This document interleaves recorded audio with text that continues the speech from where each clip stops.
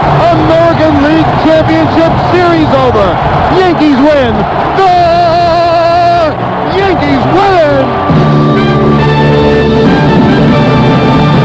This is the Sun America Mutual Funds New York Yankees World Series scorecard. Sun America Mutual Funds, the retirement specialist. Invest for a brighter retirement. Brought to you in part by Anthem Health of New York. Visit us at anthemny.com.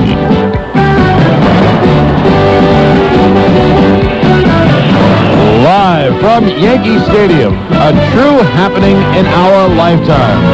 The World Series, a subway series between the New York Yankees, the defending two-time world champions, and the New York Mets. Good evening, everyone. Welcome. From the home office for baseball, the only place that this World Series should begin, it's the Yankees and Mets, and in New York, there is no bigger event, and it's an event that could go 9 or 10 days if it goes the full 7 games. There's no way to overhype this. This thing really is as big as the hype, and the hype in New York is absolutely humongous. And as a result, our normal half-hour pregame has been expanded to an hour and a half, so we welcome you to the Sun America Mutual Funds Yankees pregame. The producer-engineer, Brian Ferguson. My Yankee compadre is Michael Kay. And I might add that the executive producer is in the booth tonight, Pete Silverman. I trust he'll be here for every one of the games as long as the World Series continues. Mike, I asked you this on our talk show at ESPN Zone last night, and I'll ask you again. Is it even bigger than we thought? Is there going to be even more attention and more examination by the media than we thought? Well, I think that it might be bigger than we thought. I think we all thought that a Subway Series would be kind of large, but everywhere you turn, that's all people are talking about. I walked today 100 feet from the dry cleaners to a candy store, and I heard 4 separate people having conversations about the Mets and the Yankees. Now, Saturday papers in New York are historically a gross waste of money. I mean, it's about 32 pages and has nothing in it. Well, these pages, or these papers today, they were like Sunday papers. I think the Daily News had 96 pages of World Series coverage. 96! And the New York Post had 88. It's unbelievable on a Saturday because most newspapers are bought when people go to work. So people don't work for the most part on Saturday. So the hype is there, but the old song is don't believe the hype. This time, believe the hype. It's warranted. I thought that Mark Messier had a great line, John.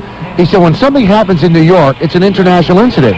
So when something this big that really grips New York totally, it becomes an even bigger international incident. This is humongous, and it should have all this hype, because, you look out on the field now, John, and there's people standing on top of people, interviewing people, none of them in uniforms. This is a pretty big deal. Well, it is that and more. Now, we're not talking about the baseball games. That's what happens, as you know, to the Super Bowl.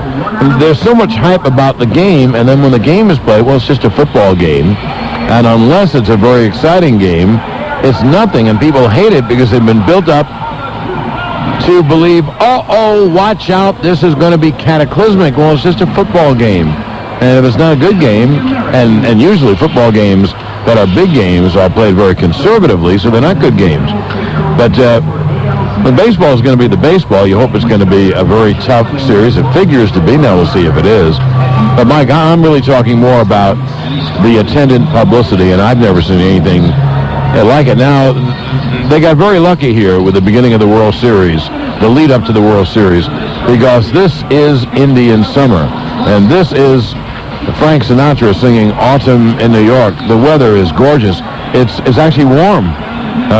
Perfect blue skies, and it was over 70 degrees today, so like to catch a break that way. The weather is so good. It's great for all the people in the city, and Mike and I were in a lot of places last night, and every one of them was jammed, absolutely jammed. So, well, bar owners are just reveling over this. I mean, because the place, there are a couple of places that John and I go to that are so packed, and they have reservations made through Sunday just to sit there and watch the Yankees against the Mets. I talked to a Yankee official today, John, and I said, could you have sold 100,000 seats for this ball game? And he looked at me and said, we could have sold twice as many.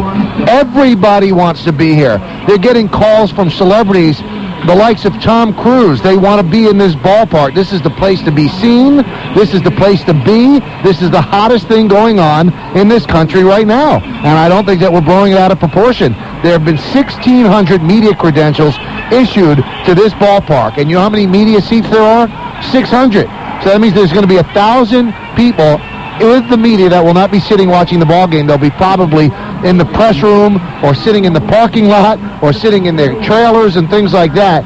It is just being covered, every little thing, from the first sneeze by the first player to the first out to the first ground ball. Does it warrant it? Again, I think it does. It's the Yankees against the Mets, and a Subway Series hasn't happened since 1956. So, come aboard and enjoy. Yeah, and who knows when it will happen again, because nowadays you each have to win 2 playoff series to get here, and just on the Yankee side, they could have been knocked out by Oakland, and they could have been knocked out by Seattle easily. Now, here's another question which is impossible to answer. That's why I'm happy to throw it at you.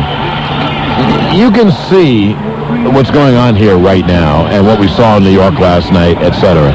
Now, does it affect the players, or when they clear all these people away and they actually start playing baseball games, will they be very tough, hard-fought games, but with the players, not feeling any undue pressure that would affect their performance? Well, I don't think that the pressure of a Subway Series hits the players that much. I think they realize the enormity of it. I think it hits executives. I think it hits managers. I think those are the guys that know that their livelihood could be affected if one team wins which team wins and which team loses. So, a guy like Brian Cashman has to be feeling the pressure. I think George Steinbrenner feels the pressure. I think Nelson Doubleday and Fred Wilpon, I think they feel the pressure. I think the Yankees and the Mets feel the pressure that's inherent in a World Series. That's about it. I don't think they feel any more pressure because it's the Yankees against the Mets.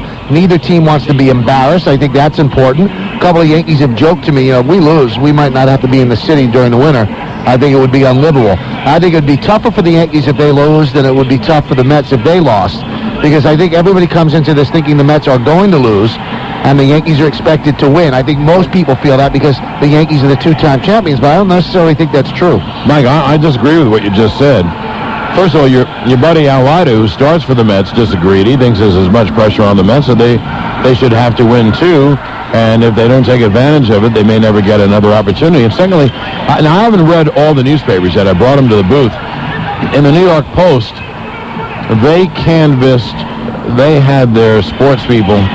Let's say they had 13 sports people cast votes. 10 of them picked the Mets. I think that people sometimes pick underdogs because if the underdogs come in, you look like the smarter person. I think a lot of people that I've spoken to in baseball feel that the Yankees will win. I personally think the Yankees will win simply because they've been there, they've done that, they have the T-shirt, they know how to win big games. I don't think they're the best team in the American League this year. I think that they're the best team equipped to win big games. They came into the postseason losing 15 of 18, and what they did was they gritted out the games that they had to, and they won Game 5 against the A's, and they won Game 6 against the Mariners. But this is a flawed team. It's Joe Torre's worst team since taking over, but they're here. And I think that they're here. They're saying to themselves, we might as well win. I think if you match everybody up, 1 to 25, the Mets might have a better team than the Yankees. I just think the Yankees will win because they know how to win. That's the bottom line. Everybody has a different opinion. But, John, if you go to Vegas, the Yankees are the favorites. The Mets aren't. Well, the way I look at this series, I think the Yankees need to split the first 2. They face 2 terrific lefty pitchers. Hey, they have 2 good pitchers of their own, and Pettit and Clemens. And I think El Duque has a big advantage in Game 3. So if you take it to that, it's 2-1.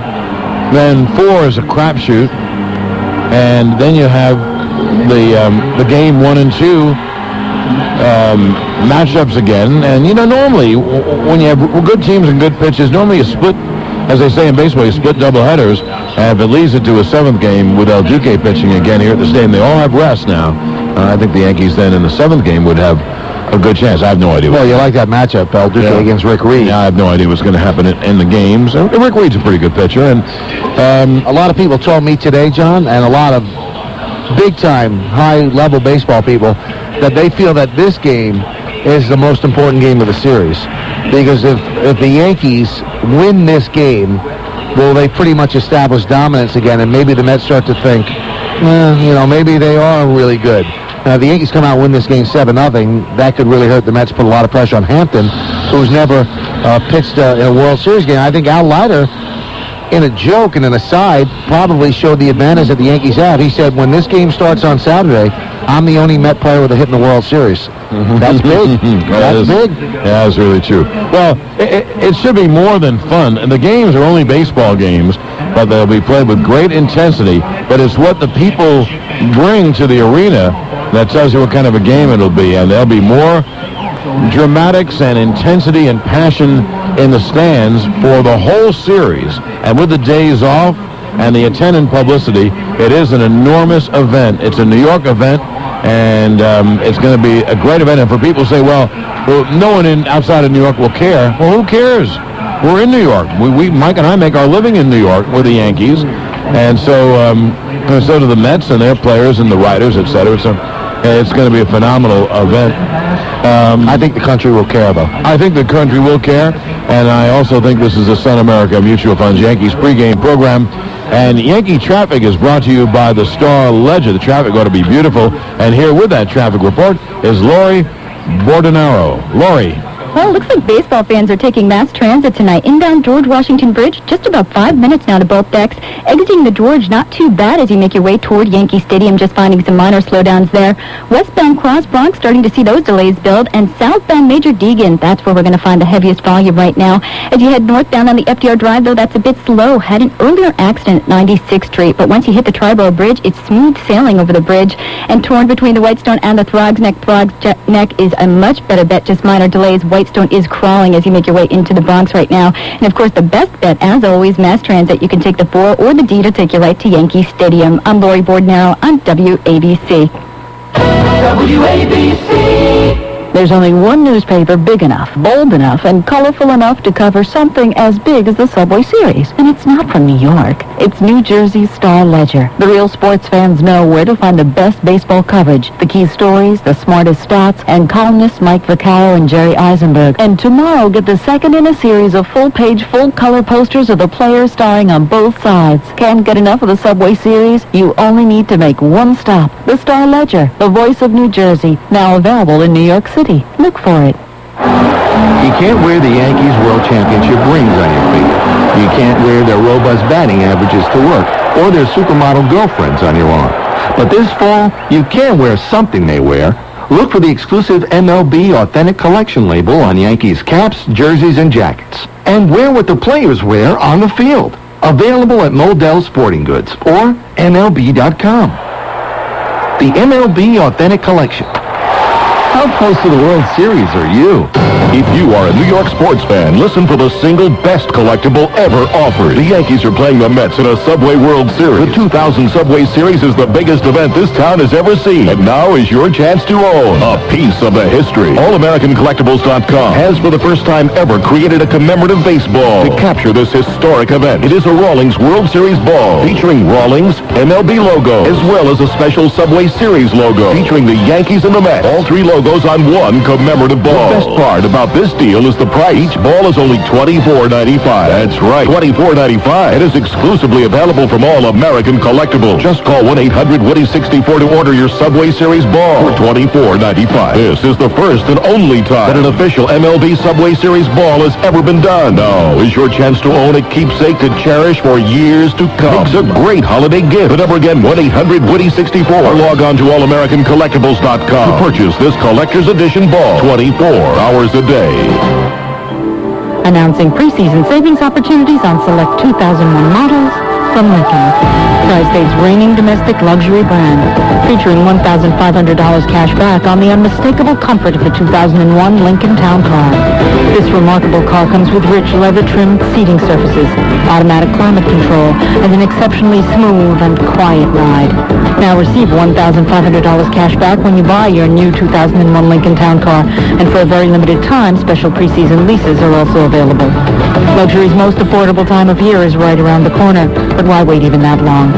Your Tri-State dealers have made it possible to afford the 2001 Lincoln Town Car right now. But don't delay. By definition, preseason savings must end soon. See your Tri-State Lincoln dealers today. Lincoln, American luxury. Residency restrictions apply. Dealer participation may affect savings. Take new retail delivery from dealer stock by January 16th, 2001.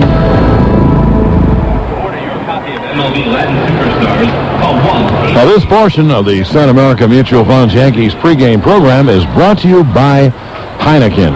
And in this portion, we'll go down to our field correspondent, Matt Devlin. He talks with Mets manager Bobby Valentine. Thank you very much. I'm joined by the manager of the New York Mets, Bobby Valentine. Congratulations on reaching the World Series. I'll take the congratulations, and I know I'm not going to get good luck, so I won't look for that, but it's great to be here.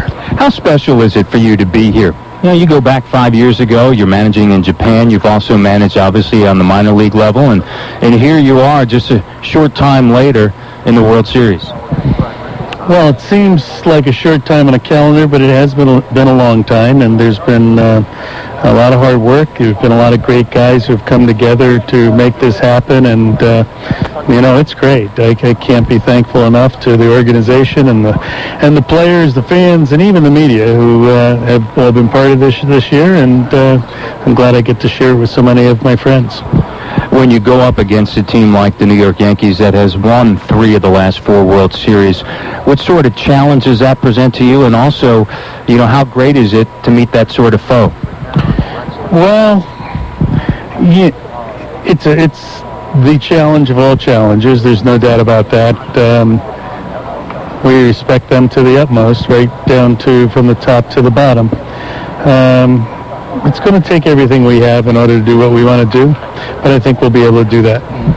Back in 1996, many people felt that by Joe Torre reaching the World Series, it validated his managerial career. Do you have this same sort of sense for you heading into the 2000 World Series? I don't know who's doing the validation, and, I have my big boy card, and there's no other cards that come in the mail, so I'm happy with who I am, what I do, and I'm even more happy for some of the guys like Johnny Franco and Mike Piazza and Edgardo Alfonso, and basically our entire roster, who've never been here before, hope to be here again, and are going to make the best of it while we are here.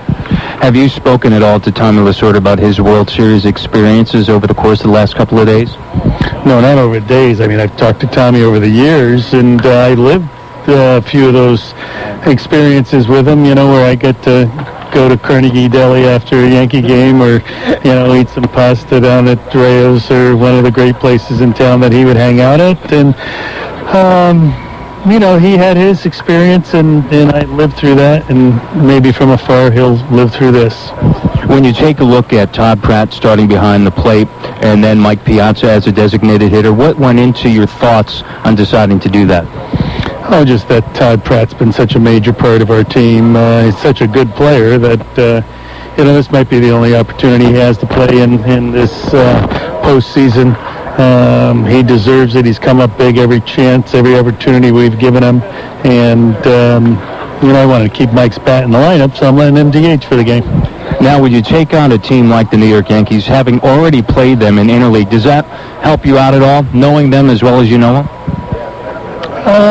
They know us, we know them, so I don't know if there's any help or advantage, but, we know they're a good team. I think they know we're a good team. It should be a really good battle.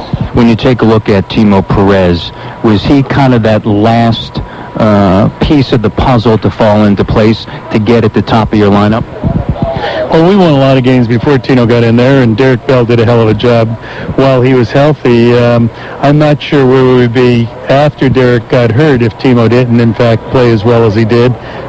So I'm really happy that we have him, and he's really an exciting guy. Thank you very much for your time, and good luck. My pleasure. See you before it's over. You said it! You said it! We'll be back right after this. This is New York Yankees baseball. WABC. Saturday, the only place for original hit dramas is on CBS. First, on an all-new That's Life, Lydia DeLuca thought going back to school would be hard. But after her family has a feud... Shut up. Did you say shut up to me? She'll find something even harder. Living with her brother. You are taking being a moron to a whole new level. Heather Page Kent in an all-new That's Life. Then, 3 women lost and hunted. For Walker to save them, first he'll have to find them. All-new Walker Texas Ranger.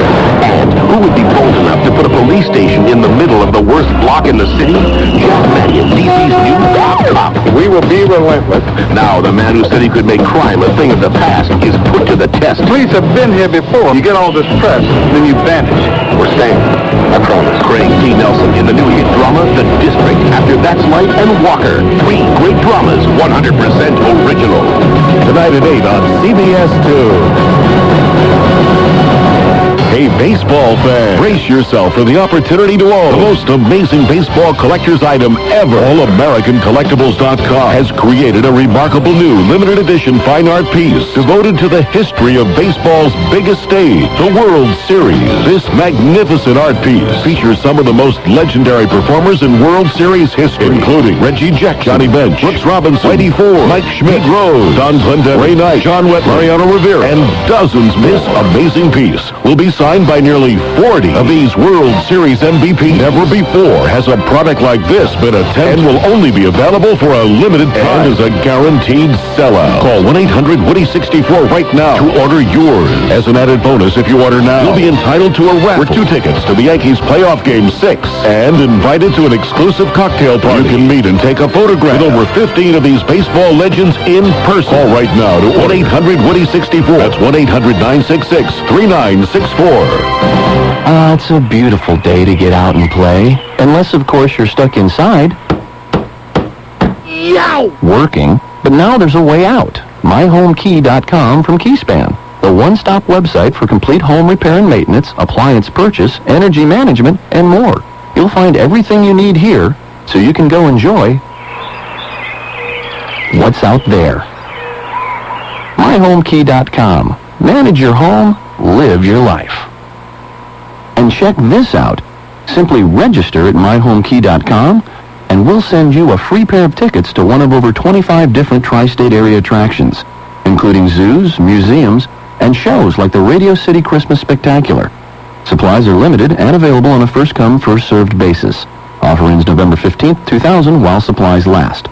Must be 18 years of age to be eligible. Limit 1 pair of tickets per household. Event, show, and other restrictions may apply. Log on to myhomekey.com for details. Okay, we're back at the stadium. The Yankees are taking BP. The Mets are throwing on the sidelines. What they've done is they've pushed back the media contingent. It looks like the mob scene from Quo Vadis. It is. I have never seen that much media covering any event, including if they were at the beginning of the history of the world. Anyway, well, Michael, the Yankees make a move, and we wondered, would it be Jason Grimsley or Randy Choate? And it's been Randy Choate. Randy Choate was deactivated to make room on the 25-man for Jose Canseco.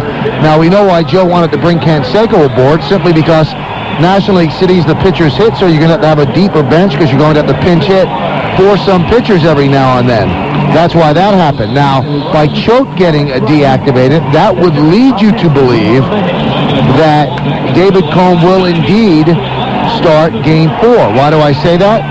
Because I don't think you could go against the Mets with just one left-handed pitcher in the bullpen. That would be Mike Stanton. So that means that Denny Nagel would go from a starter role to a bullpen role. I mean, that's what that tells me. Again, I would be absolutely stunned, John, if the Yankees are down 2-1, that David Cone would get that start. I think if they're up 2-1 or up 3-0, of course he gets it. Well, Mike, wait a minute. Don't jump in like that. Why would the 3-0, I understand. If they're up 2-1, that's an enormous game. You don't want the other team back in.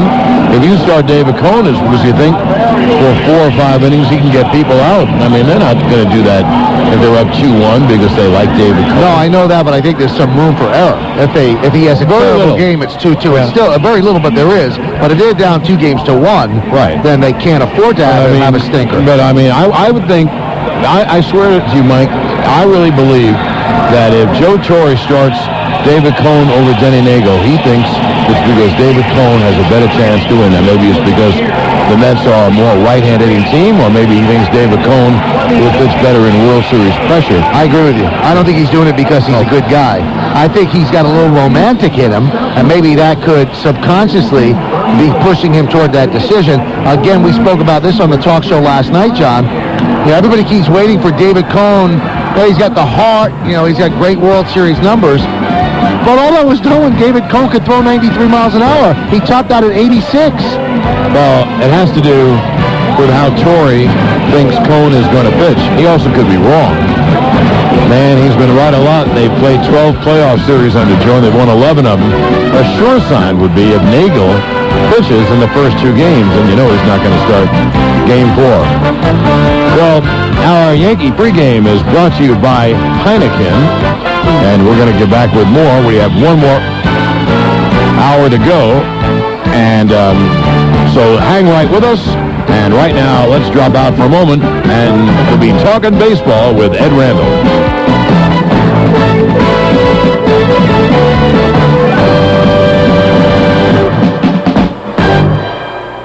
There is always someone who emerges from the shadows to become a World Series hero, someone unexpected. Who will it be this year? In 1962, it was the Yankees' Tom Tresh, a rookie, who hit a huge 3-run homer against the Giants. In the 8th inning, the 5th game, Jack Sanford was pitching for San Francisco, and we were tied 2-2. Bottom of the 8th, I hit a 3-run home run to give us a 5-2 lead, and then they hit a home run, I think, in the 9th, and we ended up winning at 5-3. But that gave us a 3-2 lead going back out to San Francisco for the last 2 ball games. So it was definitely a pivotal game. My father was in the stands, my mom, my wife. So it was just a great experience for me. My dad had played 13 years in the major leagues, had never had an opportunity to play in a World Series, and I was playing in my first, so he was kind of playing it with me. He's Tom Tresh. I'm Ed Randall talking baseball.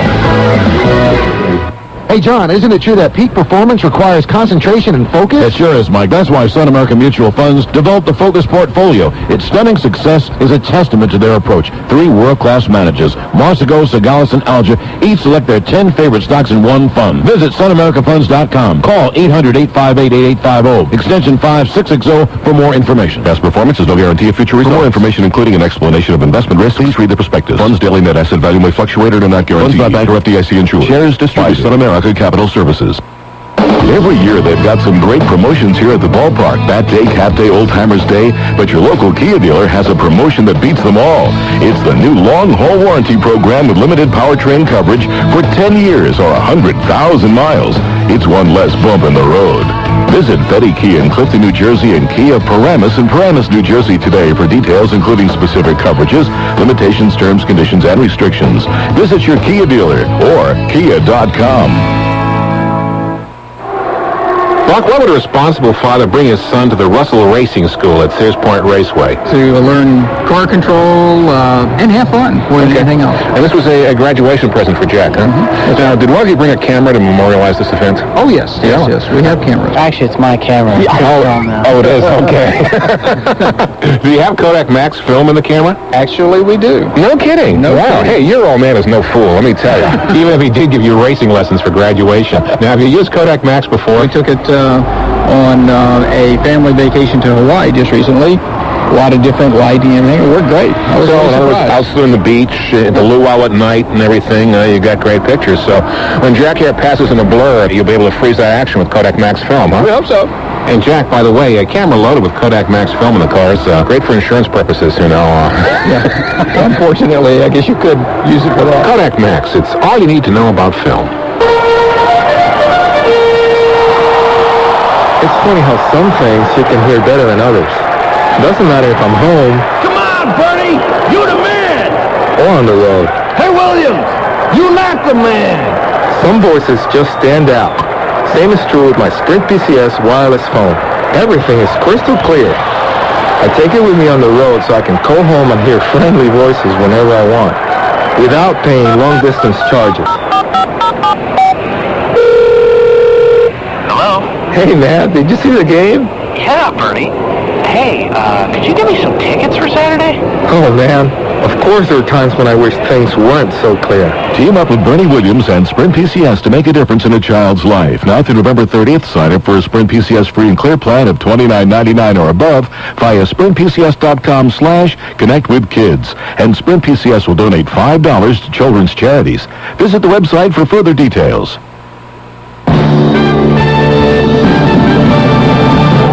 This is the Sun America Mutual Funds New York Yankees World Series scorecard.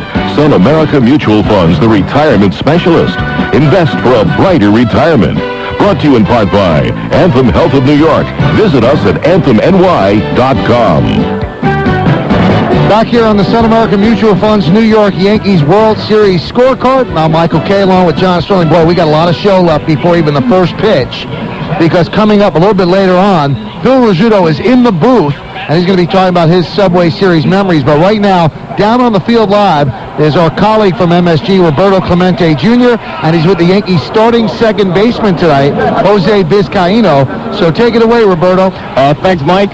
Well, I'm here with Jose Vizcaino. Jose, first of all, I mean, it was a surprise for most of the people to have you as starting second baseman. How did you find out, and how surprised were you?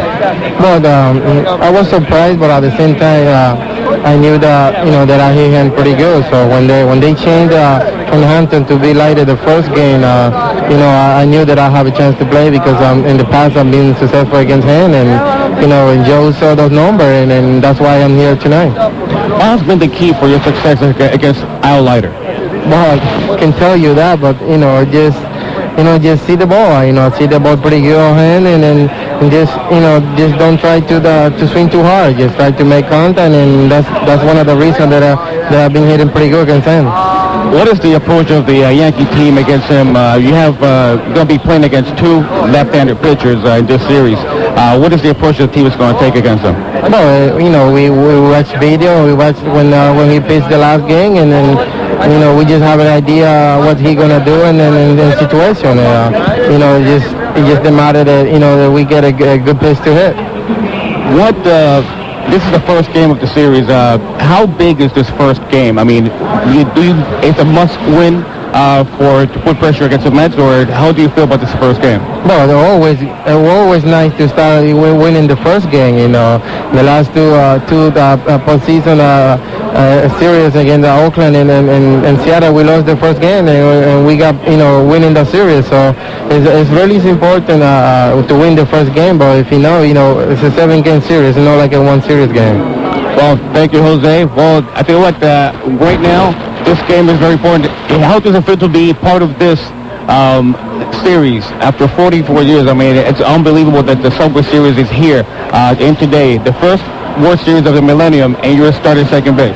Well, I feel great. It's a dream come true for every kid, playing the street in our hometown, and when we as a kid, we just dream to be able to play in a World Series, and today my dream came true. So I got to enjoy it. Thank you very much. Well, guys, there you have it. Jose Vizcaino started tonight, in the first game of the World Series in 2000. Thank you, Roberto, and thank you, Jose Vizcaino. Jose came right up the field after taking BP to talk to Roberto Clemente Jr. We thank him for taking that time. Now we're going to take a brief timeout on the Sun America Mutual Funds Yankee World Series scorecard, and when we come back, the Yankee great, one of our favorites, Phil Rizzuto. He's in the booth. He'll talk about some Subway Series memories, so keep it right here. This is New York Yankees baseball. WABC. New York City Transit congratulates the New York Yankees and the New York Mets. The Subway Series is great for New York City, and New York City Transit has some great job opportunities as well. In fact, you may be eligible for a position as a bus operator. You'll need to be dependable, pleasant, speak English, and have a valid New York State driver's license with a good driving record for at least 3 years. The pay is good and the benefits are excellent. For more information, look for our bus operator ad in the Subway Series sports section of today's and Sunday's New York Post. You must fill out the coupon in our ad and send it in by November 15th. You can also call our transit job hotline at 212-268-2200. TA New York City Transit is an equal opportunity employer. So, baby, what do you think of my new set of wheels? Yeah. Where's the rest of the car? Hey, you can't pass up tire prices like this. It's Sears Days going on now through October 25th. Visit the tire experts at your Sears Auto Center to find the lowest prices of the season on some of our top brand name tires, like 15 to 25% off Michelin, Dunlop, and General. Say, can you give me a lift over to my mom's? She has to do my laundry. Sears, the good life at a great price. Guaranteed. Hello, everyone. I'm Steve Malsberg. Time now for the World Series report, brought to you by Richmond County Savings Bank. Visit us on the web today at www.rcbk.com. Well, it all starts in just a little while. The Yankees and Mets, the first Subway Series in 44 years. I'm a bit too young to remember the last one, but the probability of it ever happening under the current Major League Baseball format is much less likely than it was then. Besides qualifying for postseason, each team has already survived 2 playoff series to make it this far. This also means it may not happen again anytime soon, so enjoy. Honey, can you get that? I'm trying to give the baby a bath. Come on, I'll miss my meeting. Will you kids stop fighting and get in the car? We have got to get to school. Life is hectic enough without having to worry about finding time to get to the bank. That's why when you bank at Richmond County Savings Bank, First Savings Bank of New Jersey, or Ironbound Bank, you'll be able to choose the convenience of banking that fits your schedule. They've got expanded branch hours, 24-hour ATMs, automated telephone service, providing 24-hour access to your balance and transaction info, the personal banking center, for those times you like to speak to a customer service rep, and online banking at rcbk.com, where you can manage your finances 24 hours a day, 7 days a week. So log on today at rcbk.com or call 718-448-RCSB for more information. First Savings Bank of New Jersey and Ironbound Bank are divisions of Richmond County Savings Bank, member FDIC, equal housing lender. There's only one newspaper big enough, bold enough, and colorful enough to cover something as big as the Subway Series. And it's not from New York. It's New Jersey's Star-Ledger. The real sports fans know where to find the best baseball coverage, the key stories, the smartest stats, and columnists Mike Vaccaro and Jerry Eisenberg. And tomorrow, get the second in a series of full-page, full-color posters of the players starring on both sides. Can't get enough of the Subway Series? You only need to make one stop. The Star-Ledger, the voice of New Jersey, now available in New York City. Look for it. Okay, we're back. I knew we would get back eventually. And here we are. We'll be here for another minute before we have to drop out. And here is our favorite and a Yankee legend on 2 fronts. A great shortstop from 41 to 56. And then a Yankee broadcaster Hall of Famer in that department, too, from 57 to the mid-late 90s when everyone Phil decided to give it up. He is Philip Francis Rizzuto, a hometown product. And you know what, Phil, I want to get to first, since the Subway Series is the theme. Your first year with the Yankees, you had to go to the minors, and you went up through the minor league chain 4 years. And then you got here with all these great players in 1941, and lo and behold, your first year, a Subway Series against Brooklyn. What was it like? Oh, it was beautiful. Only for the fact that every night we'd come home and have a home-cooked meal, because I was living at home then, was not married. And my mom would cook me the pasta, and my father would cook me the meatballs, and it was terrific. But don't forget, I was born in Brooklyn. So were you a Dodger fan growing up? Yes, absolutely. And they had turned you down. When Stengel turned me down, told me to get a shoe shine box, that's the only way I'd make a living. I had a tryout with the Giants. They turned me down. Bill Cherry was on my list then. And then finally the Yankees had a week of tryouts. And they played a game every day, and they saw that I could bunt and hit and run and steal and slide. They signed me. I got $75 a month. They wanted to give me $65 a month and send me up to upstate New York in a league that was started late and ended early because it was cold up there. And I said, no, I'm making more. I was working at Bush Terminal then. We were making crumb buns, believe it or not. So they said, all right, we'll send you to Bassett, Virginia. That was, I can tell stories about that forever. But anyway, they gave me $75 a month. But with that, I sent money home to my mother. Now, when you made the series in 41, yes. Now you see what the hype is like now, Phil. Was it anything like that back then? Not a thing. People just expected it? Just expected it. And except one thing, that the Dodgers had not been in the playoffs. They've been a terrible team for 2 decades, right? They were. And that was the first time they were coming back as a great team. Well, that's true. That part is true. But, I mean, as far as Brooklyn and New York and everybody from here, anything could happen in this series. Now, how did you get to the games then? I mean, did you guys take subways? Did you take buses? How did you go from stadium to Ebbets Field? No, in 41 and 42, I would take the subway. Really? Oh, yeah. Sure, I loved it. I loved the subway. I loved to get down in the front.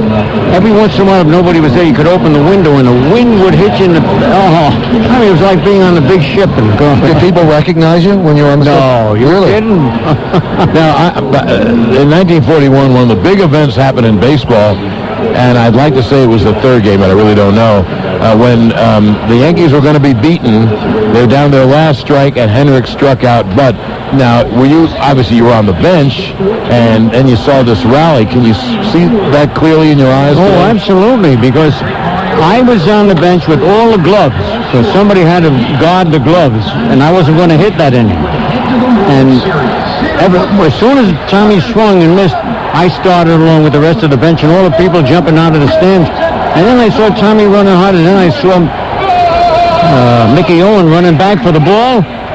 And all of a sudden, it took about 20 minutes to get the crowd back. And then after that, it was Dickie hitting one off the wall, and Charlie Keller hitting one afterwards, and Madge hit one, and so on right down the line. And they're trying to say that it wasn't a spitball. That thing broke. That was unbelievable. So it took 20 minutes to resume play after the ball went to the backstop? Yes, because all these people had jumped. They were coming jumping out of the bleachers. They didn't know what was going on. They saw the swing and the miss, and everybody gathered around Mickey Owen. Well, we want to ask you other events, because you were there, as they say. You were there. I want to ask you about the Bill Bevins no-hitter, about the Gianfrido catch, about Billy Martin's catch with the bases loaded when the ball was going to drop in the infield. However, we have to sell something first. Now, since you've been on the air forever, you've sold a lot of things in your life. So, Yankee Traffic is brought to you by... He's going to like this last name, though.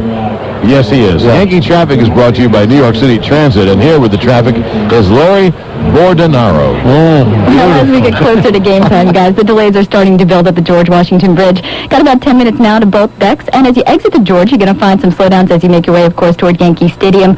Westbound Cross Bronx, moderate volume right now, and as you travel southbound Major Deegan, that's where we're going to find the heaviest traffic. As you move over to the FDR Drive northbound, still have that accident at 96th Street blocking out the left lane, but once you reach the Triborough, you got a clear ride into the Bronx. The same for the Throgs Neck Bridge, but the Whitestone, that's at a crawl. Best bet, stick with Mass Transit. You've got the 4 or the D that'll take you right to Yankee Stadium. I'm Lori Bordenaro on WABC. New York City OTB congratulates the Yankees for another outstanding season. The New York City Off-Track Betting Racing Network on Channel 71 has also had a successful year. Tune to NYC OTB's winning lineup of racing personalities Saturdays for Racing Desk from 9:30 till 11:30 a.m. and Mondays and Tuesdays for Thoroughbred Central, where you can enjoy all the action from noon to 5:30. You can see it all live on Channel 71. To open an NYC OTB phone account, call 1-800-OTB-8118. That's 1-800-OTB 8118.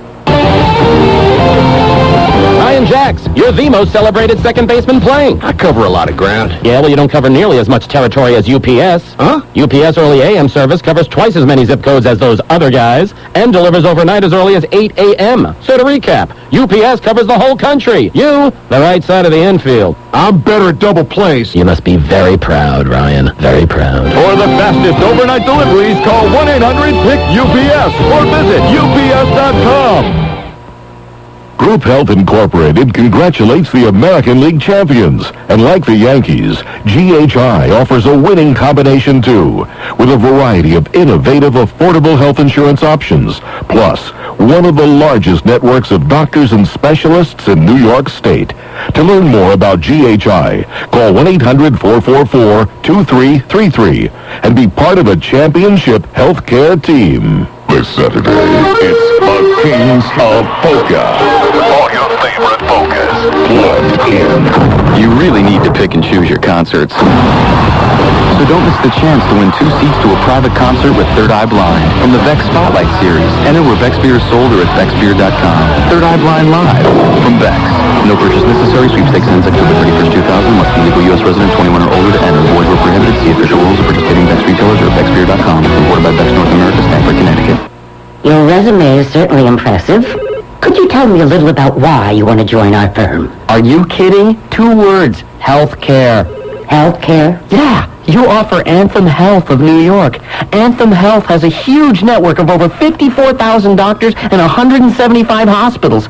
With Anthem, I don't need a referral from anyone when I want to see a specialist. I see. And once you decide to make me partner, I can take advantage of the tax breaks with the medical savings account available from Anthem. Well, you seem pretty sure of yourself. Yeah. Now, can you tell me what skills you'll bring to the position? Well, no. No? Well, I'm not quite sure what the position is, but I'm willing to do anything. I just want Anthem. To learn more about Anthem Health and Life Insurance Company of New York and the Medical Savings Account Plan, call Anthem toll-free at 1-877-ANTHEM-NY. And for a small group quote, visit us online at anthemny.com.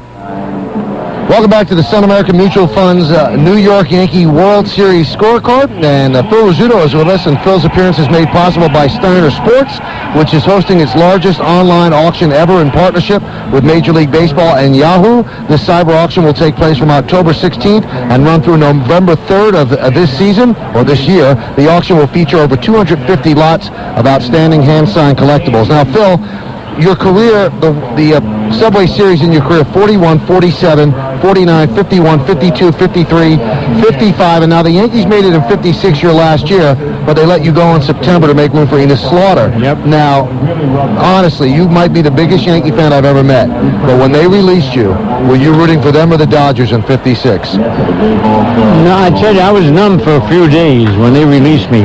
And it's a good thing that George Sternweiss, the late George Sternweiss, it's a shame that on that train going over, but he had been released earlier, and he knew what the feelings were, and he saw me come on. I had tears in my eyes, and I was going to go out to the bullpen again, where I usually basically put me out there to warm up the pitchers. And all of a sudden, George Sternweiss said, look, when I told him that they released me, he said, look, forget it. Go inside, get your money, don't get dressed, just grab your clothes, come with me, I'll drive you home, we'll get the kids. We went up to Grossinger's up there, and they were great for the ball players. They loved the athletes. And good thing, because I was thinking of all the mean things I was going to say and call everybody names, and George actually saved my career, because they wouldn't want anything to do with me. You know, Phil, I mentioned that to so many people. That was the smartest thing. You could be there now if you wanted to be. I know, but I thought you were going to talk about the bridge and me leaving early. You didn't burn that bridge either. You know, greatest thing happened to me in my first year or so with the Yankees. Scooter gave me the back way here, and I've used it ever since. In your mind's eye, just go over some of the great events. I mentioned a few. Just take them any way you want. The Gianfrido catch, the Bevins no-hitter. You know why the Bevins no-hitter is big for me? Because when you see it on the highlights, you see the ball go off the wall, and it goes off the wall where they're advertising a Danny Kaye movie. Yes. And then Billy Martin making the catch with the bases loaded when the Yankees could have lost in the 7th inning, I think, but the Yankees could have lost the World Series. Guys are running like crazy around the baseball. Well, yes, there were 2 men out and the bases were loaded, and we were ahead by just 2 runs. And I hate to say that my feet felt like they were in cement. And Joe Collins said the sun was in his eyes and couldn't catch it. And here comes little Billy Martin. I mean, I don't think I breathed for a half a minute. I must have been turning purple. And then all of a sudden, Billy had a lunge for us. The wind was blowing in from center field and bringing the ball in towards the catcher. And he lost his hat and caught that ball. If he doesn't catch it, 3-run score, we could lose the ball game. Now, how about the Gianfrido catch? Well, Gianfrido, that was unbelievable. I mean, and everybody sees Joe's only fit of anger that he ever showed when he kicked the dirt. He was all the way to second base when Gianfrido caught it. And you know how far that was out there? 465. I mean, all the homers that Joe would have hit. Imagine that. You know, center field was 461, left center 457, and out at the bullpen, which is just a little turnaround here, was 402. Yeah. That was so unfair for DiMaggio. Imagine what he would have hit. Oh, terrific. But the other one I like to tease Yogi on this all the time, on Bevins no-hitter, when they made all those changes in the 9th inning. They put in let's see now anyway, the way it happened was they put in Gianfrido to run for Pete Reeser, who they had put in and walked, intentional. Right. You're not supposed to ever walk the winning run. Right. To put the winning run on base. And Yogi caught their pitch out sign, their steal sign, and he pitched out. We had him by 20 feet, except he threw me a slider. You know, when Yogi first started, he had these little fingers that we dropped everything but money. He didn't miss a thing with it. But he threw a slider to me, and I got the picture home, and I'm going to bring it into Yogi. If he makes any kind of a throw, and I still thought we had Gianfrido at second base, and then Cookie Lavagetto come in, pinch hit the ball, and you see where Henrik had a double clutch there, one hit that wall and came down, he missed it, picked it up. I felt sorry for Bevins, because nobody knew it was a no-hitter. He walked 11 men, I think, and then so if you get Gianfrido stealing second, Lavagetto never comes up to hit. Do you know that was the last hit he ever got in the big leagues? No kidding? Yeah, and when Gianfrido made the catch, it's the last game he ever played in the big leagues. I think he was traded to Pittsburgh and cut. Isn't that amazing about World Series? No, it is amazing about You never know who's going to be big in a World Series. No, that's it. One guy can get hot and carry it, like the kid on plays shortstop for the Mets now. That used to be with Baltimore. Bordick. He didn't get a hit the whole, I think maybe one hit the whole series, playoffs. He could get hot and be the star of the series. Now, Don Zimmer told me a couple of days ago that when the Dodgers went to spring training, they just assumed they were going to play the Yankees in the World Series. Did you guys assume you were going to play the Dodgers? Yes, absolutely. And if it was anybody else, you kind of shocked, I bet. It was very shocking. So it wasn't, quote unquote, since you did it so often, and then you played the Giants one year, so it wasn't a big thing. No, absolutely not. It was just great. And I mean, you know, I like to cut up and everything. And they had a contest here every year for the most popular Yankee. I won it 3 years in a row. I don't know how. They gave me this little English car, a singer. And in spring training, Mantle and Lindell used to take and put it up in the bleachers, and I'd never get it done. But I would drive, and I'd pick up Gene Hermansky. Now, you never heard this happening. They were playing with the Dodgers, and a neighbor of mine, we drive and meet the buses coming from Yankee Stadium and get the police escort and just run a ball. If it was a convertible, we put the top down. I mean, things like that just don't happen now. Now, you've seen a lot of games, obviously. Is this exciting you, the Yankees against the Mets? Are you into this? Yes, very much so. Who do you like? Oh, the Yankees. Are you what do you think? But the thing is, though, that I have made plans and already booked. I can cancel it if the Yankees win. Trip to Coronado, Italy. We got a villa there, and we're never coming back. Oh, boy. Oh, don't say that. I said it last time, right? Also, if the Yankees lose, you're never coming back. No, never. See, you're putting a lot of pressure on the team. No, not the team. So you're getting a villa just for a couple of weeks or a month? No, forever. No, forever. That's right, if the Yankees lose. Oh, the Yankees lose. Now, he did say this. He was in this booth, and he said, if the Yankees don't win tonight, I'm never coming back. And they won. No, I'm telling you. That was the game against Hudson and Oakland, I That's think. right. Yeah, and they had lost 6 or 7. They won that game, and they lost 6 or 7 more. You're right. Yeah. Well, I'm glad they won. But let me tell you one thing. If any ball player tells you he's not nervous at the start of the first game of a World Series, he's lying. Even if you played in a lot of them? Even if you played in a lot. Bill Dickey says if you don't have a little nervousness and excitement, he says you're not a good ball player. Everybody tries to act nonchalant. Now, were all those games sold out in the World Series? No. It was tough, too, because that's how we made what little money we made. In those days, you played by the amount of people in Yankee Stadium and whoever you played. And Evansville was very small. And a lot of times they never filled the seats. Well, I heard a great line. I've read this. You got spiked by, I think it was Clint Courtney. And the Yankees went over and beat the stuffing out of him, and they said they're messing with our World Series money. So that was when you made $7 grand, and you were going to get $5 grand. Hey, that's a lot of money. Hey, the first 2 years I made more in the World Series than I made on Saturday. What was your biggest World Series share? When we played the Giants, it was close to $9,000. You know, last year it was $320,000. Oh, don't remind me of that, will you, Michael?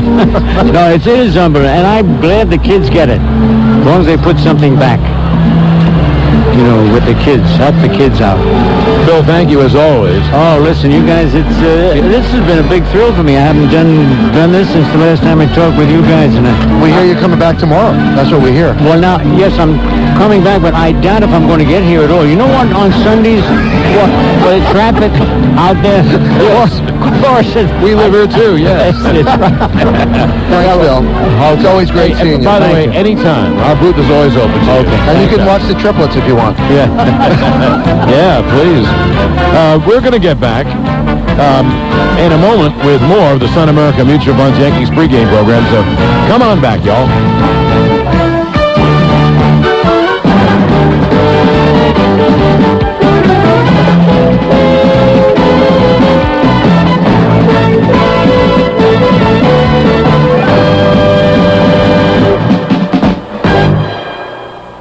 Well, Michael, Yankee fans and Met fans are really going at it. They're arguing over everything. They're arguing over who has the better team, who has the better stadium, which subway has the better brakes. There's only one area where Met fans and Yankee fans agree. Yes, that both teams have interlocking NYs on their cap. No, it's not that, Michael. It's on what beer to drink.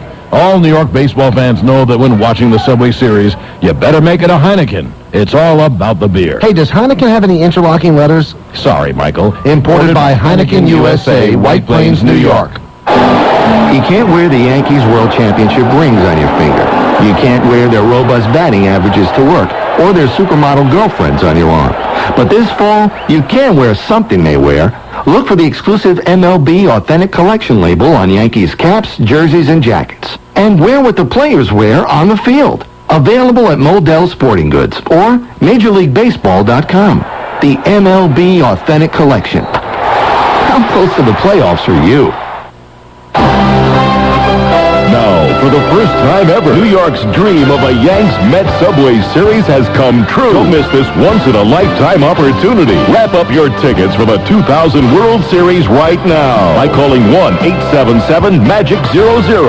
That's toll-free, 1-877-624-4200. Operators are standing by to help you be part of New York sports history. Pick up the phone right now and call Ticketmagic.com at 877-642-4200. Catch all the intense action live and in person. The Amazing Mets are the Bronx Bombers. Who will it be? All tickets include entrance to an exclusive Ticketmagic.com party at the world-famous Planet Hollywood. Call now, 877-MAGIC-00. Don't miss the fun. Get into the game. You can also visit us on the web at Ticketmagic.com. Wow, you sure know how to pick a winner. Boyd's Auto World picked the 2000 Nissan Maxima is having what may be the best V6 engine ever. And it's the #1 selling V6 sedan in New York. Now, the winner is you. Get the luxury and performance of the Nissan Maxima. Lease the 2001 Maxima SE for just $339 a month for 36 months with a $14.99 initial payment. And here's another winner. Get low 3.9% APR short-term financing plus $500 cash back from Nissan on every new 2001 Altima and dealer stock. And with a limited edition GXE package, you'll get $2,000 in total savings on the perfect combination of luxury and value. Hey, don't lose out on Maximas for $339 a month or low 3.9% financing on Altimas plus $2,000 in total savings on the Altima GXE. Go with a winner. Nissan. Driven. Offers end October 31st. Package savings based on MSRP of individual options. Savings may vary. Financing for well-qualified buyers. Tax, title, license extra. For more details, call 1-800-648-7038.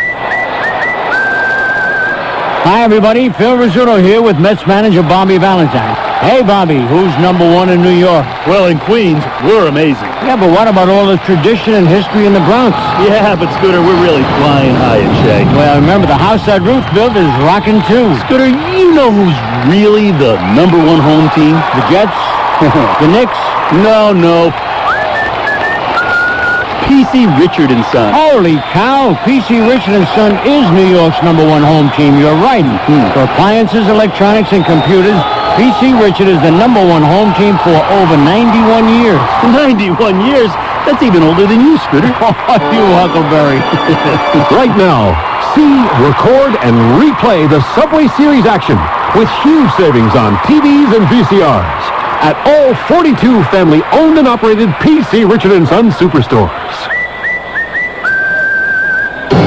Hey, Yankee fans, AllAmericanCollectibles.com is pleased to announce an incredible once-in-a-lifetime cocktail reception with Yankee superstar Paul O'Neill. That's right, Paul O'Neill, one of the current Yankee legends of the last 3 championships, is doing his first ever meet and greet at Mickey Mantle's restaurant in Manhattan. The occasion is to celebrate the completion of a fine art piece of Paul O'Neill, done by world-renowned sports artist Bill Lopa. This fine art piece is a must for any Yankee fan or sports memorabilia enthusiast. If you know anything about Paul O'Neill, you know he puts his heart and soul into everything he does. And this piece is something he's very proud of and is excited to hand sign. If you want to be part of a once-in-a-lifetime event with Paul O'Neill, you must call 1-800-WOODY-64 right now. Only the first 21 people to buy this piece will be invited to the reception. Hurry, this will sell out fast. Call 1-800-966-3964 to purchase this piece. Hang out and take a picture with Paul O'Neill. Call right now. 1-800-WOODY-64.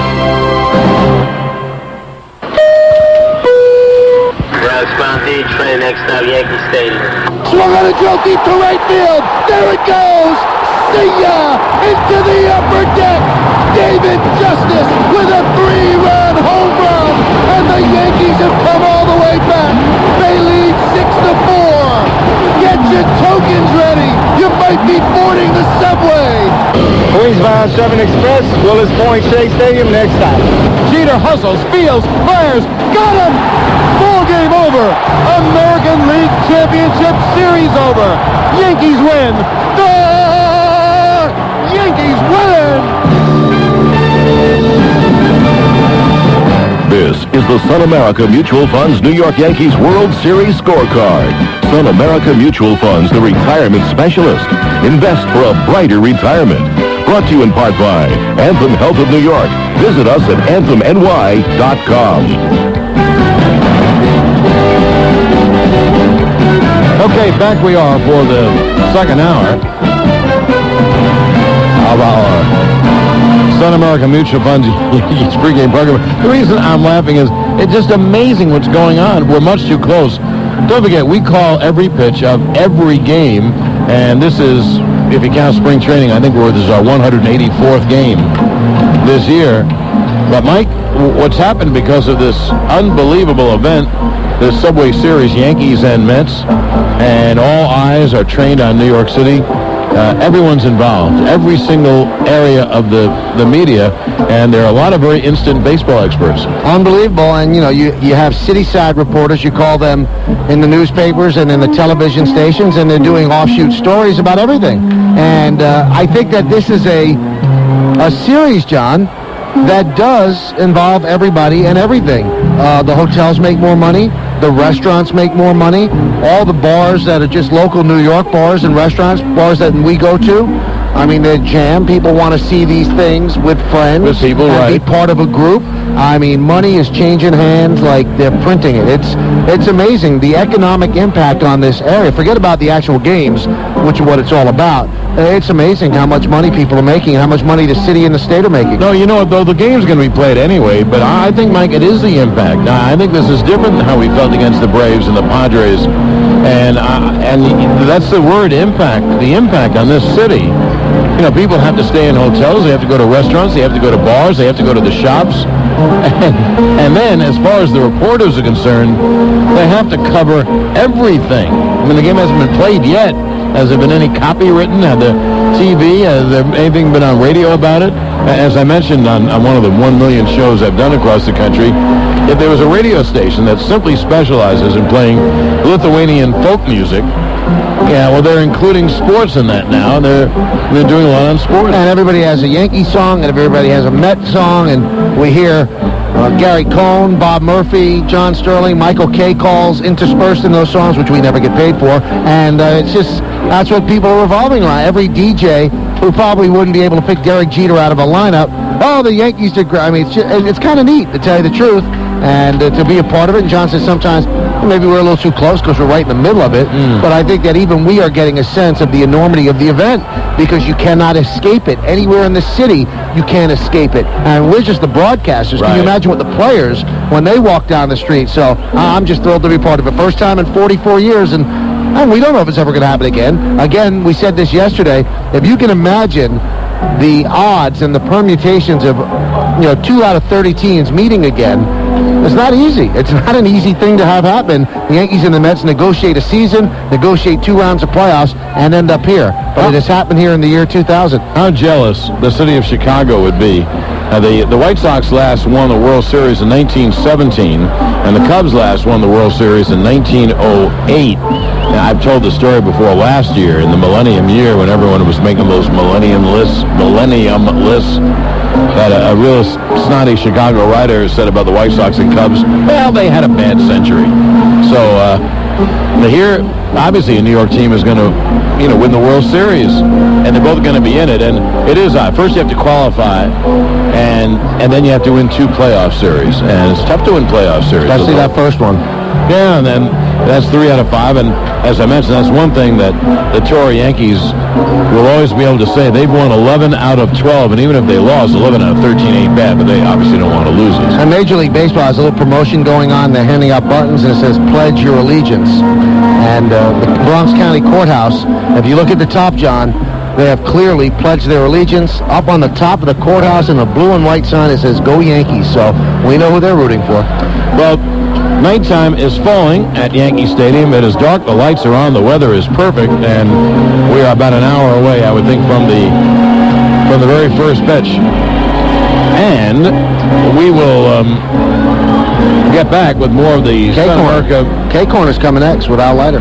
When we get back. Funds Yankees pregame. Is that what's coming next? That's what's coming next. Starting pitcher for the Mets. You'll hear from the starting pitcher, who had one of, if not his greatest year this year, Al Leiter. I'll come with Michael Kay in a moment. And this is New York Yankees baseball.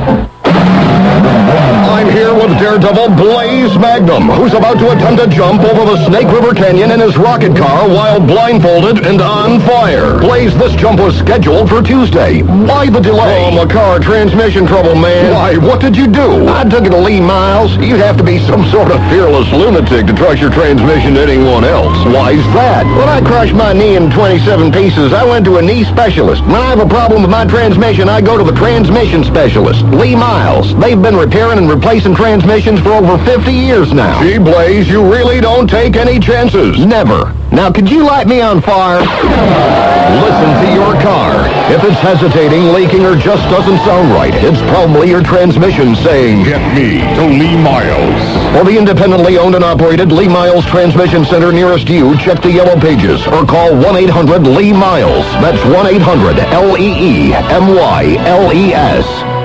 New York, the greatest city in the world, but definitely not a place for the timid. You have to be loud and clear. Hey, just because I'm Bernie Williams doesn't mean I don't have to speak up. Yo, taxi! That's why I make all my calls on my Sprint PCS wireless phone. Nobody offers the clarity they do. I can call across town or even across the country, anytime, any day, and talk for one low price. Say, to my buddies in Atlanta, hey man, maybe we'll take it easy on you guys this year. Nah. And I still come across loud and clear. Even in a crowd of 50,000 people, I like to make myself heard. Even if it's only my dad doing the talking. Team up with Bernie Williams and Sprint PCS to make a difference in a child's life. Now through November 30th, sign up for a Sprint PCS free and clear plan of $29.99 or above via sprintpcs.com/connectwithkids. And Sprint PCS will donate $5 to children's charities. Visit the website for further details. Hey, taxi! Where to? The Subway for one of those big subs. You don't want to go there. But I'm hungry. Then you want the big one from Blimpie. Blimpie's got more meat, more cheeses, and better toppings than Subway. Heard those ads where Subway says they're bigger than a fast food burger? At Blimpie, home of the big one, we say big deal. Blimpie piles on bigger portions of freshly sliced meats and cheeses topped off the Blimpie way with fresh lettuce and tomato. If you've got a big hunger, accept no substitutes. Only Blimpie is the big one. And only Blimpie can satisfy you in a big way. Now get a Blimpie Best Value Meal for as low as $3.99. That's a regular Blimpie Best Sub, medium soda and chips, just $3.99. Blimpie, the big one. Big sub, big taste, big value at participating locations. So remember, it's Blimpie for big subs, big taste, and big value. I get the picture. Now take me to Blimpie so I can get the big one. And Al Leiter, for being today's guest on Michael's K Corner, will receive a $150 gift certificate, compliments of William Bothman Jewelers, jeweler to the financial district since 1884. When it comes to performance capability and a winning tradition, only two teams are world-renowned, the New York Yankees and the legendary team of Jeep vehicles, Jeep, the most award-winning brand of 4x4s on Earth. Welcome back to the Sun America Mutual Funds Yankee pregame show. And our guest on the K-Corner before Game 1 of the Subway Series is Mets starter Al Leiter. And Al, when you walked out of this ballpark on April 28th, 1989, did you think that you'd ever start a World Series game here for the Mets? I mean, that's kind of unbelievable. No, I didn't think I was, after a couple injuries with the Blue Jays, I didn't think I'd ever get back and be an effective big league pitcher. But for me, Michael, so much has happened. A lot of questions been asked, is there some kind of revenge or something with the Yankees of getting back to them? Heck no. It's been 11 years ago. The only guy that I ever remember or was associated with that's on the present team is Bernie Williams, and he was in AA Albany at the time when I was up with the Yankees. So don't feel that at all. I think, yes, this is very special.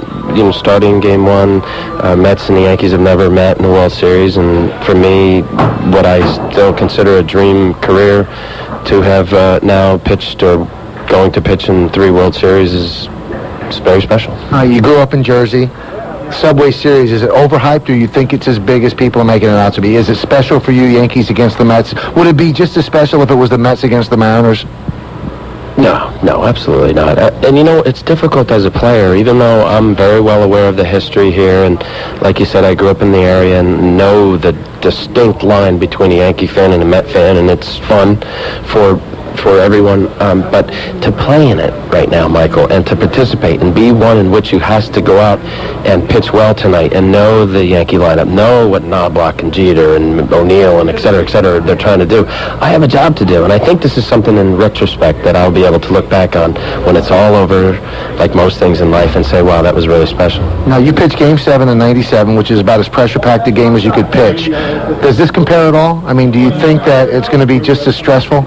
I don't think so. I think the way the 97 season turned out, it wasn't as good as 96, and I wasn't the go-to guy, or one of the go-to guys, myself and Mike Hampton this year. It was Livan Hernandez, Kevin Brown, and myself. I had a bad start in Game 3 in Cleveland, and I wanted to redeem myself, and, Kevin Brown, our ace, we lost the Game 6, so, things were almost...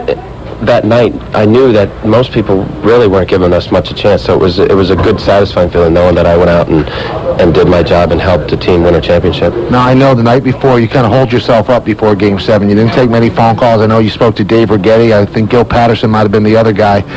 How do you prepare for Game 1? Is it going to be the same sort of thing, isolation?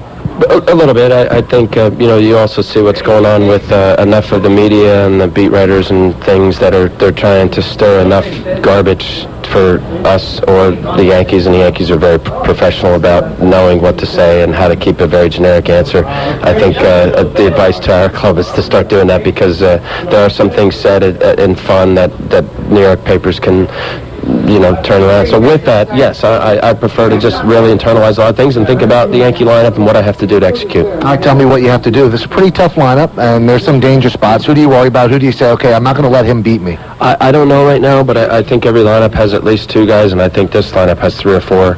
Really, it comes down to they have a nice balance of lefties that do hit left-handers. Certainly the righties are quality, great players. But really, Michael, it comes down to if a pitcher has good stuff and he executes a quality pitch in an area in which that is generally a weakness for a hitter, it's going to be a well-pitched game. There's no magical science to this, and then it comes down to a guy getting a big hit, or maybe moving a guy over, et cetera, maybe a pitcher, having a bad walk in a crucial time, stuff like that. So, look, most everybody, my mom tells me I throw inside all on the righties. I mean, I don't need like an advanced scout or a Yankee, Stick Michaels to tell Joe Torre that, hey, he throws inside. No kidding. They know it. They face me enough. But my ability to still be able to throw enough pitches outside to offset my stuff inside, change speeds, use my changeup and curveball. And if I do those things, it probably will be a decent pitch game. Game 1 assignment, they have Mike Hampton start Game 2. Did that surprise you, and do you consider it an honor?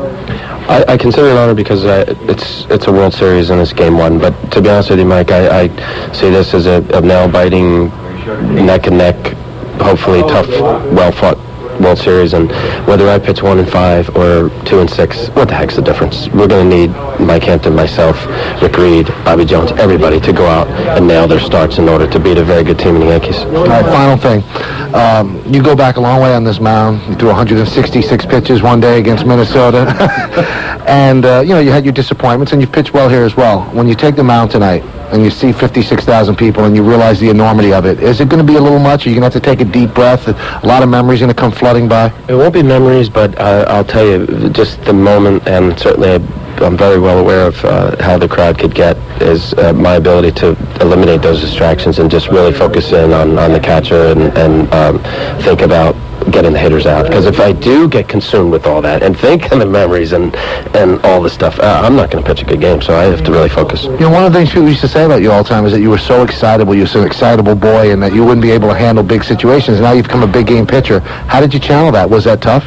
Well, yeah, there's if you see me, I get very animated, and it's not disrespectful, or I'm not trying to show anybody up, but I think that this game is so emotional, and you play on emotion and the fire in the gut and wanting to get the hitter and beat him, etc. But I also have like a little lefty goofy side too, that when really, yeah. So when it's, if somebody makes a great play, or if I visualize, okay, I'm going to throw a good pitch here and I'm going to get a ground ball, and I get excited about it, and I don't think there's anything wrong with that, just being into the moment. But with that, it looks kind of like, all right, well then his mind is everywhere. It's not, because I also have the ability, for the most part, to channel it and realize that I have to make another quality pitch. Al, thanks a lot. Half of New York wants you to fail miserably, and half is rooting for you, so good luck. Well, thanks. That's Al Leiter. We're back with Joe Torre and John Sterling on the Manager Show, brought to you by Jeep, and this is New York Yankees baseball. WABC. Announcing preseason savings opportunities on select 2001 models from Lincoln, Tri-State's reigning domestic luxury brand, featuring $1,500 cash back on the unmistakable comfort of the 2001 Lincoln Town Car. This remarkable car comes with rich leather-trimmed seating surfaces, automatic climate control, and an exceptionally smooth and quiet ride. Now receive $1,500 cash back when you buy your new 2001 Lincoln Town Car, and for a very limited time, special preseason leases are also available. Luxury's most affordable time of year is right around the corner, but why wait even that long? Your Tri-State dealers have made it possible to afford the 2001 Lincoln Town Car right now. But don't delay. By definition, preseason savings must end soon. See your Tri-State Lincoln dealers today. Lincoln, American luxury. Residency restrictions apply. Dealer participation may affect savings. Take new retail delivery from dealer stock by January 16th, 2001. You can't wear the Yankees World Championship rings on your finger. You can't wear their robust batting averages to work, or their supermodel girlfriends on your arm. But this fall, you can wear something they wear. Look for the exclusive MLB Authentic Collection label on Yankees caps, jerseys, and jackets. And wear what the players wear on the field. Available at Modell Sporting Goods or MLB.com. The MLB Authentic Collection. How close to the World Series are you? A prominent doctor makes a mistake. A woman's life hangs in the balance. Now one lawyer must find the truth. Was it accidental or harmful intent? Harmful Intent, the thrilling new novel from Bain Kerr. Scott Turow calls it a ripping good yarn. And Richard North Patterson says it's stylish and convincing. The story never let me go. Read Harmful Intent by Bain Kerr, a Joe paperback. Good evening, everyone, and welcome to the Manager Show before the first game of the World Series. Pretty special World Series. The first Subway Series in 44 years. And the Manager Show is brought to you by Jeep, the most awarded brand of 4x4s on Earth. And along with the skipper, Joe Torre, this is John Sterling. Well, I know for the fans and for the media, Joe, it's very special.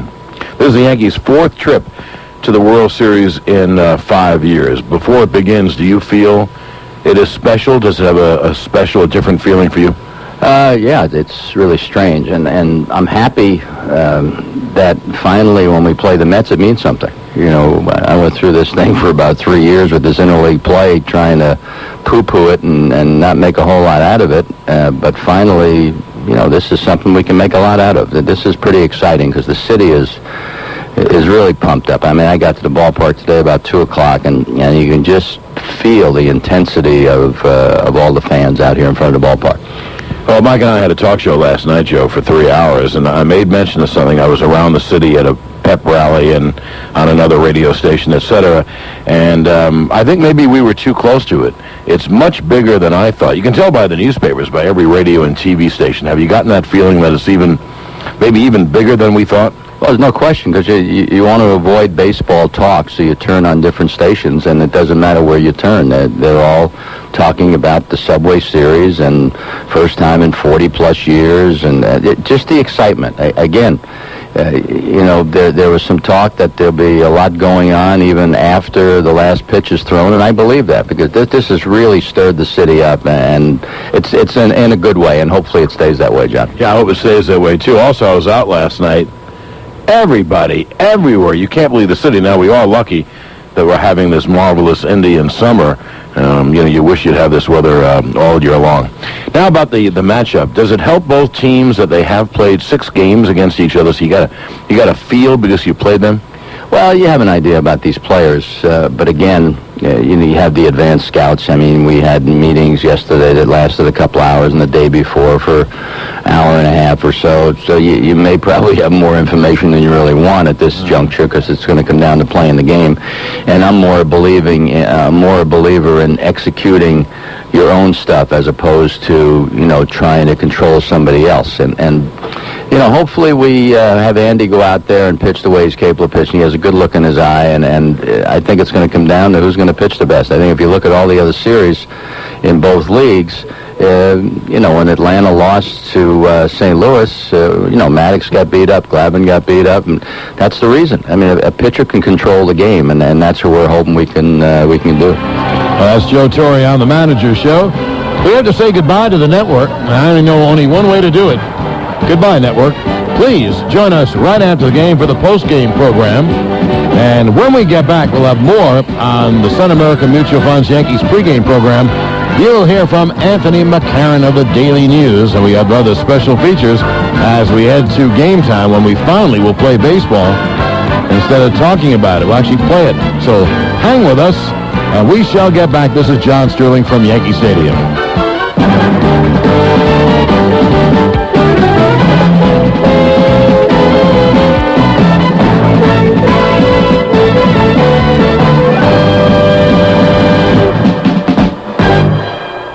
Hey, baseball fan, brace yourself for the opportunity to own the most amazing baseball collector's item ever. AllAmericanCollectibles.com has created a remarkable new limited edition fine art piece devoted to the history of baseball's biggest stage, the World Series. This magnificent art piece features some of the most legendary performers in World Series history, including Reggie Jackson, Johnny Bench, Brooks Robinson, Whitey Ford, Mike Schmidt, Pete Rose, Don Clendenin, Ray Knight, John Wetton, Mariano Rivera, and dozens more. This amazing piece will be signed by nearly 40 of these World Series MVPs. Never before has a product like this been attempted, and will only be available for a limited time and is a guaranteed sellout. Call 1-800-WOODY-64 right now to order yours. As an added bonus, if you order now, you'll be entitled to a raffle for 2 tickets to the Yankees playoff game 6 and invited to an exclusive cocktail party. You can meet and take a photograph with over 15 of these baseball legends in person. Call right now to 1-800-WOODY-64. That's 1-800-966-3964. Saturday, the only place for original hit dramas is on CBS. First, on an all-new That's Life, Lydia DeLuca thought going back to school would be hard. But after her family has a feud... Shut up. Did you say shut up to me? She'll find something even harder. Living with her brother. You are taking being a moron to a whole new level. Heather Page Kent in an all-new That's Life. Then, 3 women lost and hunted. For Walker to save them, first he'll have to find them. All-new Walker, Texas Ranger. And who would be bold enough to put a police station in the middle of the worst block in the city? Jack Mannion, DC's new bad cop. We will be relentless. Now, the man who said he could make crime a thing of the past is put to the test. Police have been here before. You get all this press, then you vanish. We're staying. I promise. Craig T. Nelson in the new hit drama, The District. After That's Life and Walker. 3 great dramas, 100% original. Tonight at 8 on CBS 2. This is the Sun America Mutual Funds New York Yankees World Series scorecard. Sun America Mutual Funds, the retirement specialist. Invest for a brighter retirement. Brought to you in part by the History Channel, where the past comes alive. And by Capitol Audio in downtown Manhattan, bringing you the finest in home electronics. Now it's time for Great Moments in Yankee History, presented by MCS Cannon. Division Series, Game 3. John Sterling at the mic. The pitch is swung on and grounded to deep short. Jeter fields. The long throw is in time. Ball game over. Division series over. Yankees win. The Yankees win. Great Moments in Yankee History was presented by MCS Cannon, keeping people in business in business. Because I failed to upgrade the company to digital, we're broke. Rather than resign, I've hired a professional scapegoat. Thank you. Yes, it's true. It was all my fault. In fact, it's always been my fault, and any mistakes that happen in the future will also be my fault. Thank you very much. If business were that easy, you wouldn't need us. MCS Cannon will update your office to the world's finest digital equipment. MCS Cannon. Know how. Visit us at mcs.cannon.com. WABC, New York. The New York Yankees World Series is brought to you by Ford Cars and Trucks. Built for the way you live at your tri-state quality Ford store. By The Wiz, your ticket to entertainment. By OurHouse.com, the official home improvement website of the MSG Yankee Radio Network. By Coors Light, naturally brewed, reach for the silver bullet, the pure taste of the Rockies. And by The Daily News.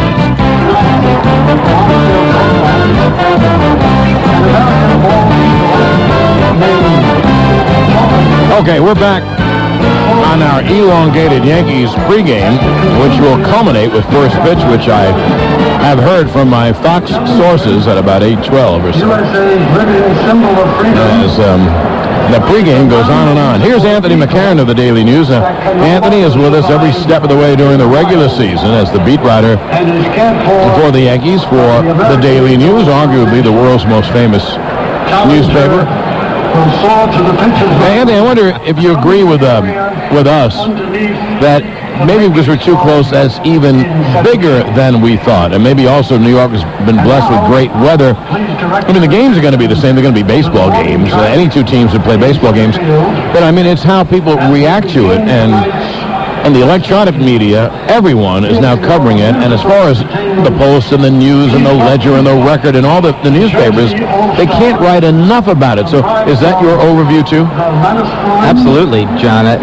Joe Torre said something interesting earlier today. He has a meeting, a little brief meeting with the beat writers who cover the team on a regular basis. And he said that, he's sort of stopped watching TV because every time he turned it on, it was baseball, this, baseball, that, no matter what time, no matter what show, somebody in New York was talking about the Subway Series. So it really is huge. And another little snippet that illustrates that, how huge this is a friend of mine works for a major metropolitan daily newspaper, not in New York.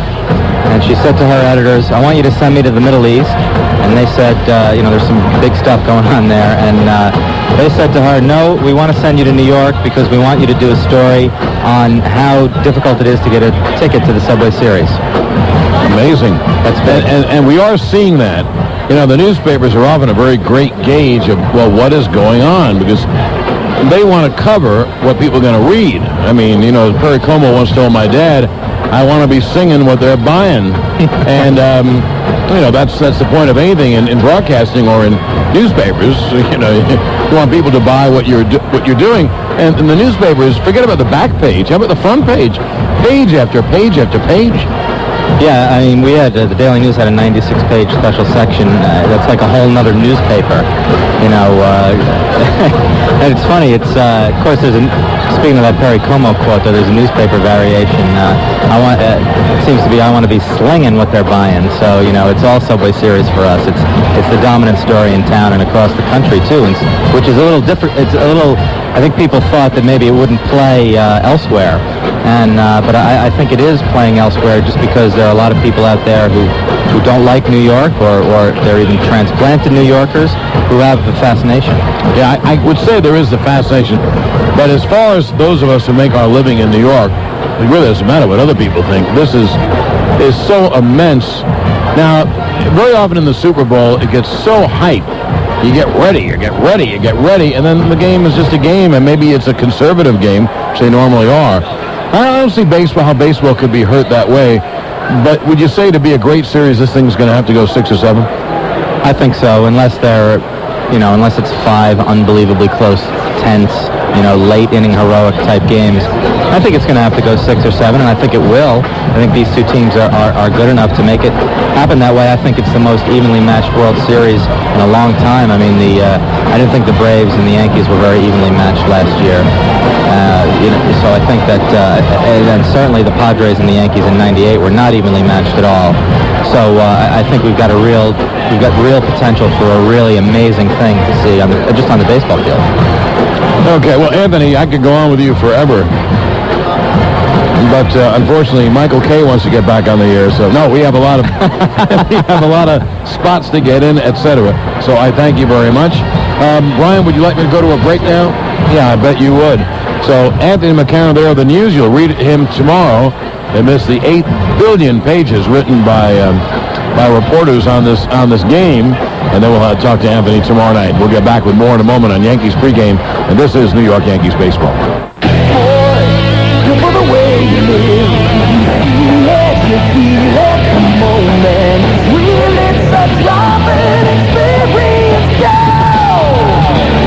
Dude, looking for a smooth ride with plenty of room? Then you want Ford Focus. It's the North American Car of the Year, and that stands for awesome. Plus, it's got the highest fuel economy rating in its class by the EPA. But wait, it gets better. Right now, you can get into a new Focus starting at $12,850 with 5.9 financing. Not all buyers will qualify for lowest APR. Take new retail delivery from dealer stock by 1/16/01. See dealer for details. That's $12,850 with 5.9 financing for a new Ford Focus. That'll have your friends saying, "Way to go, dude!" Ford Focus, built for the way you live. Visit your Tri-State Quality Ford store today. Oh, what a ride, what a thrill, what a drive, what a Ford! For the way you live. Delta Airlines paging a Mr. or Ms. Big-Time International Business Person. A Mr. or Ms. Big-Time International Business Person. Would you please report to the nearest Delta Business Elite flight where you'll get a whopping 5 feet of stretch-out room, a power-adjustable near-flat sleeper seat with lumbar supports and oversized pillows, 5 courses of gourmet dining, your own personal video system, a laptop power port, and other neat things Big-Time International Business people need to feel good. That is all. Delta Airlines is paging Mr. I don't want anybody touching me. Would Mr. I don't want anybody touching me please report to any Delta Business Elite U.S. flight to Los Angeles, San Francisco, or San Diego, where you'll have a great big 5 feet of nobody touching you zone, which is so much space that you can't even touch the seat in front of you and the person behind you can't touch yours, not even if they flail about ridiculously while all stretched out in their near-flat sleeper seat. Thank you, and enjoy all that space you won't find on any other business class but Delta's. New York Yankees baseball is brought to you in part by Sprint PCS, the clear alternative to cellular, and by Priority Mail from the U.S. Postal Service. Well, Mike, I received instructions by the time, you know what to do on this pregame show. Right. And the instruction here now for the next few minutes is talk. Right. So what are you going to talk about? I have no idea. Well, what's your... I put in my prediction. Has anything not been covered? Oh, yeah. Is getting like the Super Bowl. Oh, that's what's bad about the Super Bowl. Right. That's usually what's good about the World Series. There's not that much time, but both teams took care of business fairly quick. I say Yankees in 7. What's your take? And again, this is guessing. Right, and it's just fun to do. I would think Yankees in 7 because if you pick a 7th game, El Duque would have an advantage, I would think, over Rick Reed, although I think Reed's a pretty good pitcher. And the question is, will the Yankees be able to hit Leiter and Hampton? And also, one other question, which no one can tell you. I mean, if someone tells you, trust me, they're just guessing. That would include Joe Torre. Is Roger Clemens going to pitch tomorrow like the Clemens against Seattle or the Clemens against Oakland? And also, will he against Piazza overcome everything else that's going on? And it really should. Now, a lot of people in baseball have told me what Hampton should do tomorrow is throw at a Yankee right away. get warned, then the other bench gets warned, and then you take the bullet out of Clemens' chamber. Also, he pitches inside. Well, when you do pitch inside, sometimes he gets away. One gets away from him, he gets thrown out. That might be a point of attack for the Mets. I don't know if they want to do that, but maybe you throw it Knobloch or Jeter to lead off the first inning. Well, I think that Clemens, I mentioned this before, Mike, when you're out of the booth, Clemens has to, I know, I did it on a talk show today. Clemens has I was to out of the booth then. Clemens has to pitch inside. Has to. Pettit has not pitched well at home in the World Series, and that's something he has to overcome, and he has pitched well on the road. He got racked up against the Braves in Game 3 here last year, and the Yankees came back. Jason Grimsley pitched very well, and what happened was Chad Curtis won the game in the 10th inning. So they don't want to go through that again. Pettit hasn't pitched in a while. I believe he has 7 or 8 days rest. We'll see how he does. Sometimes rest is not good for him, John. I don't think he pitches well on 3. I don't think he pitches well on 5. I think he pitches his best on 4 days rest. He gets into a routine, and we'll see how he does now on extra rest. You don't want him too strong because then his 2-seamers up in the zone. That's not good. But he is pitching with a lot of rest. So is Al Leiter, and so will Hampton and Clemens tomorrow. How could they not have rest? The Mets clinched on Monday, and the Yankees clinched on Tuesday, and this is Saturday. So, of course, there's rest. So we shall see. We're back with more on our Yankee-Mets World Series coverage in a moment. New York Yankees baseball. Commercials are more believable if you get to know real customers. So on the line with me is Michael Weisbrod, a Geico Auto Insurance customer. Michael, tell us about the real you. Well, I'm 5'11", 170 pounds. My turn-ons are sunsets, honest people, walks on the beach, puppies, and low-cost car insurance. It doesn't get any more real than that. To join sensitive people like Michael, call 1-800-947-AUTO. You could save 15% or more. 1-800-947-AUTO. Geico Direct, the sensible alternative. Hi, I'm John Q. Public. The average 2-car, 2.5-kid family like us needs all the help we can get, like our Siemens Gigaset cordless phone. The family uses line 2 from their own handsets while I run my business out of the house on line 1, so they don't run my business out of the house. Plus, Siemens sent us a free 120-minute AT&T phone card after we bought our Gigaset, so I get long distance on the line, not my bottom line. But like all good offers, this one ends soon. Find stores with Siemens Gigaset cordless phones or buy online at SiemensCordless.com. I'd rather play basketball. Learn how to change the tire. Surf the web. The number one deterrent to drug abuse among kids isn't the police. Ice cream, anyone? Watch my dad make a total fool of himself talking about music. It isn't prisons. Make eco sculptures.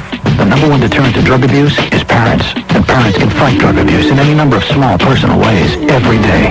For more, call 800-788-2800 or visit theantidote.com. Brought to you by ONDCP. You might not realize why proper tire air pressure is so important. Underinflation increases heat, which is very damaging to your tires. Low tire air pressure will also reduce the load your tires can handle. And time and temperature can cause your tires to lose 1 pound or more of air pressure per month. So remember, check your tire air pressure monthly. A message in the public interest from Bridgestone Firestone. Here's your slice of pie, hon. Look at that sliver of apple pie. It's a mere portion of something much greater, just like Mega Band. Right now, you're only using a small slice of its capacity, only 14%. The rest is waiting. For what? Who knows? But it'll be ready. It's an all-you-can-eat buffet for your brain. A live wire ripping with information, entertainment, communication, sound, light, music, numbers, facts, friends. Sweetie, I've got one word for you. Decaf. Forget broadband. This is the Mega Band fiber optic network from RCN, the live wire of communications. Hey, what are you doing? Oh, just filling in these darn mole holes. You know those little burrowing rodents? Deserve some respect. Under your lawn, they're building a massive network of tunnels connecting them to the rest of the mole world. But that's not the only network under all your crabgrass. No. As we speak, there's a fiber optic network being built from the underground up. From scratch, it's all new, nothing borrowed, nothing rebuilt, repurposed, or refitted, and it's all coursing under your feet like a raging river of energy. Well, does it work on moles? Forget broadband. This is the Mega Band fiber optic network from RCN, the live wire of communications.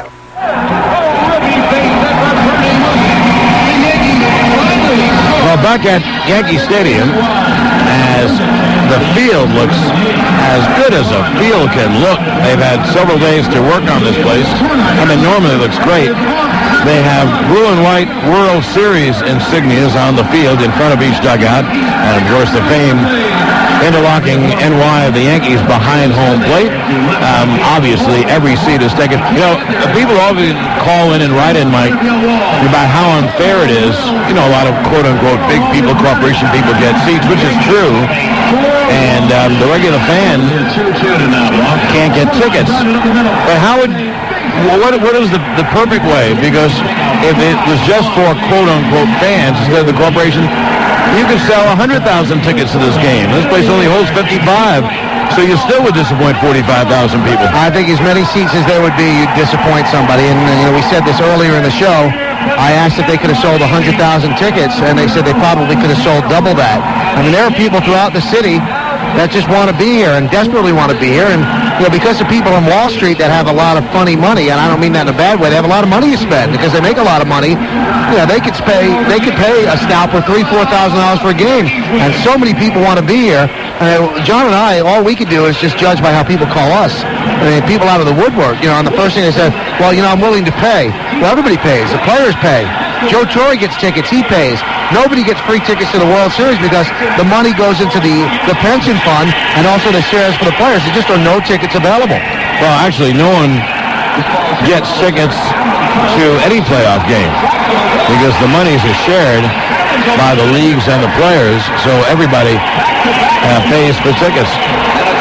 Do you feel that when the players begin that the pressure, I know that they have to have butterflies at the beginning, and you wonder how both Pettit and Leiter will pitch in the first inning. After that, you think it's a baseball game? I think so. I think it's a baseball game after the first out.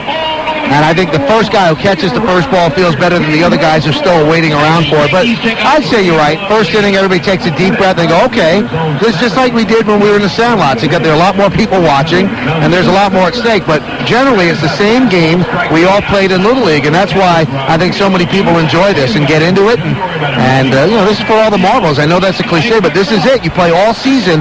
You go to spring training. You work 6 weeks to work to this point, to win the World Championship. It's been whittled down from 30 to 2. 2 teams have a chance. 50 guys have a chance. Now they see which one can do it. Mike, what we haven't mentioned, and I don't think it's been written a lot. Now, we all know this is the Yankees' 4th time in the World Series in the last 5 years, which is mind-boggling because you have to win 2 playoff series to get to the World Series. But going into tonight, the Yankees have a 12-game winning streak in the World Series. How about that? One more and they break the record because the 27 Yankees started a 12-game winning streak as well in the World Series.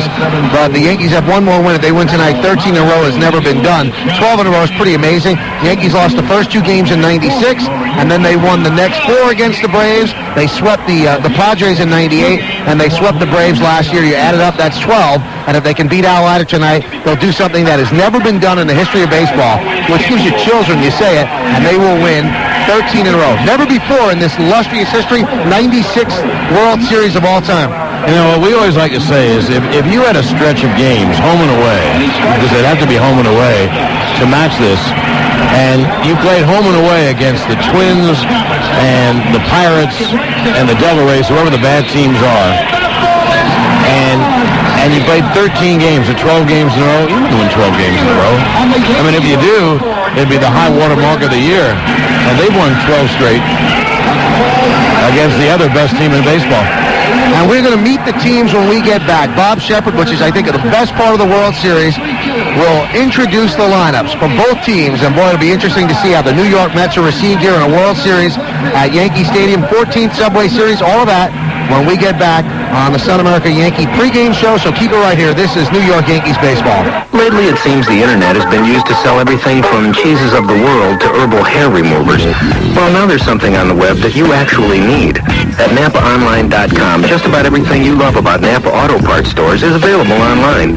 The world's largest inventory of ready-to-ship parts shipped to your door, usually within 48 hours. And if something's not right, send it back. Or you can bring it by a participating Napa store, and we'll make it right. Just because we've gone virtual doesn't mean we're going to change the way we treat people. NapaOnline.com. Recently, there's been a lot of focus on prostate problems. If you're a man over 40, maybe it's time to start focusing instead on prostate health. It's been clinically shown that 2 all-natural ingredients, saw palmetto and the powerful antioxidant lycopene, support good prostate health. Unlike single-ingredient products, new and improved Propalmex, the dietary supplement from SunSource, contains both. You'll find Propalmex at food, drug, and discount stores. Propalmex, a double dose of prostate health. For more information, visit sunsource.com. Officer William thought because he was covered through the department, he had enough life insurance. When we looked closer, he didn't. Randy Navarro sells life insurance for Allstate Life. Just because you're covered through work doesn't mean it's enough. Most work policies pay about a year's salary, which may sound like a lot, but add up your mortgage for however many years, cost of education, throw in inflation, and it's not going to cut it. Not by a long shot. William and I sat down and figured out just how much his family would really need, and for a lot less than he thought, got the extra insurance that make a big difference to his family should something happen to him. Life insurance is an important part of protecting your family, but how do you know how much is enough? That's when someone like Randy Navarro can make all the difference. Lots of companies sell insurance, but no one has people like Allstate. Like William, guess I'm into protecting people. You're in good hands with Allstate. Mine. Allstate Life Insurance Company, Northbrook, Illinois, and at allstate.com. Spend enough time around a major league team, you may find there's one place where it's easy to tell the difference between the veterans and the rookies. No, not on the field or in the clubhouse. Look in the stadium parking lot. It's no secret veterans are usually smart enough to drive the Jeep Grand Cherokee. That's because the legendary Jeep Grand Cherokee offers a unique combination of power and performance that can get them through tough conditions. Also, they're smart enough to take advantage of a great deal, too. Like a $399 a month lease on the Grand Cherokee Laredo. And right now, Yankee fans can lease the Laredo for just $399 a month for 39 months, zero down, just $13.24 due at signing, plus tax, title, and license. Call 1-800-768-JEEP for lease example details. Ends January 8th, 2001. Remember, veterans often rely on Grand Cherokee to get them home after a game, and rookies, well, they often rely on the veterans. Check out a Grand Cherokee, your tri-state Jeep dealer. Jeep, there's only one. It's a registered trademark of Daimler Chrysler. Time in 5 years. Well, we are back at Yankee Stadium, and they are, I guess, getting ready for the introductions, because to see Andy Pettit start to walk along with Billy Connors, the pitching coach. Hey, by the way, you know who's in the stadium tonight? Is Mel Stoudemire. He's going to watch in Joe Torre's office. Because of the stem transplant, he's not supposed to be exposed to too many germs. Especially kids. Yeah, so he's watching in Joe's office. It was great to see him. And how'd he look? I hadn't seen him. He looked slim, and he said everything is going well. He looked very good. And he's getting ready. Well, Mike, why don't you begin? Bob Shepard is on, Mike. And here's Bob Shepard introducing the New York Mets.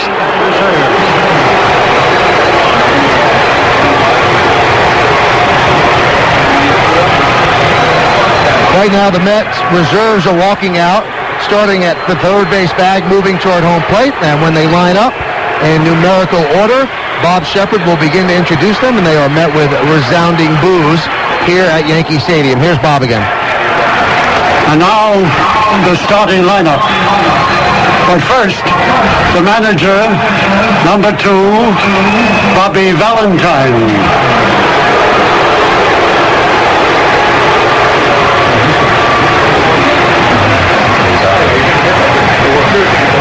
Leading off, number 6, right fielder, Timo Perez.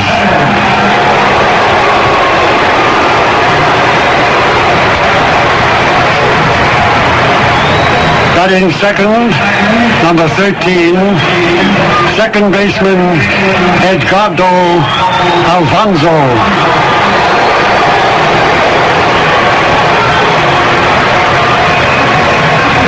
Batting third, number 31, designated hitter, Mike Piazza.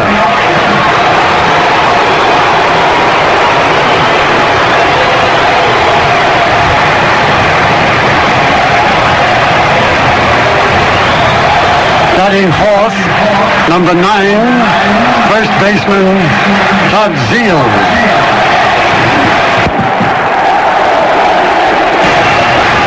Batting fifth, number 4, third baseman, Robin Ventura.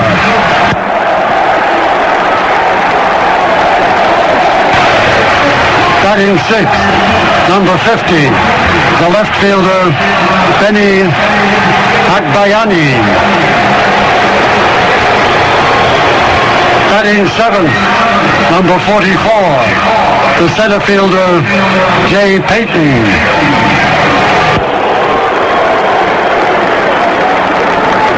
Batting eighth, number 7, the catcher, Todd Pratt.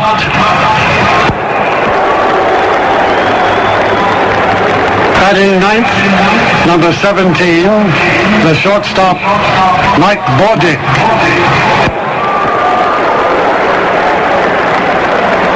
And warming up in the bullpen, the pitcher, number 22, Al Leiter.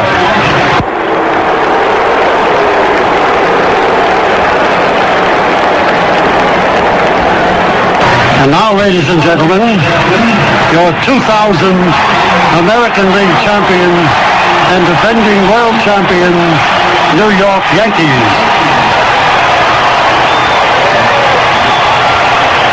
First, the trainers, coaches, and reserves.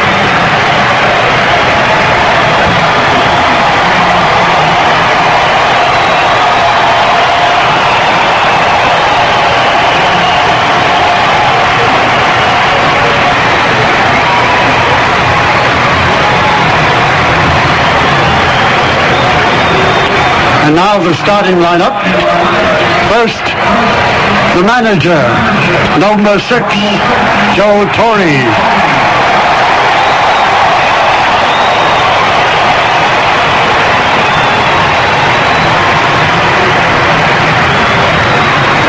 Leading off, number 11, the designated hitter, Chuck Knobloch.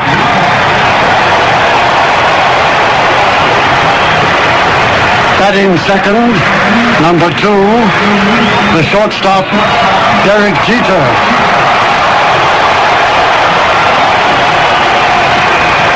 Batting third, number 28, the left fielder, David Justice.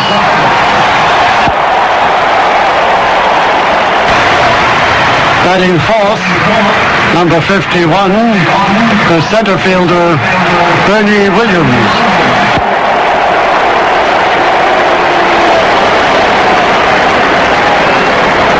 Batting fifth, number 24, the first baseman, Tino Martinez.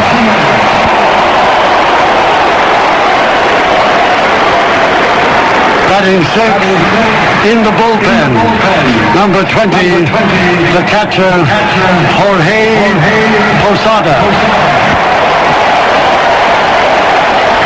Batting seventh, number 21, the right fielder, Paul O'Neill.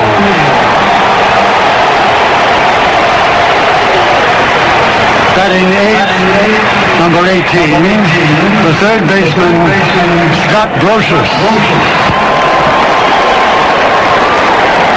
Batting ninth, number 13, the second baseman, Jose Vizcaíno. And warming up in the bullpen, the pitcher, number 46, Andy Pettit.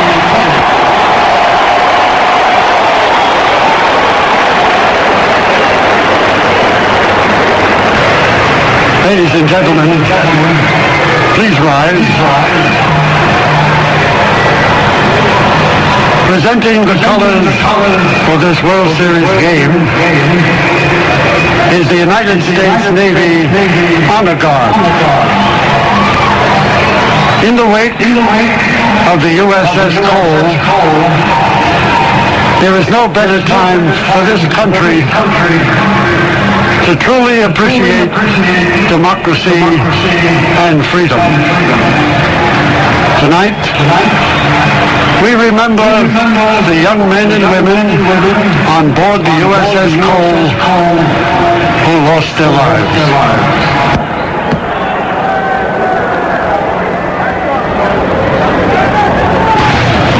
Ladies and gentlemen, at the conclusion of our anthem, Challenger, USA's living symbol of freedom, a non-releasable bald eagle cared for by the American Legal Foundation, will soar to the pitcher's mound from center field.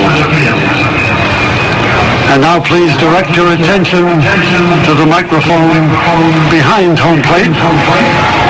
And let's welcome New York's own Billy Joel as he sings our national anthem.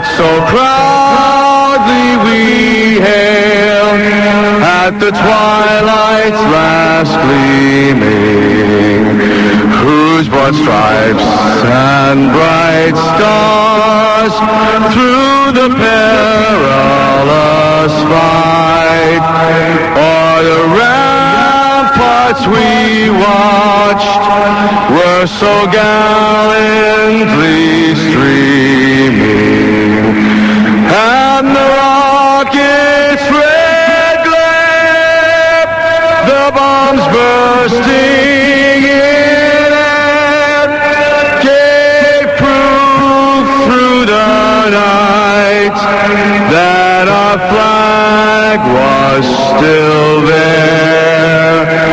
Oh, say does that star-spangled banner yet wave o'er the land of the free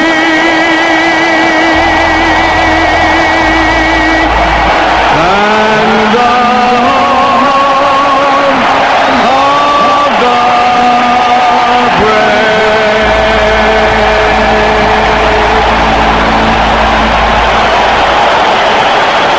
And the flashbulbs are popping at Yankee Stadium. There is not a seat to be had. Both teams head back to their respective dugouts, and we are very close to the subway, pulling up to the platform. All aboard, everybody. We come back with Game 1 of the 2000 World Series right after these words. This is New York Yankees baseball. WABC, New York. Honey? In here, hon.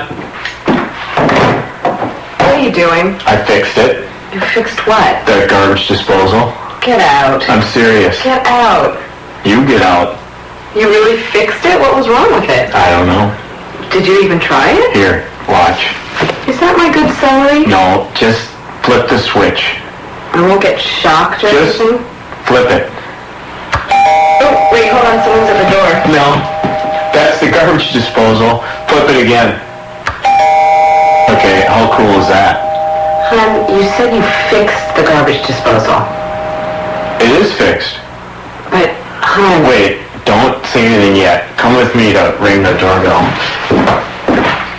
Tools, advice, house calls, sanity. Everything you need to fix up your house or have it done for you. Ourhouse.com. We're here to help. Partnered with Ace. Introducing the Coors Light Queen of Halloween, supermodel Heidi Klum. Heidi, work with me? Oh, that's great. That's the one. These Coors Light Queen of Halloween posters are going to be fantastic. Oh, that's beautiful. Okay, Heidi, snag an ice cold Coors Light out of the cooler. Open it. Now pour it in the glass. Oh, yes.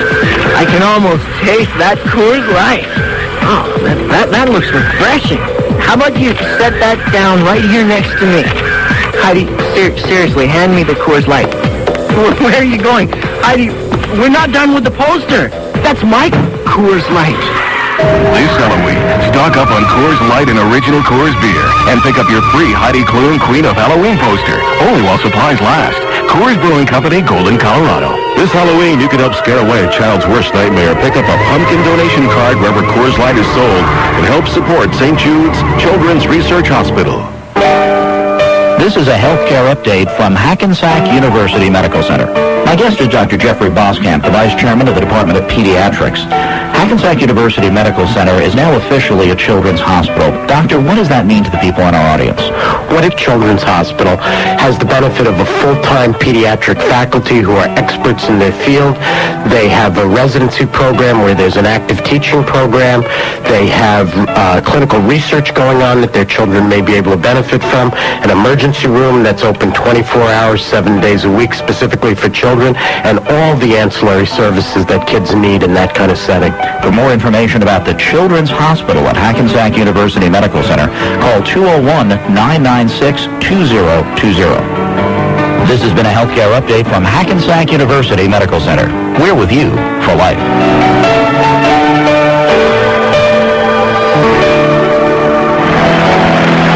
Back here at Yankee Stadium, Andy Pettit and Al Leiter warming up in their respective bullpens, so we're still a couple of moments away from the first pitch of Game 1 of the year 2000 World Series. It's time for the pitching matchups, though, and those matchups are brought to you by Sun America Mutual Funds, the retirement specialist. Sun America Mutual Funds is a proud sponsor of the Yankees. Now, Al Leiter will go for the Mets this postseason, no record, with a 3.00 ERA. This year he went 16-8, 3.20 ERA. This is his 6th appearance in the World Series, his 3rd start, and he's 1-0 with a 6.11 ERA. Andy Pettitte goes for the Yankees this postseason, 2-0, 3.50. The 28-year-old left-hander, 19-9 this season, 4.35 ERA. And in the World Series, 2-1 with a 4.98. And in the postseason, he's just 28 years old. He has 17 games in the postseason. And during that time, he's 8-4 with a 4.89 ERA. Well, that's the pitching matchup. Al Leiter against Andy Pettitte. Now, the guy who's going to catch Andy Pettitte is Jorge Posada, and MSG's Matt Devlin spoke with Posada before the game about catching Pettitte, and here's that conversation. Yankees have been to 3 of the last 4 World Series. You come in against the New York Mets. So much talk about the Subway Series. Does that have an impact on the way you guys look at this, or is this just another World Series to you? It's not another World Series. This is the World Series, and we are facing the best team in the National League, and we are the best team in the American League. I think that's everybody's getting away from that, and I think it's going to be a good series. We can't wait. I tell you what, clubhouse is ready to go, and the Yankee clubhouse can't really wait to get going today. Andy Pettitte mentioned that he has struggled here at home in his World Series starts. Why do you think that is, and what does he have to do to overcome that? I think, trying to do a little bit too much, not knowing your hitters, not knowing what you really wanted to do, and, feeling too strong sometimes. But I think Andy's been a great pitcher for us late in the season and late in the postseason. And I think we really need Andy to, do the little things that he does when he's on the mound, and, he's got to get ahead of the hitters and go right after them. And I think if he does that, we're going to have a good game. What pitches does he need to establish early on to be successful? I think his sinker down and away to right-handed hitters, and down and in to left-handed hitters, and if he does that, he's going to have a good game. How about Timo Perez? What does the scouting reports say about him and his approach? Well, he's aggressive. He's going to have to hit our pitches, and we're going to go right after him. We're going to get ahead of him, and if he's going to go ahead and swing and be aggressive on our pitches, he's going to have to be a little bit selective too, because we're not going to be throwing pitches in the middle of the plate, so he can drive or get on base. How about Mike Piazza? What do you do to go after him? Well, you really gotta have him with nobody on, and when he's dangerous, when he really has people on base, and I think if you keep the other guys in front of him off base, he's gonna have a tough series. Thank you very much for your time. No problem. That's Matt Devlin and Jorge Posada. Right now, as we speak, the umpires are congregated around home plate. John Stearns, the catching coach and one of the bench coaches for the Mets, he brings out the lineup card for Bobby Ballantyne. And Joe Torre, who does this every now and then, brings out the lineup card for the New York Yankees, and they're going over the grounds rules right now as we speak. Andy Pettitte, Jorge Posada, and Billy Connors making their way in from the Yankee bullpen in left center field. Al Leiter continues to throw. Now Posada breaks away from Pettitte and Connors and begins to run back to the Yankee dugout. The flashbulbs are still popping. People recording this as if their memory might dim, but if they get it on picture, well, they'll remember it better. Well, we're going to have every pitch of every game in this World Series for you, and the first one we'll have will be when we get back, so keep it right here. We thank you so much for joining us on this special Saturday evening in New York, and we remind you that this is New York Yankees baseball. Every year they've got some great promotions here at the ballpark. Bat Day, Cap Day, Old Timers Day. But your local Kia dealer has a promotion that beats them all. It's the new long-haul warranty program with limited powertrain coverage for 10 years or 100,000 miles. It's one less bump in the road. Visit Loman Kia in Woodbridge, New Jersey, and Mahwah Kia in Mahwah, New Jersey today. For details including specific coverages, limitations, terms, conditions, and restrictions, visit your Kia dealer or kia.com. Emigrant Savings Bank is celebrating its 150th anniversary with great gifts for new accounts, exciting sweepstakes prizes, and special CD rates. Open a qualifying Emigrant Savings account or CD and choose from name-brand gifts like GE Clock radios and Proctor Silex coffee makers. Enter our anniversary sweepstakes and you may win a fabulous Sony home theater system, a JVC digital camcorder, or one of many other valuable prizes. Call 1-888-EMIGRANT for more details. Sweepstakes rules available at any Emigrant office. Emigrant Savings Bank, member FDIC. morning. Fernwell speaking. Hello, Mr. Fernwell. This is Neuralman. Yes, Neuralman. How's the virus? Darn thing just seems to hang on. I think I'll have to stay home again today. Well, that's perfectly all right. Well, that's very understanding of you, sir. Say, why don't you take tomorrow off, too, Neuralman? Get the old strength back. Thank you, sir. In fact, why don't you take several days off? Maybe a week. Well, gee, the work must be starting to pile up. I don't want to... No problem. Bob's here. Oh, Bob? Who's Bob? He's the account temp's temporary I brought in. Account temp's temporary? Terrific guy. Took off his coat, dug right in the first day. Oh, where's Bob working? Your desk. Really knows his stuff, too. You know, I think this thing's starting to break up. I could probably be in about noon. What do you think? No, Neuralman. You still sound pretty sick to me. I feel no, don't worry. Bob and I are doing just fine. Account Temps is the leader in specialized financial staffing with over 250 offices worldwide. Visit accounttemps.com where the most qualified professionals find temporary accounting and finance jobs. Well, the Yankees are taking the field. Andy Pettitte just now coming out of the dugout. A little earlier, Don Larson, who appeared in the last Subway Series back in 1956, he threw out the first pitch to Yogi Berra, and that kicked it off. That kicks off the year 2000 World Series, a best-of-7 between the New York Yankees and their crosstown rivals, the New York Mets. Well, this copyrighted broadcast presented by authority of the New York Yankees and may not be reproduced or retransmitted in any form without the express written consent of the aforementioned New York Yankees. The umpires tonight from the National League. Now they're all in one league, but he's originally from the National League. Ed Montague behind the plate, Charlie Relaford at first, Jeff Kellogg at second, Tim Welke is the third base ump. Down the left field line is Tim McClellan, and Jerry Crawford is down the right field line. Now it's time for the defensive lineup, which is brought to you by Delta's Business Elite, the business class that thinks it's first class. For the Yankees, David Justice is in left, Bertie Williams in center, and Paul O'Neill is over in right. In the infield, Gold Glove-winning third baseman Scott Brocious, he mans the hot corner. Derek Jeter at short, Jose Vizcaíno is at second, and Constantino Martinez over at first. Behind the plate, Jorge Posada, and on the mound, 28-year-old left-hander Andrew Eugene Pettitte, and he certainly has a lot of postseason experience. This is his 18th game. Cookie Rojas is the third base coach for the New York Mets. The first base coach is Mookie Wilson. Now this is the 14th Subway Series, and the Yankees have won 10 of the first 13. The last one was between the Yankees and the Dodgers in 1956. The Yankees won that series, and then after the 1957 season, the Dodgers and the Giants, well, they moved to the West Coast, and there wasn't a National League team until the Mets came into existence in 1962. But the Mets were pretty awful their first 7 years. When they finally got good in 1969, the Miracle Mets, well, the Yankees were pretty awful. And it always seemed that when the Yankees were good, the Mets were bad. And when the Mets were good, the Yankees were bad. Many people felt that last year was the closest that we would get when the Mets took the Braves to 6 games in the National League Championship Series. But they lost that 6th game. The Yankees, they got to the World Series and swept the Braves. But the Mets, they had a good year this year, 94 and 68. They won the wild card in the National League. They beat the Giants in their best of 5. And then they beat the Cardinals in the best of 7. It took them 5 games. The Yankees took 5 games to beat the Oakland Athletics after the Yankees won the American League East and the A's won the American League West. And then the Yankees against the American League wildcard team, well, the Seattle Mariners, they beat the Mariners right here at Yankee Stadium in Game 6, and that's how we set up the first Subway Series in 44 years. The place is jammed, over 56,000 people. They could have sold 200,000 seats.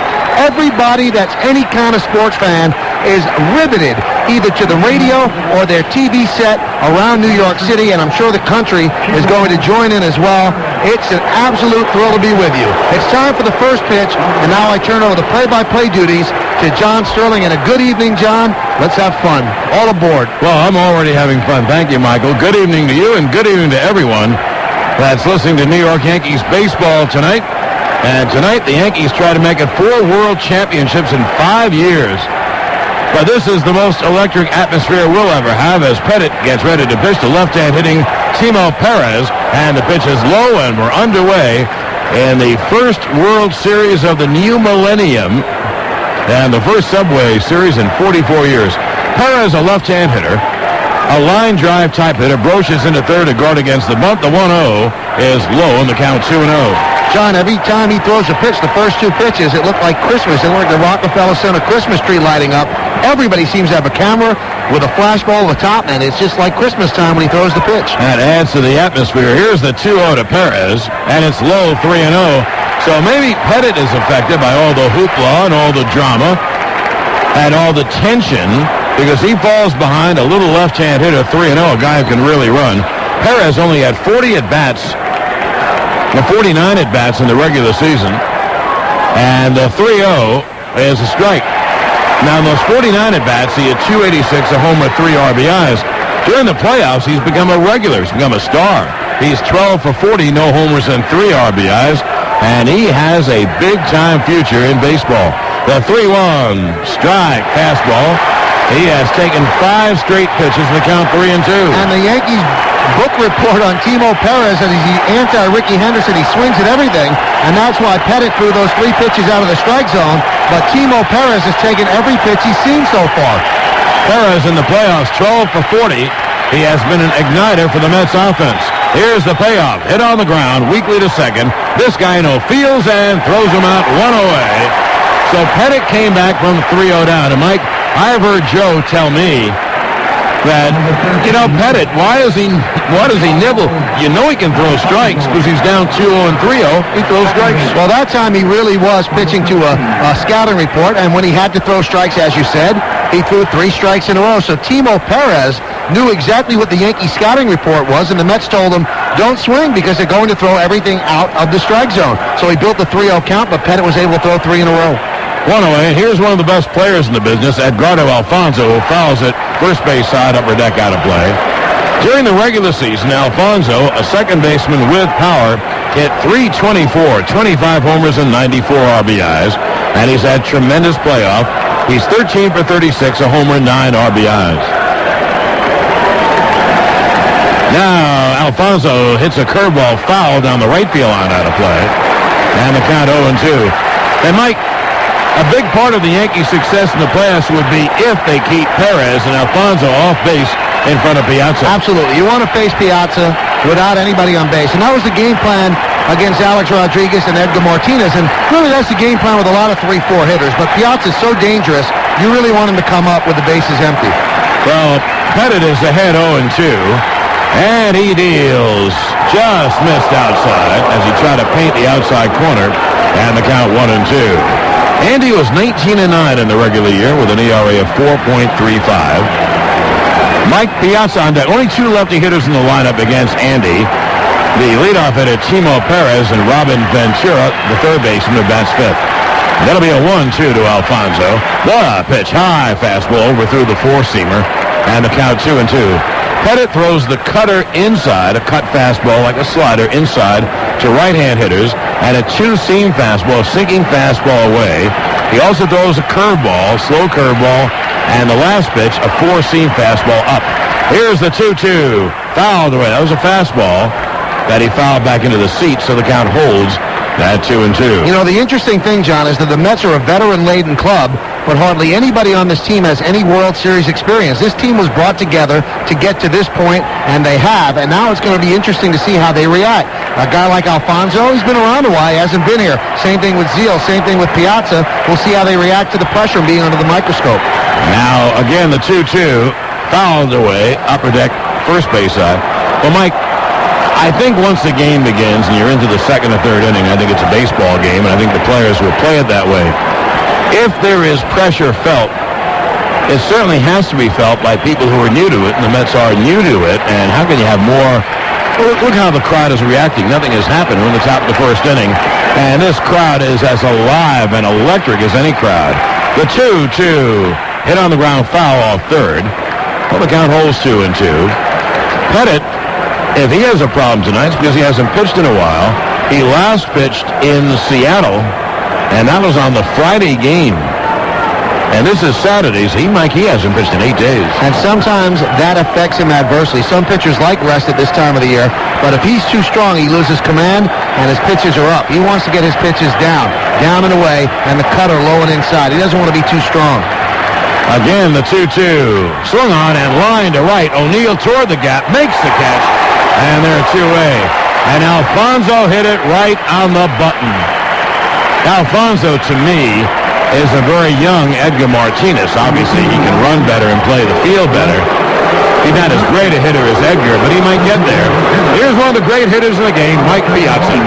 And the Yankee Stadium crowd showering him with boos. And boy, it's going to be interesting tomorrow, right at this point, when Roger Clemens stares down at Mike Piazza for the first time since hitting him in the head, and that's going to be more than a sidebar in tomorrow's game. That might be the main story. The pitch is inside, and the count 1-0. During the year, Piazza hit .324, 38 homers, 113 RBIs. In the playoffs, he's 10 for 31 with 2 homers and 4 RBIs. A right-hand hitter with phenomenal power, great balance as a hitter, and great power, especially to right center field. A guy who, the 1-0 is a bouncer in the count 2-0. Guy, you have to pitch differently almost every time back. There isn't one way to get Mike Piazza out. He probably is.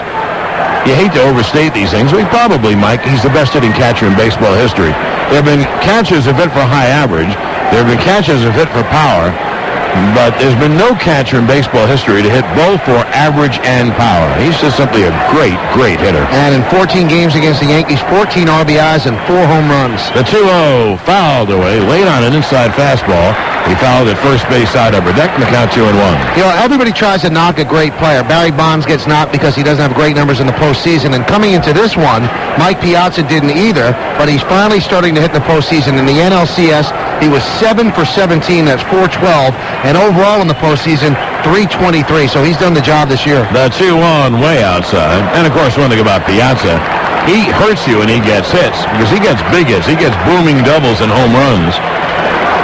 The outfield plays him straight away. He hits the ball where it's pitched. He can hit it out to any part of the ballpark. Got it behind 3-1, a damage pitch, and it swung on, hit in the air to deep right. O'Neill back, near the track. He makes the catch on the edge of the track, and Pettit has a 1-2-3. At the end of a half inning in Game 1 of the World Series, the Mets nothing, the Yankees coming back. Have you ever delivered a perfect presentation? Do you think some things are what they're cracked up to be? At Hampton Inn, we believe that some things can be just right. So at 1,000 locations nationwide, we offer a 100% satisfaction guarantee. Rates vary from around $69 to $99 a night and include a free breakfast bar every morning. For reservations, call 1-800-HAMPTON. Hampton Inn. We're with you all the way. Spinco. Maybe you know us. If you do, thanks. If you don't, you should. Doctors have been recommending our foot care product for years, especially Polysorb replacement insoles. They've got the best combination of shock absorption and energy return of any insole out there. And they're unconditionally guaranteed for 1 full year. So, whether you're trying to run faster, jump higher, or just make your feet feel better, try Spinco Polysorb replacement insoles. Ask for them at Foot Locker or your favorite footwear retailer. Take comfort in Spinco. Joyce Mills. What? You are now the most powerful insurance shopper in the universe. I am. You have web access, right? Right. Okay. Go to quotesmith.com. Okay. Omnipotent authority to choose the best deal on auto, health, and life insurance from more than 300 top-rated insurance companies. Wow. Instant quotes, no commission salesman. I'm all powerful. Insurance-wise. Thank you. Quotesmith.com makes everybody an insurance genius. The playoffs are heating up, and so are the deals at Priceline.com. Right now at Priceline, you can save up to 40% off the lowest published prices on airline tickets to wherever you want to go. Fly the major airlines and names you know and trust at the price you want to pay. Need a hotel room or rental car? Priceline is the easiest way to save on the best brand names around. Just name your own price. Millions of people have used Priceline. Isn't it time you gave it a try? Log on to Priceline.com and name your own price today. For those who would embody the heart and soul of boxing, here is where they are tested. If you want to see guys who are going to hit and get hit, you found the right address tonight. The place where their skills are sharpened and their wills are forged. Assault after assault after assault. Sustained brilliance by both fighters. Here dreams are fulfilled, while others are simply put to bed. HBO's Boxing After Dark. I love this kind of fight. They only come out at night. Well, the place looks great. It's October 21st, and honestly, if you're not in the New York area, it does feel like it's August. It's hot. It's actually hot. It doesn't feel like a World Series. but we know it is. The place is jammed. The red, white, and blue bunting, a couple of great banners hanging off the facing of the upper deck. One of them said the luckiest fans on the face of the earth, and another one, new century, same team, go Yanks. So the Yankees with 25 world championships in the 20th century, while they try to start out the 21st in proper form, and Chuck Knobloch digs in against Al Leiter. To the bottom of the first, and Leiter deals low outside, and the count 1-0. Leiter and Pettit pitch a lot alike. Leiter throws harder than Pettit. Al had a great year, not just 16-8, a very low ERA, 3.20. That is microscopic in today's baseball. The 1-0 is a strike. Leiter used to try to just pound you to death with fastballs. Now he throws his cutter/slider down and into the right-hand hitters. And he also throws a two-seamer and changeup away. And he'll throw more breaking balls. The 1-1. There's a breaking ball, strike, and the count 1-2. He's nasty to hit. It isn't the miles per hour. It's how much his ball moves. He throws hard enough. But his ball moves. He throws a heavy ball. He's tough to hit. And the Yankees have a very tough time hitting him. It'll be a 1-2 to Knobloch. Swung on and lined hard, but foul into the upper deck and left. He was too quick. Knobloch has a very quick swing. During the year, Chuck hit .283 in an injury-plagued season, 5 homers, 26 RBIs. In the playoffs, he's 9 for 32, no homers, and 3 RBIs. Yeah, sometimes Leiter throws cutters, John, and that's all you could do, is hit the ball the way Knobloch hit it. And he'll take a strike that way. That'll be a 1-2. He has to hit the ball foul, in other words. The pitch is a breaking ball high outside. He tried to backdoor it. And the count 2-2. Now, they play Knobloch to pull. And there is an enormous hole in right center because Perez plays him in straightaway right, and Peyton, the center fielder, is very shallow. So is Agbayani in left. The 2-2 breaking ball is blooped to center field. Peyton toward right center makes the catch. And there's one away. Mike? If they play that same alignment, Knobloch's going to burn him in this series because he's strong and he hits the ball far at times. Yeah, I'm very surprised at how shallow Peyton was playing, but that time he played him perfectly.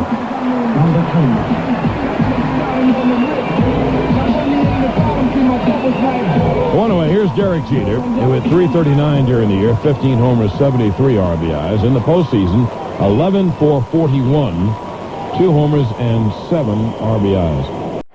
To acquaint you with Leiter, I'll give you his season numbers. They're terrific. Bottom of the first, 1 out, no one on, scoreless at the stadium. Leiter deals. Jeter takes a fast strike. Has a fastball right across. In 31 games and starts, Leiter in 208 innings gave up 176 hits. So 32 less hits than innings pitched. The 0-1 is a fastball inside. He went. They checked the first base umpire, Charlie Relaford, and he said swing, so the count 0-2. He walked 76. That's only 3.5 per 9 innings, and he struck out 200. So not quite, but almost 3-1. Anyway, those are great numbers in every way. The league hit .228 off Leiter. The 0-2 inside and low, and the count 1-2. Leiter's out pitch, John, really is his cutter. That's his best pitch, and he kind of learned it. In a sense, the first time he walked in the Yankee clubhouse in '87 when he was called up, Ron Guidry showed him the grip on his slider. The 1-2. Caught on a miss. He struck him out swinging on a change away. So there are 2 down, and here's David Justice. And what Leiter has done over the years is modify the slider that Guidry was so great with and turned it into a cutter. And he's been effective with it. Also, John, at one point after all the arm surgeries, there was a transformation where Leiter said, you know, I don't have to throw the ball 98 miles an hour, and he was all over the place, and he just threw strikes. His stuff is nasty enough that he doesn't have to throw so hard to get people out, and that really turned him into a better pitcher. Oh, much better pitcher. He used to walk too many people. Also used to be 3-2 with everyone. And his ball moves so much, so less was more with Leiter. He blows plenty hard. 2-way, here is Yankee hero David Justice. He takes a strike. Justice had big hits against Seattle and was the MVP of the ALCS. A left-hand hitter. Yanks have 3 lefty hitters. They bat 3, 5, and 7. Justice, Tino Martinez, and Paul O'Neill. It'll be an 0-1. There has not been a base runner in the game, and Leiter deals. That fastball missed inside. The count 1-1. You know, one thing that people are saying is an advantage for the Mets is that they have Leiter and Hampton, 2 great lefties, and the Yankee left-handed batters will have some trouble against them. Well, what it does is it neutralizes their power, but they do hit better average-wise against lefties than they do against righties. And that'll be a 1-1. Pitch low outside. You know why? Because they really put the ball in play. Right, they'll take it to left. Yeah, they really will. They play Justice to left center. The center fielder Peyton is about 10 steps over in left center. Agbayani straight away and deep in left, and Timo Perez straight away and deep in right. Alfonso, the second baseman, on the outfield grass. The 2-1. Swung on, hit high in the air to shallow left. Agbayani coming in. He's there near the line and makes the catch, and that'll do it. 1-2-3 go the Yanks at the end of 1 inning of play in game 1, no score. WABC. Baseball. The rules are simple. 3 strikes, and you're out. Each team gets 3 outs per inning. There's 9 innings per game.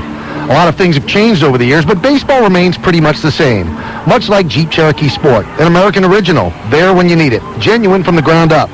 Which is why, much like the New York Yankees, Cherokee is a favorite of people across America.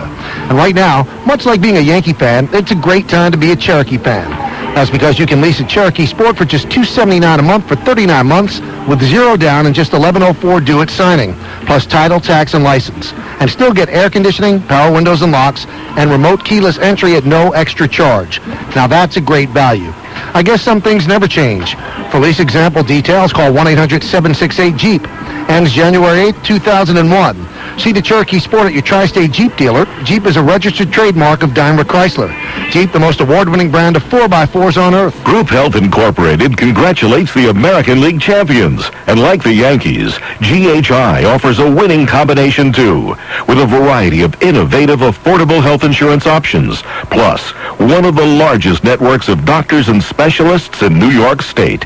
To learn more about GHI, call 1-800-444-2333 and be part of a championship healthcare team. You and me together, baby. Some private concerts don't deserve an audience. Some do. The Beck Spotlight Series presents Third Eye Blind Live. Your chance to win 2 seats to one of 3 private concerts. Enter where Beck's beer is sold or at becksbeer.com. Third Eye Blind Live from Beck's. No purchase necessary. Sweepstakes ends October 31st, 2000. Must be legal U.S. resident, 21 or older, to enter. Void where prohibited. See official rules of participating Beck's retailers or at becksbeer.com. Imported by Beck's North America, Stamford, Connecticut.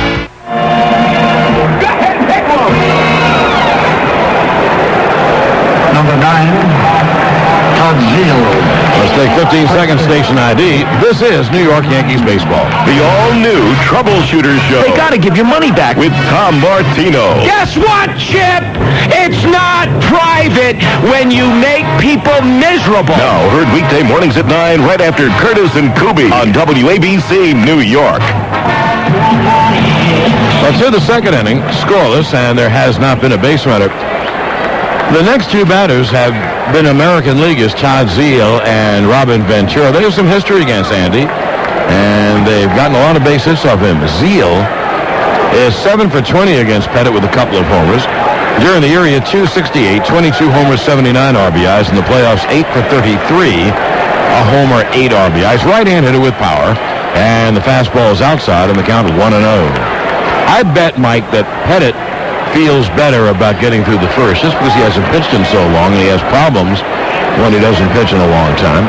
The 1-0 strike. Anyway, I just bet he feels like now I have a better feel, now I can go after him again. Anytime you get through the first inning of any game, and specifically a World Series game, and you said the things that are working against him, all the rest, he has to feel better. The 1-1 is swung on in line to left center field. It's a base hit. It's cut off by Justice. Zeile, who doesn't run well, holds on.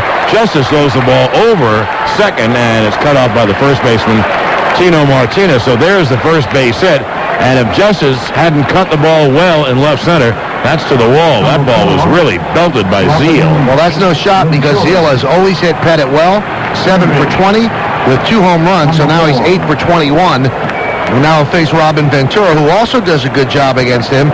Ventura, one of those lefties, when Pettit didn't get lefties out, built up some stats, 5 for 19 with 2 home runs. But that was when Pettit was a different pitcher than he is now, and Ventura was with the White Sox.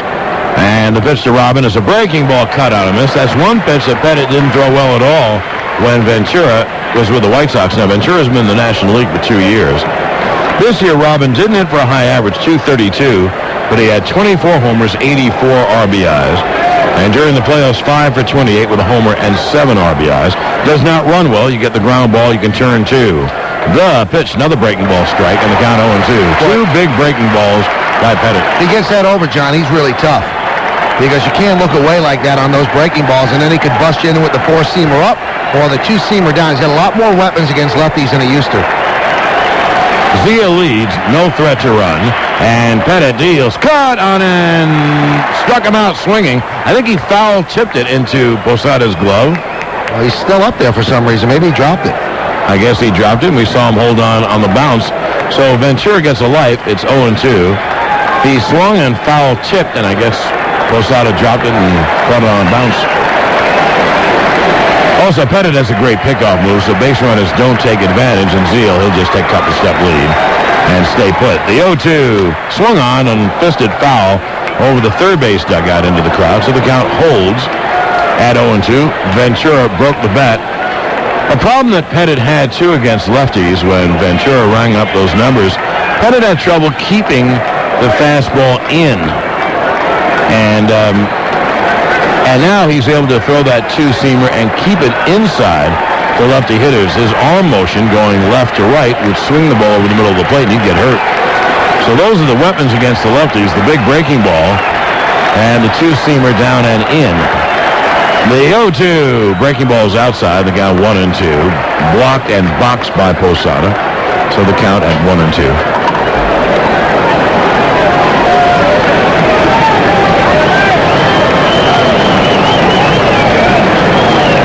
Everybody just, you could feel it holding their breath, waiting for the first thing to happen, to really get into it, either to be disappointed or exhilarated. Absolutely. They are ready. And they don't have to worry about the elements. It's the weather should be this way for the whole series. The 1-2 swung on and fouled away. That was a fastball on the outer part of the plate, and Ventura caught up to it and fouled it back, so the count holds at 1-2. Robin really did not have a good year for the Mets. 232, 24 homers, 84 runs batted in, played through some nagging shoulder injuries, and he hasn't really had a great postseason either. 5 for 28, that's 179. Pettit holds the set. Zeal with the lead. Tino holds him on, and the pitch just missed inside. The count 2-2. But you know those kind of numbers, Mike? Those are kind of Greg Nettles numbers. Not a high average, but a lot of homers and a lot of RBIs and very good third base play. He's a much better hitter than 232. He just had an off year. They play him to hit the left center. Pettit goes over to first, and Zeal is about on the bag. If a guy like Zeal, who has no speed, takes a big lead off Pettit, he'll be heading back to first base, and so he'll be going in the wrong direction when the ball is hit, so it's better for him to take a very short lead, and if the ball is hit, get going. It'll be a 2-2. The pitch. He struck him out swinging breaking ball. Breaking ball down and away, so one away. Pettit notches his first strikeout, and now here's a strong right-hand hitter, Benny Agbayani. Now, Benny Agbayani made a statement on the Howard Stern radio show and also Regis Philbin's show that the Mets would win in 5. It was on the front page of the New York Post. And the Yankees, who are not a bulletin board team, had the front page of the Post hung up in their dugout before the game. So it's still there right now. We'll win it in 5. And spoke to a couple of Mets yesterday, John. They weren't pleased that Agbayani said that. Pettit deals, and the pitch is strike. Tino, though, had a pretty good line. He said, look, everybody asks you for your predictions, so when you give one, it's going to be hoisted up. I'm not a big bulletin board guy because, Mike, does it mean the Yankees need that to win? I mean, you know they want to win. They want to win because they want to win. And it's a team of winners. But I guess it doesn't hurt. Agbayani, a strong right-hand hitter. The 0-1, a breaking ball is grounded weakly to third and foul. And so the count will be 0-2. You know, sometimes you could back it up. I guess Joe Namath's guarantee didn't really tick off the Baltimore Colts that much because they lost. Yeah. I think it's overdone. I mean, you mean the Mets wouldn't play hard to win or the Yankees wouldn't play hard to win? So, now this isn't just one game. This is 7 games. And, you know, the Yankees usually don't do things like that either, John. But in '98, on the same radio show, David Wells boasted that the Yankees would either sweep or win in 5 against the Padres, and he turned out to be right. They swept. Zeal leads. Pettit deals. Swung on and fouled away, and Zeal was headed back to first base. Agbayani fouled that ball late down the right field line, so it's better for Zeal really not to take a big lead. Agbayani hit .289 with 15 homers and 60 RBIs. Didn't play every day. She's got great power. And during the playoffs, 11 for 32, a homer, 4 RBIs. It'll be an 0-2 to Benny. 1 on, 1 out, no score, top the second pitch. Strike 3 is called. Beautiful pitch under the hands on the inside corner. You know, that had a little bit too much of a loop to it, John, I think, to be a cutter. I think that was just a breaking ball that he threw right in on the hands, and he froze Agbayani. Just froze him. And Agbayani knew it, turned around, walked back to the third base dugout. Great pitch by Pettit. Like, I agree. I think Agbayani's looking hard, and I think he floated a curve over, and he was frozen by the change of the speed. Now 2A, and here is rookie center fielder, right-hand hitter Jay Payton, who had a heck of a season. He's had a lot of hype as being a big-time player, but he's been injured all the time. Well, this year, throw to first base, Zeal just gets back. This year, he stayed away from the injuries and became a big-time player. He had 291, 17 homers, 62 RBIs. He has power and speed. In the playoffs, he is only 6'4", 36, a homer, 5 RBIs.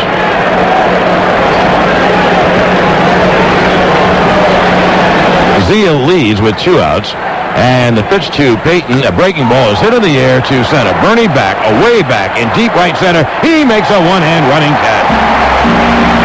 Bernie, as graceful as a swan, went back, reached up, and plucked it out of the sky.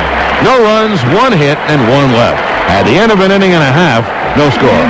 One of the biggest challenges of any home improvement project is knowing where to start. We recommend starting with a home equity loan through LendingTree.com. Home equity loans typically offer great rates, and at LendingTree.com, banks actually compete for your business. Then you pick the loan that's best for you. So whatever project you're facing, come to LendingTree.com first. LendingTree.com. When banks compete, you win. Equal housing opportunity. For additional information and state license disclosures, please visit our website located at www.lendingtree.com. See this beauty? This is my car. Got some serious horses. Don't make them like this anymore.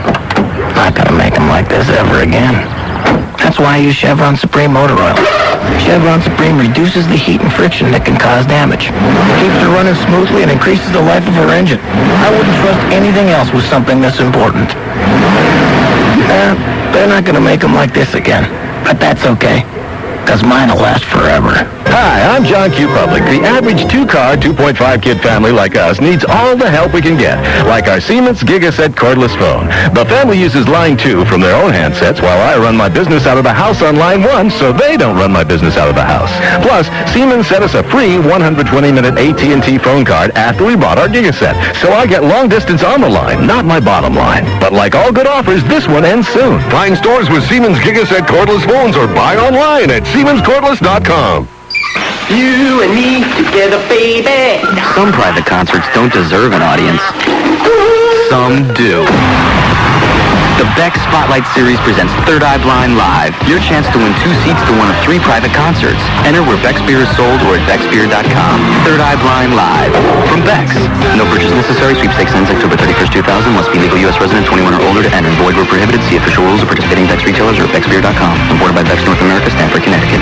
Subway Series Memories presented by MSG Network. It's more than just a game. 89-year-old Harry Danning, Giants catcher in the 36 and 37 series. We just pitched it with the best stuff that the pitcher had. If he had a good fastball, he threw it. If he had a good curve, he threw it. And in Hubble's place, he had a good screwball. So I think that's what he hit for the home run. DiMaggio hit one off of Cliff Melton. That was his first one in the World Series. Well, the Yankees Radio Network salutes our MVP kid of the day, Venus Bellin of Lodi, New Jersey, at Hackensack University Medical Center and New Jersey State Designated Children's Hospital. Well, Bernie ran it down beautifully. I think that Pettit hung a pitch to Payton, hit it deep to right center, but Bernie made it look easy, and now he leads off. We are scoreless, bottom of the second, and Leiter deals strike on the inside corner. Good fastball, and the count 0-1. Bernie hit .307, 30 homers, 121 RBIs in the regular season. He's had a great playoff, 15 for 43, a homer, 4 RBIs. Now Bernie takes a moment out of the box. There'll be an 0-1, and it'll be Bernie, then left-hand hitting Tino Martinez and Jorge Posada in the second inning against Leiter. The left-hander deals inside. Cutter in the count 1-1. You know how the one knock against this series, John, is that it's to New York and the rest of the country won't like it and they won't be interested. Well, we got a call from 35,000 feet above ground from Steve Levy, who's on a United Airlines flight from Chicago to Boston, and they're piping in our game to the entire plane. There's a fast streak. And the count 1-2. Well, thank you, Steve, if you're the one who promoted that. And also, do not eat the peanuts. Not good. But anyway, Steve's probably sitting in first class. If you're listening to the game, he's got the black hair and the blue eyes. It'll be a 1-2 to Bernie. And the pitch is grounded weakly short. Bordick hustles, one hand fields, fires, got him.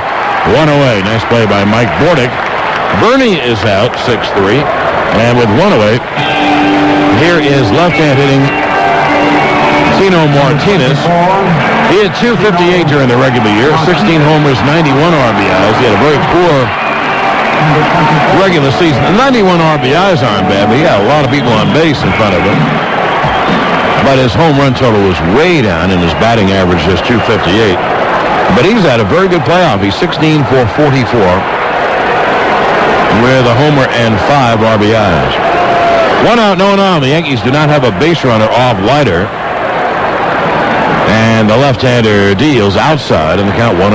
Time for this moment in Yankees history, brought to you by the History Channel, where the past comes alive. We go to Game 1, 1949, and Tommy Henrich leads off with a homer in the bottom of the ninth, and the Yankees' Allie Reynolds gets the win 1-0. Don Newcomb struck out 11 in the losing cause. Pitch outside, 2-0. There is not a space in this ballpark. In fact, you know where the only open spaces are? In the two bullpens. It is some sight. The stadium is a great sight anyway. The 2-0 breaking ball strike, because the triple decks curve around, so you can, it's such a dramatic look. And then you have the bleachers in left center and right center, and the black in dead center for the batter's protection.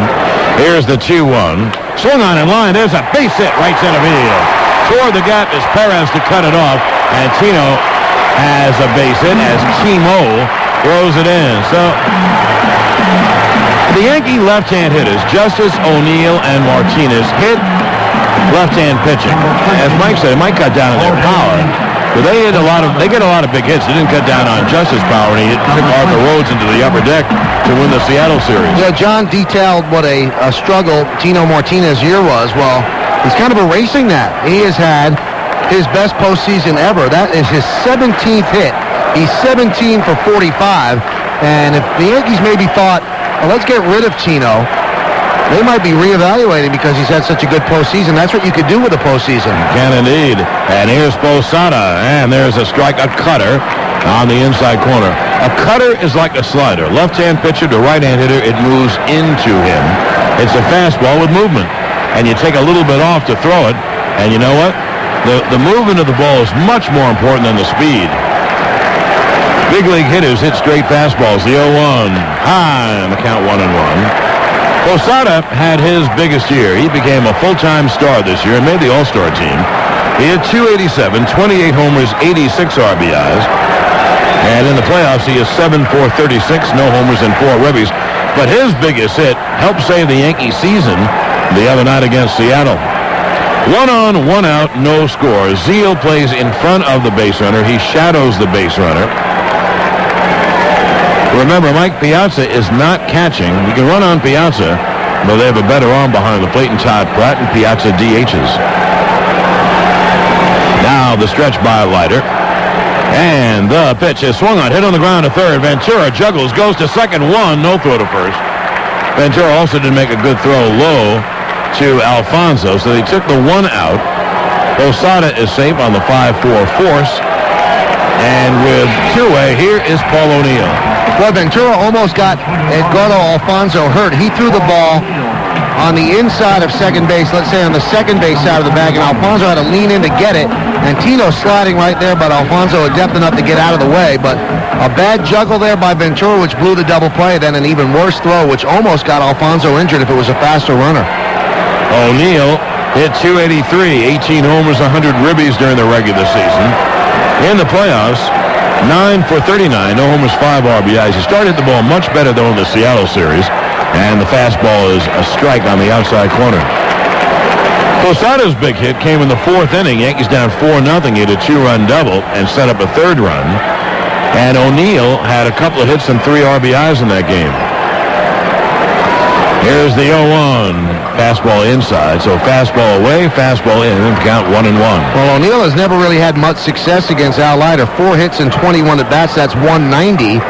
And I guess those at-bats came when Al was with the Toronto Blue Jays and in some intra-league action. It'll be a 1-1. We have no score, bottom of the second inning. And both teams have 1 hit and 1 base runner. Posada, without a lot of speed, is at first. Well, you can see, John, that Zeal probably feels a lot more comfortable playing first base because they have him doing the same thing that John Olerud used to do. He does not hold on anchored to the bag. He takes the lead along with the base runner and then darts back to first. The 1-1 swung on and pop foul left field side out of play. And then the count 1-2. Many people felt that Leiter would probably be hurt most by John Olerud leaving as a free agent to go with Seattle because he was so good at holding base runners, and Leiter is so slow to the plate. But Zeal has done a pretty good job. Zeal is a decent third baseman, and he's not Olerud, but he's done a decent job at first. And he certainly has. They're in the World Series. And he helped, the 1-2 is outside. And he also helped pick up for Olerud's power. He's a good hitter. Always been a good hitter. It'll be a 2-2 to O'Neill. Again, we should mention this, and we'll try to mention it from time to time. The Yankees tonight are trying to establish a record, winning 13 straight World Series games, which is about as mind-boggling as any stat. I mean, you are going up against one of the best teams in baseball. It'll be a 2-2 to O'Neill with 2 outs. The pitch low and away in the count 3-2 as Leiter is overthrowing. And the count full 3-2. That helps Posada. And he gets a head start. He runs like a catcher. Now they play the right fielder Timo Perez in right center. He is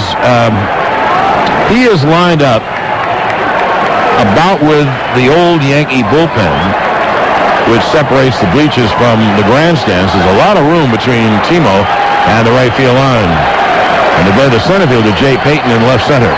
It'll be a 3-2. Swung on and shot foul outside of first. So the count holds 3-2. The Yankees string began, ironically enough, down 2-0 in 96 to the Braves. Well, they won 4 straight against the Braves in 96. They won all 4 against San Diego in 98 and all 4 against Atlanta last year, so 12 in a row. That is some number, huh? You're in the middle of it and you don't even realize they're compiling it, but it is kind of stunning. I mean, these are World Series games. These aren't games in July. Again, it'll be a 3-2. The pitch swung on and lined toward right center. It is a base hit, but it's cut off beautifully by Payton. Posada goes to third. He'll have to stop there. Good job by Jay Payton. O'Neill hit one on the button. Again, if that ball got in the gap and went to the wall, it's an easy run. So first and third, 2 out for Scott Brocious. And Mike, I mentioned to you, I think it was game 3 in Seattle. O'Neill got a hard base hit and had a hot shot to Olerud, who gloved it, but the ball could have been in the hole. And from that point on, he has been swinging the bat much better. And he had 2 very big hits in Game 6. Remember, when the Yankees cut it to 4-3, it should have been a 2-run single up the middle. Posada did not run the bases well. That was by O'Neill. And then right after Justice hit the home run, O'Neill picked up a big 2-run single. How big was that? If he doesn't get that 2-run single and everything else plays out the same way, the Yankees don't win that game. So that was a gigantic hit. And now he starts off the World Series with a hard line drive single to right center. Now here's a guy who needs a big hit, Scott Brocious. Right-hand hitting Brocious. Leiter deals high fastball. Brocious had an awful year offensively. The power wasn't bad. 16 homers, 64 RBIs as Pratt goes out to talk to Leiter.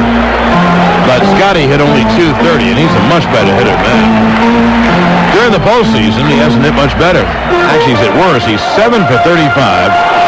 No homers and an RBI. The 7 for 35, those are just numbers because during the regular season, you don't even look at those numbers until guys had 80, 90 at-bats. But Brocious chases pitches and is always behind. Well, here he's ahead 1-0. He has power. The pitch is high, and the count 2-0. Now, this is the difference between the American League and the National League. In this situation, in the National League ballpark, Leiter might pitch around Brocious. Even though he's not a great hitter, he probably would and pitch to the pitcher. Yeah. But now he's got a guy who's 10 for 19 lifetime against him, Jose Vizcaíno on deck. He's got to go after Brocious. Especially in games of this magnitude where you face a big-time pitcher. It'll be a 2-0 to Brocious. Strike. Good fastball on the inside corner. That crackled. And the count 2-1. In other words, in the National League, unless it's a game in July when you know you're going to score runs off the other pitcher, he won't Brocious, or you don't give him a good ball to swing at. And then you go after the pitcher, and you should get him out. Well, here in the American League, there is no pitcher. There's a DH.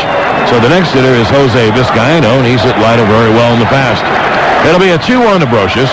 Posada off third, O'Neill off first. The pitch is pop foul back. And the count 2-2. Boy, he hit that foul tip off the mask of Pratt so hard that it landed on top of the screen without even slowing down. I don't know how Pratt's not shaken up by that. That's got to feel how he must feel like Andrew Golota felt like yesterday. But he's not leaving the game. No, that one ended kind of quickly, as I recall. Wow. It'll be a 2-2 to Brocious. Runners lead first and third on 2 outs on 2 base hits. Now Leiter is set, and the 2-2. It's nubbed up the first baseline. Picked up by Zeal. He tags Brocious, and that'll do it. No runs, 2 hits, and 2 left. At the end of 2, no score. Accounting, this is Phil. Yes, Mr. Sims? Have you heard about this Nextel thing going on? Yes, I've heard about the Nextel promotion. Buy one i550 Plus internet-ready digital cellular phone, get the second one free. We should buy this bill on the horse show. Oh, I think so, too. They'll get me $5 coverage of this sucker. You want $5,000? I bet I do. They got one bells and whistles. Lots of innovative features, yes, but... Yes, our best deal since Carter's Little Red Bill. It's a great deal, yes, but we're just a two-man operation, sir. Now when you buy one i550 Plus digital cellular phone for $99.99, you'll get a second one totally free. To order, call 1-800-NEXTEL-9. Nextel, how business gets done. Phones by Motorola. Offer ends October 31st, 2000. New activation required and subject to terms of a 1-year promotional agreement. Now through October 31st, 2000, get 300 cellular minutes for $39.99 per month and choose from one of the following free options. Basic internet service, 1,090 weekend minutes or long distance. Call 1-800-NEXTEL-9. Nextel, the official wireless sponsor of the New York City Marathon.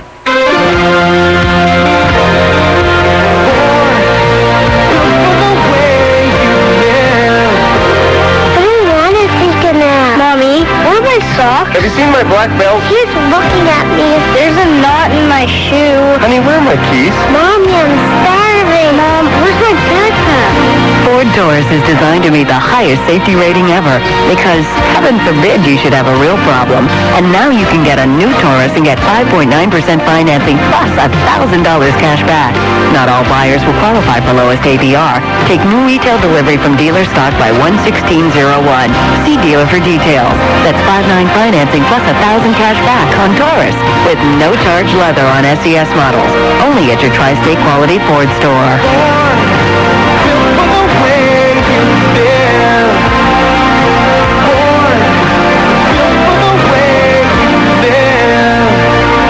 Subway Series Memories, presented by MSG Network. It's more than just a game. 89-year-old Harry Danning, Giants catcher in the 36 and 37 series. It was a great feeling to play, against the Yankees. They were some great players. They had some great players. In fact, they were better than we were. 15-second station ID. This is New York Yankees baseball. You can win tickets to the Subway Series. Listen to Curtis and Kuby in the morning on News Talk Radio 77 WABC New York. Along with John Sterling, I'm Michael Kay. And John, the place is jammed with celebrities. Jack Nicholson, Billy Joel, Donald Trump, Billy Crystal. The pitch to Pratt is a strike. Tom Cruise. Everybody who's anybody calling the Yankees to get in. Everybody wants to be here. Well, yeah, this is an event. Pratt, a big, strong right-hand hitter, catching tonight. And the 0-1 is a strike on the inside corner. During the year, Pratt hit .275, 8 homers, 25 RBIs, but they were great numbers. Only was at bat 160 times. He's 0 for 1 in the postseason. Well, he is obviously a home run hitter. 8 homers and 160 at-bats. That's pretty good. It'll be an 0-2. A high pitch. Did it hit him or hit the bat? I guess it hit the bat. Well, the count is 0-2. Now Pratt is going to first base. So obviously it hit Todd as Pettit came up and in, and now Bobby Valentine and the Mets trainer go out to assist Pratt. I guess it hit off his arm, and then it hit off the mask of Posada, and then the mask of the umpire. And now Valentine and the trainer go out and take a look. We'll look at a replay now and tell you what happened. He was trying to get out of the way, and it got him just on the left wrist. I think it just grazed him, luckily.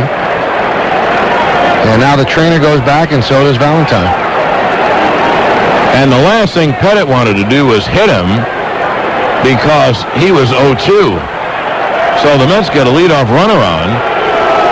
Bobby Valentine gets booed on the way back. And some camera time. Number 17. Valentine also did something odd as he went back toward the dugout, stopped in the baseline, and then backpedaled back to first base. I think he was Michael Jackson. Well, here's Mike Bordick. The shortstop, the Mets obtained at mid-year, or a little more than mid-year, from Baltimore, right-hand hitter, and the pitcher breaking ball strike. Now, Bordick's had a lot of appearances against Pettit. He's just 6'4", 37. During the year with the Mets, he had 264 homers, 21 RBIs, and 3 for 25 in the playoffs. Yeah, he hasn't had a good playoff. He was 1 for 13 in the NLCS. It'll be an 0-1 to Bordick. Pratt leads, and Pettit deals, and Bordick bunts toward the mound. First base side. Pettit goes to first in time. Sacrifice works beautifully. Bordick sacrifices. It goes 1-3, and on to second goes Pratt. And now the Mets have two shots at the first run of the game with Timo Perez and Edgardo Alfonso. Now, I hope Pratt isn't hurt. I hope his arm is fine, or the wrist is fine, but actually, that was terrible for Pettit. He hit a guy 0-2 when he was about ready to put him away. And also, you give Bordick the opportunity to bunt there by having a guy on first base. Otherwise, Bordick, who has been ice cold for the entire postseason, would have had to swing the bat. Tonight, tune to Fox Sports Net for extensive home team news, local stories, and regional highlights completely dedicated to the New York area teams. It's the Regional Sports Report nightly at 11 live on Fox Sports Net. Well, here is the smallest left-hand hitter, Timo Perez, who is just a call-up. And he got a couple of hits, and they played him some more, and now he's a full-time player. Derek Bell, the regular right fielder, got hurt. Pettit deals, breaking balls inside. Bell got hurt in the first game against the Giants in the division series in San Francisco. And kind of in a classic Wally Pipp story, they can't get Timo out of the lineup. And they can't get Derek Bell up from Tampa to watch the games. And the 1-0. Swung on and popped up in the infield to Brocious at third. He makes the catch two-way. But now Pettit has to go through a very tough out with a tougher out to follow. Here's Edgardo Alfonso. And it's time for the Yankee Injury Report, and that's brought to you by Group Health Incorporated, GHI, and their network of over 56,000 providers and hospitals. Everybody's fairly healthy on the Yankees. You know, your typical bumps and bruises in October. O'Neill's right hip probably still bothering him, but he will not admit it. Alan Watson, who has had elbow and shoulder surgery, he is actually with the team. I saw him coming into the stadium today. Roberto Kelly is on the DL, so is Shane Spencer, and so is Ramiro Mendoza. Right off at second, 2 out, pitch, strike. Well, you know, Derek Bell is a free agent, and I would say he has no chance to go back with the Mets. He's got a big financial ticket, and he didn't have a great year, so maybe he knows that. If I was Derek Bell, I would be here. Well, any chance he had. I mean, his excuse supposedly is he doesn't want to retwist the ankle. He's on crutches. It'll be an 0-1 to Alfonso. Pratt at second, 2 out. The pitch, breaking ball, hit on the ground. Jeter catches in the hole. The long throw, in time. Oh, what a throw by Jeter. Jeter didn't waste a moment, backhanding in the hole, turned and fired a strike. No runs, no hits, and 1 left. At the end of 2.5, no score. I'd rather rollerblade, play chess, go to a stupid movie. Between 4 and 6 p.m. is when kids are most likely to try drugs. Rather eat a pizza together. Kids who smoke pot before they're 15 are 7 times more likely to use other drugs than kids who don't. Starting to play. Learn how to play poker. Why algebra? So every day you can delay your kids from experimenting with drugs counts. For more, call 800-788-2800 or visit theantidrug.com. Brought to you by ONDCP. With online business services from digitalwork.com. digitalwork.com, you can. I can gather my team and take them out for drinks. I can smile and hoist my glass in a toast to our best sales month ever. Then I can say, now raise the numbers. Because this may have been our best sales month ever, but the last time I checked, they're 12 months in a year. With digitalwork.com, you get the help to do over 30 critical tasks. The stuff to grow your business. digitalwork.com. Your business workshop. Joyce Mills. What? You are now the most powerful insurance shopper in the universe. I am. You have web access, right? Right. Okay. Go to quotesmith.com. Okay. Omnipotent authority to choose the best deal on auto, health, and life insurance from more than 300 top-rated insurance companies. Wow. Instant quotes, no commission salesman. I'm all powerful. Insurance-wise. Thank you. Quotesmith.com makes everybody an insurance genius. If you bring your car into a Jiffy Lube to change your oil, you could find free gas without digging beneath the desert soil. Win free gas until your car no longer lives upon this earth. Drive to Lima 60 times. Make sure you get your money's worth. Like antacids, double packs. Jiffy Lube helps gas attacks. Come to Jiffy Lube for your chance to win free gas for the life of your car, or win $10, $50, or $1,500 in free gas. At participating locations, no purchase necessary. Promotion ends 10/31. Must be 18 to enter. See jiffylube.com for details. Void in New Jersey and where prohibited. Subway Series Memories, presented by MSG Network. It's more than just a game. The Perfecto, Don Larson on the 55 and 56 series. Well, first of all, it was a thrill to play in the series.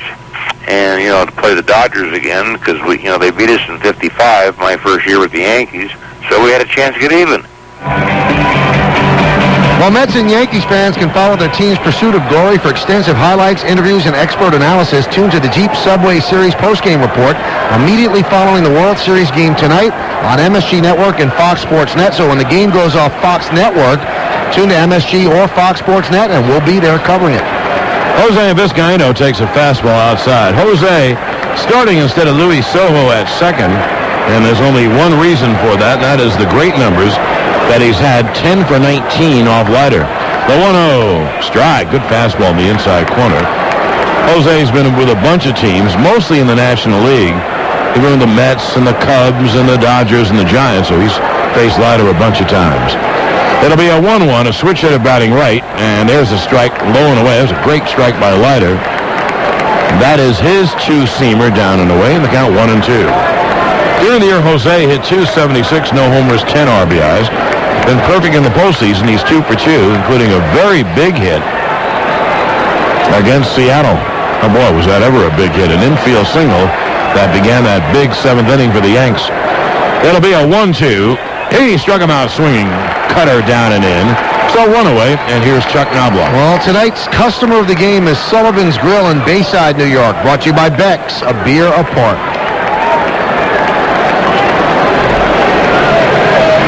Now 1 away, Knobloch applied to center his first time. Boy, they really played Knobloch to pull. Payton is way over in left center. I guess they figured that Leiter's going to come in with a cutter. And Knobloch, as we mentioned, has a very quick bat. So 1 away, bottom of the third, no score. And the pitch is inside. The Yankees had runners at first and third with 2 out, and Brocious hit a ground ball out, a very weak ground ball. And that's about the best chance in the game. 0-1-0 Mets, 0-2-0 Yanks. This is how you expect Leiter and Pettit to pitch. The 1-0, there is a strike on the outside corner, and the count 1-1. Leiter's becoming an even better pitcher. I mean, he had great numbers this year that we read to you. And the reason is, and Leiter has explained it personally to me, that he's able now to use both sides of the plate instead of pounding you in all the time. The 1-1, low. And the interesting thing, Mike, that could be said of Pettit as well. Absolutely, and Pettit caught on sooner than Leiter. Leiter on Monday, boy, this time flies, is going to be 35 years old. Andy Pettit's still a kid, so he's able to use all that knowledge for a long time. The sands through Leiter's hourglass running thin. The 2-1 inside. Cutter moved too far in, and the count 3-1. This is true of Pettit and Leiter. If you said, I'm going to take that cutter, it'd be a ball more often than not. It just, you don't think it's going to move that much. When the ball comes up to you, it's over the plate. Here's the 3-1. Swung on and fouled straight back. And the count 3-2. And sometimes you might not get a cutter. You might think it's a cutter. It might just be a two-seam fastball, and then it stays over the inside corner, and you've guessed wrong, and you're out looking. Yeah. I can recall Pettit having big games against teams, and the manager after the game saying, what are we swinging at? I told him not to swing at those pitches. But it looks very inviting. Here's the 3-2, outside and high, so Knobloch works a walk. One guy was Bob Boone in Kansas City who said that. That I do remember him saying. So one away, and Knobloch draws the first walk of the game. Here's Derek Jeter. Boy, we had to get off the air quickly because we had to go to a commercial, but Derek Jeter made some play on Eduardo Alfonso. He got to the ball nicely, backhanded it, and then set in a nanosecond and fired a laser BB right to the glove of Tino Martinez. Didn't have to move his glove, and he got Alfonso by a considerable amount. That was some play with a runner on second base. That would have broken a scoreless tie, so what a play by Jeter. Now, Knobloch is a threat to go, and the Yankees might try to do that to build a run. Leiter deals. Jeter cuts and misses strike one on a high fastball. Now, that pitch was probably ball one. Jeter struck out his first time.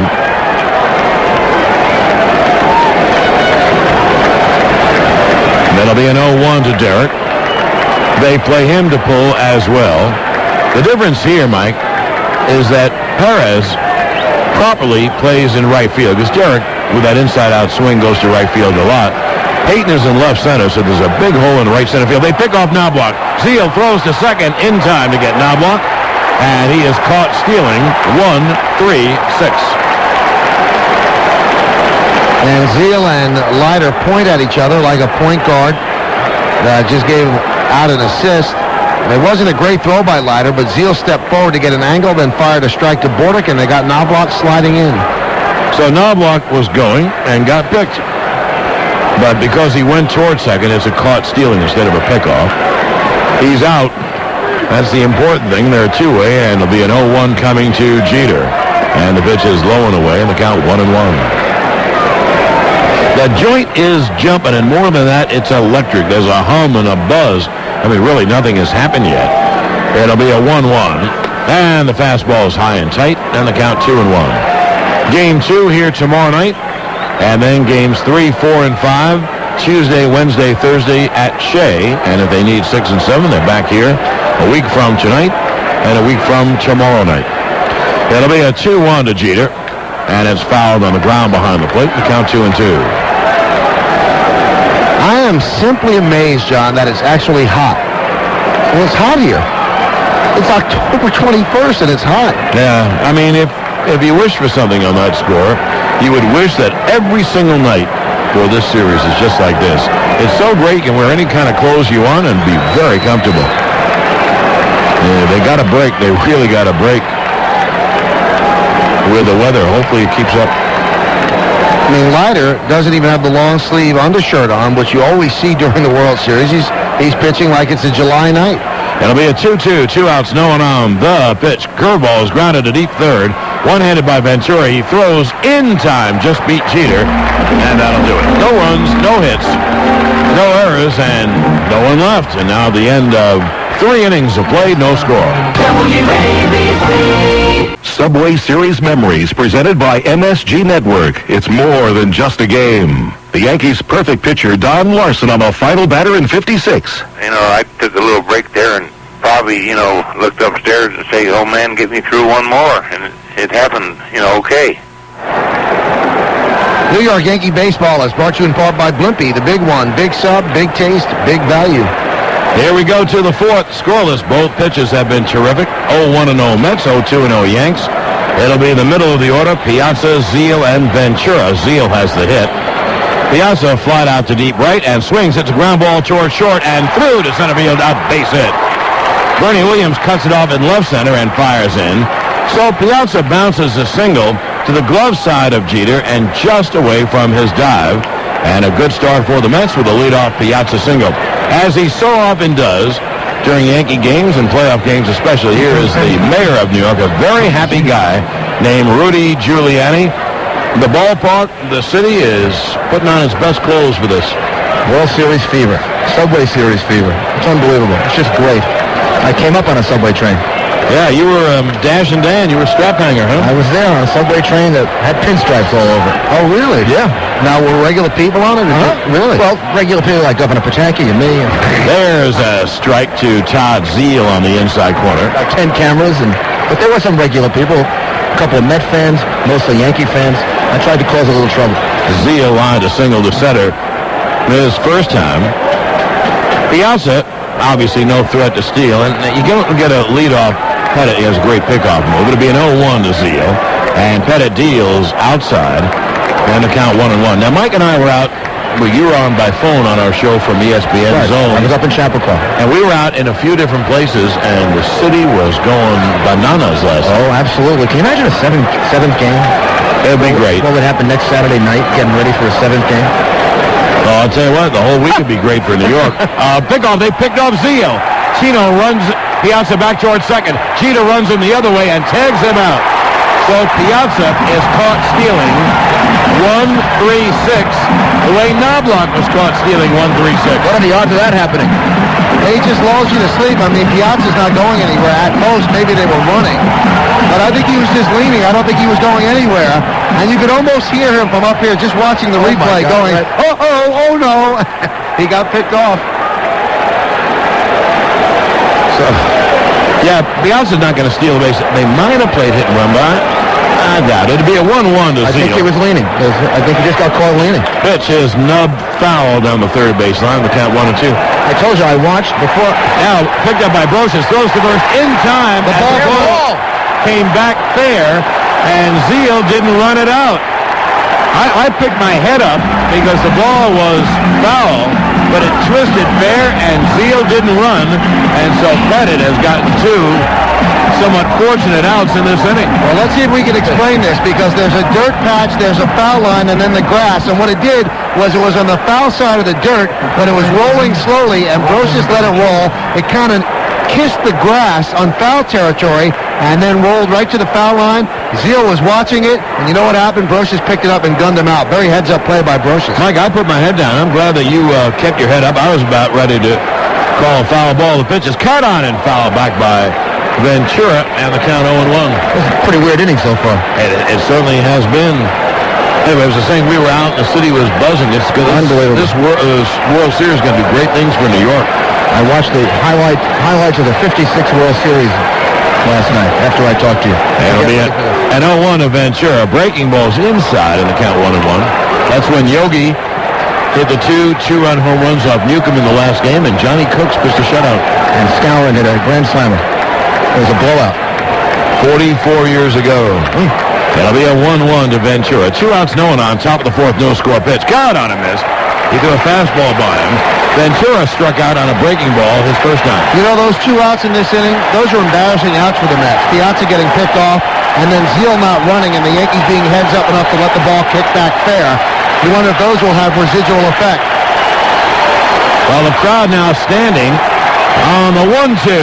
High fastball, 2-2. In 56, Eisenhower threw out the first ball, and Stevenson appeared the next day. Takes you back away, huh? Yeah, just a few weeks before the election. It'll be a 2-2. To Robin Ventura pitch. It's nubbed down the third baseline. Pettit fields, turns, fires, got him. And the end of the inning. Mr. Mayor, I wish you great weather like this for the whole series. Same here, and you're doing a great job. Thank you. Thank you very much. Great time for the city. Just enjoy it. Thank you, sir. No runs, 1 hit, no one left. At the end of 3 1/2, 0-0. Hi, I'm John Q. Public. The average 2-car, 2.5-kid family like us needs all the help we can get, like our Siemens Gigaset cordless phone. The family uses line 2 from their own handsets while I run my business out of the house on line 1, so they don't run my business out of the house. Plus, Siemens sent us a free 120-minute AT&T phone card after we bought our Gigaset, so I get long distance on the line, not my bottom line. But like all good offers, this one ends soon. Find stores with Siemens Gigaset cordless phones or buy online at SiemensCordless.com. Well, you better hope I don't catch you, Michael. You can't stop me anyway. Oh, you better believe I can. Right. This man is desperate to keep his son off drugs. You know what your problem is? You're reckless. I know what I'm doing. Yeah, well, you better watch it. You're going to wind up dead. Whatever. So desperate, he's trying a new approach to reach him. All right?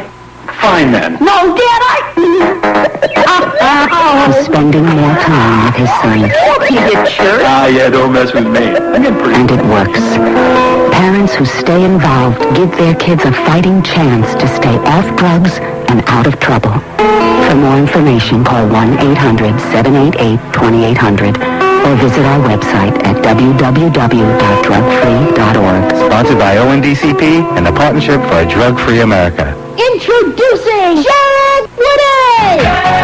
Hey, howdy, hey, giddy up! The #1 video and DVD event of the year is too funny, Don't talk to any toy you don't know! too exciting, I'm tour guide Barbie! I'm a marriage butt, too good to see just once.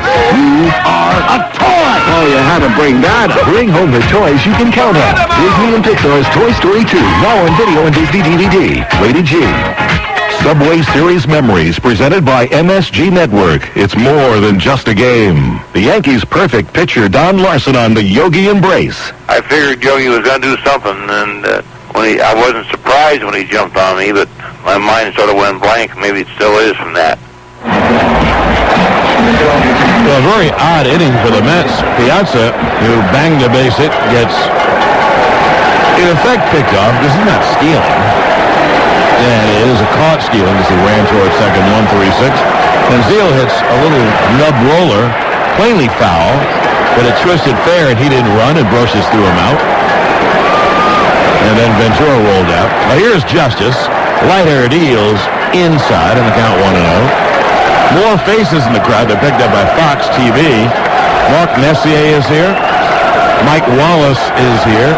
My buddy Billy Crystal's here. But Billy Crystal's here against the Twins in June. The 1-0 way outside on the count 2-0. Justice hit a fly ball to left his first time.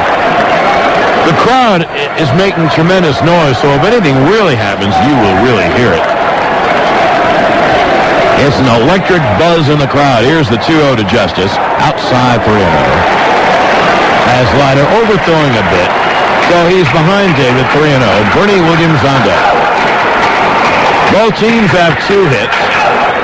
And this is the way you figure Leiter and Pettit would pitch, and they're both pitching very well. The 3-0 is a breaking ball strike in the count 3-1 to a high breaking ball. I think it's probably even better for Leiter and Pettit because they hadn't pitched in so long. So the fact they got through the first 3 innings unscathed, they might be very tough the rest of the way. Here's the 3-1 to Justice. Swung on and hit in the air to deep right. It is high. It is far. It is a foul ball as it just twisted foul down the line. Actually, Justice didn't hit it on the sweet part. When it left the bat, if it was fair, it would be a home run. But it really wasn't hit very well. The ball twisted, hooked foul, and went foul just on the foul side of the pole, missed by a few feet. So the count 3-2. Justice leading off the bottom of the 4th. Here's the payoff. Swung on and launched to deep right. That ball is high. Perez back on the track, makes the catch. I think Justice again didn't get the ball in the sweet part. He hit that ball fairly well. And the ball sailed, but Perez caught it, I guess, about the edge of the track, and there's one away.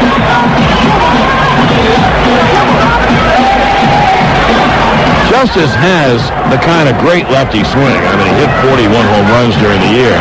And with a short porch and right, he's able to launch the ball when he gets a swing to right field. And obviously, that doesn't have to hit it great to hit it out. I guess that's a very big homer territory in Yankee Stadium. But Justice probably hit that more on the handle. So 1 away, and here's Bernie. And Leiter deals strike on the inside, the count 0-1. The Justice gave the crowd a thrill. Or a couple of thrills. Bernie Williams grounded to short his first time in the 0-1 strike. Another cutter on the inside corner. The last 2 pitches by Leiter have been perfect pitches. Fast, moved, and ended up right in on the hand. So the count 0-2. Bernie just doesn't have success against Leiter. I wonder if he ever considers going up there left-handed. The 0-2. Low outside. Mike, I think Leiter then would throw breaking balls. Right. He's never seen breaking balls as a left-hander to going away from him. He'd have a very tough time. He probably hates, though, having that ball come in on the hands. All hitters hate being jammed, and that's obviously what Leiter does to Bernie Williams. That's why Williams doesn't hit him. Leiter has to make a mistake with a cutter for Williams to get a hit. If it's right in on the hands, it'll be a ground ball. Well, that's why it's so important for Al Leiter to throw a change away or two-seam away. It has to be low because Bernie Williams is looking in and in. The 1-2. Swung on and grounded foul outside of third. Tonight's four dealers of the day are Dan Bucky of Dan Bucky Ford Incorporated. That's in Chestnut Ridge, New Jersey. And Ed Carney of Ed Carney Ford in East Hanover, New Jersey. They invite you to visit their locations and check out a Ford vehicle. So it's very strange that Ed Carney would own Ed Carney Ford and Dan Bucky would own Dan Bucky Ford.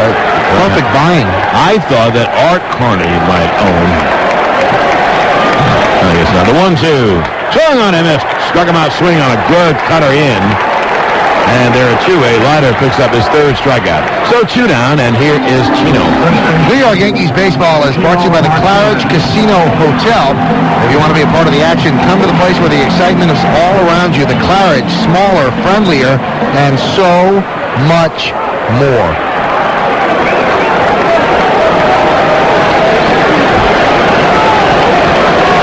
Tino banged a single to right his first time. And the pitch, breaking ball strike. Edgardo Alfonso begins with a pitch on the outfield grass. Tino doesn't have very good speed, so it gives Alfonso even more range to cut off a ground ball. That'll be an 0-1. And that pitch just missed inside the count 1-1. You know what's happened, John? Now it's turned into a baseball game. And you could feel the tension is over. Now we're watching a really good baseball game. It'll be a 1-1. It's a breaking ball, grounded foul outside of first 1 and 2. I think all the nervousness and the tension for the players is gone. Now they're playing a baseball game. You know what the neatest thing is, John? You look out toward left field on the out-of-town scoreboards, and there are no out-of-town scores. So that's what every team plays for, to look up there and know they're the only game in town. It'll be a 1-2 to Tino, so you won't be doing a scoreboard today. No. Now Leiter deals. Hard on a missed. High fastball struck him out swinging. Leiter has 4 strikeouts and a 1-2-3. And now at the end of 4 innings of play, no score. Spend enough time around a major league team, you may find there's one place where it's easy to tell the difference between the veterans and the rookies. No, not on the field or in the clubhouse. Look in the stadium parking lot. It's no secret veterans are usually smart enough to drive the Jeep Grand Cherokee.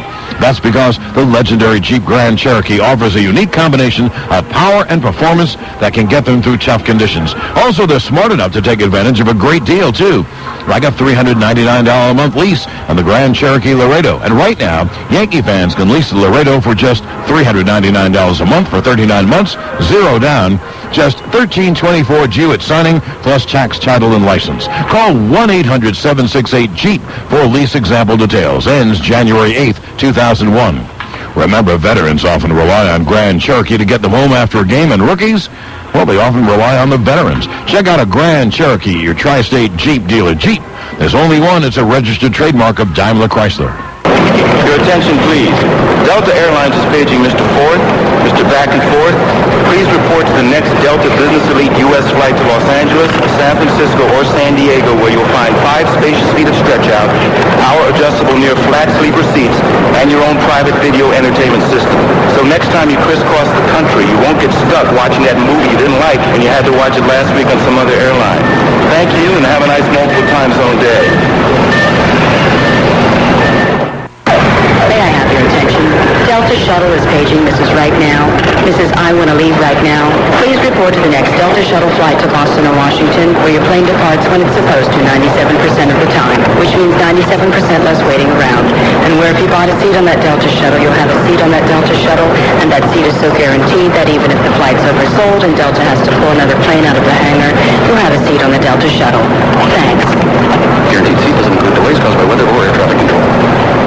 Subway Series Memories, presented by MSG Network. It's more than just a game. Dodgers pitcher Carl Erskine. 49 was my second year in the big leagues. My first appearance in a World Series game was at Ebbets Field. I was called in relief to pitch to guess who? Joe DiMaggio. To my good fortune, he hit a towering fly ball in the infield, and I got him out.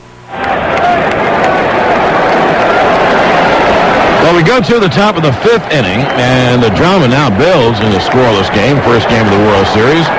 Top of the 5th, Mets nothing, Yankees nothing, and here with the play-by-play is Michael Kay. Thank you, John. Benny Agbayani starts it off, and the pitch is swung on and rocketed past a lunging Brocious down the left field line. Playing it in the corner is Justice, hustling in the second with a double is Benny Agbayani, ahead of the tag by Jose Vizcaíno. So a proper start to the 5th inning for the Mets. A hot shot right down the third base line. Now, Brocious normally makes that play. It would be a terrific play, but he's a terrific player. It was a one-hopper, and it just got by his glove. He had the glove there, and the ball kind of whistled by it, and once it went by into the corner, an easy double. We'll see how the Mets play it. Again, one run is pretty important right now. Do they have Peyton bunt? Possible. You have two pretty good hitters up in Pratt and Bordick. So you got to run it at third. You have to bring the infield in. So let's see how the Mets play it. Peyton is flied out to center. That was in the second. Creeping in on the grass is Brocious. And the pitch to Peyton. He's swinging, and the pitch is low. 1-0, a check swing by Peyton, who steps out, looks down at third base coach Cookie Rojas.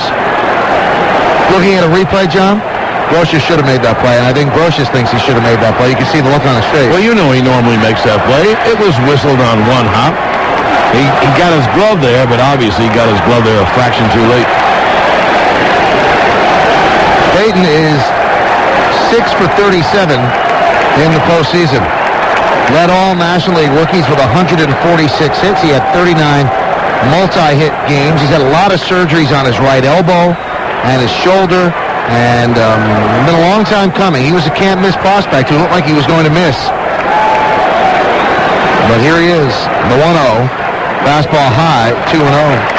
Don't miss the return of undefeated welterweight champion Sugar Shane Mosley when he defends his title against top-ranked contender Antonio Diaz. It's live Saturday, November 4th at 9:45 p.m. on HBO, the heart and soul of boxing.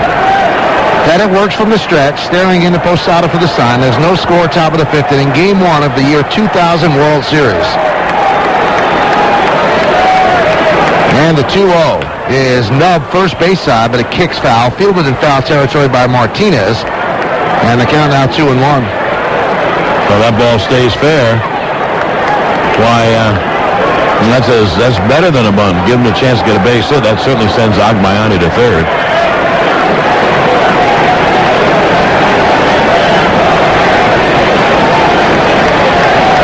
Benny Agbayani is getting a very big lead at second base. He's dancing off the base as well. And Jeter's trying to hold him close.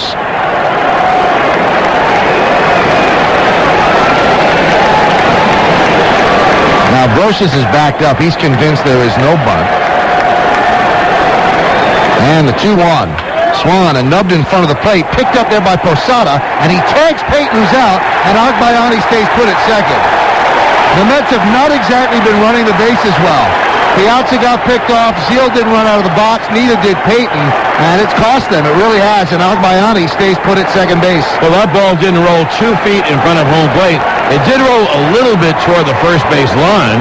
It was a fair ball. And Posada was helped because Peyton didn't run.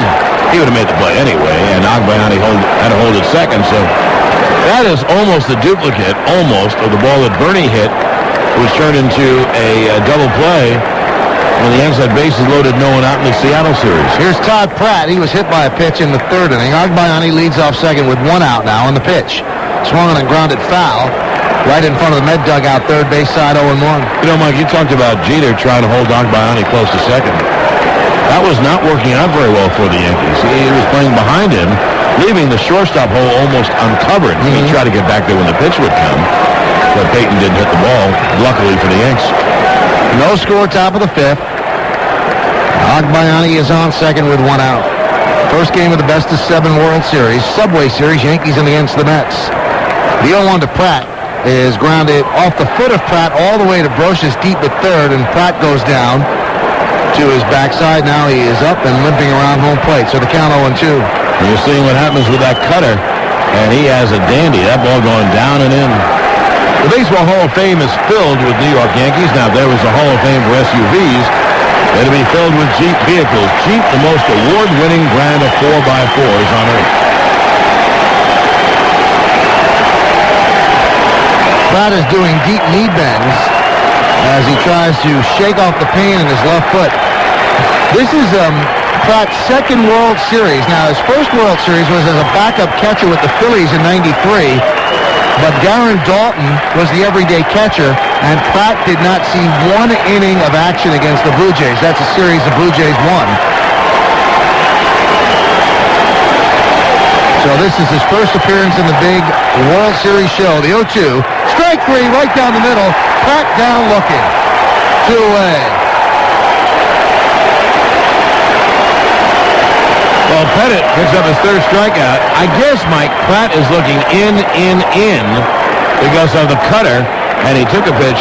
It might have been mid-out, but, I mean, basically it was more mid than anything else.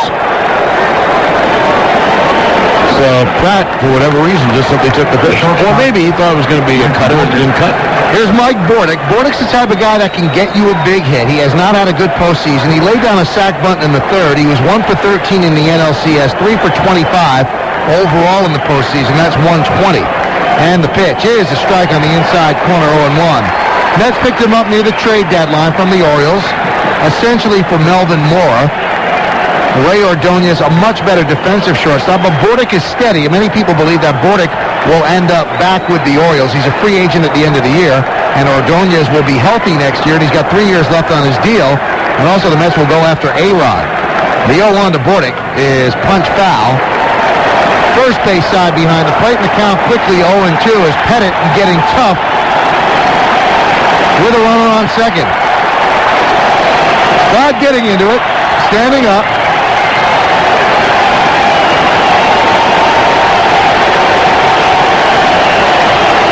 No score, top of the fifth. Agbayani led off with a double. Now he's at second with 2 outs. Bordick, a right-handed batter, deep in the box, open stance. Now the 0-2. Check swing on a cutter. Did he go? Yes, he went. Strike 3. Bordick is down swinging. And Pettit does a great job after the leadoff double. No runs a hit. 1 man left at the end of 4 1/2. We're halfway through. No score. From spring to fall, it's in the air. In the minor leagues of Florida, where home runs knock coconuts off the palm trees in the parking lots. After supper in Nebraska, when kids squeeze in another inning, though it's too dark for grown-ups to see the ball. From youth leagues to the big leagues, it's allergy season. That's why there's Claritin brand of loratadine tablets. Available by prescription only. It's the #1 prescribed antihistamine in America. To learn more, talk to your doctor about Claritin. And when the up yells, "Play ball!" you'll be ready. Prescription Claritin, the official allergy medication of Major League Baseball. Claritin has a low occurrence of side effects such as headache, drowsiness, fatigue, and dry mouth, similar to sugar pill. For additional important information, see our ad in Health Magazine or call 1-800-CLARITIN or visit Claritin.com.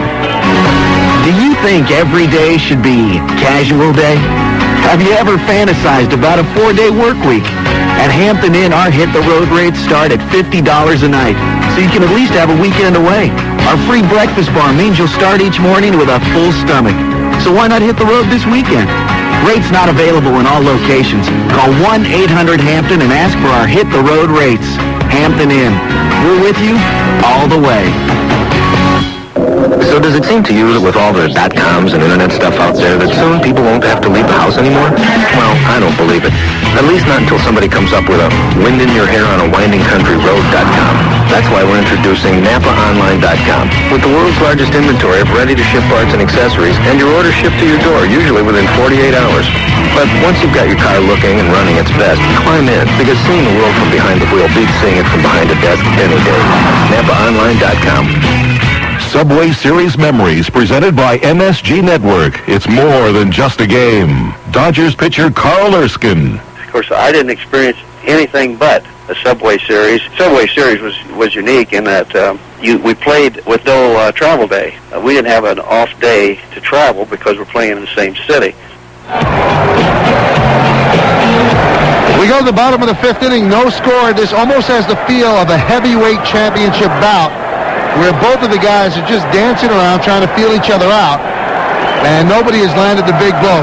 There have been a couple stinging blows, but nothing that has really damaged either fighter. So Al Leiter goes to his fifth inning of work. Andy Pettit certainly looks sharp. It'll be Posada, O'Neill, and Brocious, 6, 7, and 8 against Leiter. And the pitch to Posada is a cutter strike, inside corner, 0-1.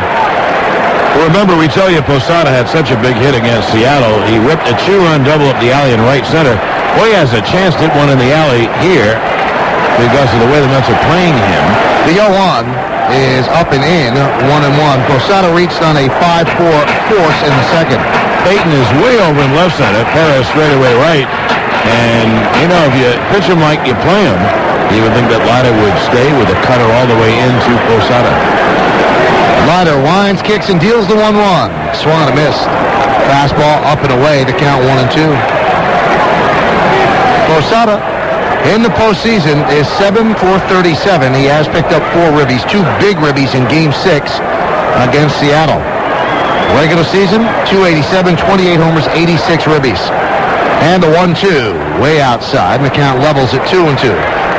Now, that was a breaking ball, backdoor breaking ball, but it wasn't close. And I think he's just showing that. Leiter is living inside, and he has great velocity and movement on his pitches. No score, bottom of the fifth. And the 2-2. Swung and a miss, he got him. Cutter diving down and in. Strikeout number 5 for Leiter. He has struck out the last 3 Yankees. Tune in to Game Face every Thursday night, live at 8, hosted by Dave Sims, an hour discussing the New York sports scene. And you can interact with some of the biggest names in New York sports. Be a part of the Game Face studio audience by emailing us for free tickets at gameface@msgmetro.com. Game Face on Metro, it's what makes New York, New York. Here's Paul O'Neill, a sharp single right center field in the second. He's 1 for 1. The pitch to O'Neill is a breaking ball low and away, 1-0. Yankees are decked out in the most familiar postseason uniform in the history of the game. The Yankee home white pinstripes, the interlocking blue NY on the left chest, blue number on the back, no name. Of course, a black armband on the left sleeve to honor the late Bob Lemon, and a World Series patch on the right sleeve, the 1-0. Outside 2-0. Midnight blue cap with the white interlocking NY on the front. Now the Mets, who have a variety of different uniforms, gone with the gray road pants and the black uniform top. New York in print across the chest in royal blue, outlined in white and orange.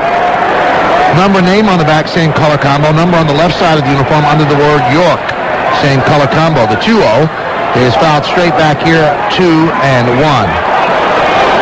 And they also have the World Series patch on the right sleeve, and they have a Met logo, which is the Skyline logo in a baseball, on the left sleeve. And tonight, they're wearing a black cap with their version of the interlocking NY in royal blue outlined in white and orange. Pratt goes out and talks with Leiter.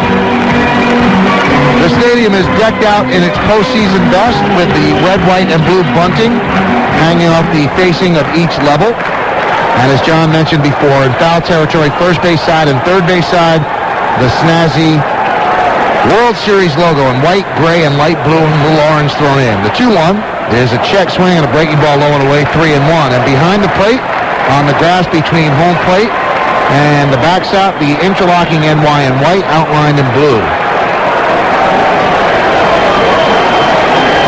And this place knows how to throw postseason parties. It's been doing it since 1923. And the 3-1.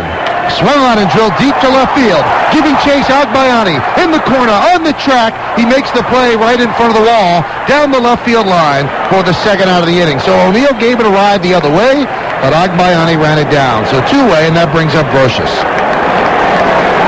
And Mike O'Neill's had 2 very good at-bats. A hot single to right, and that drive, which he hit toward that little well area where the fence curves around to the foul pole, a little more toward the foul pole, it might have been out. Here's Brocious with runners on first and third for the Yankees in the second. He had a weak ground ball down the first baseline. The ball was grabbed by Zeal, and then Brocious ran violently into Zeal, but Zeal held on. The pitch is a cutter inside in the dirt. Attempted to be scooped up by Pratt. The ball popped up in the air and it was grabbed by Brocious, so it's a 1-0 count. No score, bottom of the fifth inning, game one of the World Series. Tomorrow night, same two teams. Monday's an off day, and games 3, 4, and if necessary, 5 at Shea Stadium, Tuesday, Wednesday, and Thursday nights. The travel, it's pretty good. The 1-0, swung on and nub foul, third base side, 1-1. Usually when you cover World Series, everybody worries about themselves and their own convenience. And, tomorrow, before you'd come to the ballpark, you'd have to pack and go wherever, either to Atlanta or San Diego, and now you don't have to worry about packing tomorrow. It really is sensational. The 1-1, low and away, 2-1, and both teams really saved a lot of money, if you think about it, on travel, hotels, meal money, all of that is saved. Not meal money. They have to pay meal money? No. Just to go across the river? They have to pay meal money. Away games. $70.50 a day. Well, that'll pay for the toll. Here's the 2-1. Swung on a line foul into the seats. No, against the facing of the mezzanine, the count 2-2. I might add, it probably wouldn't pay for a meal at some of the better New York restaurants, but not bad. But that is really outside of everything else. And that's a great plus for this Subway Series. So you don't have to pack and you don't have to travel.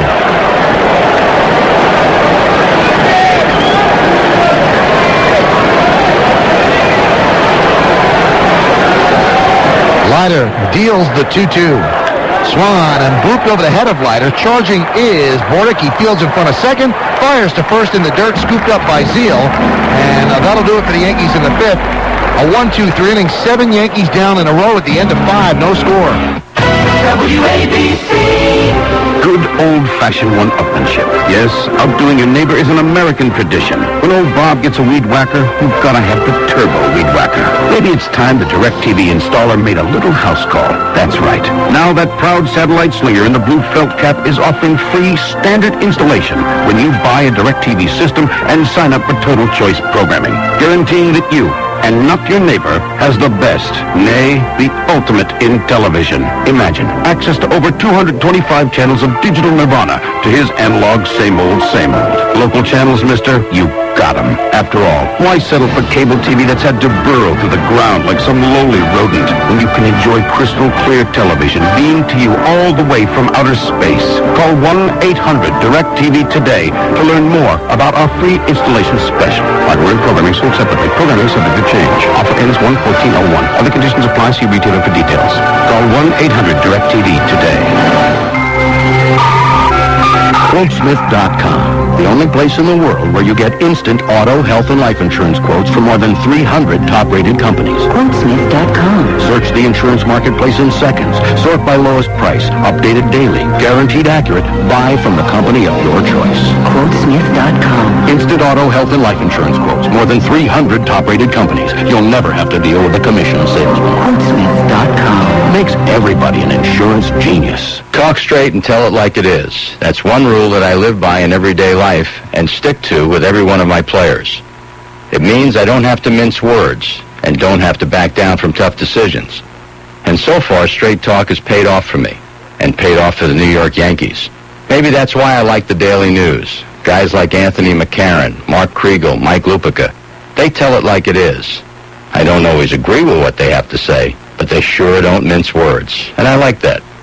And whether I agree with them or not, I've got to respect what they write. I know that the Associated Press voted the Daily News one of the 10 best sports papers in the country and the best tabloid in New York.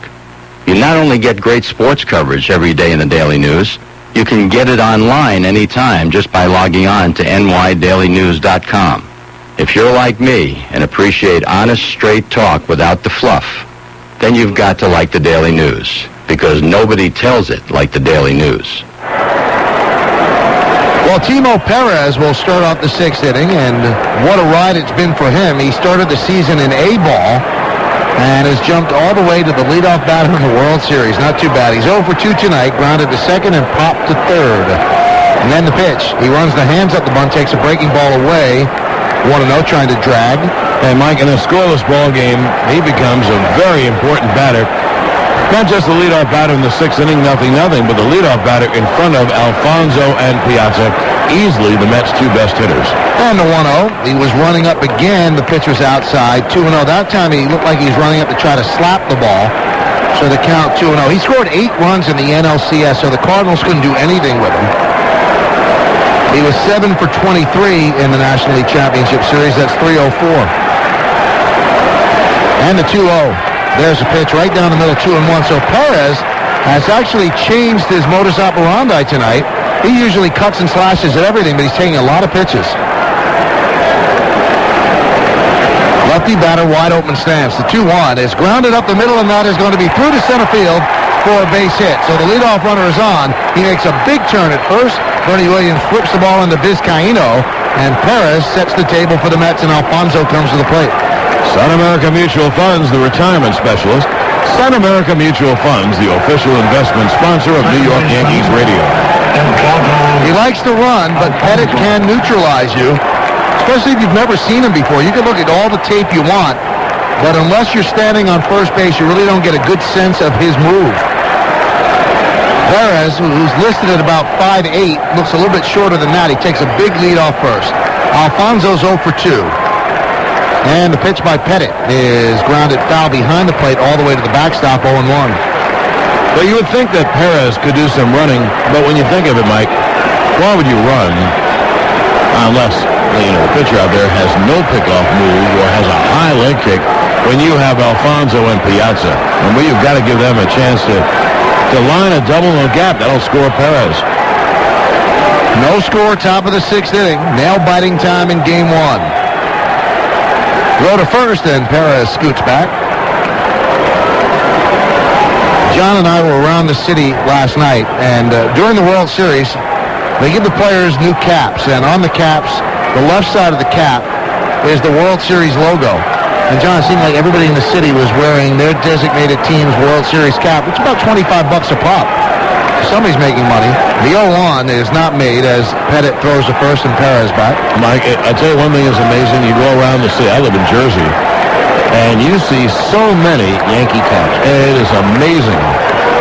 We have been receiving, because of the triplets, a lot of very loving gifts from friends and such. Again, a throw to first. Not a good move by Pettit there. That was almost a snap throw. That was not his good move. And a big basket of fruit and little stuffed bears came today, and a fellow was wearing a Mets shirt. And he said to me, John, the rain is so kind of blew his tip, didn't he? No score, top of the 6th. Mets with 4 hits, Yankees with 2 against Leiter. Perez leads off first. The 0-1 to Alfonso is a cutter inside. The count levels at 1-1. But anyway, the merchandising business is doing very, very well. New York Yankees baseball brought to you in part by Kodak Max Film. It's all you need to know about film. Each pitch means so much.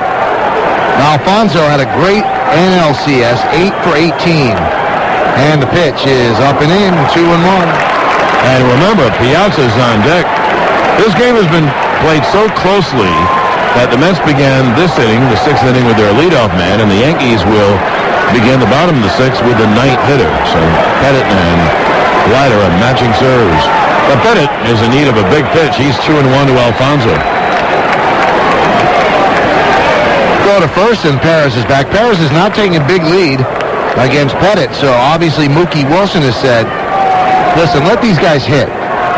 Don't get picked up. Let Alfonso and Piazza come up with a chance to drive in a run. So I think that's what they're doing, because he's got a very short lead right now. I'd say a lead of about 4 feet at most. And the 2-1. Swung on and popped up right side. Backing up Tino Martinez. Vizcaíno's there. And he makes the play behind Tino, right in front of the grass for the first out of the inning. So a nice battle there by Pettit against Alfonso. And now another battle in the person of Piazza coming to the plate.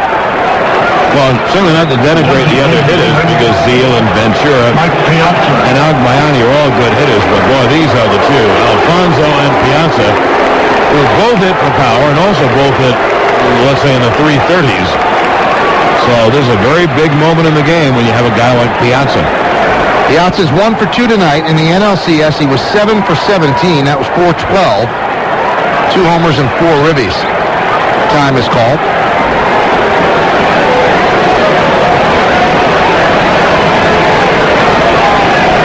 The place is absolutely jammed. And the throw to first. Perez is back. Perez has almost assumed the role that Melvin Mora had last year. And you wonder, does he have staying power? Will he be here next year? But the Met outfield that started tonight, boy, was that not the outfield they thought that they were going to have coming into the season. I mean, Ricky was their left fielder at the beginning of the season. The pitch to Piazza is fouled straight back 0-1. It was Ricky, supposed to be Darrell Hamilton in center. Now he's on the bench. He's back from his toe injury. And Derek Bell in right. Well, look who started today. Agbayani, Payton, and Timo Perez. And until Ricky kind of forced himself to be dealt, you figure Agbayani might have been sent down to the minor leagues, but he certainly became the left fielder. And Timo, late in the year, became the right fielder, and Payton earned the job. He's been a terrific player all year long, and Hamilton was injured most of the year. And the 0-1. Fastball up and away. 1-1. And it's strange, before Bell got hurt, Agbayani did a lot of the leading off, and he's not your prototypical leadoff man. Boy, the Mets could have really used Ricky, a real Ricky, all season, but they did a good job. 94 and 68, that's not too bad. Finishing second in the NL East to the Braves and getting the wild card by a good margin. 1-1. Swung on a miss. Breaking ball, diving down and in. The count 1-2. Piazza's the DH tonight, and what that does for Bobby Valentine is it gives him a better catcher. Piazza's a great hitter. He's not a great catcher. Now, Todd Pratt's not a great catcher, but he's better than Piazza.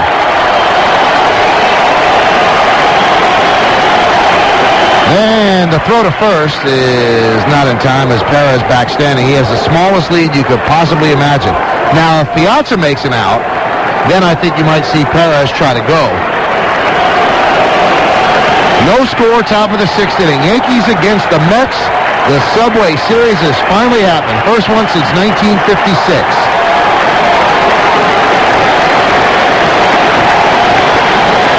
And the 1-2. Swung on and drilled deep to right center field. Giving chase Bernie Williams. He's there. And he makes the play on the run for the second out of the inning. Perez goes halfway and heads back to first. I guess that was off the end of the bat because I really thought they had a chance to rock it out. But Bernie had some time to run underneath it and run it down. Well, Piazza did not hit it the sweet spot. He hit it where his power is to right center field, but Bernie ran it down pretty easily. And, Mike, I thought the same thing. Maybe if there are 2 outs, Timo would run, but I don't know if he's able to get a lead on Pettit, and if he takes too big a lead, he's going to get picked off. Here's Todd Zeal, who historically has hit Pettit well. A sharp single left in the second, then he grounded to third. That was in the 4th. And the pitch is a breaking ball strike, inside corner, 0-1. The ground ball at third was somewhat strange. There was a slow roller in foul territory. Zeal didn't run. Now, Brocious knew he wasn't running, and then the ball hit the lip of the grass in foul territory and kicked back fair. So when Brocious picked it up, he gunned down and embarrassed Zeal. Now Brocious is very deep at third and close to the line, trying to cut down on the extra base hit. Mets have made 3 separate bad base running maneuvers. One by Zeal. Piazza was picked off, and then Jay Payton didn't run on a slow roller in front of the plate with Agbayani at second. Throw to first, and Perez is back. 2 outs now with Perez on first. No score, top of the 6th inning.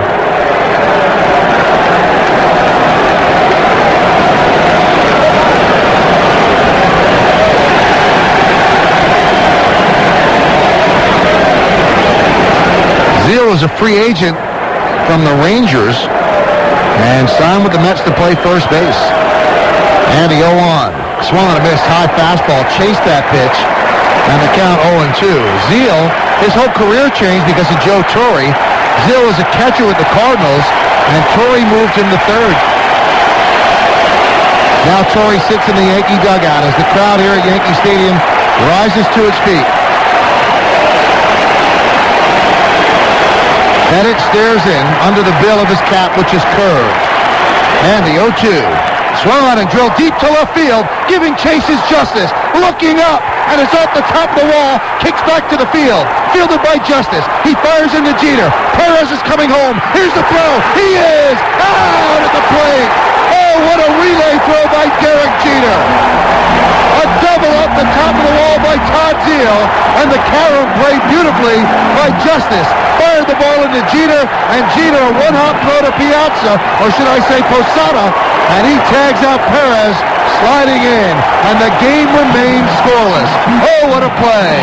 No runs, 2 hits, and 1 left. At the end of 5.5, no score. Subway Series memories presented by MSG Network. It's more than just a game. Dodgers pitcher Carl Erskine. I started the first game of the 53 series, got taken out fairly early in the game, and they brought me back in the third game at the start. So I started the first game and the third game within 3 days.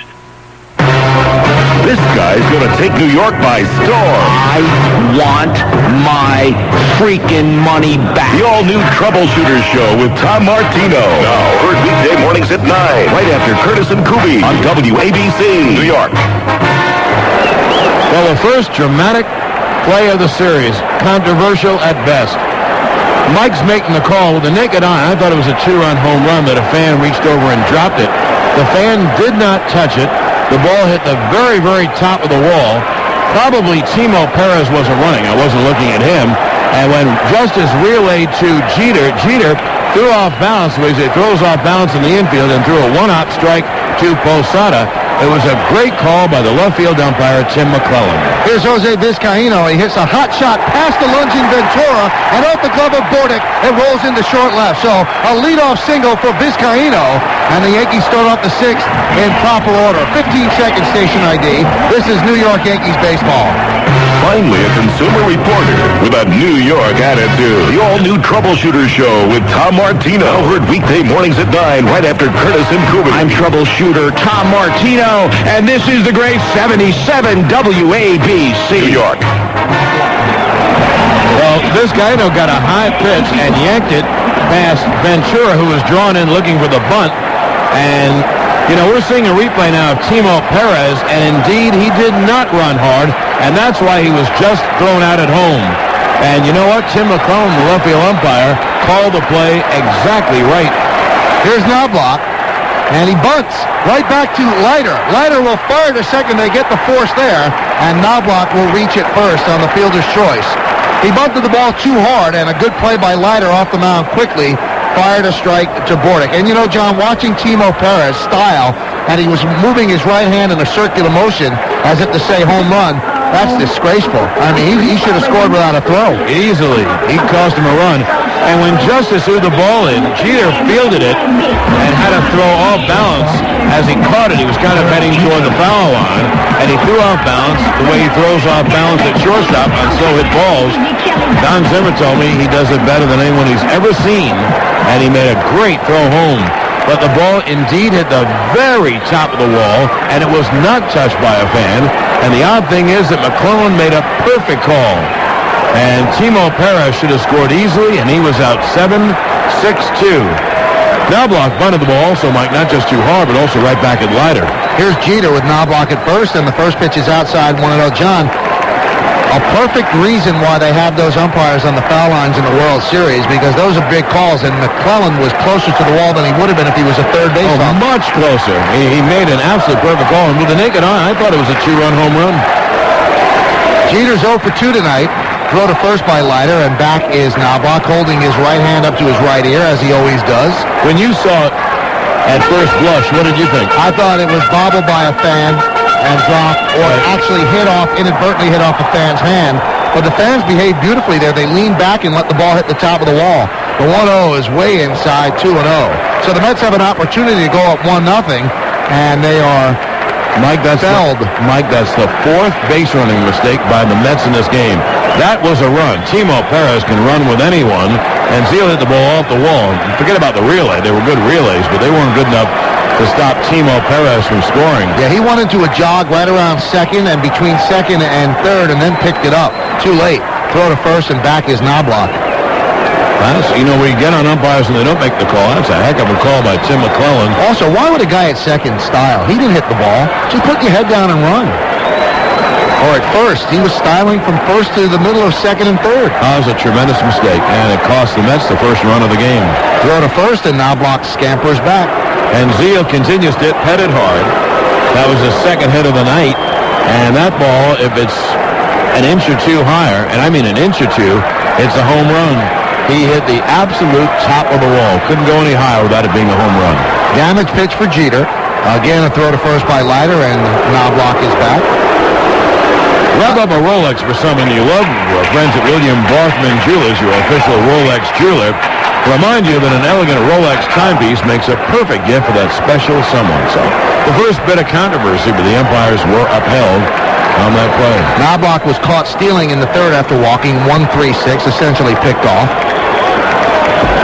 And the 2-0 is high, 3-0. That time, Leiter delivered to the plate, and Knobloch was darting back to first, so he's not getting any kind of read on Leiter's move. Mike, that's even worse than not getting a lead. He shouldn't take a lead, because again, he's going the wrong way, and it's tougher to start if you're going the wrong way. So he shouldn't take as big a lead as he does.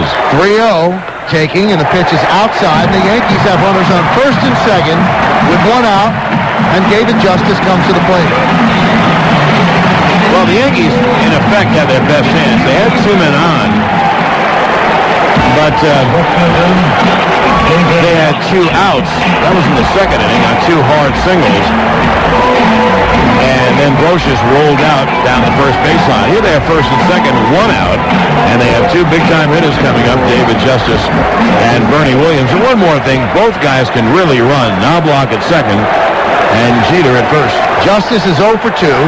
Flied to left, and he flied to right.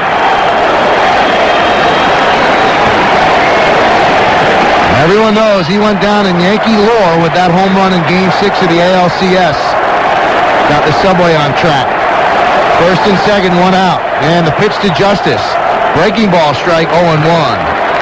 Last time up, Justice had not 1 but 2 good swings. He had a foul home run down the right field line, and then sent Perez back to the warning track, and he had 2 great swings. So Leiter decided to change, and he threw him a breaking ball, and that had Justice frozen, that first pitch breaking ball.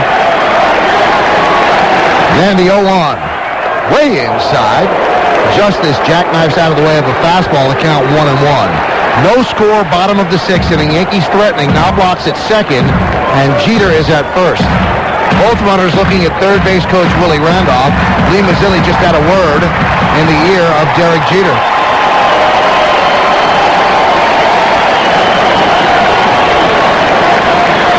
Runners lead. Bordick trying to check back Knobloch. The 1-1.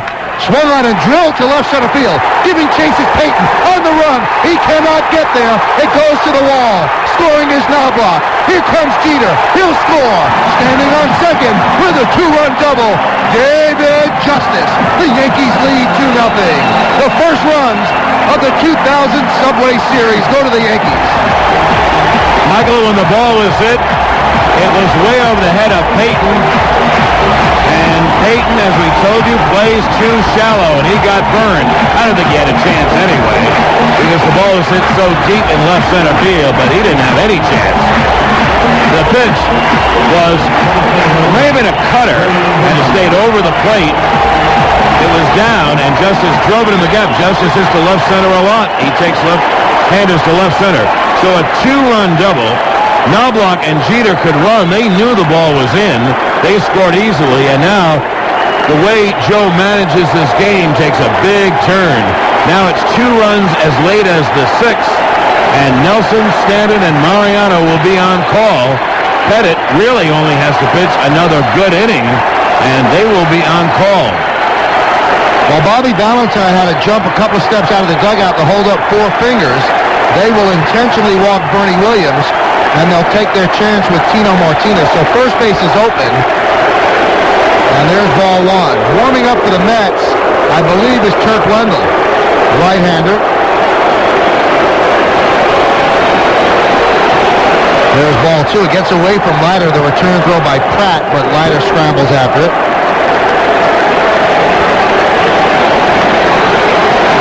There's ball 3. It is the right-hander Chuck Wendell. So Tino Martinez, there's ball 4, first and second, who's had a great postseason. Now comes up with runners on first and second. Tonight, Tino's 1 for 2. And in the postseason, he is 17 for 46. New York Yankees baseball is brought to you by TMR Consulting, the results people. They make IT investments pay off. Well, Tino has Justice at second and Bernie at first. Bernie on the intentional walk, and another big hit for David Justice. He gets big damage hits. Martinez singled to right center field and struck out. Good speed on the bases for the Yanks, and the pitch. Strike right down the middle with a fastball, 0-1. One thing, Mike, and we have seen this all year long, Justice really hangs in against left-handers. He's had a lot of good swings against Leiter tonight. Seems to have a flair for the dramatic as well. The 0-1. Swung on and fouled straight back. Just missed the pitch. That was his pitch to drive. It's 0-2. Hey, just remember, in 95 against the Indians, Justice whipped into the Braves fans. It was all over the newspapers, and he was booed at the start of Game 6. And he got the only run in the game with a home run, and Glavine won the game 1-0 as the Braves won their only World Series after all those trips to the postseason. So he came up big then, came up big in the ALCS. The 0-2 is outside 1-2. The intentional walk by Leiter was his third. One walk went to Knobloch, but he probably picked him off. That was back in the third inning. But in this inning, the walk to Jeter set up the 2 runs. And the 1-2 fouled away, upper deck on the third base side, still 1-2. So the Yankees lead 2-0. And the Mets have made several blunders on the base paths. It's just amazing. Because they're pretty fundamentally sound team, and they've made 4 base running mistakes. And the 1-2. High fastball up and away, 2-2.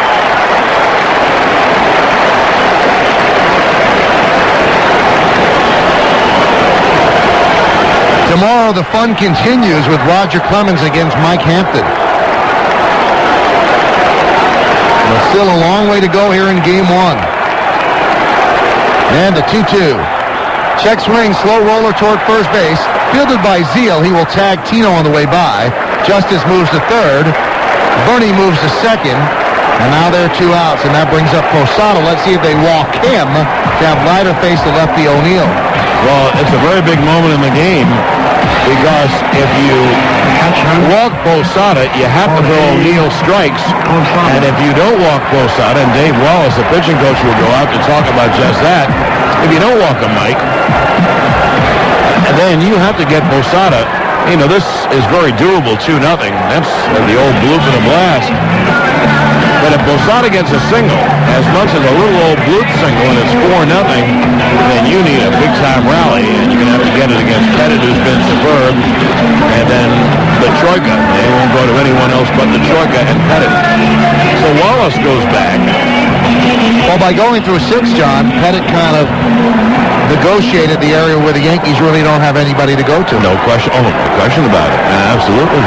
I mean, you almost could say that if Pettit is able to get an out or 2 in the 7th and doesn't run into trouble, you can go to Nelly and Stanton for an inning and bring in Rivera for the final 4 outs. There's Posada. They'll crouch behind the plate and try to make good pitches against Jorge. Big moment in the game. 2nd and 3rd, 2 outs. Yankees up 2-0, looking for more. And the pitch.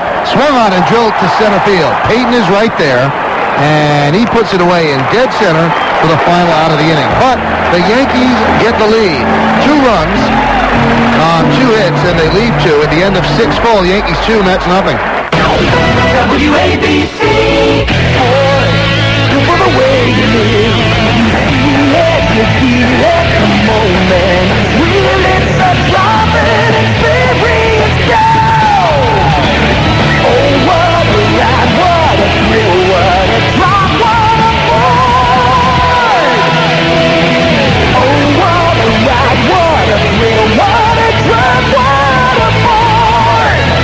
tough truck that's totally cool? Then check out the hot new Ford Ranger. It's got the highest fuel economy rating in its class from the EPA. Now, lease a new Ranger XLT for just $199 a month for 24 months with $11.98 due at signing. And the security deposit is waived.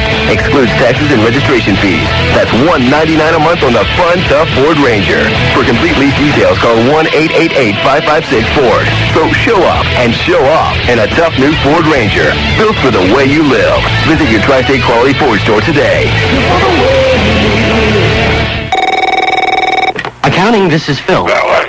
Yes, Mr. Tim? Have you heard about this Nextel thing? Go on. Yes, I've heard about the Nextel promotion. Buy one i550 Plus internet-ready digital cellular phone, get the second one free. We should buy this roll on the horn, Phil. Oh, I think so, too. Phil, get me $5 coverage of this sucker. You want $5,000? I bet I do. They got more bills than West Lots of innovative features, yes, but... Yes, our best deal since Carter's It's a great deal, yes, but we're just a two-man operation, sir. Now when you buy one i550 Plus digital cellular phone for $99.99, you get a second one totally free. To order, call 1-800-NEXTEL9. Nextel, how business gets done. Phones by Motorola. Offer ends October 31st, 2000. New activation required and subject to terms of a one-year promotional agreement. Now through October 31st, 2000, get 300 cellular minutes for $39.99 per month and choose from one of the following free options. Basic internet service, 1,000 night and weekend minutes or long distance. Call 1-800-NEXTEL9. Nextel, the official wireless sponsor of the New York City Marathon. Subway Series Memories, presented by MSG Network. It's more than just a game. Dodgers pitcher Carl Erskine. But I think once the players start the ball game, the way you throw the curve, the way you hit the curve, the way you field, run the bases, the psychological side of the game, I don't think is a whole lot different than it would have been in 1956. Well, Andy Pettitte starts off Robin Ventura with a breaking ball 1-0, catching everybody in commercial, including Fox. The umpire simply did not hold up the game long enough. And here's the 1-0. There's a strike, fastball inside corner, 1-1. Ventura's 0 for 2 against Pettitte. Struck out and grounded back to the mound. Yankees 2 and the Mets nothing, top of the 7th inning. Game 1 of the World Series. Yankees play Ventura straight away all around, the 1-1. Fastball a little bit low, 2-1. Only in baseball, it would never happen in football, would they catch the network that's paying the freight in a commercial between innings without the umpires holding up the game. The 2-1 swung on and popped up right field, short right field, backing up is Vizcaíno. He's there, and he puts it away, moving to his right for the first out of the inning. So Andy Pettitte is dealing and pitching a beautiful game. Madison Square Garden's solid ground program is paving the way for New York's children. Now, you can own a piece of the garden, a permanent paving stone inscribed with your own personalized message that will line the entrance to the garden. For more information, please call 212-465-6073. That's 212-465-6073. Here is Benny Agbayani. He's 1 for 2, struck out looking and then doubled inside third. The pitch is swung on and grounded through the right side for a base hit. The inside out of the ball to right. Paul O'Neill fields and fires the ball into Vizcaíno. So Agbayani on with his second hit, a 1-out single. And that'll bring up Jay Payton as the tying run. Coors Light, naturally brewed, reach for the silver bullet, the pure taste of the Rockies. Jay Payton. No one is up in the Yankee bullpen. That's how strong Andy Pettitte has been tonight. 2-4-0 for the Yankees, 0-6-0 for the Mets. Payton steps out, looks down at third base coach Cookie Rojas. And now the right-handed batter climbs into the box. Top of the 7th, Yankees up 2-0. Agbayani leads, held there by Martinez. And the pitch to Payton is swung and chopped over the middle and through for a base hit. Agbayani will stop at second. Bernie Williams fields and fires into Vizcaíno. And Payton picks up his first base hit of the night and the 7th base hit for the Mets. And that puts runners at first and second with 1 out for Todd Pratt. And now the Yankee bullpen, I think, will begin. Billy Connors is on the phone, and you would expect Nelson and Stanton to warm up. As the Mets have put hits together, they now have 7 hits. The Yankees only have 4 hits. The Yankees with a 2-0 lead. Pratt is a long ball hitter if he gets his pitch. Well, he beat the Diamondbacks last year to get the Mets to the NLCS. The pitch is inside 1-0. A home run off Matt Manti. Just over the leaping try of Steve Finley. And a great moment for the Mets. Not a great moment for Buck Showalter, who happens to be sitting in the general manager's box with Brian Cashman and all the Yankee brass. Buck is working for ESPN, and this is his first time back to the stadium. The 1-0 is a cutter inside 2-0. First time back since being fired after the 95 season, and he admitted to me that it's a little bit weird. Well, now Pratt might get that pitch. We told you he has 8 homers this year and 160 at-bats. And he's ahead 2-0, so he's looking for something over the middle of the plate that he can drill. And Andy Pettitte will not give in. He'll try to throw the cutter probably in on the hands to get the ground ball to 2-0. There's the cutter. It's low and inside, 3-0. Well, now Pratt steps out, looks down at Cookie Rojas to see, hey, maybe I have the green light so I could really drive it. Left-handed Stanton, right-handed Nelson warming up in the bullpen. Agbayani at second. Payton is at first. Yankees lead 2-0, top of the 7th inning. Yankees scored their 2 in the bottom of the 6th. The right-handed Pratt is ready. Spread stance in the box. The 3-0, right down the middle, taking all the way. 3-1. On deck is Mike Bordick. The Mets do have a propensity to come back. They are cardiac kid types. But the Yankee bullpen is a tough bullpen, especially in this part of the ball game, the last third. Bennett sets at the belt. Checks Agbayani with a big leadoff second. The 3-1 is a strike on the outside corner. Nasty pitch. 2-seam fastball right on the black. And the count is full at 3-2. He got a pretty good call there by Ed Montague. It looked a little bit outside. Let's see if the Mets gamble and run. Agbayani is stocky at second, but decent speed. Payton has great speed at first. They might run to stay out of the double play, but they could run into a double play. Brocious is deep at third, close to the line. The runners go. The 3-2 is swung on and fouled off in front of the plate, so they'll do it again. So Valentine gambled. And I thought they both had pretty good jumps. Obviously, Payton, who has great speed, is going to get a jump. This Martinez plays all the way back. And Agbayani, he gets a pretty good start, too. Jeter is in the hole against a right-hand pull hitter. This guy knows shading Pratt up the middle. However, a strikeout could yield a 2-5 double play. First and second, 1 out, top of the 7th. Yankees lead 2-0. They go again. The 3-2 is low. He walked and the bases are loaded. So this is the Yankees' first major jam. Runners all around. At third base, Agbayani. Payton at second. Pratt is at first. And they will send up a pinch hitter for Mike Bordick. It's going to be Bubba Trammell. Trammell has hit Pettitte in the past. They know each other from the American League. Trammell played with the Tigers and the Devil Rays. And let's look up what Bordick has done against, rather Trammell's done against Pettitte. He is 7 for 18 with a homer and 5 RBIs. Now Trammell is in, and if you say, how about Nelson, then you would have either Lenny Harris, I think, or Matt Franco, a left-hand hitter, then hit for Trammell.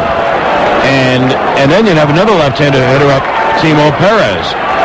So it looks like Pettitte is going to pitch to Trammell. Trammell 0 for 3 so far in the postseason. Right-handed batter against the lefty Pettitte. Bases loaded with Mets. Yankees lead 2-0. The pitch. A cutter inside and low. 1-0. So Pettitte, who was cruising coming into this inning and got Ventura to pop to second to lead off the inning, then served up a single through the right side to Benny Agbayani, a single up the middle of Payton, and then he walked Pratt, and now he's in a jam.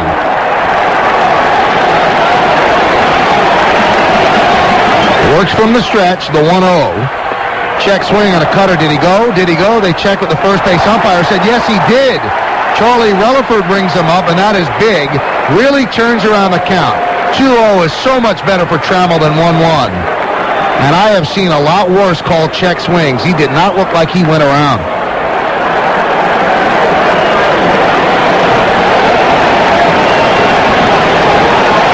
got Trammell from the Tampa Bay Devil Rays. And the deal that sent Jason Tyner to the Devil Rays.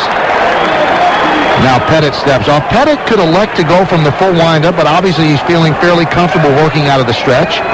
With the bases loaded, they're not going anywhere. They're not going to get a great jump, so you might as well go from the full wind. A lot of starters elect to do that, but Pettit is eschewing that option.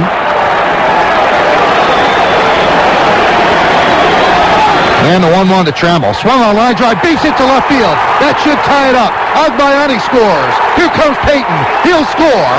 And the game is tied at 2. A 2-run pinch hit single for Bubba Trammell.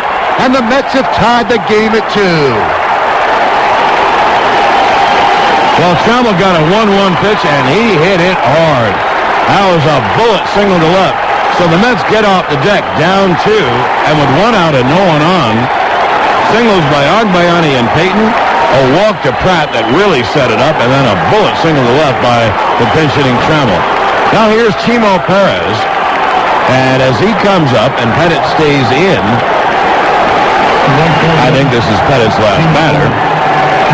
Jorge Posada kind of motions, especially to Brocious, watch out for the bunt. So that is by far the biggest hit in Bubba Trammell's career. First time in postseason. And he clapped his hand as he rounded first. And why not? The pitch to Perez. It's bunted up the first baseline. Fielded by Pettit barehanded. He fires to Martinez. They get Perez as the runners move up. Pratt to third and Bubba Trammell to second. So bunt he did. You know, that's a bunt for a base hit. And if he doesn't get a base hit, it's a great sacrifice. I wonder if they'll call it a sacrifice. They might. And now you have Alfonso. Now the Yankees have a decision. Do you bring in Jeff Nelson? Here comes Joe, and that's the decision. They're going to bring in Jeff Nelson to pitch to Alfonso, and if he loses him, then to Mike Piazza. And the official scorer's decision is no sacrifice, which is a good call. The pitching change is sponsored by Geico. One 15-minute call can save you 15% on car insurance. New Extra Strength Rolaids profiles superfan Tom Dolan. Baseball, it's about pacing yourself. Amateurs, after the first inning, they give out. Me, I work up to it. First inning hot dogs, second inning cheese fries, third chili dogs. By the 7th inning stretch, it's new Rolaids.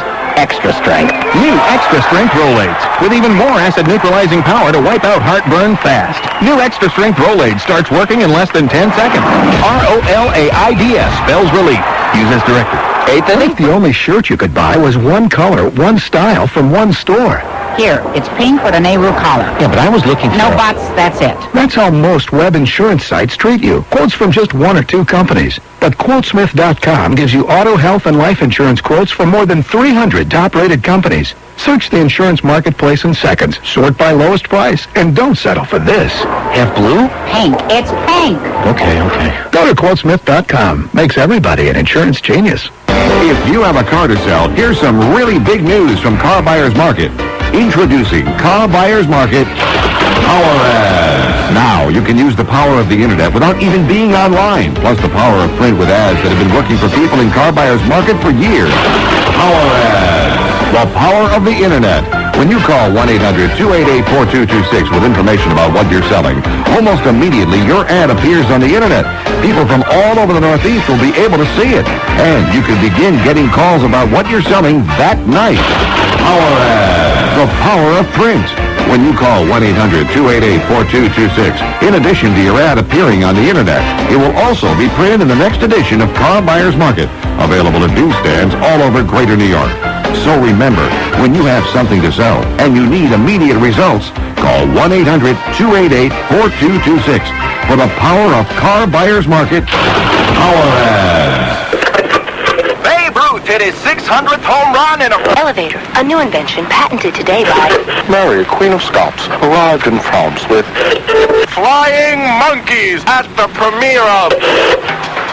From the History Channel, those are this week's headlines. It didn't all happen this year, but it happened this week in history. Join anchors Josh Binswanger and Giselle Fernandez for This Week in History, Fridays at 9, 8 Central, only on the History Channel. Well, Jeff Nelson figures to see a lot of action in the 7-game series, especially in getting right-hand hitters out. And he has 3 right-hand hitters in a row. The best the Mets have to offer, Alfonso, Piazza, and Zeal. Because if the Yankees get to Zeal, they're going to be behind in this game. The game is tied at 2. You have to pitch to Alfonso with Piazza on deck. Now, if you miss and walk him, well, then you go to after Piazza.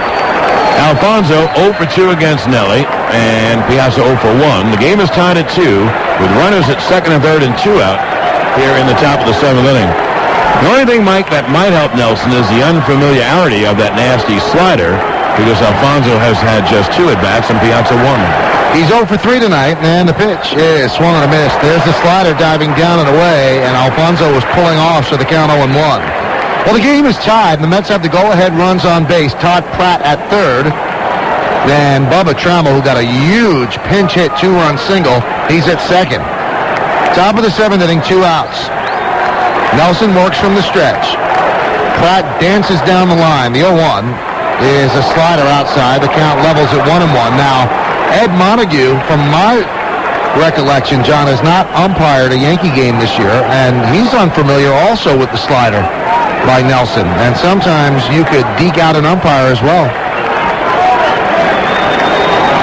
Nelson steps off. Pratt is trying to get Nelson to balk. He keeps stutter stepping down the line a la Jackie Robinson, but he's not exactly a speedster, and Nelson shouldn't worry about him. And the 1-1. Slider away, backhanded there by Posada. The count 2-1. 2-8-0 for the Mets, 2-4-0 for the Yankees, as this crowd has certainly quieted with these 2 runs that came in.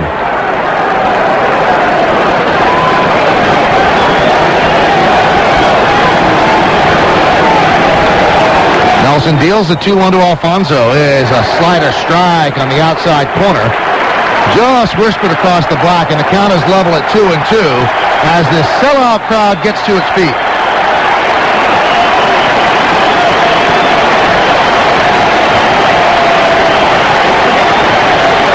Pratt off third, Trammell off second. The 2-2 swung on and nubbed down the third baseline. It's going to be tough. Barehanded by Brocious. Fires to first. Not in time. Pratt scores, and the Mets take a 3-2 lead as Trammell moves to third. A slow roll to third base. Brocious did the best he could.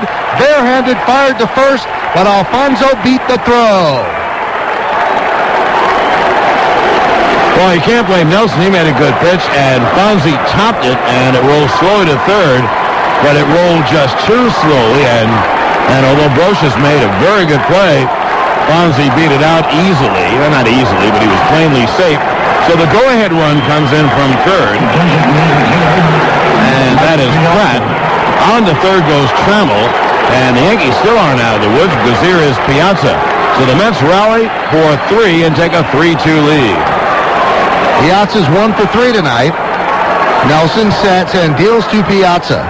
It's a fastball strike on the outside corner, 0-1, a 93-mile-an-hour fastball. Usually, he will throw his fastball in, but that time he went away with it. So the Mets lead the Yankees 3-2 with 3 runs in the 7th inning. They come off the deck, and that is their modus operandi. Nelson fakes to third and fakes to first.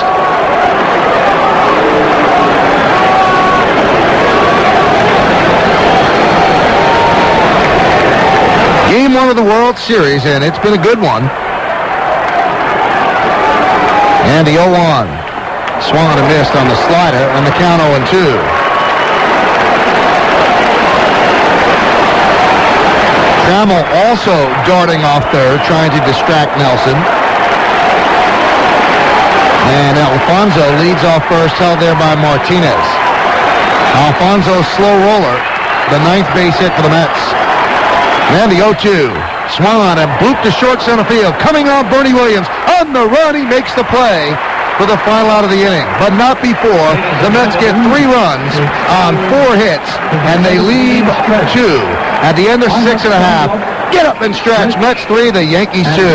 Hi, I'm John Q. Public. The average two-car, 2.5-kid family like us needs all the help we can get, like our Siemens Gigaset cordless phone. The family uses line 2 from their own handsets while I run my business out of the house on line 1, so they don't run my business out of the house.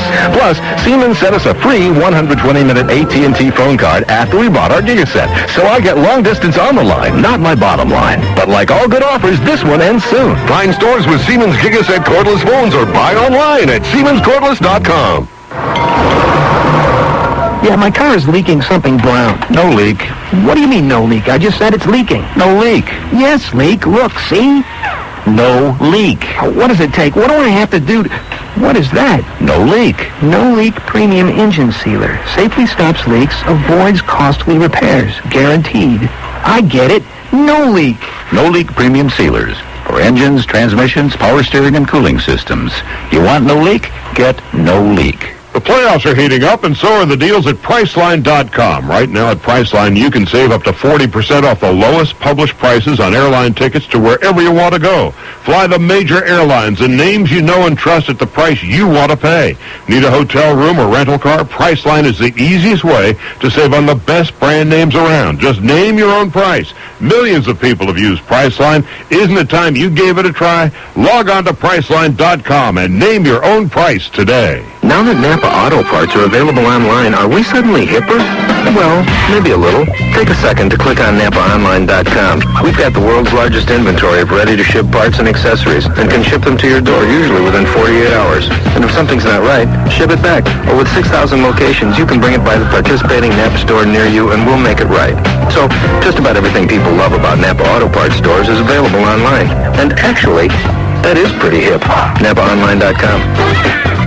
Hey, John, isn't it true that peak performance requires concentration and focus? It sure is, Mike. That's why Sun America Mutual Funds developed the Focus Portfolio. Its stunning success is a testament to their approach. 3 world-class managers, Marsigo, Sagalis, and Alger, each select their 10 favorite stocks in one fund. Visit SunAmericaFunds.com. Call 800-858-8850, extension 5660 for more information. Past performance is no guarantee of future results. For more information, including an explanation of investment risks, please read the prospectus. Funds' daily net asset value may fluctuate or are not guaranteed. Funds not bank or FDIC insured. Shares distributed by Sun America Capital Services. Well, the 7th inning stretch was brought to you by OTB at New York City. OTB, we've got your number. To operate a telephone betting account, call 1-800-OTB-8118. Kurt Abbott takes Bordick's place at short. Remember, Trammell hit for Bordick and got the big hit of the inning, a 2-run single. Mets have a 3-2 lead. We go to the 7th. Al Leiter, who's thrown 102 pitches, is still in there. He faces Paul O'Neill. O'Neill's 1 for 2, and the pitch from Leiter is a breaking ball strike right over the middle of the plate, 0-1. O'Neill singled sharply to right center and then hit a deep fly ball down the left field line that was run down by Agbayani in the corner. That was in the 5th inning. O'Neill, or rather Pettit, went 6 2/3. I'll give you his stats in a moment.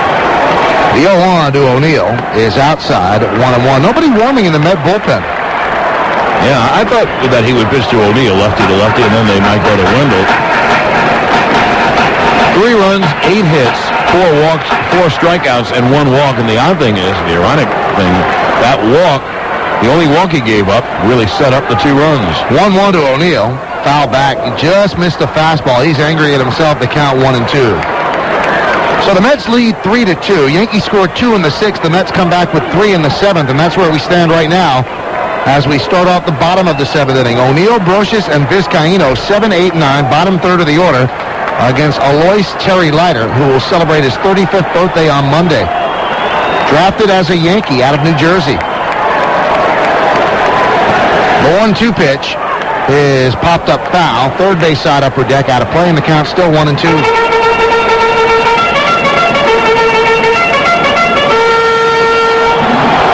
The Yankees have lefty hitters, and the Mets have lefty pitchers, so Bobby Valentine can match up with no fewer than 3 lefties in the bullpen, John Franco and Dennis Cook, and also Glendon Rush.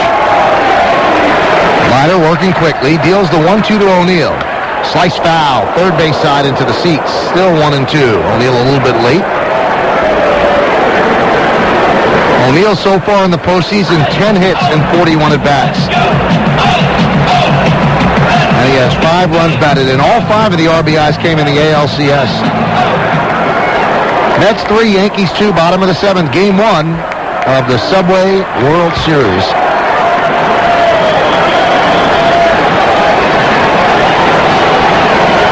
And the 1-2 from Leiter. Breaking ball, strike 3. O'Neill down looking. He expected something hard, and he got a slow curveball, which danced across the inside corner for a strikeout. Strikeout number 6 for Leiter, and that'll bring up Brocious. Brocious is 0 for 2. Brocious grounded out down the first baseline, then grounded to short.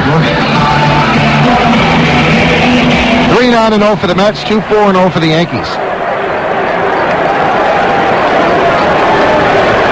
And Leiter deals. Strike on the outside corner, 0-1. So Leiter pitching now with confidence as he has the lead. He gave up 2 runs. His team came right back and got him the lead. And the 0-1. Slice foul into the mezzanine, the count 0-2. Now, Jose Canseco has a bat in the Yankee dugout. Now, Vizcaíno is in the lineup because he has hit Leiter so well. And he actually started off the 2-run 6th inning with a single. But maybe Joe sends up Canseco for 1 swing against Leiter. And the 0-2 to Brocious. Swung on, ground ball up the middle, a base hit to center field. Just missed Leiter and goes into center field for Brocious. Peyton Fields flips it into Abbott. And the Yankees have a runner on with 1 out in the 7th. But they will send up Vizcaíno. It will not be Canseco. Well, you know, the Yankees really did have a choice. If there's 2 outs no one on, I agree with you. He sends up Jose and tries to get the big blast. Now there's 1 on and 1 out. You still could send up Canseco, but he's looking for a base hit to move the lineup around with 2 men on base to not block. And this guy, you know, is 1 for 2. And has had 11 hits and 21 at-bats against Leiter. However, the last time up, Mike might have made a mistake. Got a pitch up, and Vizcaíno clubbed it. And also, Ventura was playing way in at third, and that's why the ball got by him. Now Ventura is back even with the bag. So Vizcaíno probably doesn't bunt, and Ventura has a much better chance to field a ground ball. Vizcaíno is 1 for 2, and the pitch. Swung and a miss. Good cutter. Diving down and in, and the count 0-1. New York Yankees baseball brought to you in part by the History Channel, where the past comes alive. In the postseason, not too bad for Vizcaíno. He's 3 for 4. Against Leiter lifetime now, he is 11 for 21. And the 0-1. Fastball away, the count 1-1. Turk Wendell, who warmed up before, will get ready quickly in the bullpen. Leiter has given the Mets what they needed, a quality start here in the first game of the World Series, which is what Bobby Valentine expected from him. Throw to first, and walking back is Brocious. So Brocious' base hit makes him 1 for 3 tonight. The Yankees trail 3-2, bottom of the 7th. The Yankees looking to tie. Runner on first with 1 out. Leiter takes his time, now steps in front of the rubber, leans in for the sign, brings the hands together, sets at the belt, and the 1-1. Cutter is inside as Vizcaíno shrugs out of the way, and the count 2-1. And Jose looks down at Willie Randolph.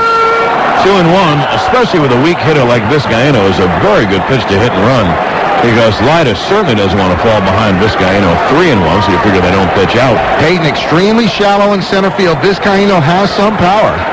Throw to first, and Brocious is back. I mean, he is playing as you would play, John, if the winning run's at third in the 9th inning, the bottom of the 9th inning. Well, you know where it really hurts him, Mike? If this guy would ever hit a ball in the gap, he wouldn't have much room to run over and cut it off. Vizcaíno can sting the ball, and that would tie the game. The 2-1, swung on a miss. Another perfect pitch by Leiter, a cutter, moving in on the hands, and the count 2-2.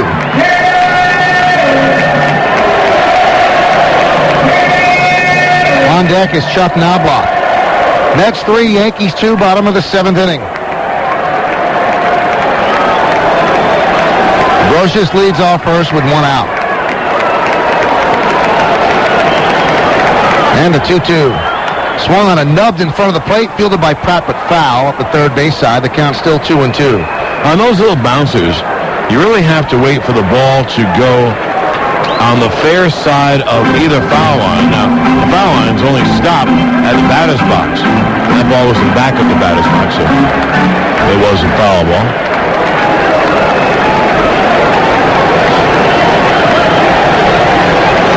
Leiter went away from Vizcaino, and Vizcaino kind of jumped at it and just got a piece. 3-9-0 Mets, 2-5-0 Yankees. Game 1 of the Subway Series.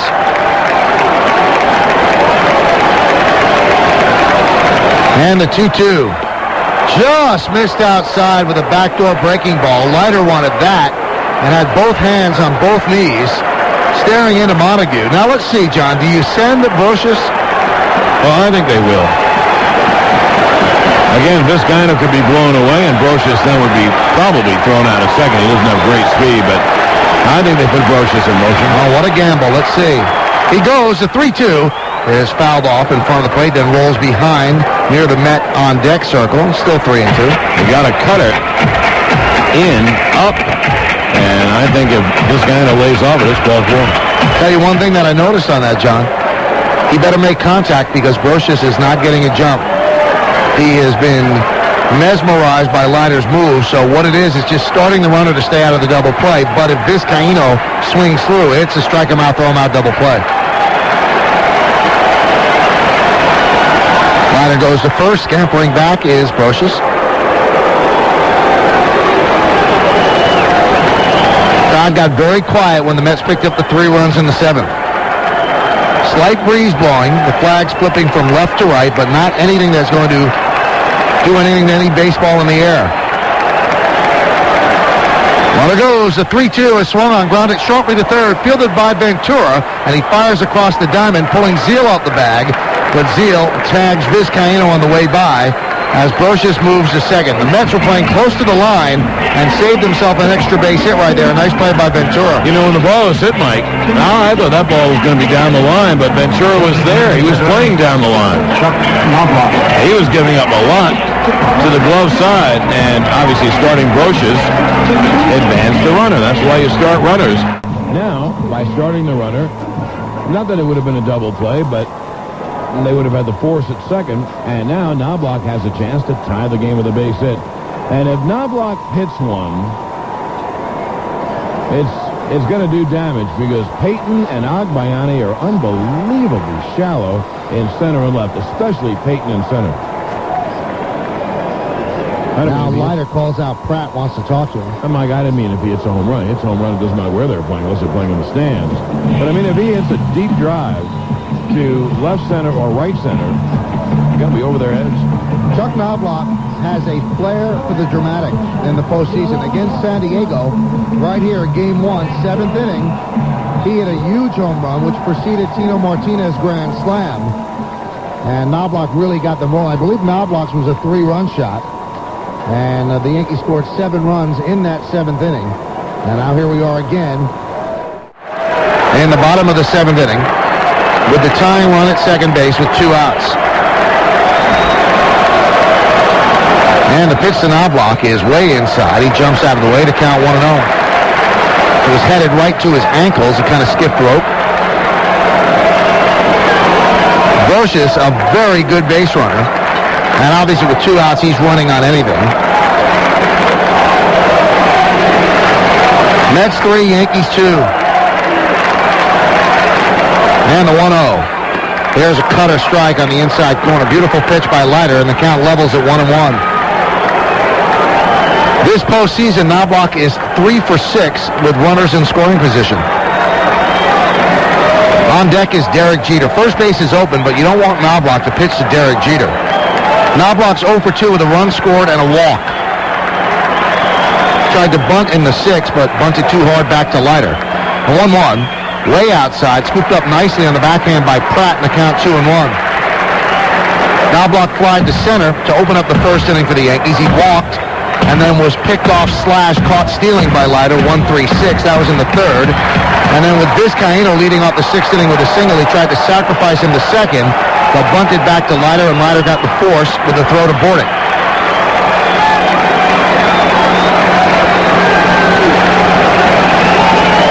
And the 2-1. There's a strike, breaking ball outside corner, and the count levels at 2-2. Knobloch steps out. Readjusts the pants, moves them back down toward the spikes. Readjusts the batting gloves. All the idiosyncrasies that he goes through after each pitch. Right-handed batter against the lefty Leiter. Brocious leads off second with 2 outs. Yankees trail 3-2, bottom of the 7th. The 2-2 pitch. Swung on and popped up. Left side. Giving chase is Ventura. Near the Met dugout, he leans in, but it's on the roof of the dugout on the third base side, so Knobloch gets another hat.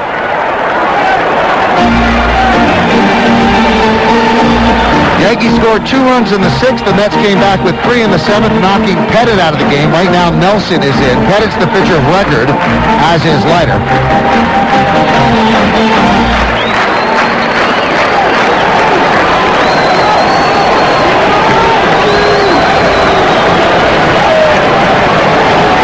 Pratt goes halfway to Leiter and says something, now back behind the plate. Yeah, he was looking in the dugout. I can't imagine what they were telling him to tell Leiter. Chuck Wendell continues to throw in the bullpen, a right-hander.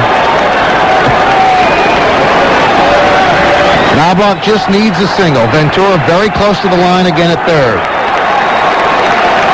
Eduardo Alfonso shades up the middle. Zeal pulled off the line at first. And the 2-2. Check swing foul back to the screen. Still 2-2, so Knobloch stays alive.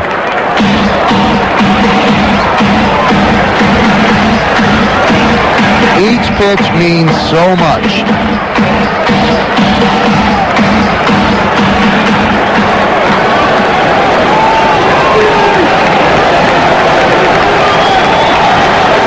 Leiter takes a deep breath and then in front of the rubber. His glove on his right knee as he leans in for the sign. Now he steps off the rubber as Knobloch calls time, says too much. And again, adjust the batting gloves and the Velcro and all that deal.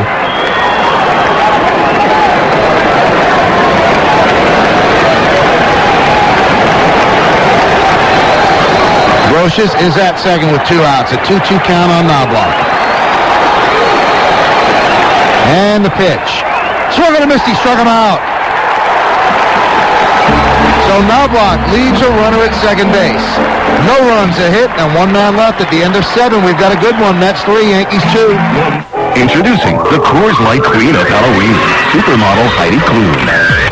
Heidi, work with me? Oh, that's great. That's the one. These Coors Light Queen of Halloween posters are going to be fantastic. Oh, that's beautiful. Okay, Heidi, snag an ice cold Coors Light out of the cooler. Open it. Now pour it in the glass. Oh, yes. I can almost taste that Coors Light. Oh, that looks refreshing.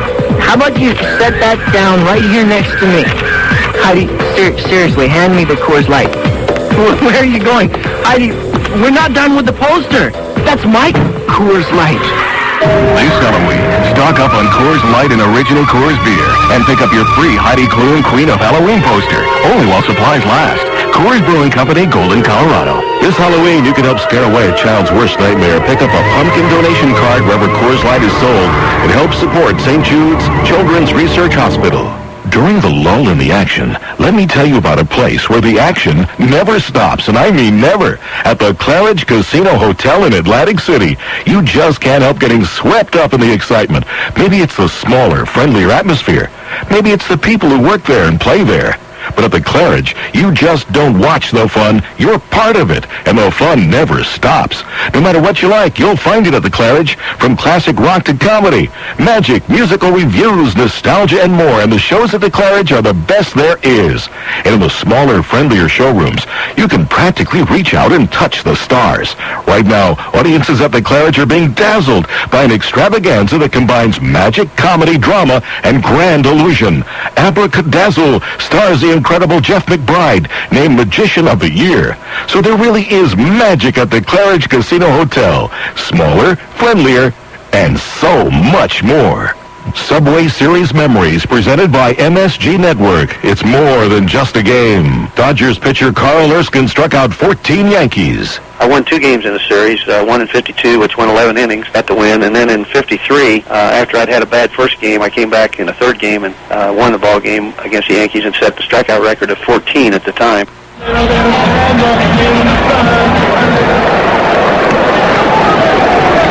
Well, we go to the 8th inning. Jeff Nelson will face Zeal, Ventura, and Agbayani. With the Mets leading 3-2, Yankees had a 2-0 lead through 6. And then the Mets got 3 in the 7th, and now it's a 2-inning game for the Yankees. They need to come back probably against the Met bullpen. John Franco, I believe, is warming up for the Mets, and now our left-hander, John Sterling, steps in for the play-by-play here in the 8th. Well, here's Zeal. He takes a strike. Nelson pitched very well. He faced the 2 best Mets hitters. Alfonso hit a dribbler to third, beat it out for a hit. That's how the go-ahead run scored, and then Piazza hit a fly ball to center. So... and Nelly pitched as well as he could, the 0-1. A high pop by Zeal toward shallow right. Vizcaíno is out calling, and Jose makes the catch, and there's one away. I just saw Fox got a shot of Al Leiter shaking hands in the dugout, so Leiter's night undoubtedly is through. With Justice leading off, you'll probably see Franco in the 8th inning. Panasonic leading the way in digital technology for the latest in HD TV, DVD, digital imaging, and networking products. Look to Panasonic just slightly ahead of our time. 3-2 Mets, top of the 8th, 1 out, no one on. Here's the only lefty hitter that Nelly will face, and it's Robin Ventura. Ventura 0 for 3, and that's against Pettit, of course. Sliders inside, the count 1-0. Zeal was 2 for 3 against Andy and was unlucky at the top of the left field wall and just missed a 2-run home run back in the 6th. Well, the Mets have a 1-run lead. The 1-0 is another slider inside, the count 2-0.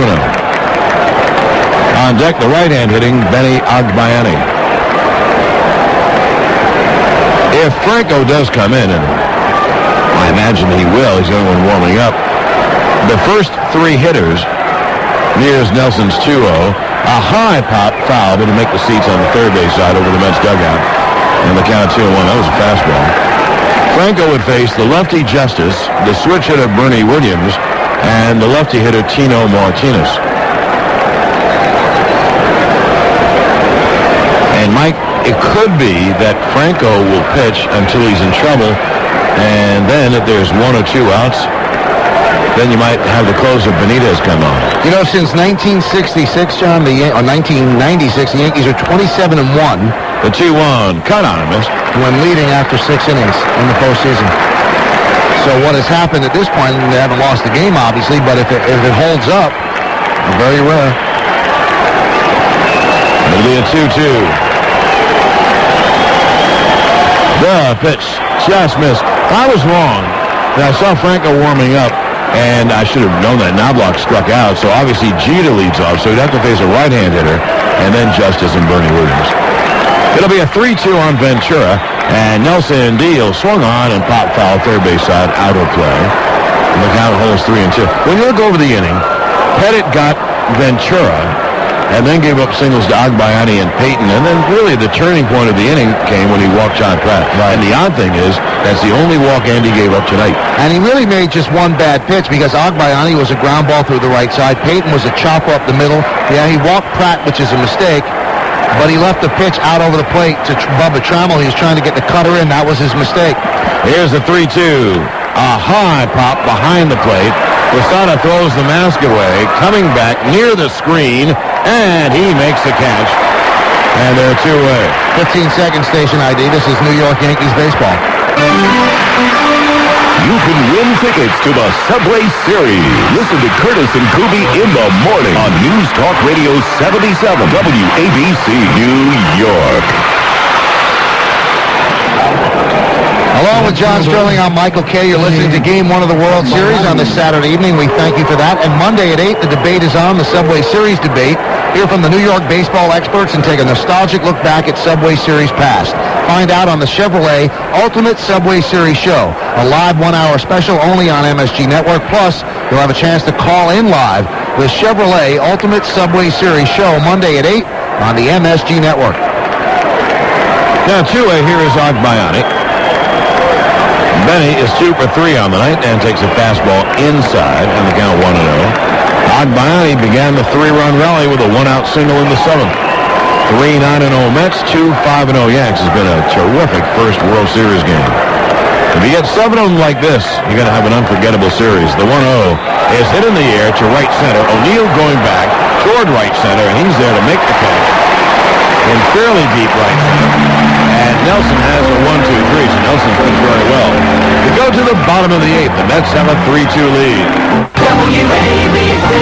Hey guys, Mel Kiper Jr. here with a tip for you. You know me, a football guru with a great eye for talent. So trust me when I tell you that everyone is different. Skin, for instance, and beards. As different as a linebacker to a quarterback. Well, here's where the tip comes in. Most shavers work for some men, but miss the rest of us. But not the Wall Custom Shave System. The Wall Custom Shave comes with different shaving heads, so one will be just right for every beard. The Wall Custom Shave System is made in the USA by Wall, a world leader in grooming products for over 80 years. So try Wall for the close shave that's custom made. Spenco Polysorb Replacement Insoles. I know you have no idea what I'm talking about, but listen up. More than 80% of you have or will have foot problems. Foot doctors have been recommending Spenco foot care products, especially Polysorb Replacement Insoles, for more than 20 years. They know what they're talking about. So give yourself and your feet a break. Buy some Spenco Polysorb Replacement Insoles. They're guaranteed, too, for 1 full year. That's Spenco Polysorb Replacement Insoles. There. Now you know. Take comfort in Spenco. You might not realize why proper tire air pressure is so important. Underinflation increases heat, which is very damaging to your tires. Low tire air pressure will also reduce the load your tires can handle. And time and temperature can cause your tires to lose 1 pound or more of air pressure per month. So remember, check your tire air pressure monthly. A message in the public interest from Bridgestone Firestone. I'd rather play basketball. Learn how to change the tire. Surf the web. The number one deterrent to drug abuse among kids isn't the police. Ice cream, anyone? Watch my dad make a total fool of himself talking about music. It isn't prisons. Make eco sculptures.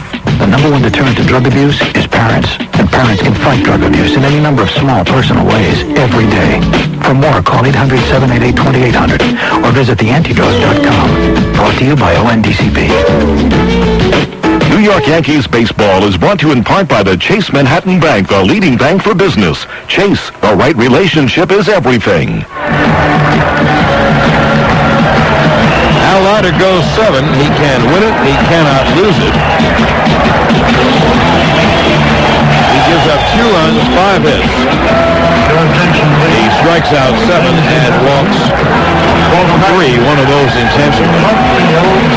Number 47,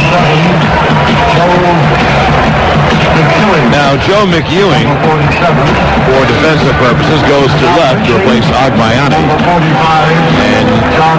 Brooklyn's John Franco comes on to pitch for the Mets here in the 8th.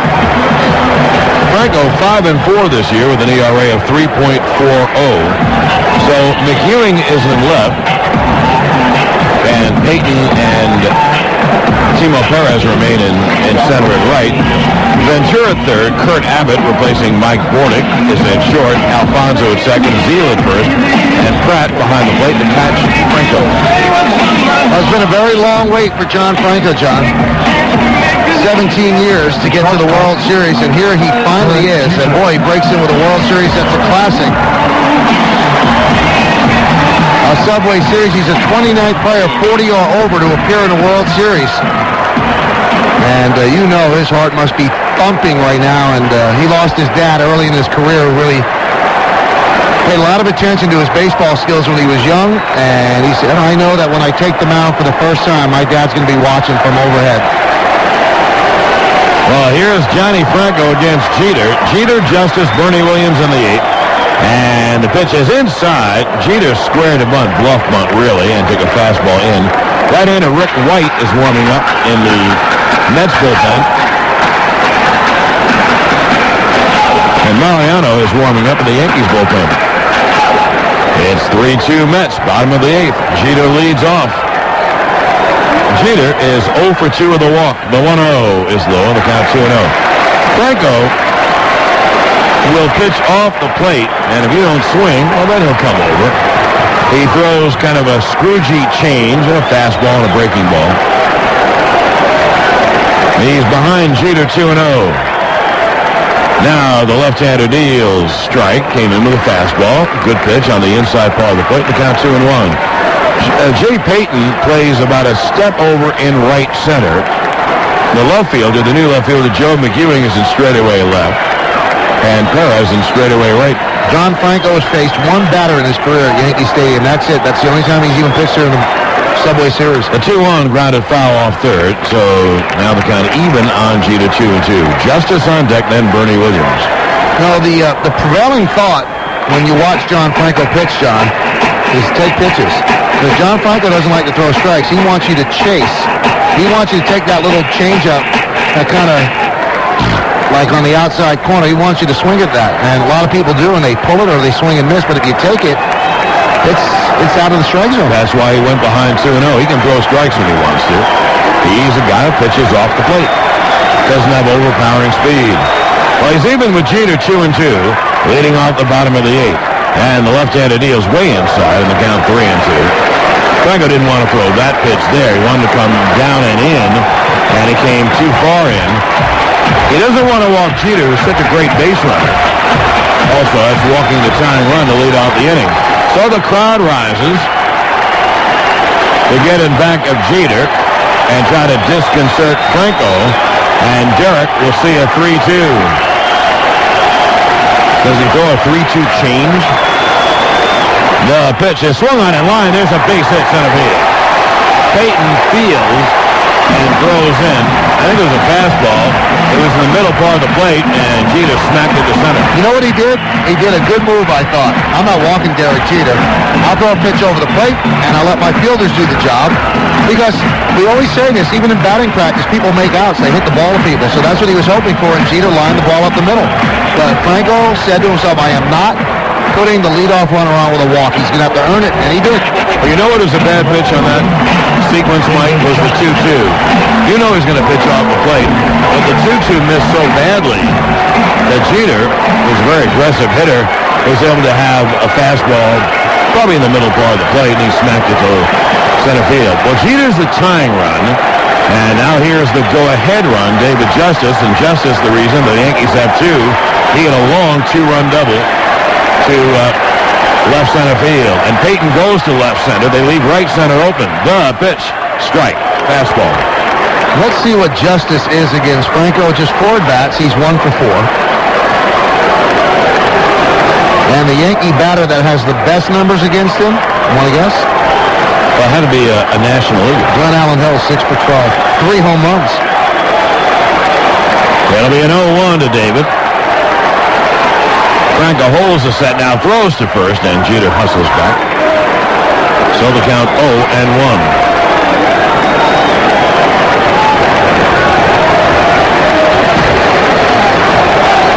Hey, tune in after the game for the Nextel Yankee scorecard. Nextel, the official wireless sponsor of the New York Marathon. Nextel, how business gets done. Call 1-800-NEXTEL-9.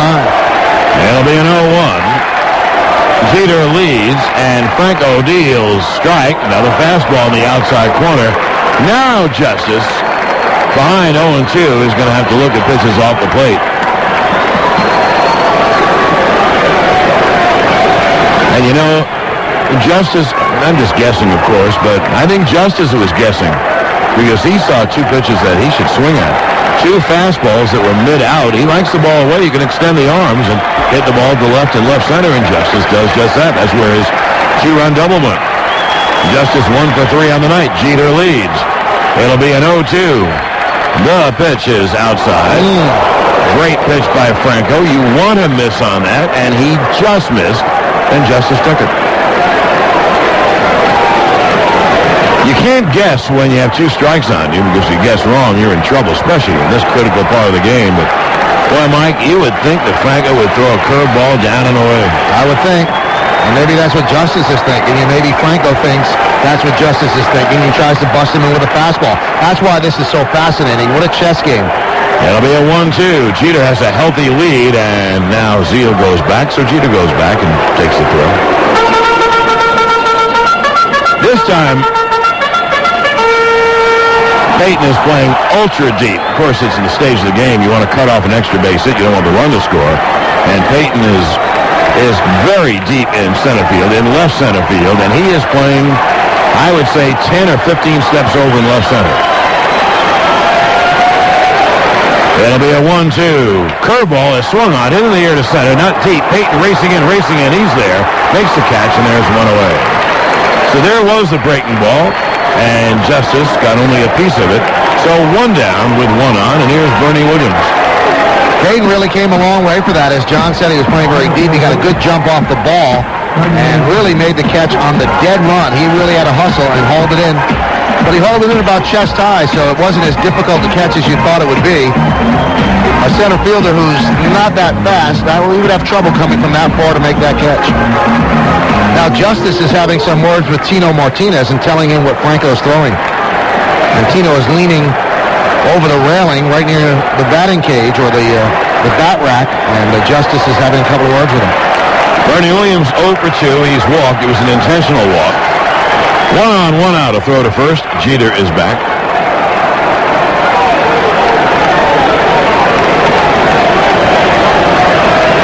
It is 3-2 Mets, and we are in the bottom of the 8th inning. 1 on and 1 out.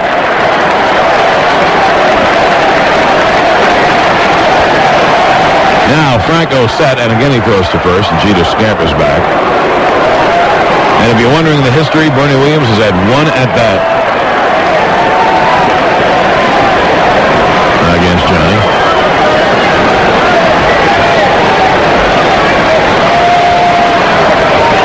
Bernie stepped out. He's back in again. Payton plays Bernie to pull. He's in left center. Nick Ewing is deep in left. And Franco deals strike on the inside corner. And the count on 1. A cutter under the hands. A very good pitch. Well, now you can start to cut the old tension with a knife, huh? 1 on, 1 out, and a 1-run game. The way it's supposed to be. 3-2 Mets, bottom of the 8th. Jeter with about a 4-step lead, and now Franco steps off, so Jeter walks on back.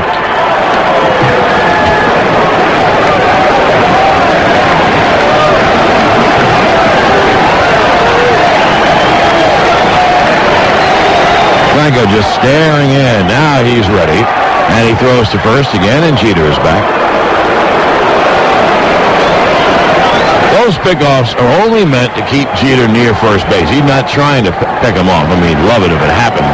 But he has not shown his good move. He just wants to keep Jeter going back. Now the stretch. It'll be an 0-1. And the pitch is hit in the air softly down the right field line. Toward the line is Perez. He makes the catch, and they're 2-away. And that leaves it up to Tino, lefty against lefty. Now meeting at the mound as Pratt and Abbott and Alfonso all meet with Franco behind the mound as the lefty Tino Martinez comes up.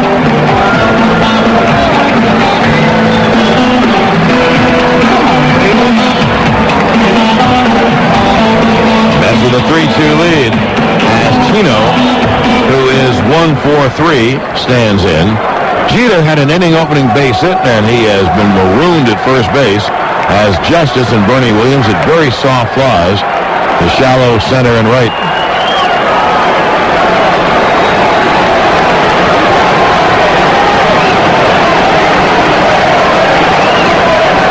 Now the stretch by Franco. And again he throws over, and Jeter's back.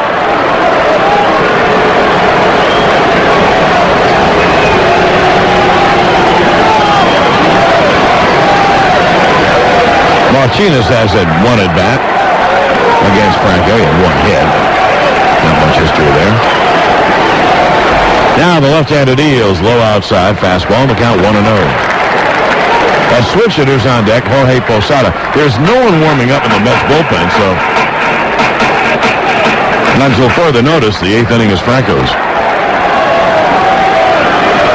As he did against Justice, Payton, the center fielder, plays Chino to hit toward left center. It'll be a 1-0. Fast strike on the outside part of the plate. The count 1-1. Tino looking down at Willie. Maybe they put something on, open up a hole in the infield. Derek Jeter staring across at Randolph as well.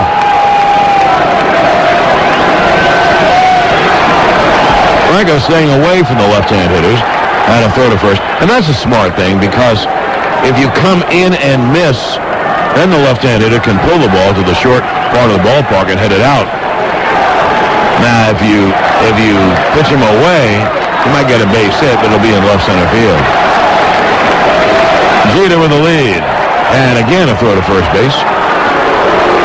Those are all called from the bench. And obviously, they want to keep Jeter close. They do not want him getting a running start on anything into the gaps. And we don't want him running at all.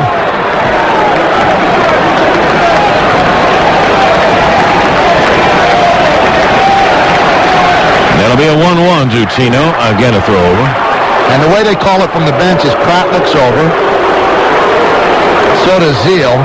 Pratt signals to Franco because Franco's back is to the Mets bench. And it's a signal for a throw over to first. It's not a signal for a pitch.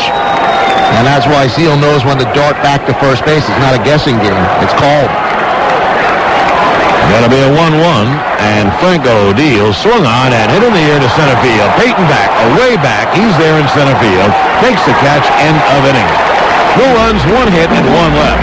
Now at the end of 8 innings of play, it's 3-2 Mets.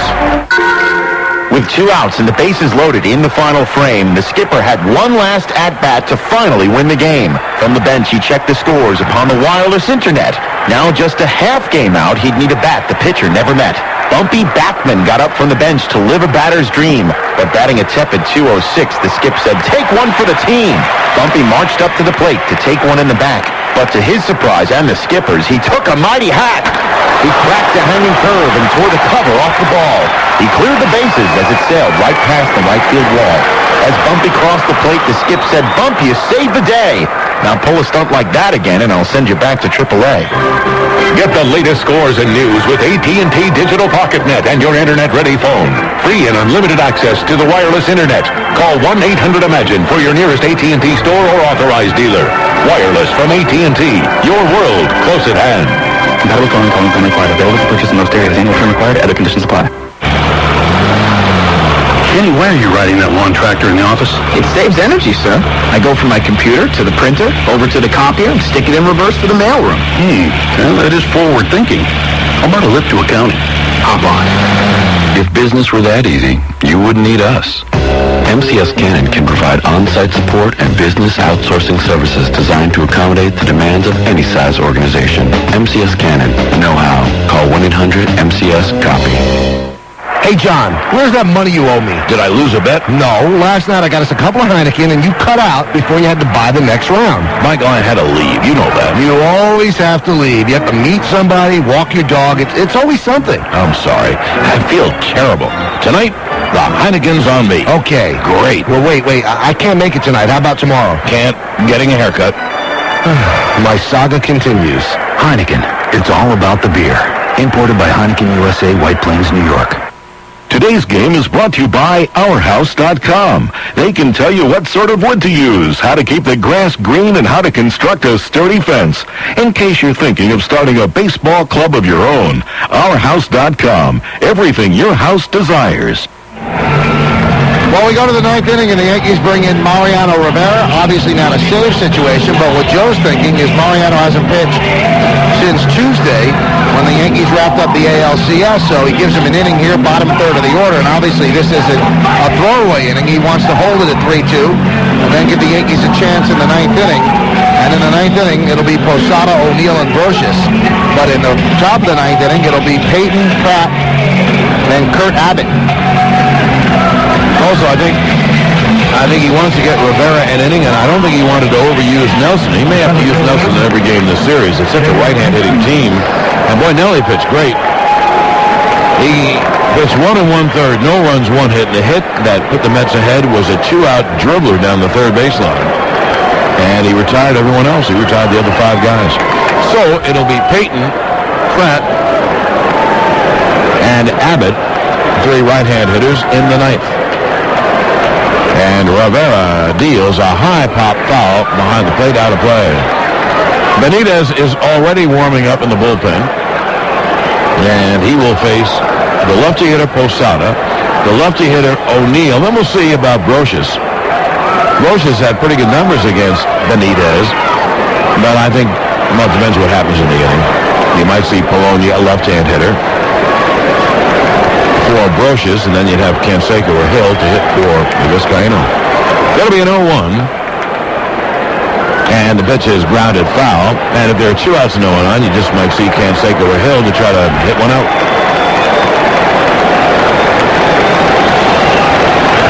Peyton is 1 for 3. He had a base hit.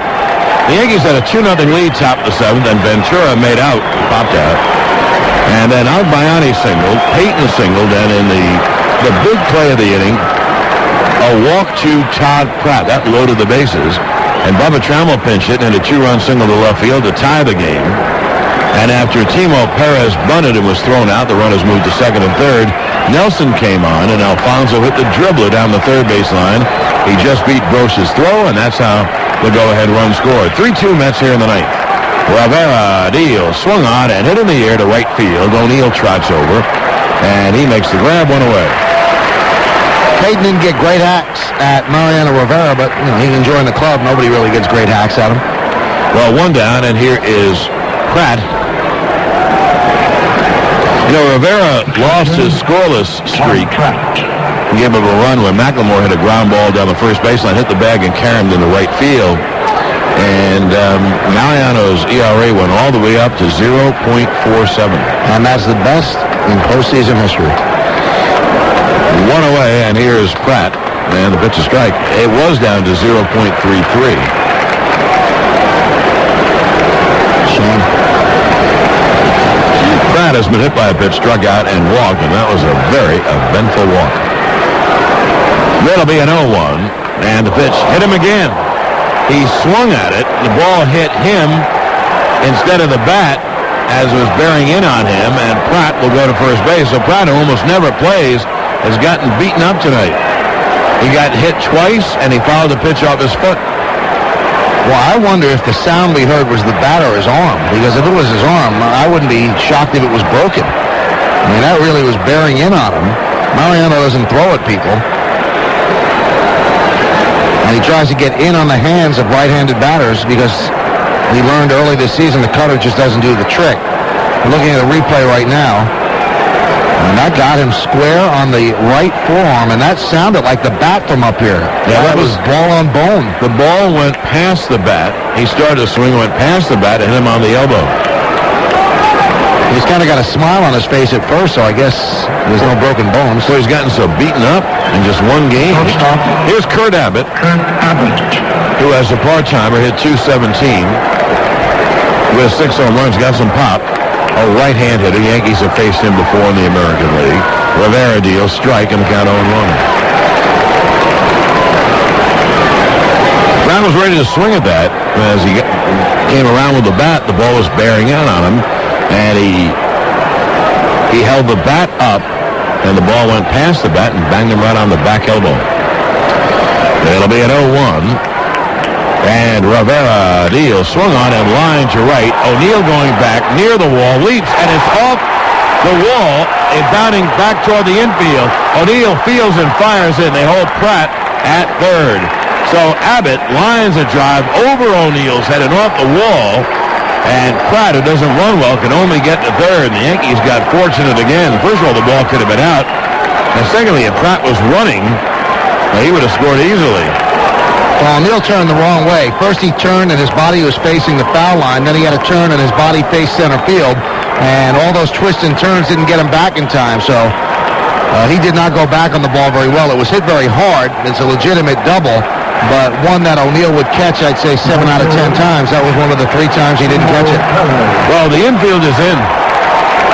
Obviously, the Yankees, to have a much better chance, have to cut off the run at third. Pratt is at third. Abbott's at second. And the infield is all the way up. Here's Timo Perez. Now the Mets, with Timo, could run a squeeze, whether safety or suicide. Rivera is set, and he steps off. Grosh's starting to go back to third to try to hold Pratt on the bag. You can, if you think you're going to squeeze, you can pitch out and try to get that runner. Even if it's safety, he might take a lead to get ready to come home. And then you pitch out, and Grosh's goes to third base immediately.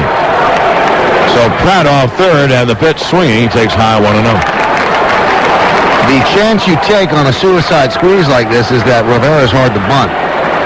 But Timo Perez is a bunter. So this is a guy who knows how to bunt. And his bunt tonight for a base hit moved the runners to second and third so the run could score on Alfonso's dribbler. Second and third, one out of the night. Here's the 1-0 strike. And the count 1-1. The Fox gun had that at 95 miles an hour. I think if I was going to put the bunt on, I would put it on now. And now the Yankees might think like that and pitch out. Then you could put it on again. And they could pitch out again. It'll be a 1-1 to Timo. And the pitch swinging, and he pops a foul on a play. It takes care of the bunt. Although in the earlier in the playoff, he bunted with two strikes. He is that good of a bunter. Someone bunted against the Yankees with 2 strikes, too. And it was successful. Macklemore. It'll be a 1-2. Runners lead second and third, 1 out. Rivera is set at the belt. And the pitch. He fouled it back to the screen on a high fastball. And the count 1-2. Timo Perez is hoping the Mets hold on because they bailed out him. He made a terrible base running maneuver on Todd Zeal's double off the wall in left field. If he's running hard from first base, crack of the bat, he scores easily. But he thought it was a home run and slowed down. Now Rivera set. It'll be a 1-2. Is fouled away. I think it's got the home plate umpire, Ed Montague. The reason you know bunt, too, you bunt a foul, Perez is out, and he's a pretty good hitter. He's a lefty hitter. And with the infield up, boy, if you hit a ball that's not at the infield, it's a base hit. It's automatic, and you get 2 runs in, and then you're home free with Benitez firing his bullets in the bullpen. Boy, these runs here, what they do, as John said, is they take an immense amount of pressure off Benitez. The Mets are a little concerned about Benitez in these games. They don't know how he's going to respond. He has not pitched that much in the postseason, but when he did, he gave up big home runs. It'll be a 1-2. The pitch is chopped to second. They hold the runner, and the throw to first is just in time. Vizcaíno juggled it, but just got Perez as the runner was held at third. If Pratt knew that Vizcaíno was going to bobble it or that Mariano would miss it, he would have come home, but he didn't. It was a high chopper, went over Rivera's head, and it went off Vizcaíno's stomach, I guess. But he got Perez, now 2 outs. And here comes Alfonso. This is the situation. Alfonso hit in the 3-run 7th. And Fonzie's a great hitter, but you have to pitch to him because Piazza's on deck. Let's see if these two have any history. Rivera.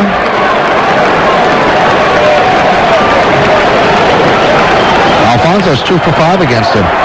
Runners back at second and third, infield deep, and the pitch strike on the inside. The count 0-1. Alfonso's biggest fan on the Yankees happens to be Derek Jeter. Jeter says Alfonso is one of the best players in baseball, calls him grossly underrated, and he says he does everything well, and he watches his career very closely from across town. 3-2 Mets, top of the ninth, second and third, 2 out. It'll be an 0-1 to Fonzie. The pitch, and the count 1-1. Alfonso is fly to right, grounded to short. Jeter made a heck of a play in the hole. Popped up, and then he had an infield dribbling single with 2 outs against Nelson in the 7th. The first batter that Jeff faced, and that brought in the go-ahead run. The Mets have that lead, 3-2. We're now in the 9th. Alfonso has 6 hits in his last 8 at-bats with runners in scoring position. He's a terrific hitter. Here's the 1-1. Swung on, pop foul. First base out of play, and the count 1-2. Also, his slow roller, John, in the 7th inning, gives him a 10-game hitting streak in the postseason.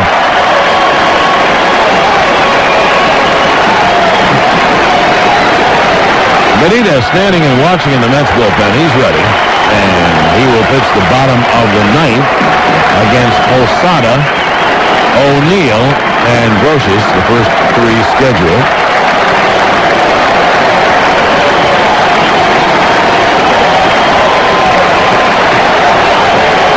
Rivera trying to get out of a 9th inning jam cause when Pratt was hit by a pitch and Abbott doubled over Paul O'Neill's head. The 1-2 is a half swing. Did he go? No. Yes, he did. They checked the first base umpire, Charlie Relaford, who waited till he was asked, and they said Alfonso swung. So Fonzie, on a check swing, strikes out, swinging. No runs, 1 hit, 2 left. And now at the end of 8 1/2, it's 3-2 Mets.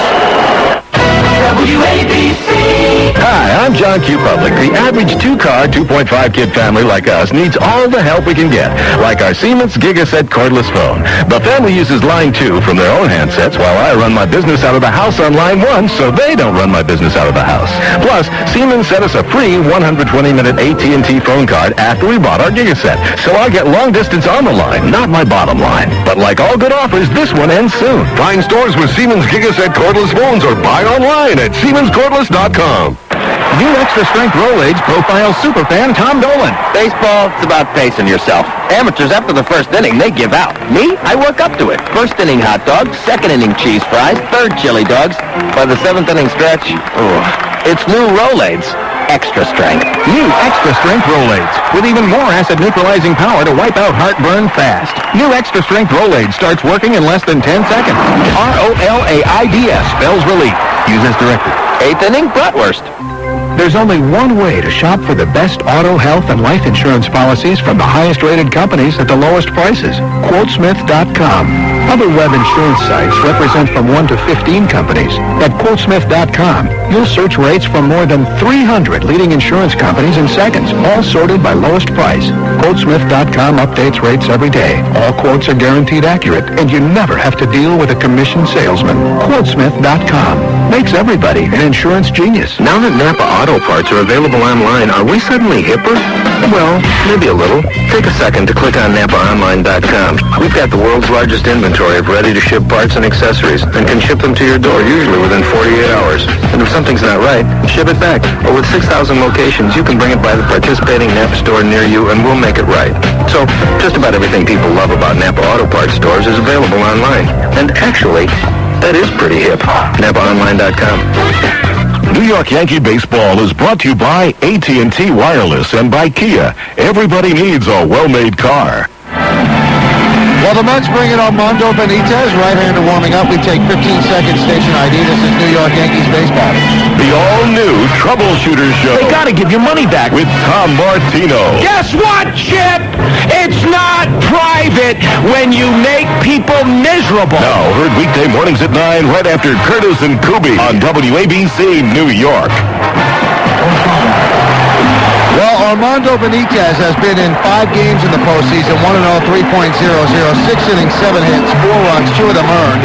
He gave up the big 3-run home run to J.T. Snow. The Mets survived that, though. He's walked 3, 1 of them intentionally. He struck out 5. Opponents hitting .269 against him. How does he respond to the pressure? 3-2 Mets lead, bottom of the 9th. Posada, O'Neill, Ambrosius against hard-throwing Armando Benitez. And he had 41 saves in the regular season, 4-4, 2.61, 106 strikeouts in those games, 76 innings. Now here's Posada to lead off. The pitch is high. Benitez throws a fastball in the mid-90s, a slider, and a splitter. I'll tell you one stat on Benitez. He gave up 10 home runs in 76 innings. That's a lot of home runs, especially for a guy who is so dominant. Posada is 0 for 3. Batting lefty against the big righty Armando Benitez. Pitch high, 2-0. Now the Yankees have seen him before. He pitched with Baltimore. You know that Bernie Williams is something like 7 for 8 off Benitez. And he had a big home run off him, and then Benitez and drilled Martinez in the back. So Posada ahead 2-0. And Benitez deals strike fastball. We count 2-1. 96-mile-an-hour heat. And Posada was taking all the way. Franco goes an inning. No runs, 1 hit. If it remains 3-2, the Yankee streak of 12 straight winning World Series games comes to an end. And Leiter would win, Pettit would lose. The 2-1. Caught on and missed. And the count 2-2. And that was 97-mile-an-hour cheese.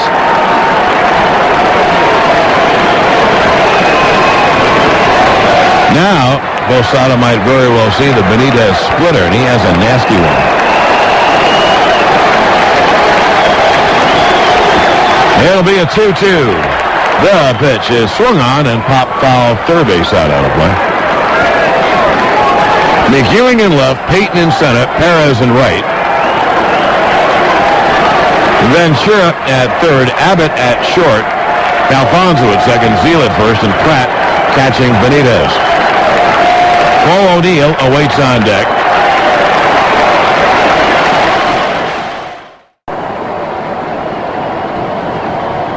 Lozano, lifetime 1 for 4. We'll just give you incidental information. I don't think it has much bearing on this at bat. It'll be a 2-2. Swung on, foul back. Wow, that was a fastball. Did he throw it? Whoa. But Lozano was able to see it and got a piece of it to foul it back. Lozano's a good fastball hitter. We've seen him get through fastballs and drive them to center field. That's what he does well. But with Benitez, as John said, that hidden weapon is the splitter. You start your bat because you have to start it quickly for the 96, 97-mile-an-hour fastball. All of a sudden, the bottom drops out. The center fielder, Payton, plays way over in left center. The 2-2 swung on and drilled to deep left center. Payton back, away back, near the track. He makes the catch on the edge of the track. One away. So Posada drove it, and you know what? The Mets had him played perfectly. You're not going to get a run on Benitez. And he caught that ball in left center field. And Posada did a very good job. He had a very good swing and sent Payton back to the track in deep left center. Now, it'll be interesting to see what O'Neill does against Benitez because since he hurt his hip, he's been very slow through the strike zone. Very slow at the bat. And I don't think he could pull Benitez. But what he could do is take the ball the other way. Just go with it, swing a little late, which I think he's feeling prone to do against Benitez.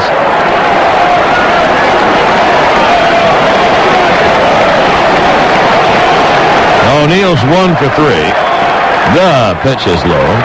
On deck is Brocious. In the hole with a bat is Canseco. So Canseco would face Benitez, pinch hitting for Vizcaíno if someone gets on. I just saw Louis Polonia get a helmet. It'll be a 1-0. Caught on him. Missed in the count 1-1. Well, O'Neill gets on. Polonia runs. One more thing. If the Yankees lose this game, they would have lost the first game of every series this year. To Oakland, to Seattle, now to the Mets. It'll be a 1-1 to O'Neill. And the pitch strike at the knees, and the count 1-2 fastball. You know, there's an old line about throwing fastballs. If you got the juice, and Benitez has the juice, you can't hang a fastball. You either throw it or you can't. But maybe that's why he is not throwing his slider, and that's why he probably is not throwing the splitter. That'll be a 1-2. Swung on and fouled down the left field line. I think that was a splitter. Well, all the scoring came within a half inning of each other. 2 runs for the Yankees in the 6th, and the Yankees watched as the Mets came back with 3 in the 7th. And that's where we stand. 3-2, bottom of the 9th inning, game 1 of the World Series.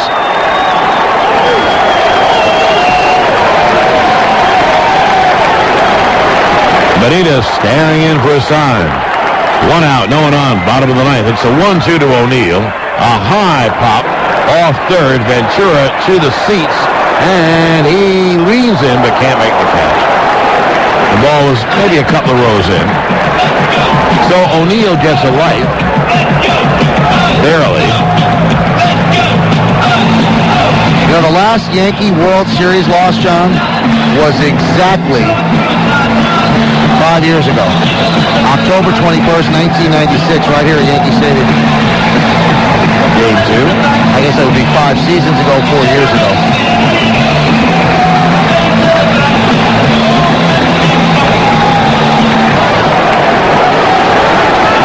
Ventura got a little banged up against the field box railing, and he's back at third.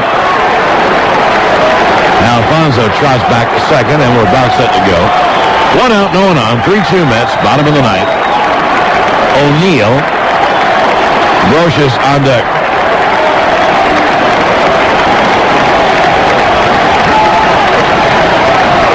Now the stretch. And the 1-2. Way outside. The count 2-2. You know, if you want to miss 1 and 2, you really want it to be just off the plate to make the hitter guess and maybe swing on him. That ball was low and away, so O'Neill didn't have to think about it. The count 2-2. As Mike said, Canseco has a bat in the Yankee dugout. Now the 2-2. High fastball, 3-2. Benitez simply overthrew. You can't blame him. He wants to put as much as he can on it. Well, the count 3-2 on O'Neill. What do? Do you throw the fastball? Do you throw the splitter? What a tough call. You throw the splitter. O'Neill guesses right. He's on first base with a walk. Yeah, I would say you throw the fastball. O'Neill, as you mentioned, is not turning on it. It'll be a 3-2. Swung on and fouled down the left field line. Out of play, deep down the left field line. Payton plays over in left center, very deep. They're trying to cut off extra base hits. And McEwing in left plays O'Neill. Really tore the left field line. They figure O'Neill is certainly not going to pull Benitez. The only way he pulls him is if Benitez throws something off speed, slider or splitter, and hangs it. I don't think he's going to do that. Again, the 3-2. Swung on and popped foul, third base side, and out of play. The count holds 3-2. One thing about Benitez, 3-2, he's throwing strikes.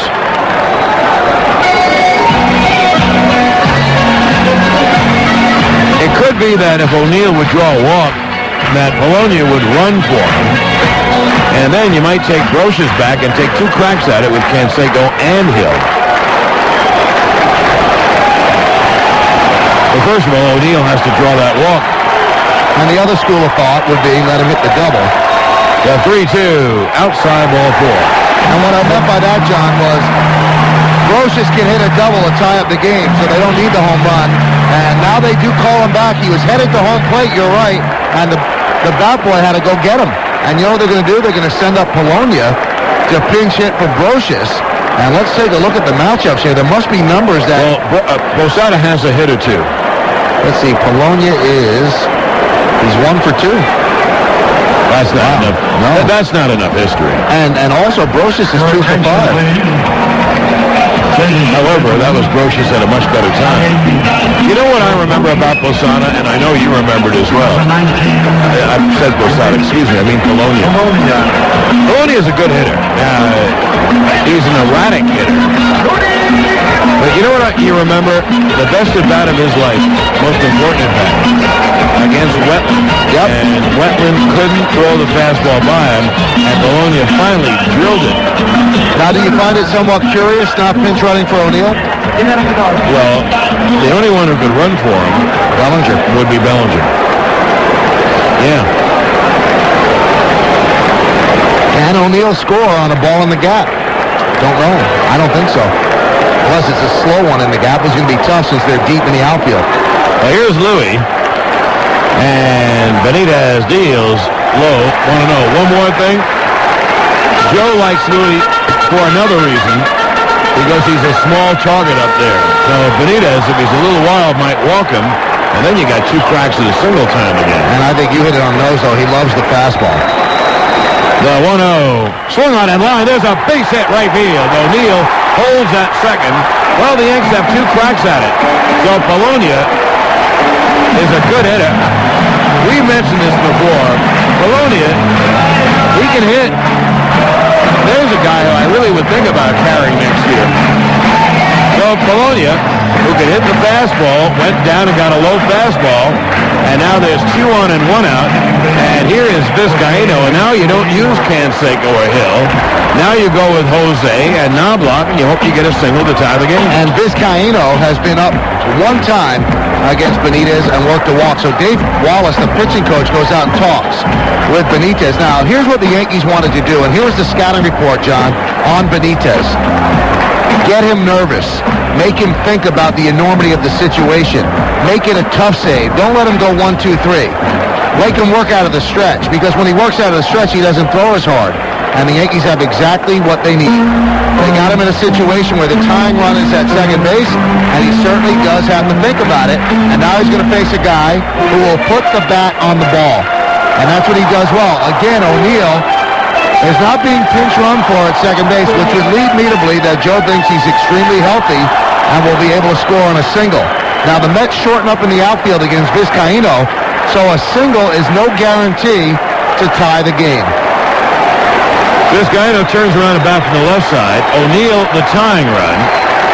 Polonia, the winning run. The pitch, strike, and the count 0-1. Knight may play the left fielder, and that's Joe McEwing in for Agbayani. Almost on the left field line. That's about as close as you play in Yankee Stadium in the big outfield. It'll be an 0-1. Low. I think that's a splitter, and the count 1-1. Well, the first one, John, he actually took something off it. It was a BP fastball just to get the strike because he knew that he was probably taking till he got a strike, 86 miles an hour. It'll be a 1-1. 3-2 Mets. Bottom of the ninth. 2 on, 1 out. The pitch is high, and the count 2-1. This Guyano will take pitches, and this next pitch is going to be a very important pitch in this game. A strike, Benitez is okay. A ball, and he's behind 3-1. And now the crowd is going bananas. 2 on, 1 out, bottom of the ninth. And the 2-1 swung on and line. There's a base hit to left field. O'Neill can't score. The throw comes in. There's a line drive on one hop to McEwing playing shallow. And I don't care who is running at second base. No one would score on that base hit. So the Yankees are going station to station. This Guyano got a pitch he could handle and lined it the opposite way. And as usual, Joe Torre makes the right moves. And it just was a line drive on one hop. No one could have scored on that. The Yankees have the bases loaded, 1 out. Now a fly ball will tie the game. And how do you like Knobloch's chances, John, of working a walk against Benitez? Knobloch can foul off pitches. He can take pitches. He has a small strike zone. And you know now Benitez's heart is really pounding. Can he throw 3 strikes to Knobloch before he throws 4 balls? And he can't throw the splitter, at least not a nasty one. The pitch. Strike. To a breaking ball, and the count 0-1. Knobloch has flied out, walked, grounded into a fielder's choice, and struck out. The outfield is playing shallow for a play at the plate. Got a speedy guy at second in Polonia. O'Neill the tying run. Polonia the winning run. Bases loaded, 1 out in the ninth. It'll be an 0-1. Low outside, the count 1-1. The right fielder, Perez, is reasonably deep, but the left fielder, McEwing, is shallow, and Peyton is a tad deeper. He plays left center. A long fly ball to left obviously ties the game, but that might go over McEwing's head. And Peyton does not have a good arm in center. It'll be a 1-1. Bases loaded, 1 out, and the pitch swung on and hit in the air to deep left. Back goes McEwing. He's there. He makes the catch. Tagging is O'Neill. He will score the tying run. Chuck Knobloch got the bat on the ball and hit a long fly to left, scoring O'Neill. It's a sac fly, a ribby, and the Yankees tie the game at 3.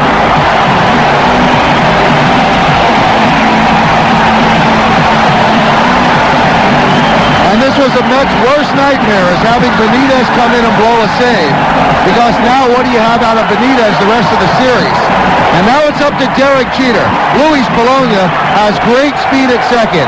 Any base hit will win the game for the Yankees. Chuck Knobloch comes up big, puts the ball in play, scores O'Neill easily, and it's a new ball game. Now Polonia the winning run. This Guyano is at first, and here's Jeter. 2 on, 2 out, tied at 3, bottom of the ninth. Jeter 1 for 3 with a walk. The pitch, strike, fastball, and the count 0-1.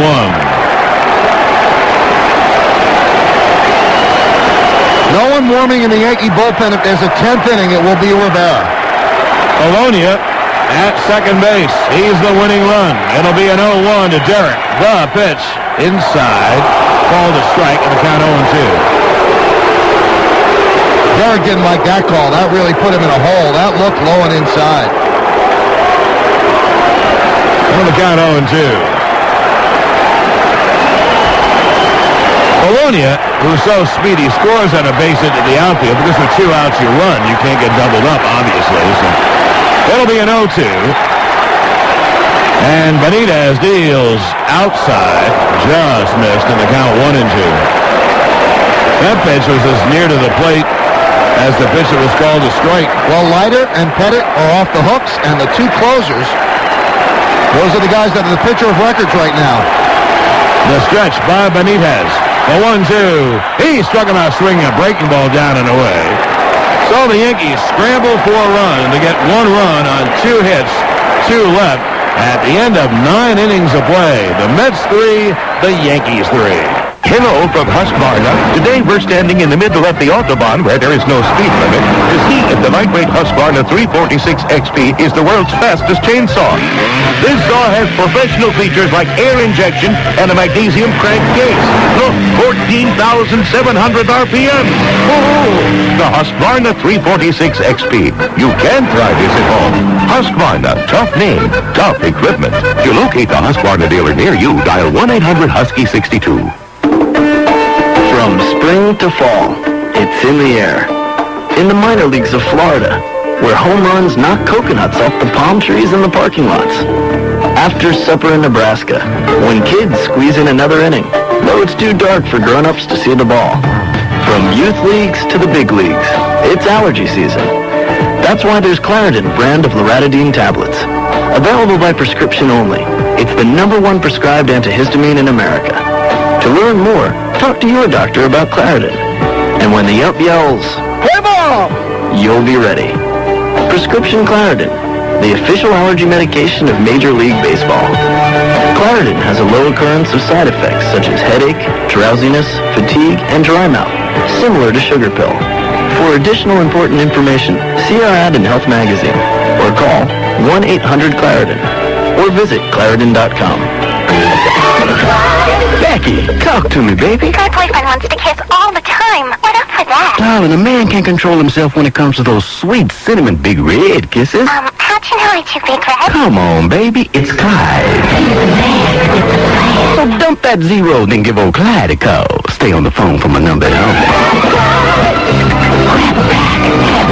Long-lasting fresh breath, baby. Mornings of Chicago, the Steakhouse, featuring its renowned USDA prime aged beef with 2 Manhattan locations and in Stamford, Connecticut. And coming soon, Great Neck, Long Island, Morton's, the world's premier steakhouse. Mariano comes out for his 2nd inning. Louis Soho goes to 3rd. Polonia pinch hit for Brocious and got a big hit. 3 10-0 Mets, 3 8-0 Yanks. What a game. What a beginning to the series. Well, here we go to the 10th. You think this is a pretty much of an all-star matchup? Rivera on the hill, Piazza at the plate, and Michael Kay at the mic. Thanks, John. Piazza's 1 for 4 today. He's single in the 4th. Rivera from the stretch deals. Fastball up and in, 1-0. Piazza, 38 home runs in the regular season, 2 home runs in the postseason. The Mets are warming up Dennis Cook to pitch the bottom of the 10th inning. This is the 51st extra inning game in World Series history. And a 1-0. There's a strike, 1-1. The last one was Game 3, where the Yankees beat the Braves on Chad Curtis's home run. Indeed. Not much history here. Piazza is 0 for 1 against Mo. Rivera sets. And the 1-1 to Piazza. Swung and a miss. That looked like a cutter from Rivera, diving down and away. Almost had slider action. And the count 1-2. Usually Rivera's cutter cuts on the same plane, but that one went down and away.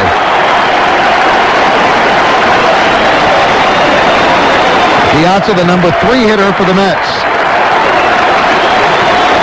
And the 1-2. Fastball high, a 96-mile-an-hour heater, and the count levels at 2-2.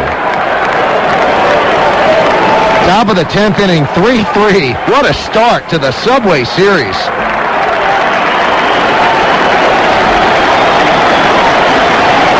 And the 2-2.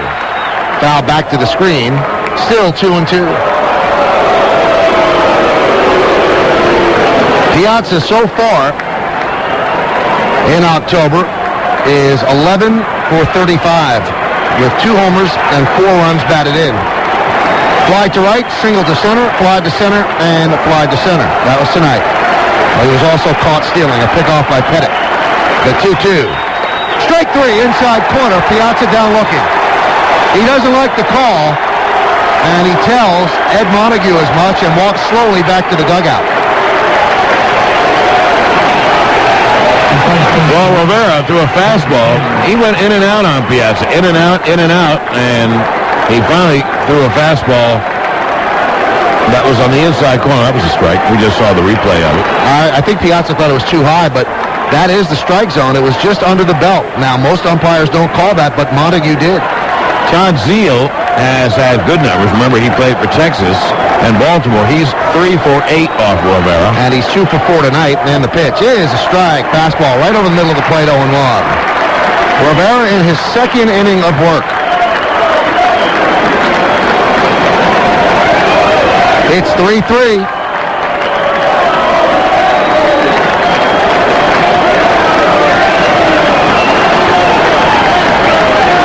The 0-1. Inside, 1-1. In the old days, John, all subway rides were this nerve-wracking. Not anymore. No.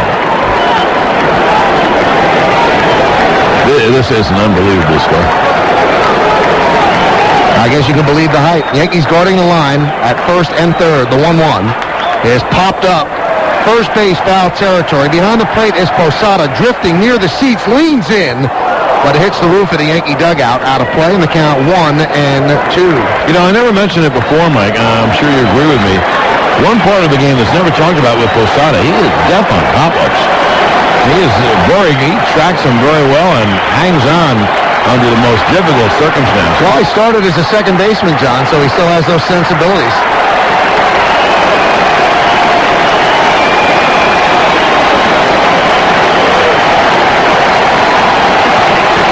Soho almost standing on the line at third. Same thing with Chino at first, the 1-2. Popped up foul again, first base side out of play. Still 1-2 as Zeile stays alive. Ventura on deck, and if, in fact, Rivera gets out of the 10th inning with the game tied at 3, you'll see lefty Dennis Cook. The Yankees have Justice, Bernie Williams, and Tino, 2 lefty hitters coming up in the 10th inning. And the 1-2. Just missed outside with a cutter. And the count levels at 2-2 as a check swing by Zeile.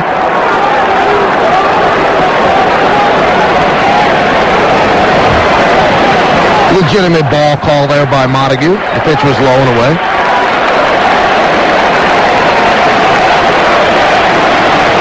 And the 2-2. Fouled away. Into the mezzanine, first base side. Still 2-2. Zeile's very tough to fool. He's not as good a hitter, but he's very Paul Molitor-like. His bat is completely quiet. He has great hands. So he waits to the last minute. So therefore, with a very short stroke, he's not fooled too often. He's a good hitter. And the 2-2. Swung on and drilled deep to left field, but foul into the upper deck. Just a long strike. And the scoreboard clock in left center field reads the witching hour. It is 12 o'clock here in New York City and up and down the East Coast. And the Yankees and the Mets are tied at 3 in the top of the 10th inning, putting on a show for baseball fans around the world. And the 2-2. Strike 3 right down the middle. Zeile down looking, and that pitch was at the belt too, and Zeile doesn't like the call, and he tells Ed Montague as much. So the Mets better adjust and know that the pitch at the belt is being called a strike. 15 seconds, Station ID. This is New York Yankees baseball. Finally, a consumer reporter with a New York attitude. The all-new Troubleshooter Show with Tom Martino. Heard weekday mornings at 9, right after Curtis and Kuba. I'm Troubleshooter Tom Martino, and this is the great 77 WABC. New York. Here's Robin Ventura, and the pitch, a strike right down the middle, 0-1. Along with John Sterling, I'm Michael Kay. We really do thank you for joining us. You have some other options as well, and we thank you for sticking with us in the World Series. It's a thrill to be here in Game 1 of the World Series. And the 0-1. Up and away, 1-1. Robin Ventura is 0 for 4. Struck out and grounded back to the mound, popped to second, and fouled out to Posada. Left-handed batter. Years in the American League with the White Sox, he's 4 for 12 off Mariano. No home runs, 2 RBIs. Rivera gets the sign from Posada, sets below the belt, the 1-1 pitch.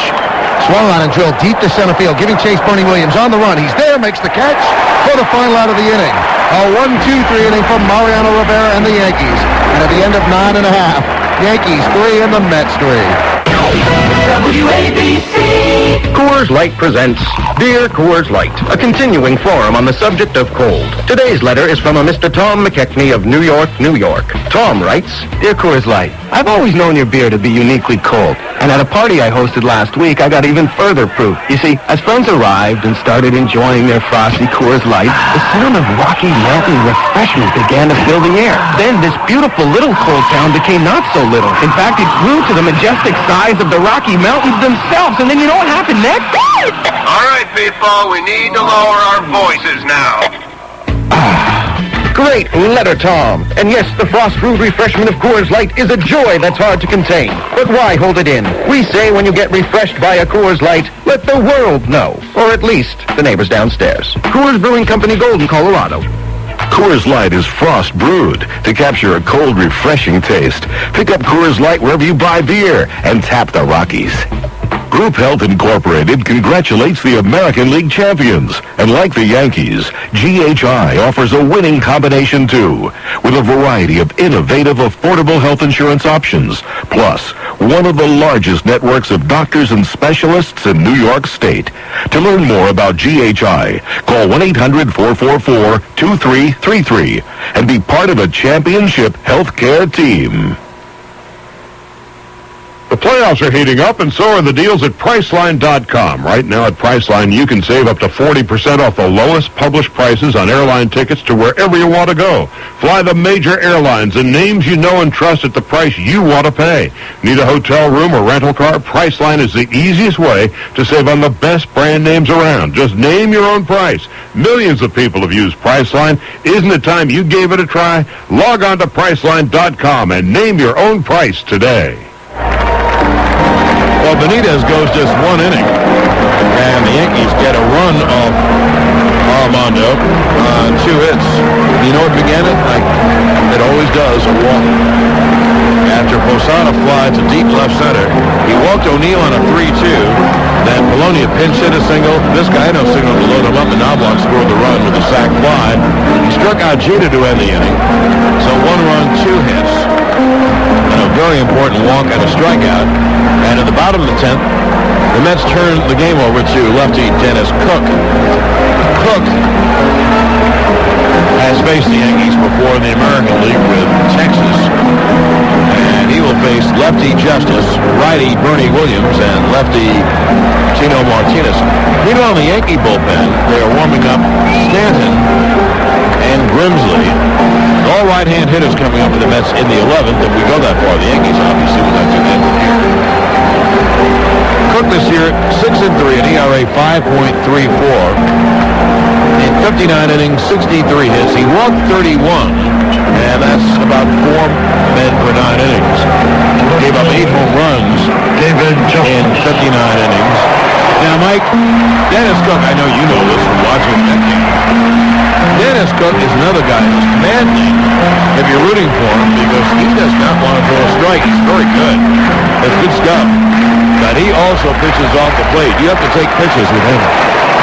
Dennis Cook almost didn't make the World Series roster. He had kidney stones, and he passed one the other day. He still has one, but doctors said he could pitch and not hurt himself. Well, if he's not hurting, then he's in good shape because that's about the most painful thing in the world, I'd say. Justice is 1 for 4 today. And the pitch. In the dirt, gets past Pratt, rolls all the way to the backstop. One thing about Dennis Cook, he's one of those guys that doesn't mind pitching 2-1, 2-0, 3-2. And I was wrong about Grimsley. David Cone is the right-hander, along with Stanton, the left-hander. So that says he's not pitching in Game 4. Justice had a big 2-run double to left center field. That was in the 6th inning.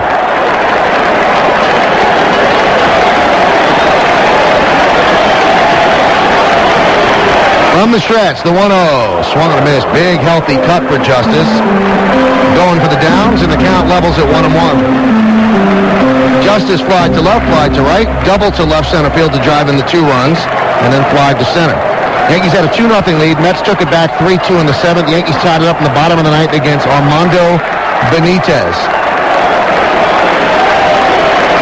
The Benitez now 3 for 9 in postseason save opportunities. Mariano Rivera 17 for 18. Cook makes a circular motion with his arm for Pratt to go through the signs again. The veteran left-hander sets, and the 1-1. Up and in, 2-1. Now, this is not the first rodeo for Dennis Cook. He was on the 1997 Florida Marlins World Series team, so he has a World Series ring. But this is his first appearance, obviously, for the Mets. Mets making their first World Series show since 1986. And the 2-1. Just missed inside. 3-1. Boy, that did just miss. That puts Cook at a tremendous disadvantage. I mean, he and the Mets get detailed scouting reports. He knows that David Justice will hit it out if you make a mistake, and he's got to throw a strike 3-1.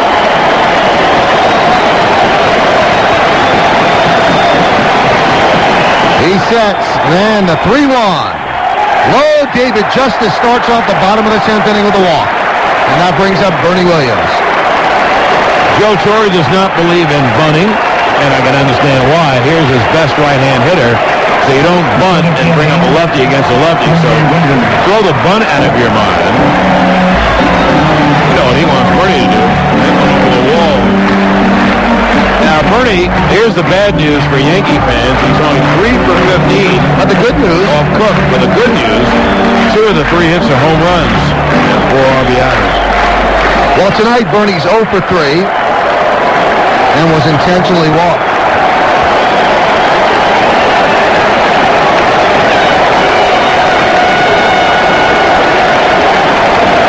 And by the way, the next batter up, Tino Martinez, will save it for Tino. He has great numbers against Cook.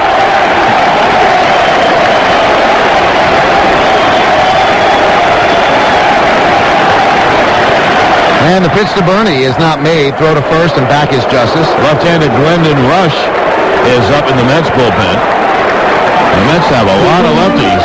Leiter and Hampton as starters. Rush and who's a starter primarily, a reliever in the playoffs, along with Franco and Cook. When does exactly he come in? I guess if Cook walks another batter. Justice, good lead off first. And again, the throw to first, and Justice back. Well, they're saying balk. The whole Yankee team is on the top step of the dugout, and they pointed at Cook and said balk, but first base umpire Charlie Relaford would have none of it. Tino is 6 for 16, so it could be that Bobby Valentine doesn't want Cook to face Tino with 2 on and 0 out. Anyway, here's Bernie. They haven't thrown Bernie a pitch yet. Yankees and the Mets are tied at 3. First game of the World Series, bottom of the 10th inning. Cook sets. And the pitch to Bernie. Up and away, 1-0. Yankee fans expecting something because with that pitch, all the flash bulbs went off. 3-10-0 for the Mets, 3-8-0 for the Yankees. Bernie won a game, a playoff game, extra innings with a home run. Remember the home run against Baltimore. And one against the Red Sox. And one against last year against the Red Sox. Crowd chanting Bernie. And the 1-0 from Cook. Outside, 2-0. I mentioned before, Mike, Dennis Cook is not going to throw the ball over the plate. He is a guy who lives inside corner, outside corner. Now he's behind 2-0. Now, Mike, he almost has to throw a strike. And this is the kind of pitch that Bernie could tee off on. Really sit on one pitch and try to drive it. Now, Cook knows that, and maybe he doesn't throw one over the plate. He wants Bernie to try to hit a ball out of the strike zone. Justice leads off first. Nobody out. And the 2-0. Just missed outside, 3-0. I'll tell you what, Montague is not giving him anything off the plate. Those are close pitches.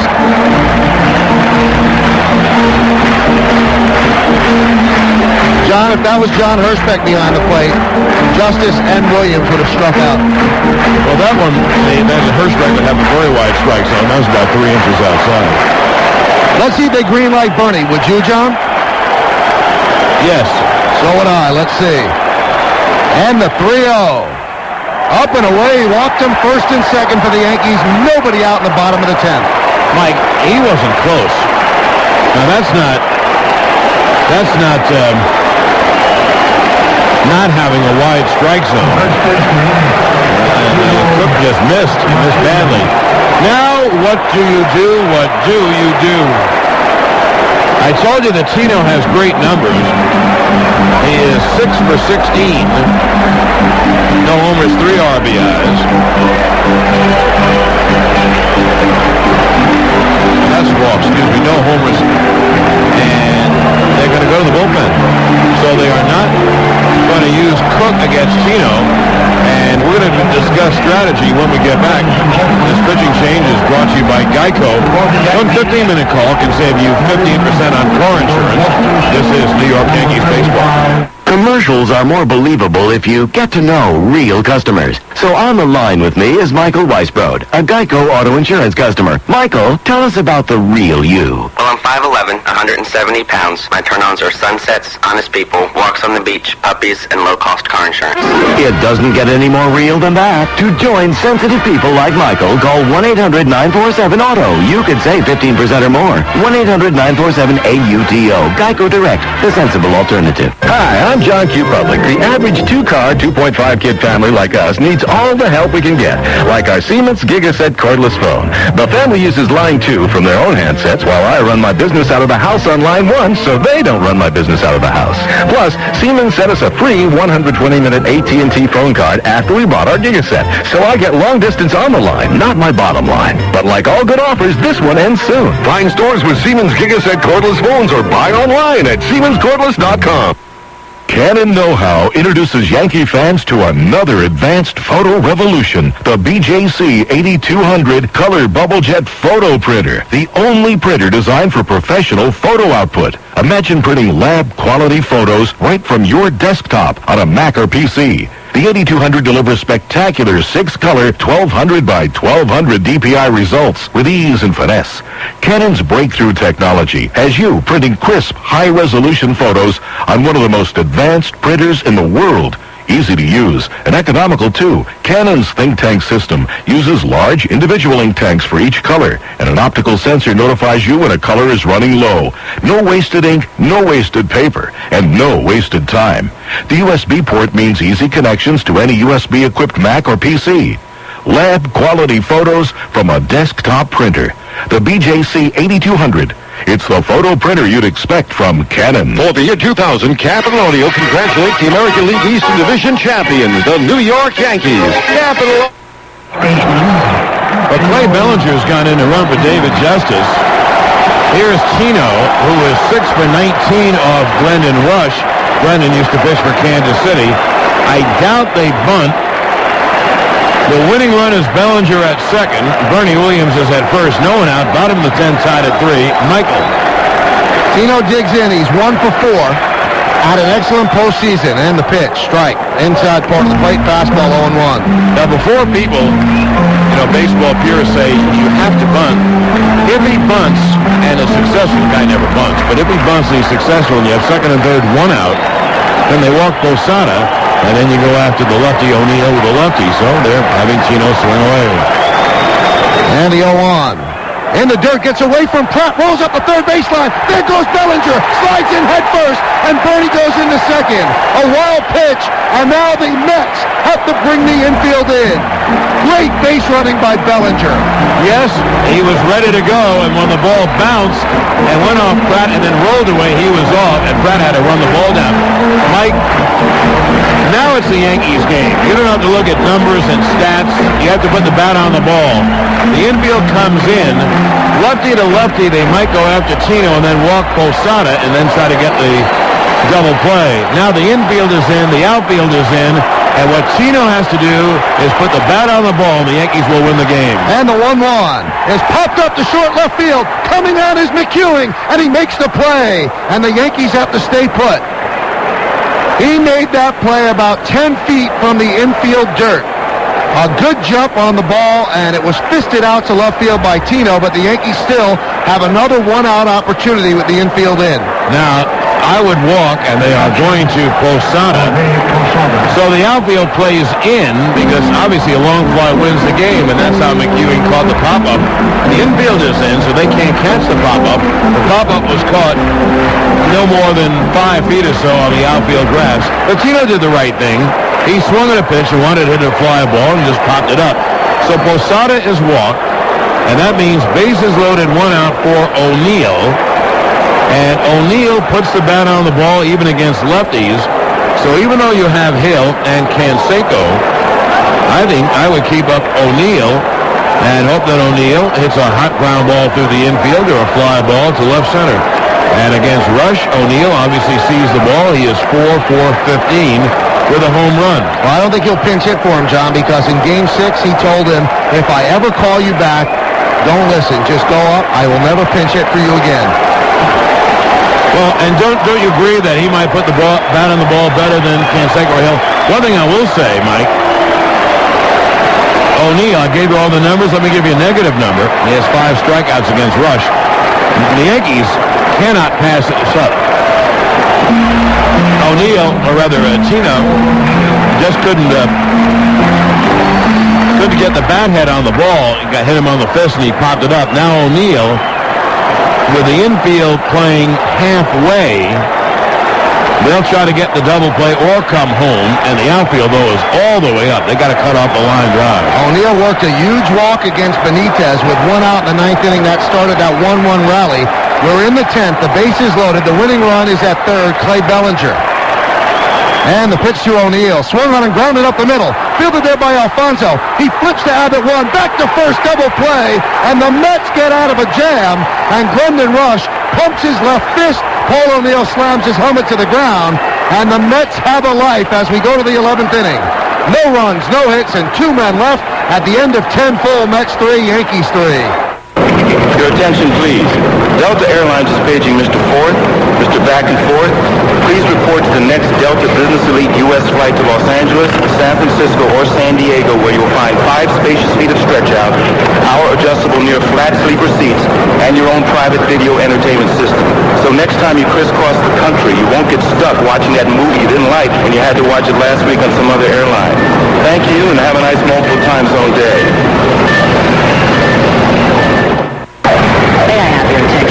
Delta Shuttle is paging Mrs. Right Now. Mrs. I want to leave right now. Please report to the next Delta Shuttle flight to Boston or Washington, where your plane departs when it's supposed to 97% of the time, which means 97% less waiting around. And where if you bought a seat on that Delta Shuttle, you'll have a seat on that Delta Shuttle, and that seat is so guaranteed that even if the flight's oversold and Delta has to pull another plane out of the hangar, you'll have a seat on the Delta Shuttle. Thanks. Guaranteed seat doesn't include delays caused by weather or air traffic control. You and me together, baby. Some private concerts don't deserve an audience. Some do. The Beck Spotlight Series presents Third Eye Blind Live. Your chance to win 2 seats to one of 3 private concerts. Enter where Beck's beer is sold or at becksbeer.com. Third Eye Blind Live from Beck's. No purchase necessary. Sweepstakes ends October 31st, 2000. Must be legal U.S. resident, 21 or older to enter. Void where prohibited. See official rules of participating Beck's retailers or at becksbeer.com. Imported by Beck's North America, Stamford, Connecticut. Have you ever delivered a perfect presentation? Do you think some things are what they're cracked up to be? At Hampton Inn, we believe that some things can be just right. So at 1,000 locations nationwide, we offer a 100% satisfaction guarantee. Rates vary from around $69 to $99 a night and include a free breakfast bar every morning. For reservations, call 1-800-HAMPTON. Hampton Inn. We're with you all the way. Well, the Yankees really blew a golden opportunity to take a 1-0 lead in this World Series. Second and third, nobody out. I mean, what would you say the odds are the Yankees somehow squeeze across a run? Tino Martinez, a short pop-up to left. They intentionally walk Posada. And then O'Neill jumps on the first pitch he sees and wraps into a 4-6-3 double play. And talk about demoralizing and the ebb and flow of this game. The Mets blow the lead in the 9th inning, and the Yankees blow a chance to win it in the 10th. Now, does the enthusiasm and the momentum and the confidence swing in favor of the visiting Mets? Well, the Yankees will bring in Mike Stanton, and Stanton can give you 2 innings. He's going to face McEwing, Payton, and Pratt here in the 11th inning. 3-10-0 for the Mets, 3-8-0 for the Yankees. Bellinger takes over in left field for Justice, so that's important for the Yankees because they lose Justice's bat, and Bellinger is in for defense. He had come in to pinch run. Ladies and gentlemen, now pitching for the Yankees. Now he will be batting in the number 3 spot for the Yankees. In the bottom of the 11th inning for the Yankees, it'll be Soho, Vizcaino, and Knobloch. Here's Stanton now. And as we said, Stanton faces McEwing, Payton, and Pratt. Yankees and the Mets are tied at 3. The first game of the Subway World Series, and here's John back at the play-by-play. And as usual, Mike, a lot to talk about in this game. The media will have a field day after the game and into tomorrow before Game 2. Joe McEwing, a right-hand hitter, is in, and he flied to right. No, Agbayani did. This is his first at-bat. The pitch to McEwing is a breaking ball strike, and the count on 1. Stanton, a lefty, faces nothing but right-hand hitters here in the 11th. And, Mike, I don't know if the Yanks will win or lose, and I don't think anyone else does in this game, but they blew an opportunity that they'll never have again in a World Series game. I mean, you have second and third, no one out. You have to put the bat on the ball and get the run in, and the Yankees couldn't do it. It'll be an 0-1 to McEwing. And the fastball hit in the air to center. Bernie Williams lopes in, makes the catch, 1 away. First, Tino came up. He tried to boost the ball in the air. A fly ball wins the game, but he hit a pop-up in back of short. McEwing came on and made the catch. They walked Posada, so the infield could retreat and play halfway. The odd thing is O'Neill hit the ball up the middle, but he didn't hit it hard enough, and it was transformed into a 4.63 GP. And it was very, very close at first to return throw. I was surprised that Alfonso didn't take it himself. When he put it in the air and flipped it to Abbott, and then Abbott returned to Zeal, it was very close to O'Neill beating it out. The pitch to Payton is low, count 1-0. Payton tonight is 1 for 4, but that one hit was in the big 3-run rally by the Mets, who scored all their runs in the 7th. Yankees scored 2 in the 6th and 1 in the 9th to tie, and let's face it, the Mets handed the Yankees the game on 2 walks and a wild pitch. There's a strike, a fastball in the inside corner. Stanton can pitch a long time. He's very strong, and, you know, Mike said he can give you 2 innings. If you had to, you could pitch him more than that. The one thing, when the lineup turns around again, if the game goes on, Stan will have to get out some great right-hand hitters. The 1-1, God on a miss as a change away, and the count 1-2. And the Yankee options from the right side, Grimsley, Gooden, and Cone. You've already used Nelson. And the numbers this year indicate that Stanton gets out righties better than he does lefties. We're at the top of the 11th, tied at 3. 1 out, no one on. The 1-2. Foul back, fastball. Stanton throws everything. He throws a fastball, a curveball, a slider, a splitter, and a change.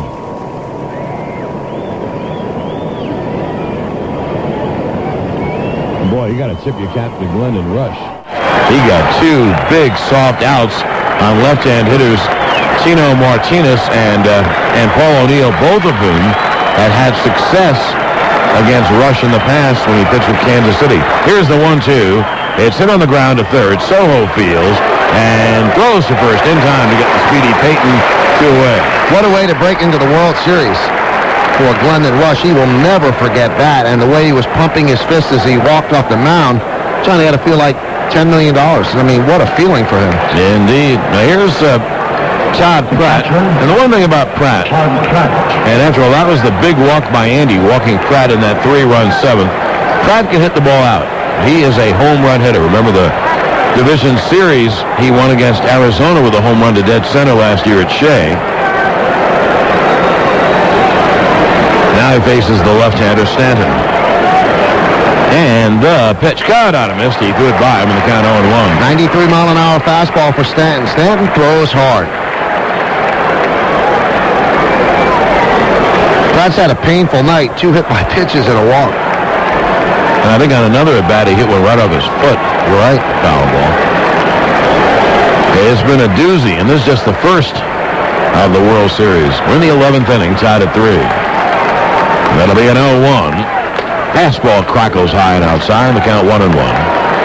In the rally, quote-unquote, the Yankees had, they didn't do anything for that rally, but Dennis Cook walked Justice, and then he walked Bernie, and he didn't come too close. And then He left, and a wild pitch moved the runners up. The rush was more than equal to the occasion. It'll be a 1-1 to Pratt. God, on a miss. He chased a high fastball on the count 1-2. Great spot for a fastball up and in. Not many people could hit that, and Pratt couldn't hit it. You're seduced by it. You know you should lay off. It's hard to get through the high fastball, but it's right there. You can see it so well. You just can't get around on it.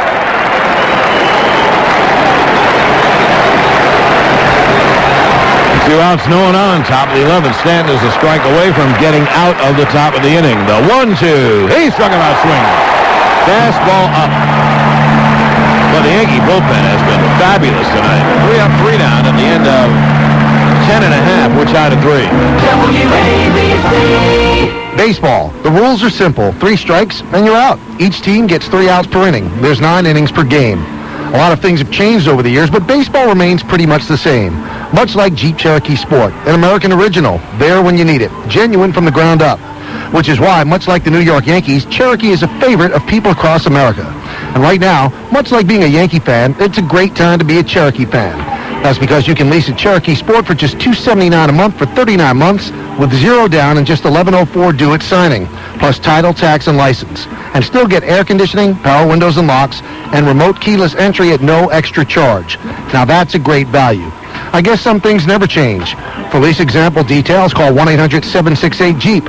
Ends January 8, 2001. See the Cherokee Sport at your Tri-State Jeep dealer. Jeep is a registered trademark of Daimler Chrysler. Jeep, the most award-winning brand of 4x4s on earth. Hey, John, isn't it true that peak performance requires concentration and focus? It sure is, Mike. That's why Sun America Mutual Funds developed the Focus Portfolio. Its stunning success is a testament to their approach. 3 world-class managers, Marsigo, Sagalis, and Alger, each select their 10 favorite stocks in one fund. Visit SunAmericaFunds.com. Call 800-858-8850, extension 5660 for more information. Past performance is no guarantee of future results. For more information, including an explanation of investment risk, please read the prospectus. Funds' daily net asset value may fluctuate or are not guaranteed. Funds by Bank or FDIC insured. Shares distributed by Sun America Capital Services. Spinco. Maybe you know us. If you do, thanks. If you don't, you should. Doctors have been recommending our foot care product for years, especially Polysorb replacement insoles. They've got the best combination of shock absorption and energy return of any insole out there. And they're unconditionally guaranteed for 1 full year. So, whether you're trying to run faster, jump higher, or just make your feet feel better, try Spinco Polysorb replacement insoles. Ask for them at Foot Locker or your favorite footwear retailer. Take comfort in Spinco. 15-second station ID. This is New York Yankees baseball. You can win tickets to the Subway Series. Listen to Curtis and Kuby in the morning on News Talk Radio 77 WABC, New York. Along with John Sterling, I'm Michael Kay. We go to the bottom of the 11th inning. First game of the World Series. Yankees and the Mets are tied at 3. It'll be Soho, Vizcaíno, and Knobloch against Glendon Rush. And here's John again. Soho, a right-hand hitter. Rush deals. Strike fastball. Yankees have seen Rush quite a bit with Kansas City a couple years ago. At his best year with the Mets, the 0-1 is grounded toward the middle, fielded by Alfonso. He throws off balance in time. 1 away. So 1 down, and here is Vizcaíno, who had a very big hit in this game. He has 2 hits, but he had a very big hit in the 9th to continue the rally, move the runner to third base. That was O'Neill, and then Knobloch tied the game with a sac fly.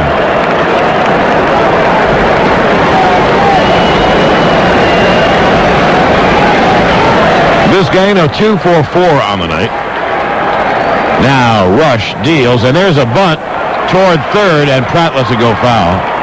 Vizcaíno had a chance to beat it out. It wasn't a good bunt because it was bunted right near home plate, but it rolled foul on the dirt part. It never got to the grass part in front of the plate. Rolled foul third base side.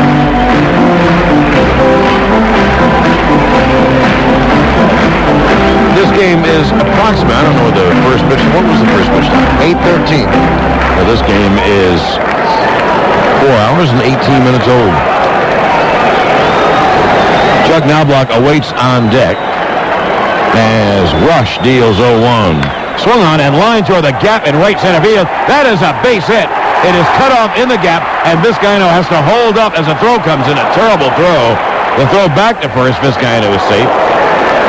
A terrible throw by Perez, who yanked the throw way away from second toward the shortstop side, but it was backed up by Ventura. How about Joe's hunch playing Vizcaíno? That's pretty darn good. Now Vizcaíno batting right-handed, skies one to right center. It was a base hit, and it was cut off beautifully by Perez. It looked like it was going to be a double at first, but the ball wasn't deep enough. So there's the winning run at first with one out, and here's Knobloch. Hey, Mets and Yankee fans can follow their team's pursuit of glory for extensive highlights, interviews, and expert analysis. Tune to the Jeep Subway Series postgame report immediately following the World Series game tonight. Fox is off. You turn to MSG Network and Fox Sports Net, and that's where the postgame show is. Knobloch tied the game with a sac fly in the ninth. The fly ball the Yankees couldn't get in the 10th. Pitch, foul back fastball. Good pitch by Rush. And the count 0-1. You see what Knobloch was trying to do there? The scouting report on Knobloch is he takes the first pitch. A lot of people start him off with first pitch fastballs, and he was trying to hit that ball out. He took his shot right there. And Knobloch against Rush is 4 for 16 with 2 home runs.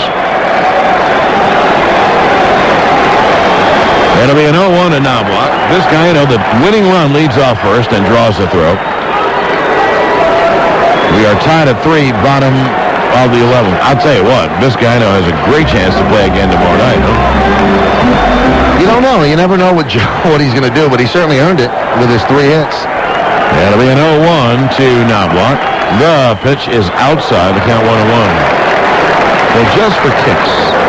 You're going to look at Vizcaíno against Hampton. I know what you're going to do. Well, they're both National Leaguers. Not bad, 4 for 18. Hampton's a very good pitcher. It'll be a 1-1 to Knobloch. And again, a throw to first base, and Vizcaíno is back. You know, I'm sure the Mets will long lament that Benitez couldn't close the door in the ninth. A one-out walk began it.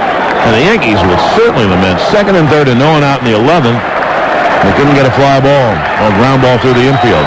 The 1-1 swung on and popped foul out of play. But one thing I will say, both teams will lament it less if they win.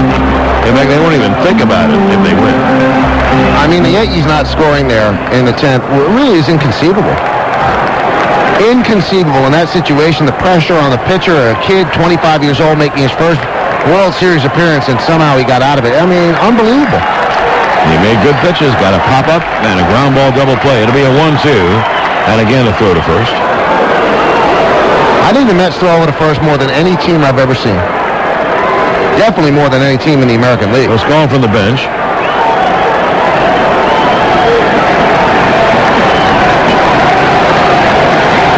That'll be a 1-2 to Knobloch. High outside, overthrew the fastball, and Pratt straightened up quickly and made the grab, so the count 2-2.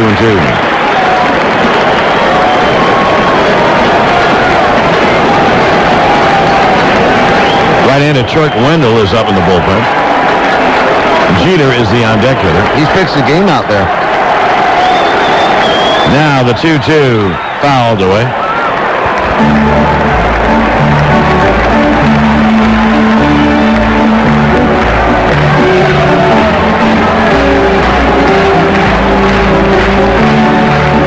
It's been Leiter, Franco, Benitez, Cook, and now Rush.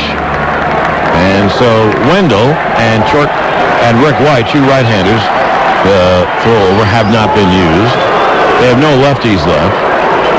But they got 2 very good right-handers, Wendell and Rick White.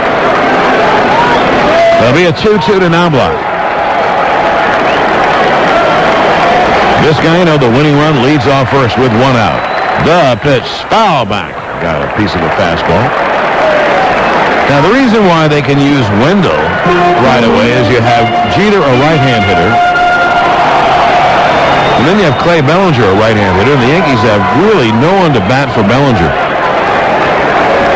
Because you can't risk sending up Canseco or Hill and having him in the outfield. It'll be a 2-2. Pitch is pop foul behind the plate. Pratt gives it a look. Coming back to the stands, and he makes the catch right near the Yankee dugout. And there's the second out of the inning. So now 2 away. And that'll bring up Jeter.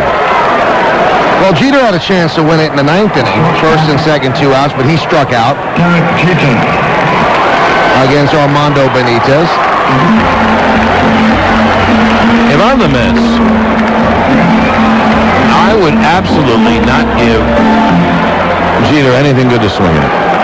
And then just deal with Bellinger? Yeah. And then bring in Wendell to throw that slider to Bellinger. He'd have no chance. But at this point, you also have to think about the game going long. You know, if you use Wendell for the one, I guess you could go that way.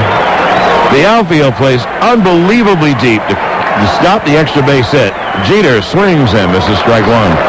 The left fielder, Joe McEwing, plays very close to the warning track. Peyton is in very deep center. That's normal procedure. What you want to do is cut off the extra base hit. And I'll tell you, one place that Jeter has wide open, that's right center field. The pitch is outside, the count 1-1. Not that easy, but Jeter will hit the ball to right field. Now let's see if he can hit it to right center. Right center field, this guy could score. Clay Bellinger is on deck. The 1-1. Low on the count 2-1. It's tough to say walk Jeter because that pushes the winning run to second. But you figure Wendell would have a great chance against Bellinger. It'll be a 2-1. And the pitch is swung on and driven deep and foul down the right field line out of play in the count 2-2. You think Clay Bellinger's heart is pounding right now on deck? That's just the kind of guy who wins World Series games. We had the scooter on with us on the pregame, and we ran down a whole bunch of guys who came out of obscurity in the World Series. That'll be a 2-2. Now Jeter steps out. It'll be right-hand hitter Abbott, left-hand hitter Perez, and then the class of the right-hand hitters, Alfonso and Piazza against lefty Mike Stanton in the 12th if the Yankees don't score here.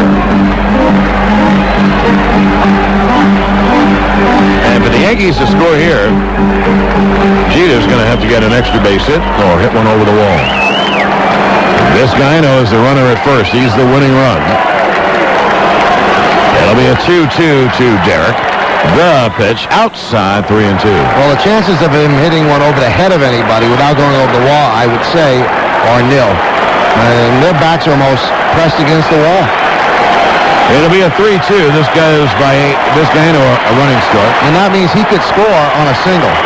That's how deep they are. The 3-2 low. It's a wild pitch, and it rolls back toward the dugout. This guy goes to third. Jeter heads toward second, and they won't risk the throw there. So Jeter walks and goes to second on a wild pitch. This guy went to third, and now you have to pitch to Bellinger. And now we'll see if Bobby Valentine goes to the right-handed Chuck Wendell. The reason Jeter went to second, first of all, Pratt couldn't find the ball for a while, but he was daring him to throw it, and you make a bad throw, then Vizcaino scores from third, and now here comes the pitching coach, Dave Wallace, out.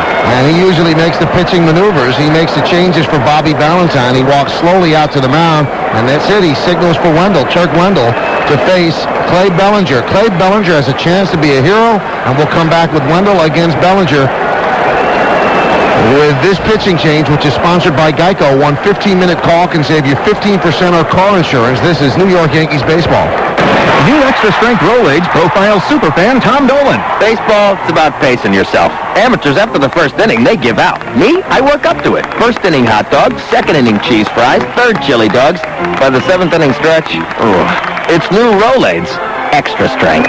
New extra strength Rolaids with even more acid neutralizing power to wipe out heartburn fast. New extra strength Rolaids starts working in less than 10 seconds.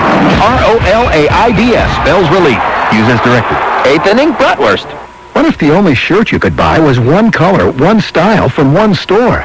Here, it's pink with a Nehru collar. Yeah, but I was looking for... No buts, that's it. That's how most web insurance sites treat you. Quotes from just one or two companies. But Quotesmith.com gives you auto, health, and life insurance quotes from more than 300 top-rated companies. Search the insurance marketplace in seconds, sort by lowest price, and don't settle for this.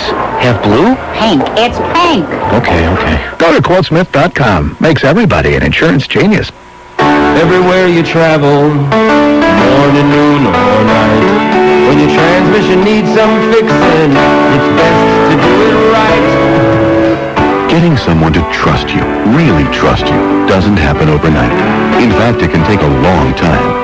And even once you've earned someone's trust, hanging on to that trust takes work. Take the transmission professionals at Lee Miles. For over 50 years, they've been repairing and replacing transmissions. And in all that time, they've delivered the kind of reliable service that's made them the most trusted name in transmissions. And that's a reputation they plan to keep. Lee Miles. It's about transmissions. It's about trust. It's about the people who are Lee Miles. The most trusted name in transmissions. Get me to Lee Miles. For the independently owned and operated Lee Miles Transmission Center nearest you, check the yellow pages or call 1-800-LEE-MILES. Boy, is Joe Torre rolling the dice. I mean, really rolling the dice. He is sending up Glenn Allen Hill to pinch hit for Bellinger. Now, why is he rolling the dice? Well, if Glenn Allen Hill doesn't get a hit, he plays left field. Wendell, 8 and 6, 3.59, 73 strikeouts in 82 and 2/3 innings pitched. And John's going to look up the matchups. Does he have success against him, John? No. What's his number? 2 for 12, 1 a home run. Well, he didn't do much as a pinch hitter in the ALCS. And Glenn Allen Hill will pinch hit for Bellinger. Bellinger was batting in the number 3 slot in the Yankee lineup because he pinch ran for Justice in the 10th inning. So the Yankees paid for that move right now. Well, Glenn Allen Hill better be ready to hit the slider because that's what Chuck Wendell throws. He might throw other pitches to left-hand hitters, but to right-hand hitters, he throws slider, nasty pitches. Look like fastballs and veer down and away. Second and third, 2 out. The pitch to Hill is a fastball. And the count 1-0. So Wendell tried to get ahead and missed. Now, it's not good enough to say, well, he's got first base open because Bernie Williams is on deck. Hill 1 for 14 in this postseason with 2 ribbies. That one hit a big hit against the A's. It'll be a 1-0 to Glenn Allen. The pitch is foul back. The count 1-1. So Hill hits for Bellinger. But Mike told you we didn't think that Bellinger would be hit for because now Hill has to play the outfield. Amazing. Just amazing. A real roll of the dice right here. Trying to win it. Vizcaino, the winning run. He's at third. Jeter at second. With 2 out, tied at 3, bottom of the 11th. The 1-1 is fouled off the end of the bat. The count is 1-2. He'll hit a little roller, kind of first base side of home plate. So Hill goes to left field. And if you're wondering, that's the only move the Yankees could make. That's right, because Brocious is out of the game. Now they have Canseco and Turner left on the bench. And he'll ask for time. I think the Yankees would really settle right now for a wild pitch. Settle? Mm-hmm. They would celebrate it. They would honor it. It'll be a 1-2 to Hill.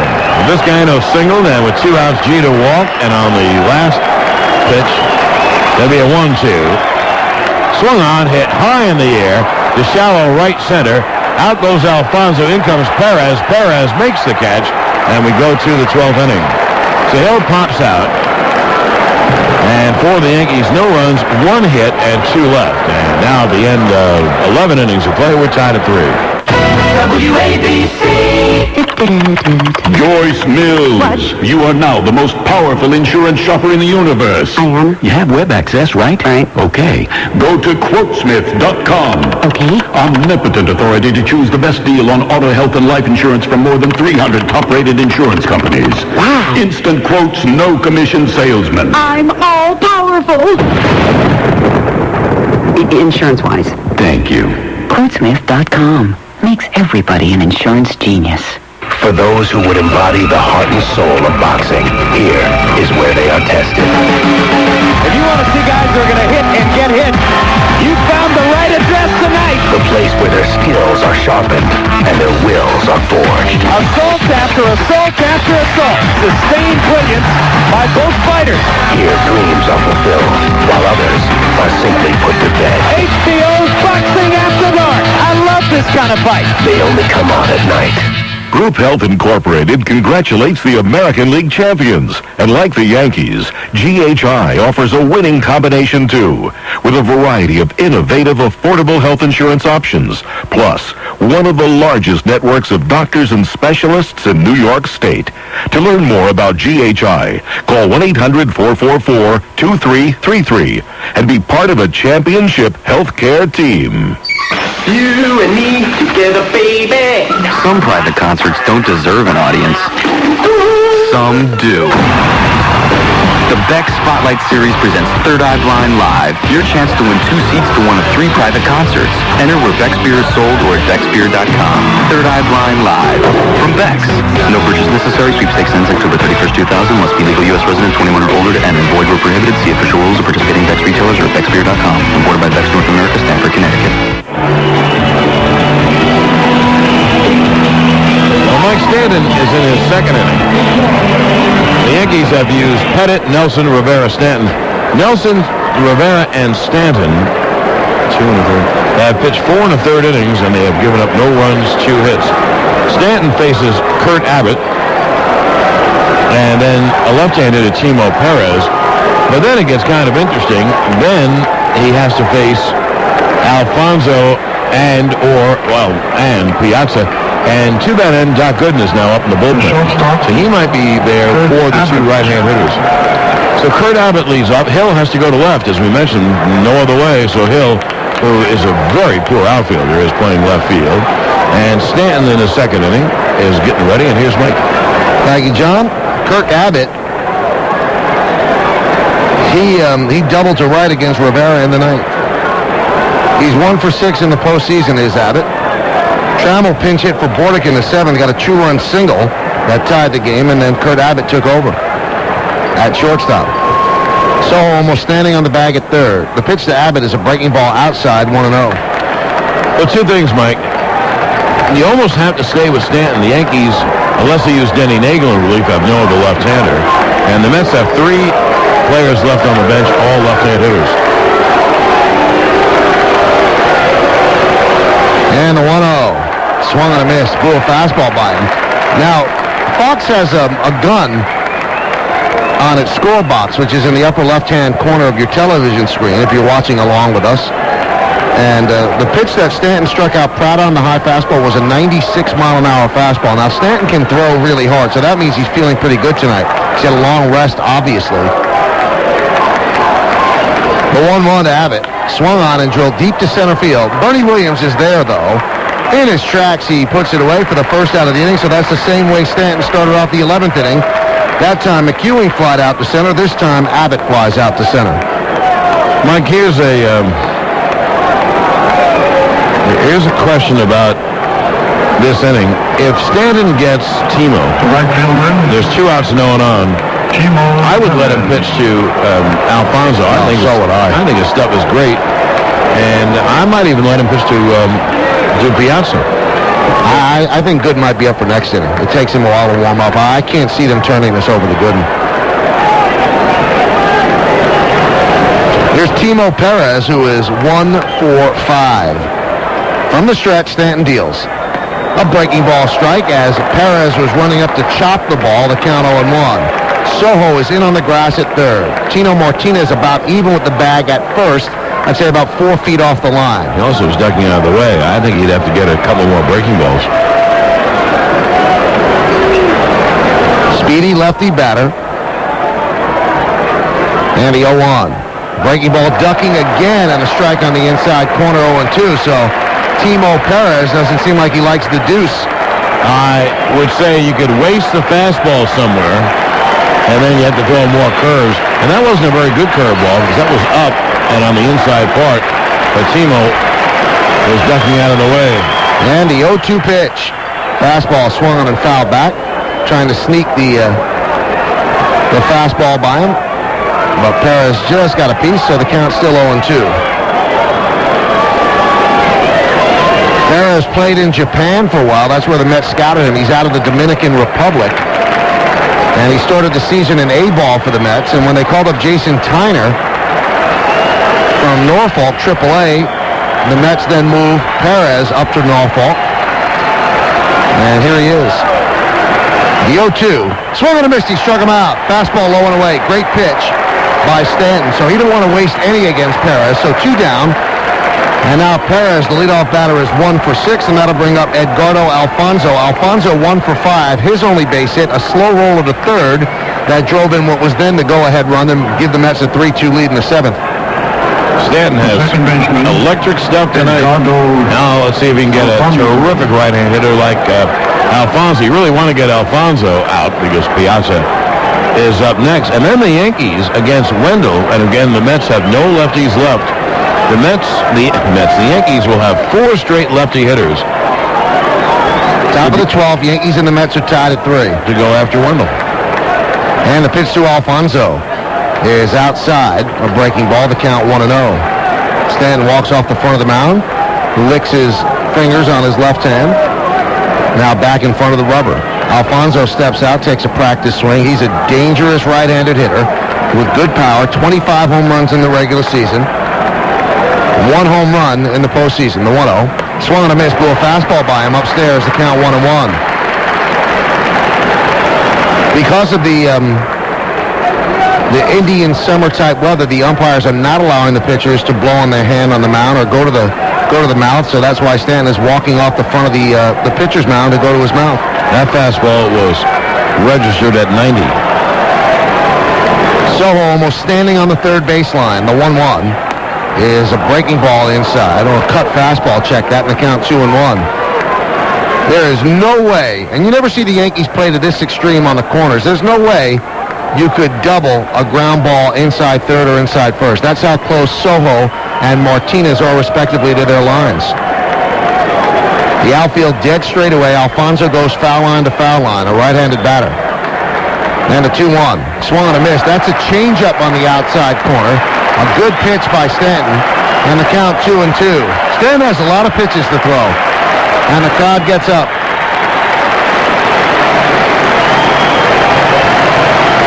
Mike Piazza is on deck. A classic first game of the World Series. Top of the 12th, 3-3. 2 outs, nobody on. Stanton from the stretch, sets at the letters, and the 2-2 pitch. Swung and a miss, he struck him out. A 95-mile-an-hour fastball. Stanton has retired all 6 Mets he's faced, 3 strikeouts. At the end of 11 and a half, Yankees 3, Mets 3. Baseball, the rules are simple. 3 strikes, and you're out. Each team gets 3 outs per inning. There's 9 innings per game. A lot of things have changed over the years, but baseball remains pretty much the same. Much like Jeep Cherokee Sport, an American original, there when you need it, genuine from the ground up.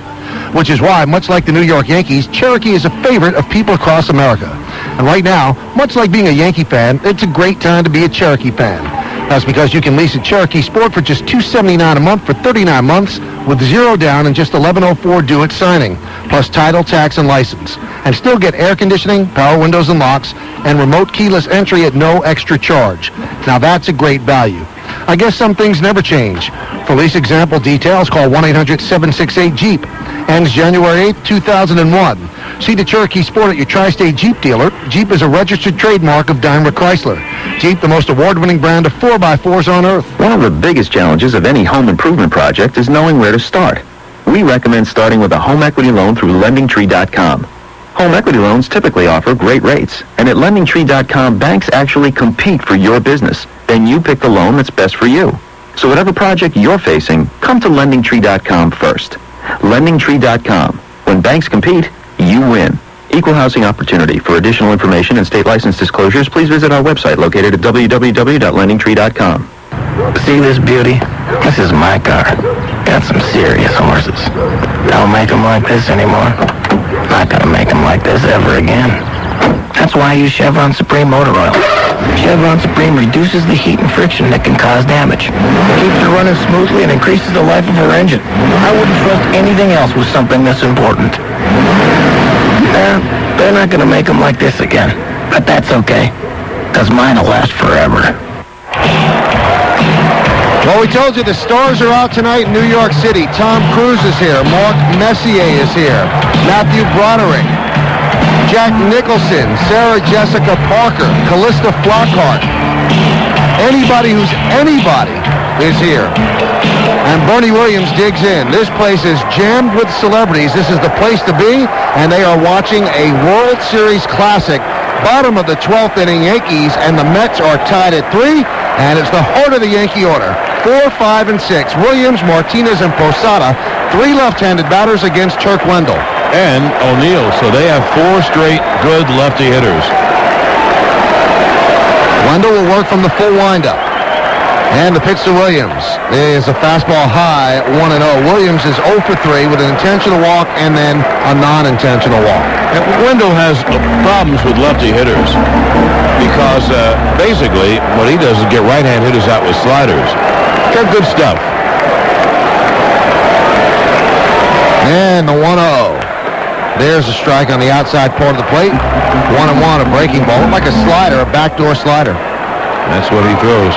No one but Hill, a National Leaguer, has at-bats against Wendell. Everyone else has 1 or 2 at-bats. John, this is the longest game in World Series history. It's 4 hours and 44 minutes old. And the 1-1. Swung on and fouled away upper deck third base side, and the count 1-2. Has there been a longer than 12-inning game? I was going to ask you that. I don't want to throw you a curve. And, you know, I don't know. The Yankees and Dodgers once played a long, long game. I don't know if it went more than 12 innings. Now, maybe we'll lean over and ask Fox. Wendell works over the gum, makes the 1-2 pitch. Swung on and hit on one hop to Alfonso. He fields and flips to Zeal at first as Wendell actually cut in front of Bernie Williams to back up the throw at first base. So 1 down here in the 12th inning, and that brings up Tino Martinez. Now, Martinez had a chance to win it for the Yankees in the 10th inning. Second and third, nobody out, infield in, and just did not get it done. He popped up to short left field as the runner at third had a hold. Tino is 1 for 5 tonight. His first at bat in the second inning, he singled to right center. And Wendell deals. Outside, 1-0.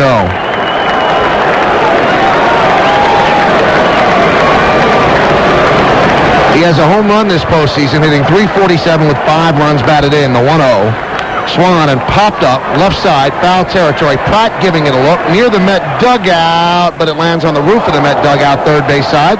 Count levels at 1-1.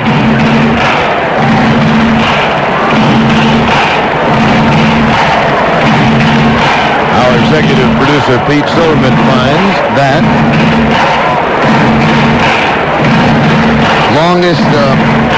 longest game looks like 14 innings. Boston Red Sox against the Brooklyn Dodgers, and that was back in 1916, and that was in Boston at Fenway Park. Babe Ruth? Yeah. Babe Ruth pitched in that series. Pitched, remind you. Pitched well. Here's the 1-1 to Tino. Low and away, fastball, and the count 2-1. Nobody up in either bullpen, and there's a good chance, John, if there's a 13th inning, it will be Mike Stanton. The clock in left field is hit 1 o'clock. Here's the 2-1.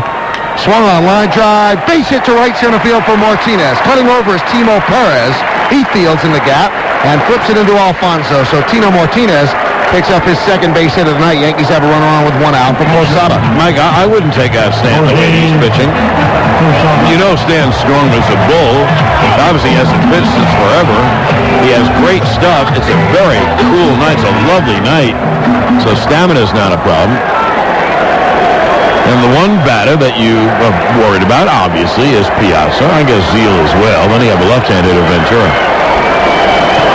Posada is 0 for 4. He was intentionally walked. He's been on base twice. Reached on a fielder's choice in the second. Intentionally walked in the 10th. The pitch to Posada. Swung on a hit sharply off the glove of Alfonso into right center field. Let's see if it splits the outfielders. Going to third is Tino Martinez. Peyton Fields fires in. And standing on second with a double is Posada. And the Yankees are set up again. Second and third. One out. And O'Neill coming to the plate. Well, he'll be walked, and they'll face Soho with the bases loaded, but they'll have to bring the outfield all the way up, and they'll play the infield halfway. Mike, the reason why that was able to get in the gap and the others couldn't is because that ball was really stung, and that ate up Alfonso. He tried to make the play, but that ball was hit too hard. Oh, as that ball hit. And if there was anyone else but Tino running, he would have had a chance to score. That ball was hit so hard it rolled all the way back in deep right center. So now they'll walk O'Neill, and the Yankees again will have the bases loaded with less than 2 outs. And now it comes down to Luis Soho for the Yankees. There's ball 2. So a double by Posada sends Tino to third. 2 very hard-hit balls, second and third, and 1 man out. And now the walk is completed, bases loaded, 1 out. And here is Soho. And Mike, the Yankees, if they're going to play the infield midway, the Yankees ought to think very much about a safety or even suicide squeeze. The thing is, Tino doesn't run well. That's the big thing. He is not very fast. So let's see if Soho has any history with Wendell. No, he's not on my list anyway. Well, once again, Mike, the Yankees have an opportunity. A fly ball wins the game. Infield in, halfway, outfield is in. Bases loaded, the pitch. There's a strike right over the middle of the plate, a breaking ball 0-1. Soho, in his only appearance at the plate, grounded to second. Tino Martinez is at third, Posada at second, O'Neill is at first. So terrible speed on the bases for the Yankees, but the only one that counts is Tino. Game is tied at 3, bottom of the 12th. They're in at the corners, and they're halfway at second and short. They get a ground ball that can come home. Tino is slow, so they're really playing it exactly the right way. And if they get a ground ball with any speed to it, they can go for the double play. Working from the stretch is Chirk Wendell. Gets the sign, sets below the belt, and the 0-1 is popped up behind the plate. Pratt is there, tosses away the mask. He makes the play for the second out of the inning. So Soho doesn't get it done, and that leaves it up to Vizcaíno. Now, Vizcaíno should have numbers against Wendell because he played in the National League all of his life. And Jose is 0 for 4. Doesn't have a lot of numbers for 2 guys who have been in the league together for the last few years. Well, now the Mets can bring the outfield back to normal depth, the infield back to normal depth. And what Vizcaíno has to do is either reach on an error, get a base hit, or draw a walk, or get hit by a pitch. Well, he's got 3 hits tonight and a surprise start. 3 for 5, 3 singles. Wendell sets and the pitch. Swung on, line drive, base hit to left field. Here comes Tino. He scores, and the Yankees win the game. A big base hit for Jose Vizcaíno, and the Yankees win 4-3, and they lead in this best-of-7 series, 1-0. Oh, what a game here on a Saturday night and Sunday morning in New York City, and the Yankees mob Vizcaíno around first base. What a ball game. He got a pitch up and a little bit away, and he went with it, and he lined up base hit to left field, and the Yankees win Game 1. And Vizcaíno, I guess he'll be in the lineup tomorrow. He had 4 base hits. He had a very big base hit in the 9th to set up the tying run, and now he wins the game here in the 12th inning on a line drive single to left field. No doubt about it. He hit the ball perfectly to left. And remember the big base hit, Michael, that he got against Seattle in Game 6 to trigger that 7th inning rally as a pinch hitter. Jose Vizcaíno wins it, and the Yankees take a 1-0 lead, and Mike has the total. Amazing. Well, that's the other team. This is pretty unbelievable. Yankees 4-11-0, leaving 10 runners on. Mets 3-10-0, leaving 8 runners on. The winning pitcher, brilliant in relief.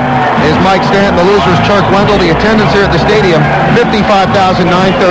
Time of the game, and unmanageable, but we'll take it. 4 hours and 51 minutes, and that's brought to you by William Barthman Jewelers, located at 174 Broadway in downtown Manhattan. Call 212-732-0890 for details. It took 12 innings, but the Yankees win 4-3 on Jose Vizcaíno's base hit to left field. What a game. When we come back, we start the postgame show. John has it. He'll kick it off. We've got all the interviews. Keep it right here. This is New York Yankees baseball. The playoffs are heating up, and so are the deals at Priceline.com. Right now at Priceline, you can save up to 40% off the lowest published prices on airline tickets to wherever you want to go. Fly the major airlines and names you know and trust at the price you want to pay. Need a hotel room or rental car? Priceline is the easiest way to save on the best brand names around. Just name your own price. Millions of people have used Priceline. Isn't it time you gave it a try? Log on to Priceline.com and name your own price today. Yeah, my car is leaking something brown. No leak. What do you mean, no leak? I just said it's leaking. No leak. Yes, leak. Look, see? No leak. What does it take? What do I have to do? What is that? No leak. No Leak Premium Engine Sealer. Safely stops leaks, avoids costly repairs. Guaranteed. I get it. No leak. No Leak Premium Sealers. For engines, transmissions, power steering, and cooling systems. You want no leak? Get No Leak. I'm Al Michaels with Miracles and Milestones, brought to you by Rubbermaid. One of the greatest postseason games ever played was Game 6 of the 1986 National League Championship Series between the Mets and Astros. Needing a win to force a seventh game, the Astros saw their 3-0 ninth-inning lead evaporate. The Mets took the lead in the 14th. Then Billy Hatcher's home run tied it for the Astros. And finally, after the Mets scored in the 16th, Jesse Orozco ended it by striking out Kevin Bass as New York survived the unbelievable to win the series. Groundskeeper Lyle Stute on the fastball. Well, some of those pitchers, they got arms on them. You don't want to be in the way of a ball traveling 100 miles an hour, I'll tell you. Even if you're made of titanium. And my lawnmower, it ain't titanium. That's why I keep her in a Rubbermaid shed. Now, that shed is sturdy. Oh, yeah, I confess. When the team's out there throwing fastballs, I think about shutting myself up in there. Rubbermaid. Like a good athlete, it's built to survive the unbelievable. Well, we're back at joyous Yankee Stadium. What a battle, what a struggle. You know, I mentioned that the team who wins really won't lament too much their missed opportunities. So with Vizcaíno's base hit scoring the winning run, the Yankees will forget all about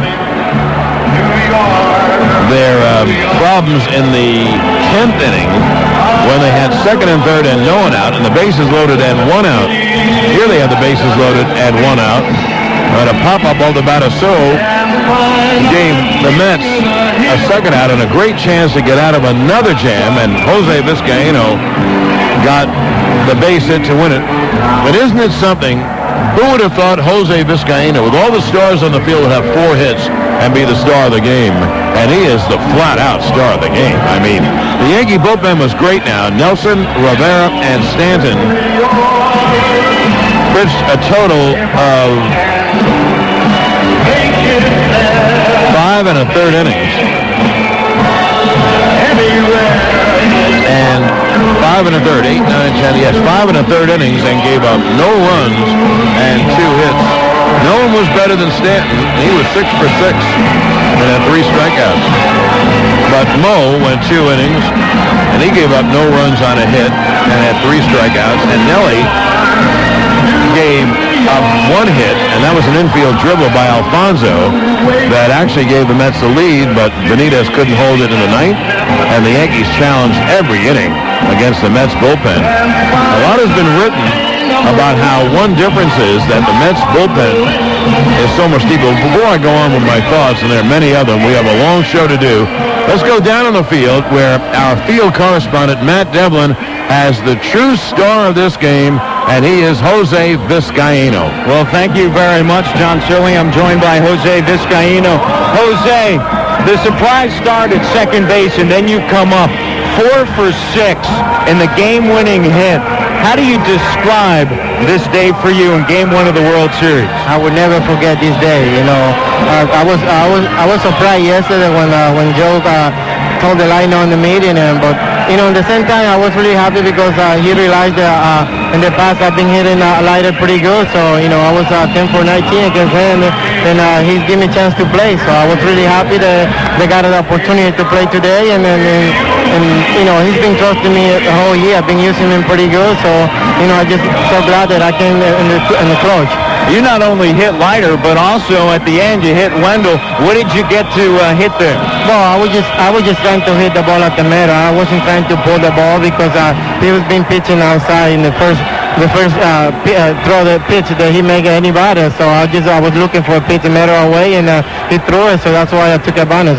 Jose, over the course of the last 4 innings, the New York Yankees had the bases loaded on 3 occasions. Did you feel the pressure as you stood there in the bottom of the 12th inning trying to come up with the winning base hit and Tino Martinez standing at third base? No, I didn't have any pressure at all, Let's do it. Here's Bobby Valentine, the manager of the Mets.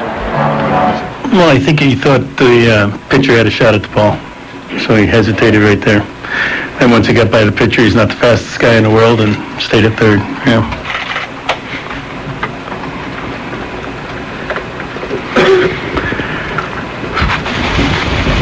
How would you evaluate Armando tonight? I mean, was it just didn't have his best stuff, or was it didn't have his control?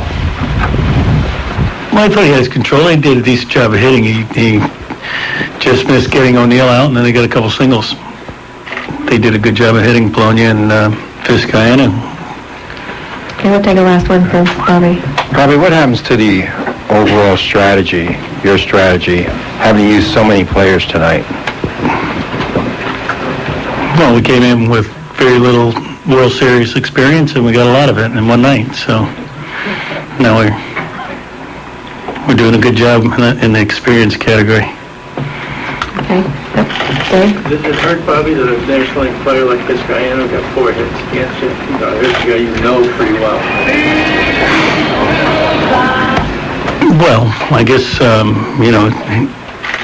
it doesn't hurt. We're trying to get him out, and he hit some pitches early in the count, and he's gotten some hits before. He got a lot of hits tonight.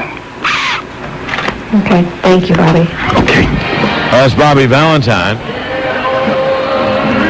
And so we've heard from Jose Vizcaíno and from Bobby Valentine. There'll be a lot more in the interview room. You'll hear from Joe Torre.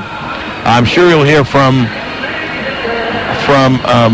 the starters, especially Andy Pettit, who pitched very well, as did Al Leiter, and neither involved in the decision in this 12-inning game. So the Yankees have won Game 1, 4-3 in 12, and they have won 13 straight World Series games, and they win tonight. They win tonight as they had to get a run in the 9th inning off Armando Benitez. I'm on my point before that. First of all, here's Mike Stanton. I want to see if Matt can get him. And if he gets him, we'll go to him. And he did get him. So let's go right down to Matt. No, he won't, because Stanton just disappeared. Now, let's see. I'm actually looking on the field. If he gets him, well, he did get him. So let's go down to Matt Devlin right now. Matthew? Thank you very much, John. I am joined by Mike Stanton. Mike, thank you very much. I know you need to get inside quickly. Bottom of the 11th as well as the 12th. It looked like you had great stuff. Did you feel it out there? The 11th was in 12th. Good. It doesn't matter how good your stuff looks. You still have to go out there and try and make your pitches. And I didn't want to get caught up in the hype of us trying to score. I just want to try and keep my mind right and just keep putting up zeros. When you Perez, the curveball, obviously, the getting him early on and getting ahead in the stem. It was just a situation that was the pitch I was going to go with at that particular time. And, as long as your heart's in at 100%, it doesn't matter what pitch you're going to throw. You just go out there and try and make your pitches. Much for your time. Thank you. Mike Stanton of the New York Yankees. I know my mic was cutting out there, so let's go ahead and send it back up to John Sterling. John? Thank you, Mike. But even though your mic was cutting out, you were terrific. And so was Mr. Stanton. Mr. Stanton tonight was perfect. And my point was before that a lot has been made over how the Met bullpen is deeper, and it is. It's a very deep bullpen with so many lefties. But today, Bobby Valentine said, well, they got some experience tonight. Well, the Yankees got some experience as they took advantage of Cook and Wendell and Benitez And the Met bullpen is deeper. The Yankees basically is the troika. But tonight, the troika defeated that very, very deep bullpen. Well, we have a lot more coming up. We have a post-game program that won't quit like this game. The Yankees draw first blood. They win 4-3 in the opening game. And before we go anywhere else, we'll go down to the interview room. And here's the Yankee skipper, Joe Torre. Albert, take the mic. Joe, once again, your roster moves seem very magical and very timely. Vizcaino comes through with you. Yeah, it wasn't to hit against Wendell, though. It was to hit against the first pitcher, Leiter. He had one hell of a night. I mean, he's a good player. Even when he bobbled that ball, he didn't panic and threw the runner out of first base. He's been a good player. I mean, Brian Cashman has made a couple of key deals. And, you look at Justice as a main one and Nagel. But when you look at the Sohos and the Vizcaínos and Polonia, just some little things that really fit well. Next question. Yes, wait for the mic, please. Yeah, what was the mood on the bench like after you had put the 2 runs on the board and then they just came back right there against Andy? Well, we don't allow ourselves to feel sorry for ourselves. You have a short baseball season if you just feel how unfortunate you are. We know we had to bounce back. We've done this a number of times, but it was a letdown. There's no question. But Nelly went out there and stopped it right there, and of course Mo came in, and the job Stanton did, especially when Glendon came in and got us out with the bases loaded, and to have Stanton go out and do what he did, I think that was the key to the whole game. Joe, did you think about pinch hitting for Jose Vizcaino in the 9th inning there? Leiter was out of the game already, and he was in there right against Leiter. He was going to get pinched hit for if I needed an extra base hit or a home run. But once we were looking for a single to tie the game, I left him in there. Bruce? Joe, can you talk about O'Neill's at bat being the turning point of the game? I know both Tino and Paulie felt very badly about, not coming through that inning. And I told Paul O'Neill you wouldn't have had a chance to hit that time if it wasn't for that at bat against Benitez. And that was unbelievable. And you talk about just making up his mind that he was going to give him a tough time. It was a sensational at bat, and obviously we wouldn't be here talking like this if he didn't do that. Is it because some of the previous teams maybe had a little bit easier time accomplishing some of the things, or does this team just seem to find a way to win? I'd like to believe we find a way to win. I heard Derek Jeter quoted today, and instead of blaming us for not doing it an easy way, I think you have to credit the other teams that are good. And the Mets are certainly a good team. I mean, they battled. We had a 2-0 lead in the 7th inning, and that's usually our strong point. But they wouldn't let that happen. I mean, after Andy got Robin out, and then the 2 base hits, and Pratt had a tough at bat. It was. I'd like to believe we don't quit, and we've been pretty successful here over the last few years just by not knowing what's going to happen, but we're going to play 9 innings. Sorry, I thought you had your hand up. Claire? Joe, what was your initial reaction when Todd Sale's ball hit the wall, and what did you think when the umpire did not signal home run? From where I was sitting, it looked like it hit, about this far from the top. But evidently, I still haven't seen a replay of it. Evidently, I saw it on the way down. But from my vantage point, it looked like it hit about this far from the top, and that's all I could tell. So I thought when he first hit it, it was a home run, and then when I saw it hit the ground, and it looked like, as I said, it hit a couple of feet below the top. Albert? Joe, you mentioned Mike Stanton, but could you say a little more about his 2 innings pitch? Because he looked like Mariano Rivera out there tonight. Some of the best ball I've ever seen him pitch. Well, he did this for us in Oakland in Game 5. He's done it numerous times. I mean, today, I mean, to go through some of those right-hand hitters. And I was asked the other day, and a legitimate question, how effective is he going to be? He hasn't pitched in so long. You know, because the Seattle club is mainly right-handed, and we really didn't use him. But he went out there today and threw strikes, and it was, it was huge, really was. Joe, continue to talk a little bit more about your bullpen. Seems to be coming around here and where it really counts, as opposed to the last week of the season. You weren't getting as much good innings out of them. Well, I'll be honest with you, we didn't get a chance to use our bullpen the last couple weeks of the season. We were getting our ass kicked every day.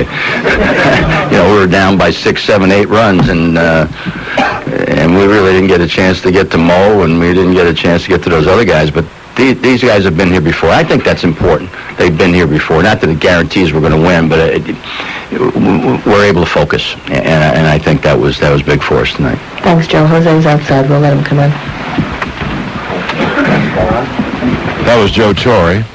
And one thing that I'm going to correct Joe on the manager show tomorrow, of course, by that time he'll have seen the replays and all.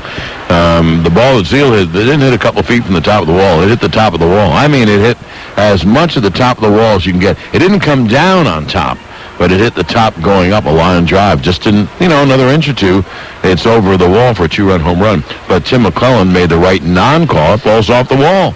He doesn't have any call to make. And then Perez, who wasn't running hard, thought it was a home run, got thrown out at home plate, and that was a huge play in this game. Well, the Yankees win at 4-3. We have a lot more to do, and we'll do it on the postgame program. Yankees win Game 1 of the World Series, 4-3-12. They've won their 13th straight World Series game. That's a new World Series record. And we're back with the postgame in just a moment from the stadium. This is New York Yankees baseball. Canon Know-How introduces Yankee fans to another advanced photo revolution, the BJC 8200 Color Bubble Jet Photo Printer, the only printer designed for professional photo output. Imagine printing lab-quality photos right from your desktop on a Mac or PC. The 8200 delivers spectacular 6-color 1200 by 1200 DPI results with ease and finesse. Canon's breakthrough technology has you printing crisp, high-resolution photos on one of the most advanced printers in the world. Easy to use and economical too. Canon's Think Tank system uses large individual ink tanks for each color, and an optical sensor notifies you when a color is running low. No wasted ink, no wasted paper, and no wasted time. The USB port means easy connections to any USB-equipped Mac or PC. Lab-quality photos from a desktop printer. The BJC 8200. It's the photo printer you'd expect from Canon. Hello, this is Tom Seaver for the Chase Manhattan Bank, talking with Lou Lamorello, President and General Manager of the New Jersey Devils. I think that what you have to do is believe in what you're doing. There's a fine line between winning and losing, and you have to be better than good. Good is not good enough when better is expected. And now the fans expect you to live up to that mark. Our fans expect success from us. They expect us to win. You have to have confidence, and then you have to have a passion for what you do. And once you have a passion for what you do, there is a reasonably good chance of having success. Would you say that the same is true in your banking?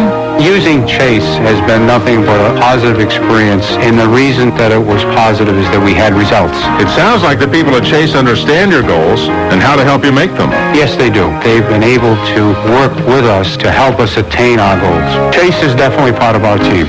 Thanks, Lou. This has been Tom Seaver for Chase, where the right relationship is everything.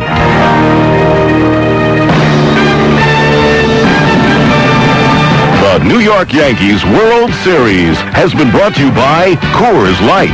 Naturally brewed, reach for the silver bullet, the pure taste of the Rockies.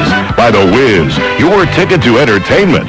By The Daily News, New York's hometown paper. You miss a day, you miss a lot. And by Ford Cars and Trucks, built for the way you live. At your tri-state quality Ford store. You ready to get in on the action? You better be, because the one, the only, the oh my gosh, can they really do that sale? The sale where the Wiz puts absolutely everything in every department on sale? It's now on. You heard right. Right now, it's all on sale. Every item on every shelf in every department in every one of the Wiz stores.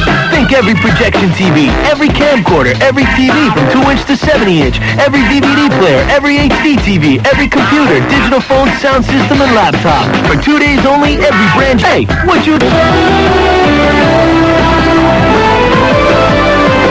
This is the Nextel New York Yankees World Series post-game report. Nextel, how business gets done.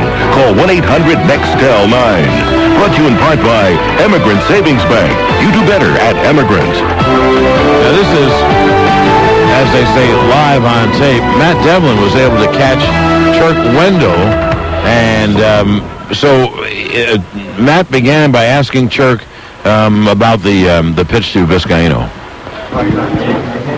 Anything surprised you out there today as far as the hype? No, the hype is everything that y'all make it out to be. We still have to just play the game.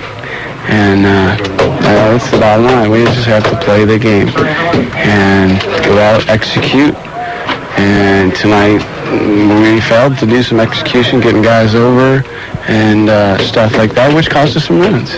And probably, I would definitely say it cost us a game. I mean, we made this game a lot longer than it should have been. Turk, you probably already covered this, but what pitch did you go to Jose with? What were you trying to do in that situation? Just throw a sinker away. Maybe he'd foul it off, slap it down, ground ball to somebody, or pop it up. It didn't happen. In this situation, I know you kind of touch upon this, and you lose this sort of game where you have these opportunities. What does that do for this team? Now you're down 0-1. It doesn't mean anything. Tomorrow's a big game for us. It's not any bigger than today was, but tomorrow's a big game for us, and we need to win tomorrow. If we go home down 2 games, it's a little harder to come back from 2 games down. It can be done, but it just makes our backs against the wall a little closer to the wall. And that's Turk Wendell. So he threw a sinker. And there was a two-seam fastball, try to get it down the way. And Vizcaino, I think he got the pitch up a little bit. Vizcaino reached his bat out. He doesn't try to too much. He's a single hitter and slapped it to left field. I think Jose Vizcaino, who I have seen, but I never have watched, coming over to the Yankees, he is as professional a ball player as the Yankees have. They ought to keep him next year. He does everything for a ball club. Well, we will get back with more. We have Mike Stanton coming up from the interview room. We have Jose Vizcaino coming up from the interview room, and much more in a moment on New York Yankees postgame. This is New York Yankees baseball. Only Fox Studios. Let's go to reporter Bob Wischusen because he has Mets manager Bobby Valentine. Bobby, obviously, the tack that everyone's going to take with this game, this is the kind of win that could propel the Yankees, the kind of loss that has to be so difficult to bounce back. Well, how does the team bounce back from this loss? It's a heck of a baseball game. We played our hearts out, and they did too, and they came up with a win. We bounced back plenty, and proud of the way they played. Yankees just came up with one extra. Is it obviously a characteristic of your team they showed tonight within this game, an ability to bounce back, to continually work their way out of jams that I guess you count on moving to the next game? Yeah, that's right. We were down 2-0. Tough team. We came back with 3 and didn't hold them, and then we wiggled out of some jams, and probably our base running cost us a little tonight. That was going to be my next question. Some of the base running mistakes tonight, how crucial were they? Well, they didn't help, but we'll come back strong tomorrow and run the bases well and hit well. Bobby Valentine there. Upcoming, we have another interview with Joe Torre, Michael Kay from the MSG studio, so we'll have that on the air for you in a moment on Yankees postgame, and this is New York Yankees baseball. It's a perfect weekend. You know where I'm spending the day? In the driveway, under my car. This is a tape from the MSG studios. Michael Kay, along with Joe Torre. Joe, the longest game by time in World Series history. Are you exhausted? Well, I would have been exhausted if we lost. So you feel okay? I feel fine. I mean, it was, you keep looking down that bench and you keep running out of people, Michael, but I mean, the way Mike Stanton pitched after we left the bases loaded, to me was humongous. I mean, it was similar to when El Duque pitched when Bernie hit into that double play and against whoever it was against. I keep forgetting, but it was Stanton's pitching job was outstanding. There were so many ebbs and flows in the game. You had the 2-0 lead. They came back with 3, and then you tied up in the ninth. Let's talk about when they got 3. Andy only made 1 mistake, it seemed, and that was up to the pinch hitter. The other balls were kind of seeing eye. Would you agree? No question. I mean, I didn't hesitate leaving him in. I didn't want him to walk Pratt, but he pitched carefully. He was trying to get the ball down, trying to get the ground ball, and he just, got behind 3-0, got to 3-2, and made a decent pitch, but he didn't swing at it. Andy, I tell you, he worked out of trouble all night long. The first inning was the only inning he didn't have anybody on base, and he pitched a very courageous game, and I was just unfortunate he couldn't get through that inning. Ninth inning, your team comes back, shows a lot of heart again. Well, the at-bat Paul O'Neill had against Benitez is, I can't say enough about that. He came in here, he was, he felt bad about hitting in the double play. I said, let me tell you something, you wouldn't have had a chance to hit that time up if it wasn't for that at-bat you had against Benitez. This has been, wow. I mean, this is on both clubs. I mean, both clubs played very tough and had some good things happen, and I mean, the job Glendon Rush did that inning was miraculous. 13 wins in a row, that's World Series history. Can you believe you've won 13 World Series games in a row? Well, the last one took me 2 days. Well, I can't believe that's the furthest thing from my mind, Michael, but this club is, it keeps proving how tough we are, I guess. All right, final thing. Do you believe in wins that have residual effects and demoralizing defeats? I mean, do you look at things like that, Joe, or is that overblown by the media? Well, I think it's overblown. There's no question. When there's 6 games left to the season, and they'll come back. They're not going to, roll over on because we beat them 1 game. It was a big win for us, obviously. We're playing at home. We came back that last time in the 9th inning. Louis Polonia, big base hit. And what can you say about this game? Every time you looked up, he was doing something good. Pushed the right button again. Yeah, well, I kissed him on the cheek after the game. I said, thanks for making me look smart. And does he start tomorrow? I'm not saying that right now, but I may get arrested if he doesn't. Thanks, Joe. Okay. Well, I think he's going to start. I bet John Miller thinks he's going to start, and I think I'll ask him. Now, here's my buddy, the voice of the San Francisco Giants, and he's doing the series for ESPN Radio, John Miller. Michael asked Joe, he said, well, does Vizcaino, start tomorrow? And Joe said, well, I don't know, but I might get arrested if he doesn't. Well, I think you got to go with the hot hand. He was looking for anybody who had any kind of success against Al Leiter. Vizcaino was the only guy. Right. So he's in there tonight. And it's funny how the Yankee roster is laid out because, Vizcaino's a guy who could have been handy a couple of times coming off the bench as a runner, as a hitter, or he could have hit, and Polonia could have been a runner, whatever. But that pickup of Canseco, whenever it was, August or whatever, still leaves him a little bit lopsided on that bench, and a couple of times tonight where they needed a runner, and I thought maybe El Duque could have been a runner at one point today. He's done that too. He did something tonight that he's never done, and that is put the Yanks in a position where Hill has to play left field, and he got away with it. The ball wasn't hit there because Stanton was so good. Do you feel the Mets lost this game because of their base running? Absolutely. Absolutely. It was terrible. If you're a Mets fan, immediately you feel, oh man, we got so many bad breaks tonight. How many balls do you see in a whole season that start foul and then go fair? If you're a big league player, you might go a whole career and never have that happen to you. Well, it happens to Zeal, and he didn't run. He's standing there at the plate. It happened to Peyton. I don't even think Peyton even knows that rule because that ball was clearly fair by several inches when it was picked up, and then he gets tied down. And he's still trying to tell the umpire, no, it's foul. No, of course it was fair. Absolutely fair. But I think that Peyton demonstrated he didn't really know the rule. And then Perez not running. Well, I couldn't understand. It was 2 outs. Just start running. Your game is speed. That's why you're here. You're a fast guy. That's why you're in the World Series, because you're a fast guy. The Mets don't have any fast guys. You're it. And you've helped this ball club because you're a fast guy. Now there's 2 outs, and you stop running because, oh, look at that. It's a home run or un quadrangular. The one thing, the left field umpire, because, I was broadcasting, as were you, I'm looking for the sign from him. What are you calling it? But he just stands there like, is it somebody else's call? Am I looking at the wrong umpire or what? Give us the He made the right non-call, but he should have given the safe. Yeah, yes. Give us that little palms down safe call.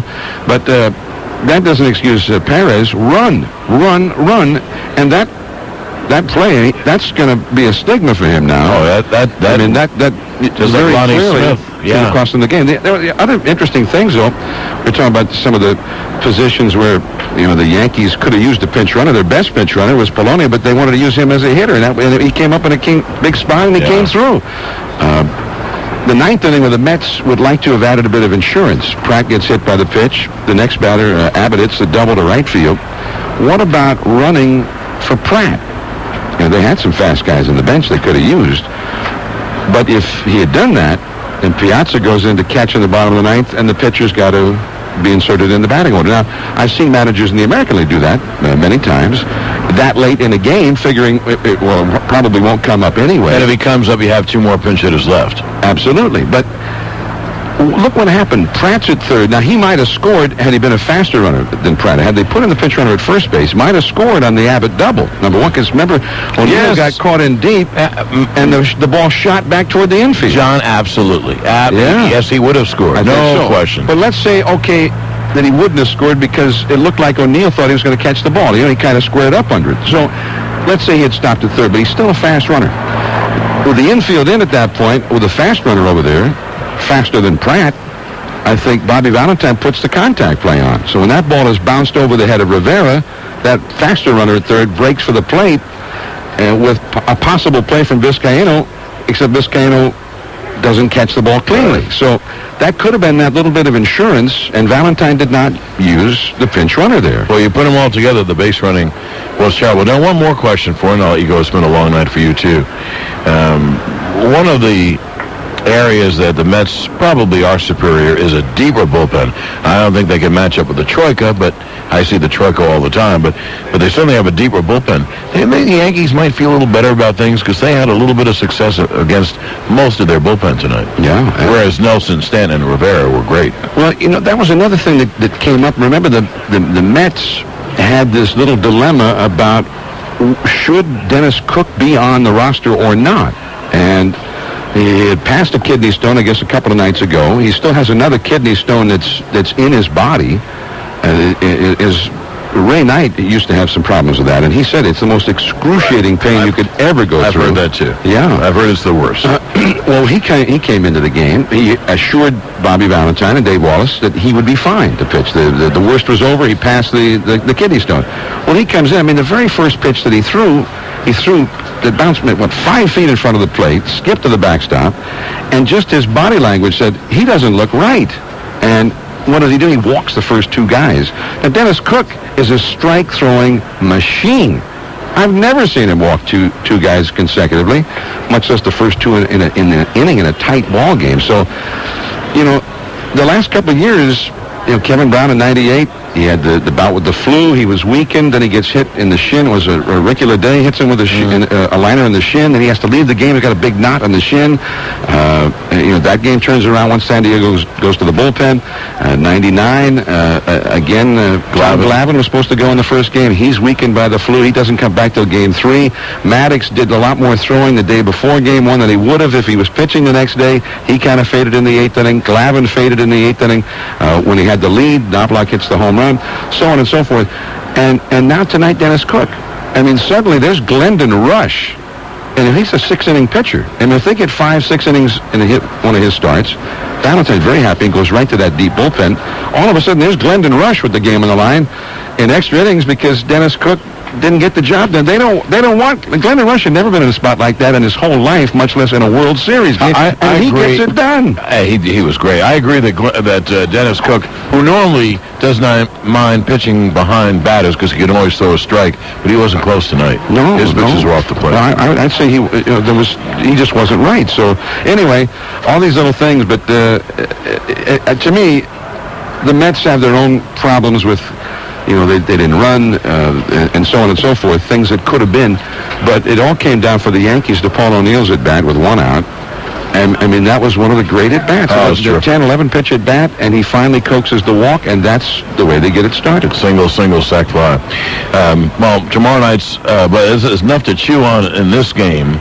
And the fact that there are 1 billion members of the press, they'll be chewing on this for a while. Thank you, John. All right, Appreciate hey, I've never seen the Yankees lose a World Series game yet. They've won 13 straight. It's amazing. That's really amazing. I'm still kind of holding out hope that maybe this one will go 6 or 7, and we'll have some drama like we had tonight all through this That'd series. be great. That'd be incredible. Oh, that would be great. Thank you. I'll Thanks, see you tomorrow. John. All right. And we will get back with more of Yankee postgame in a moment. This is New York Yankees baseball. Polonia got the hit. And then Vizcaíno hit and non-block a sac fly to tie the game in the 9th against Benitez. And Polonia is interviewed by our buddy Roberto Clemente Jr. Louis, how big is it to win this first game of the series? Well, it is really big. I mean, you know, when you hit first, you hit double. And it was a great game. It was a situation that we have a lot of chance to score runs, and we didn't do it. So I guess we're coming through in that end, and I guess it's really exciting. And now we got the chance. You know, now all we need is 3 games. So I think it's a pretty good thing, you know, when you are the first one to hit the first punch.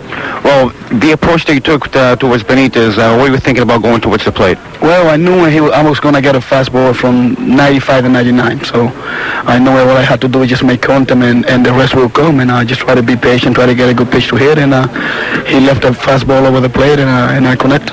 What can you say about this game, this first game of the series, I mean, the Subway Series, and it goes extra innings, and the way it ended? I mean, what went through your mind that last hit by Vizcaíno? Well, I guess the fans get what they pay for. I mean, what else can they ask for the first game? And I'm glad Vizcaíno came through. I mean, he's been hitting the ball well the whole day, and he come to Soho. Soho didn't come through, and I had a lot of confidence in Vizcaíno because he's been hitting the ball well all night. And thanks God he was the one that that did it. Can you take it? What was going on? That's Roberto Clemente Jr., who of course is on MSG's Spanish radio coverage of the Yankees during the year, and he's a reporter for us in the postseason. And he talked with Louis. And upcoming Deb Kaufman, another MSG reporter, will talk with Derek Jeter. That's upcoming on Yankees postgame. This is New York Yankees baseball. Becky, come. Okay, here is our good friend Deb Kaufman of MSG, and she's with Derek Jeter. And Joe Torre mentioned specifically Mike Stanton's performance in the extra innings. You guys missed a couple opportunities to score. We had some good chances late, and he kept you in the game. Well, it's key. I mean, we've had opportunities to score, and when you let teams off the hook like we did, you know, a lot of times momentum can change. And, he went out and mowed them down 1, 2, 3, it seemed like every inning. So it gave us an opportunity to get back and pick up the bats. The Mets made some early base running mistakes. That's the kind of thing that comes back to haunt you. And in an extra inning game, a one-run game, it definitely came back to hurt them. Well, you try not to make as many mistakes as you can, or at least the amount of mistakes that you can. And when other teams make mistakes, you try to capitalize on it. And we were able to capitalize on it today, but, they'll be ready for us tomorrow. You showed that Yankee killer instinct when they didn't score in the top of the 6. You came right back and got your 2 runs in the bottom of the 6 after they had that Todd Zeile that wasn't a home run, a double, turned out to not score a run. Yeah, but then we went right back out and gave up 3. So in those situations, when you score runs, you try to hold them down. But, those guys can play, they can hit, and all of them to their lineup. And our bullpen was the story today. For the first of what may be a long series? It looks that way. I mean, it looks like, it's going to be some close games. Not a lot of runs scored the way that both teams' pitching staffs have been pitching. So hopefully we can score a few runs tomorrow night. Derek Jeter with Deb Kaufman. More on Yankees postgame coming up in just a moment from the dark and quiet stadium where the Yankees won 4-3 in 12 innings to take a 1-0 lead in the 2000 World Series. And again, I remind you, the Yankees have now won 13 straight World Series games. That's an all-time record. Also, it's unbelievable. They're playing the other best team in baseball. How can you win 13 straight games? You wouldn't win 13 straight during the year if you played the Twins and the Pirates for 13 games. In fact, the Yankees lose to the Twins all the time. By the way, when we return, we'll have Michael Kay with Al Leiter. So that's upcoming in a moment, and this is New York Yankees baseball. Putting your employees in the right uniforms is... Well, tune in tomorrow evening for the Yankees-Mets World Series Game 2. The pregame show starts at 6:05, and the William Bothman Jewelers and Rolex game time at shortly after 8. I would say this is your basic 8 hours on the air, and we're going to continue with more. We want more. Let's go down to an interview that the reporters had at large with the Mets starting pitcher, Al Leiter. even though, we still have 6 more potential games to go, it's a tough loss. It's a tough loss. The first game, we had an opportunity. We came back. I don't want to downplay the fact that this is a tough loss, but I think we've been through it before. We certainly have been down, and we're only down 1-0, so we're not certainly giving up by any means, but it will be our ability to forget this and come back and play good baseball tomorrow. Obviously, we're facing a very good pitcher in Roger, and we have a very good pitcher in Mike Hampton, so hopefully we'll do what it takes. How did you feel going into this? A little bit. I think more so, as leading up to the game and warming up and all that. But for me, in World Series player, big games, once I'm out on the mound and I get my feet wet, I feel much more comfortable. And as the game went on, I was scoreless after 5, so I couldn't have been too nervous. 126 pitches through 7. Any question about possibly going to 8th or not? No, but that's certainly Bobby and Dave's decision, and Johnny went out and threw a scoreless 8th. I'll be coming back hopefully in 5 days in Game 5. So it was the right decision. Then Bubba came in and drove in 2 runs, and then Fonzie put the go-ahead up in the 7th. What were you thinking there? Could be your first World Series. I know, it's been very elusive, and I'm not going to say that maybe there's some reason why I just can't get a win, but I still have an opportunity, hopefully, next time I pitch. But I was obviously happy at the time. Well, now you know why we love Al Leiter, why he's a buddy. He's so great, he's so well-spoken, and he's so intelligent, and he also tries desperately to stay away from giving the normal bourgeois that you get from most players. He's the best, and Al had a terrific game tonight. 7 innings, 2 runs, 5 hits, 7 strikeouts, 3 walks.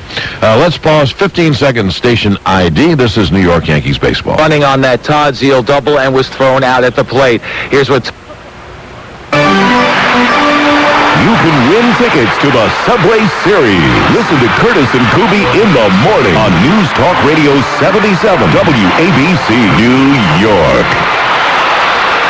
More on Yankees postgame in just a moment, and highlights are to come as well. More on the postgame in a moment. This is New York Yankees baseball. Now, for the first time ever, New York's dream of a Yanks-Mets Subway Series has come true. Don't miss anything else. I'd like to thank our buddy back at Two Penn Plaza at WABC, Brian Daly, for working tirelessly to get some of the tape for us for these interviews. And we're going to hear an at-large interview with a guy who had a great night tonight and could have been the hero if his ball was 2 inches higher, been a 2-run home run, and that's Todd Zeile. Sal, take us through the 6th inning. Did you think that was a home run? Yeah, I did. I did because after I hit it, I was running. I looked up, tried to catch side of the ball. I thought the ball disappeared, and I looked back down, hit the bag, looked up again, and the ball was coming back into play. So it seemed to be, out from my vantage point, and I was told later that it hit the very, very top of the wall, almost stuck there for a second. It came back in. So, it fooled me, and I guess I got to hit it an inch further next time. A couple of base running mistakes in this one. Obviously, Timo didn't run on that, and you could say that they proved costly because in the bottom of the inning was when Justice came through and 2 runs scored in that. Do you think experience does play into this? Everybody going into this, the hype was that, the Mets are a young team and the Yankees have the World Series experience. Do you buy into that at all?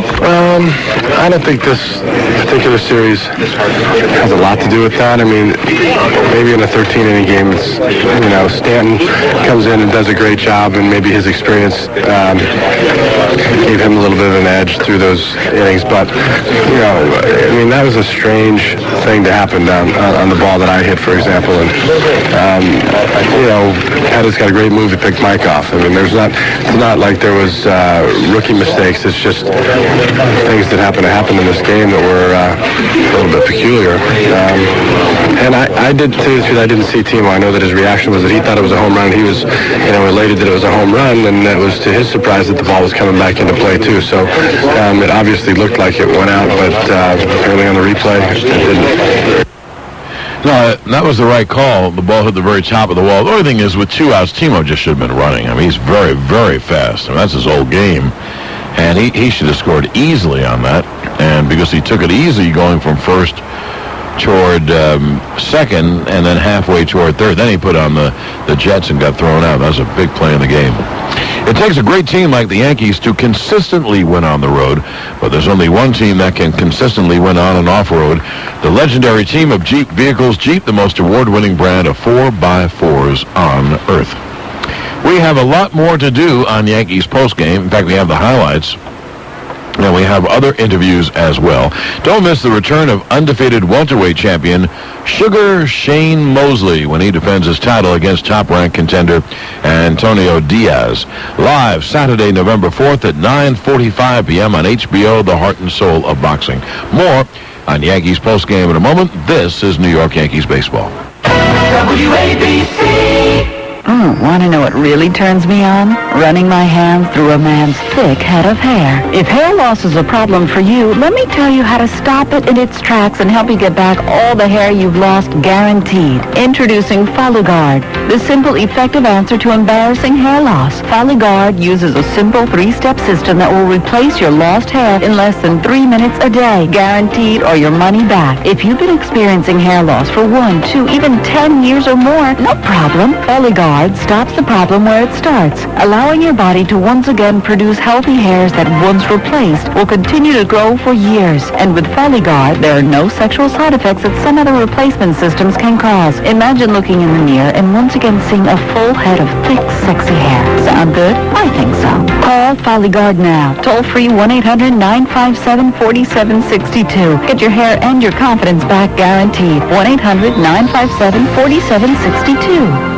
If you are a New York sports fan, listen for the single best collectible ever offered. The Yankees are playing the Mets in a Subway World Series. The 2000 Subway Series is the biggest event this town has ever seen. And now is your chance to own a piece of the history. AllAmericanCollectibles.com has for the first time ever created a commemorative baseball to capture this historic event. It is a Rawlings World Series ball featuring Rawlings MLB logo as well as a special Subway Series logo featuring the Yankees and the Mets. All 3 logos on one commemorative ball. The best part about this deal is the price. Each ball is only $24.95. That's right, $24.95. It is exclusively available from All American Collectibles. Just call 1-800-WOODY-64 to order your Subway Series ball for $24.95. This is the first and only time that an official MLB Subway Series ball has ever been done. Now is your chance to own a keepsake to cherish for years to come. Makes a great holiday gift. The number again, 1-800-WOODY-64. Or log on to AllAmericanCollectibles.com to purchase this collector's edition ball 24 hours a day.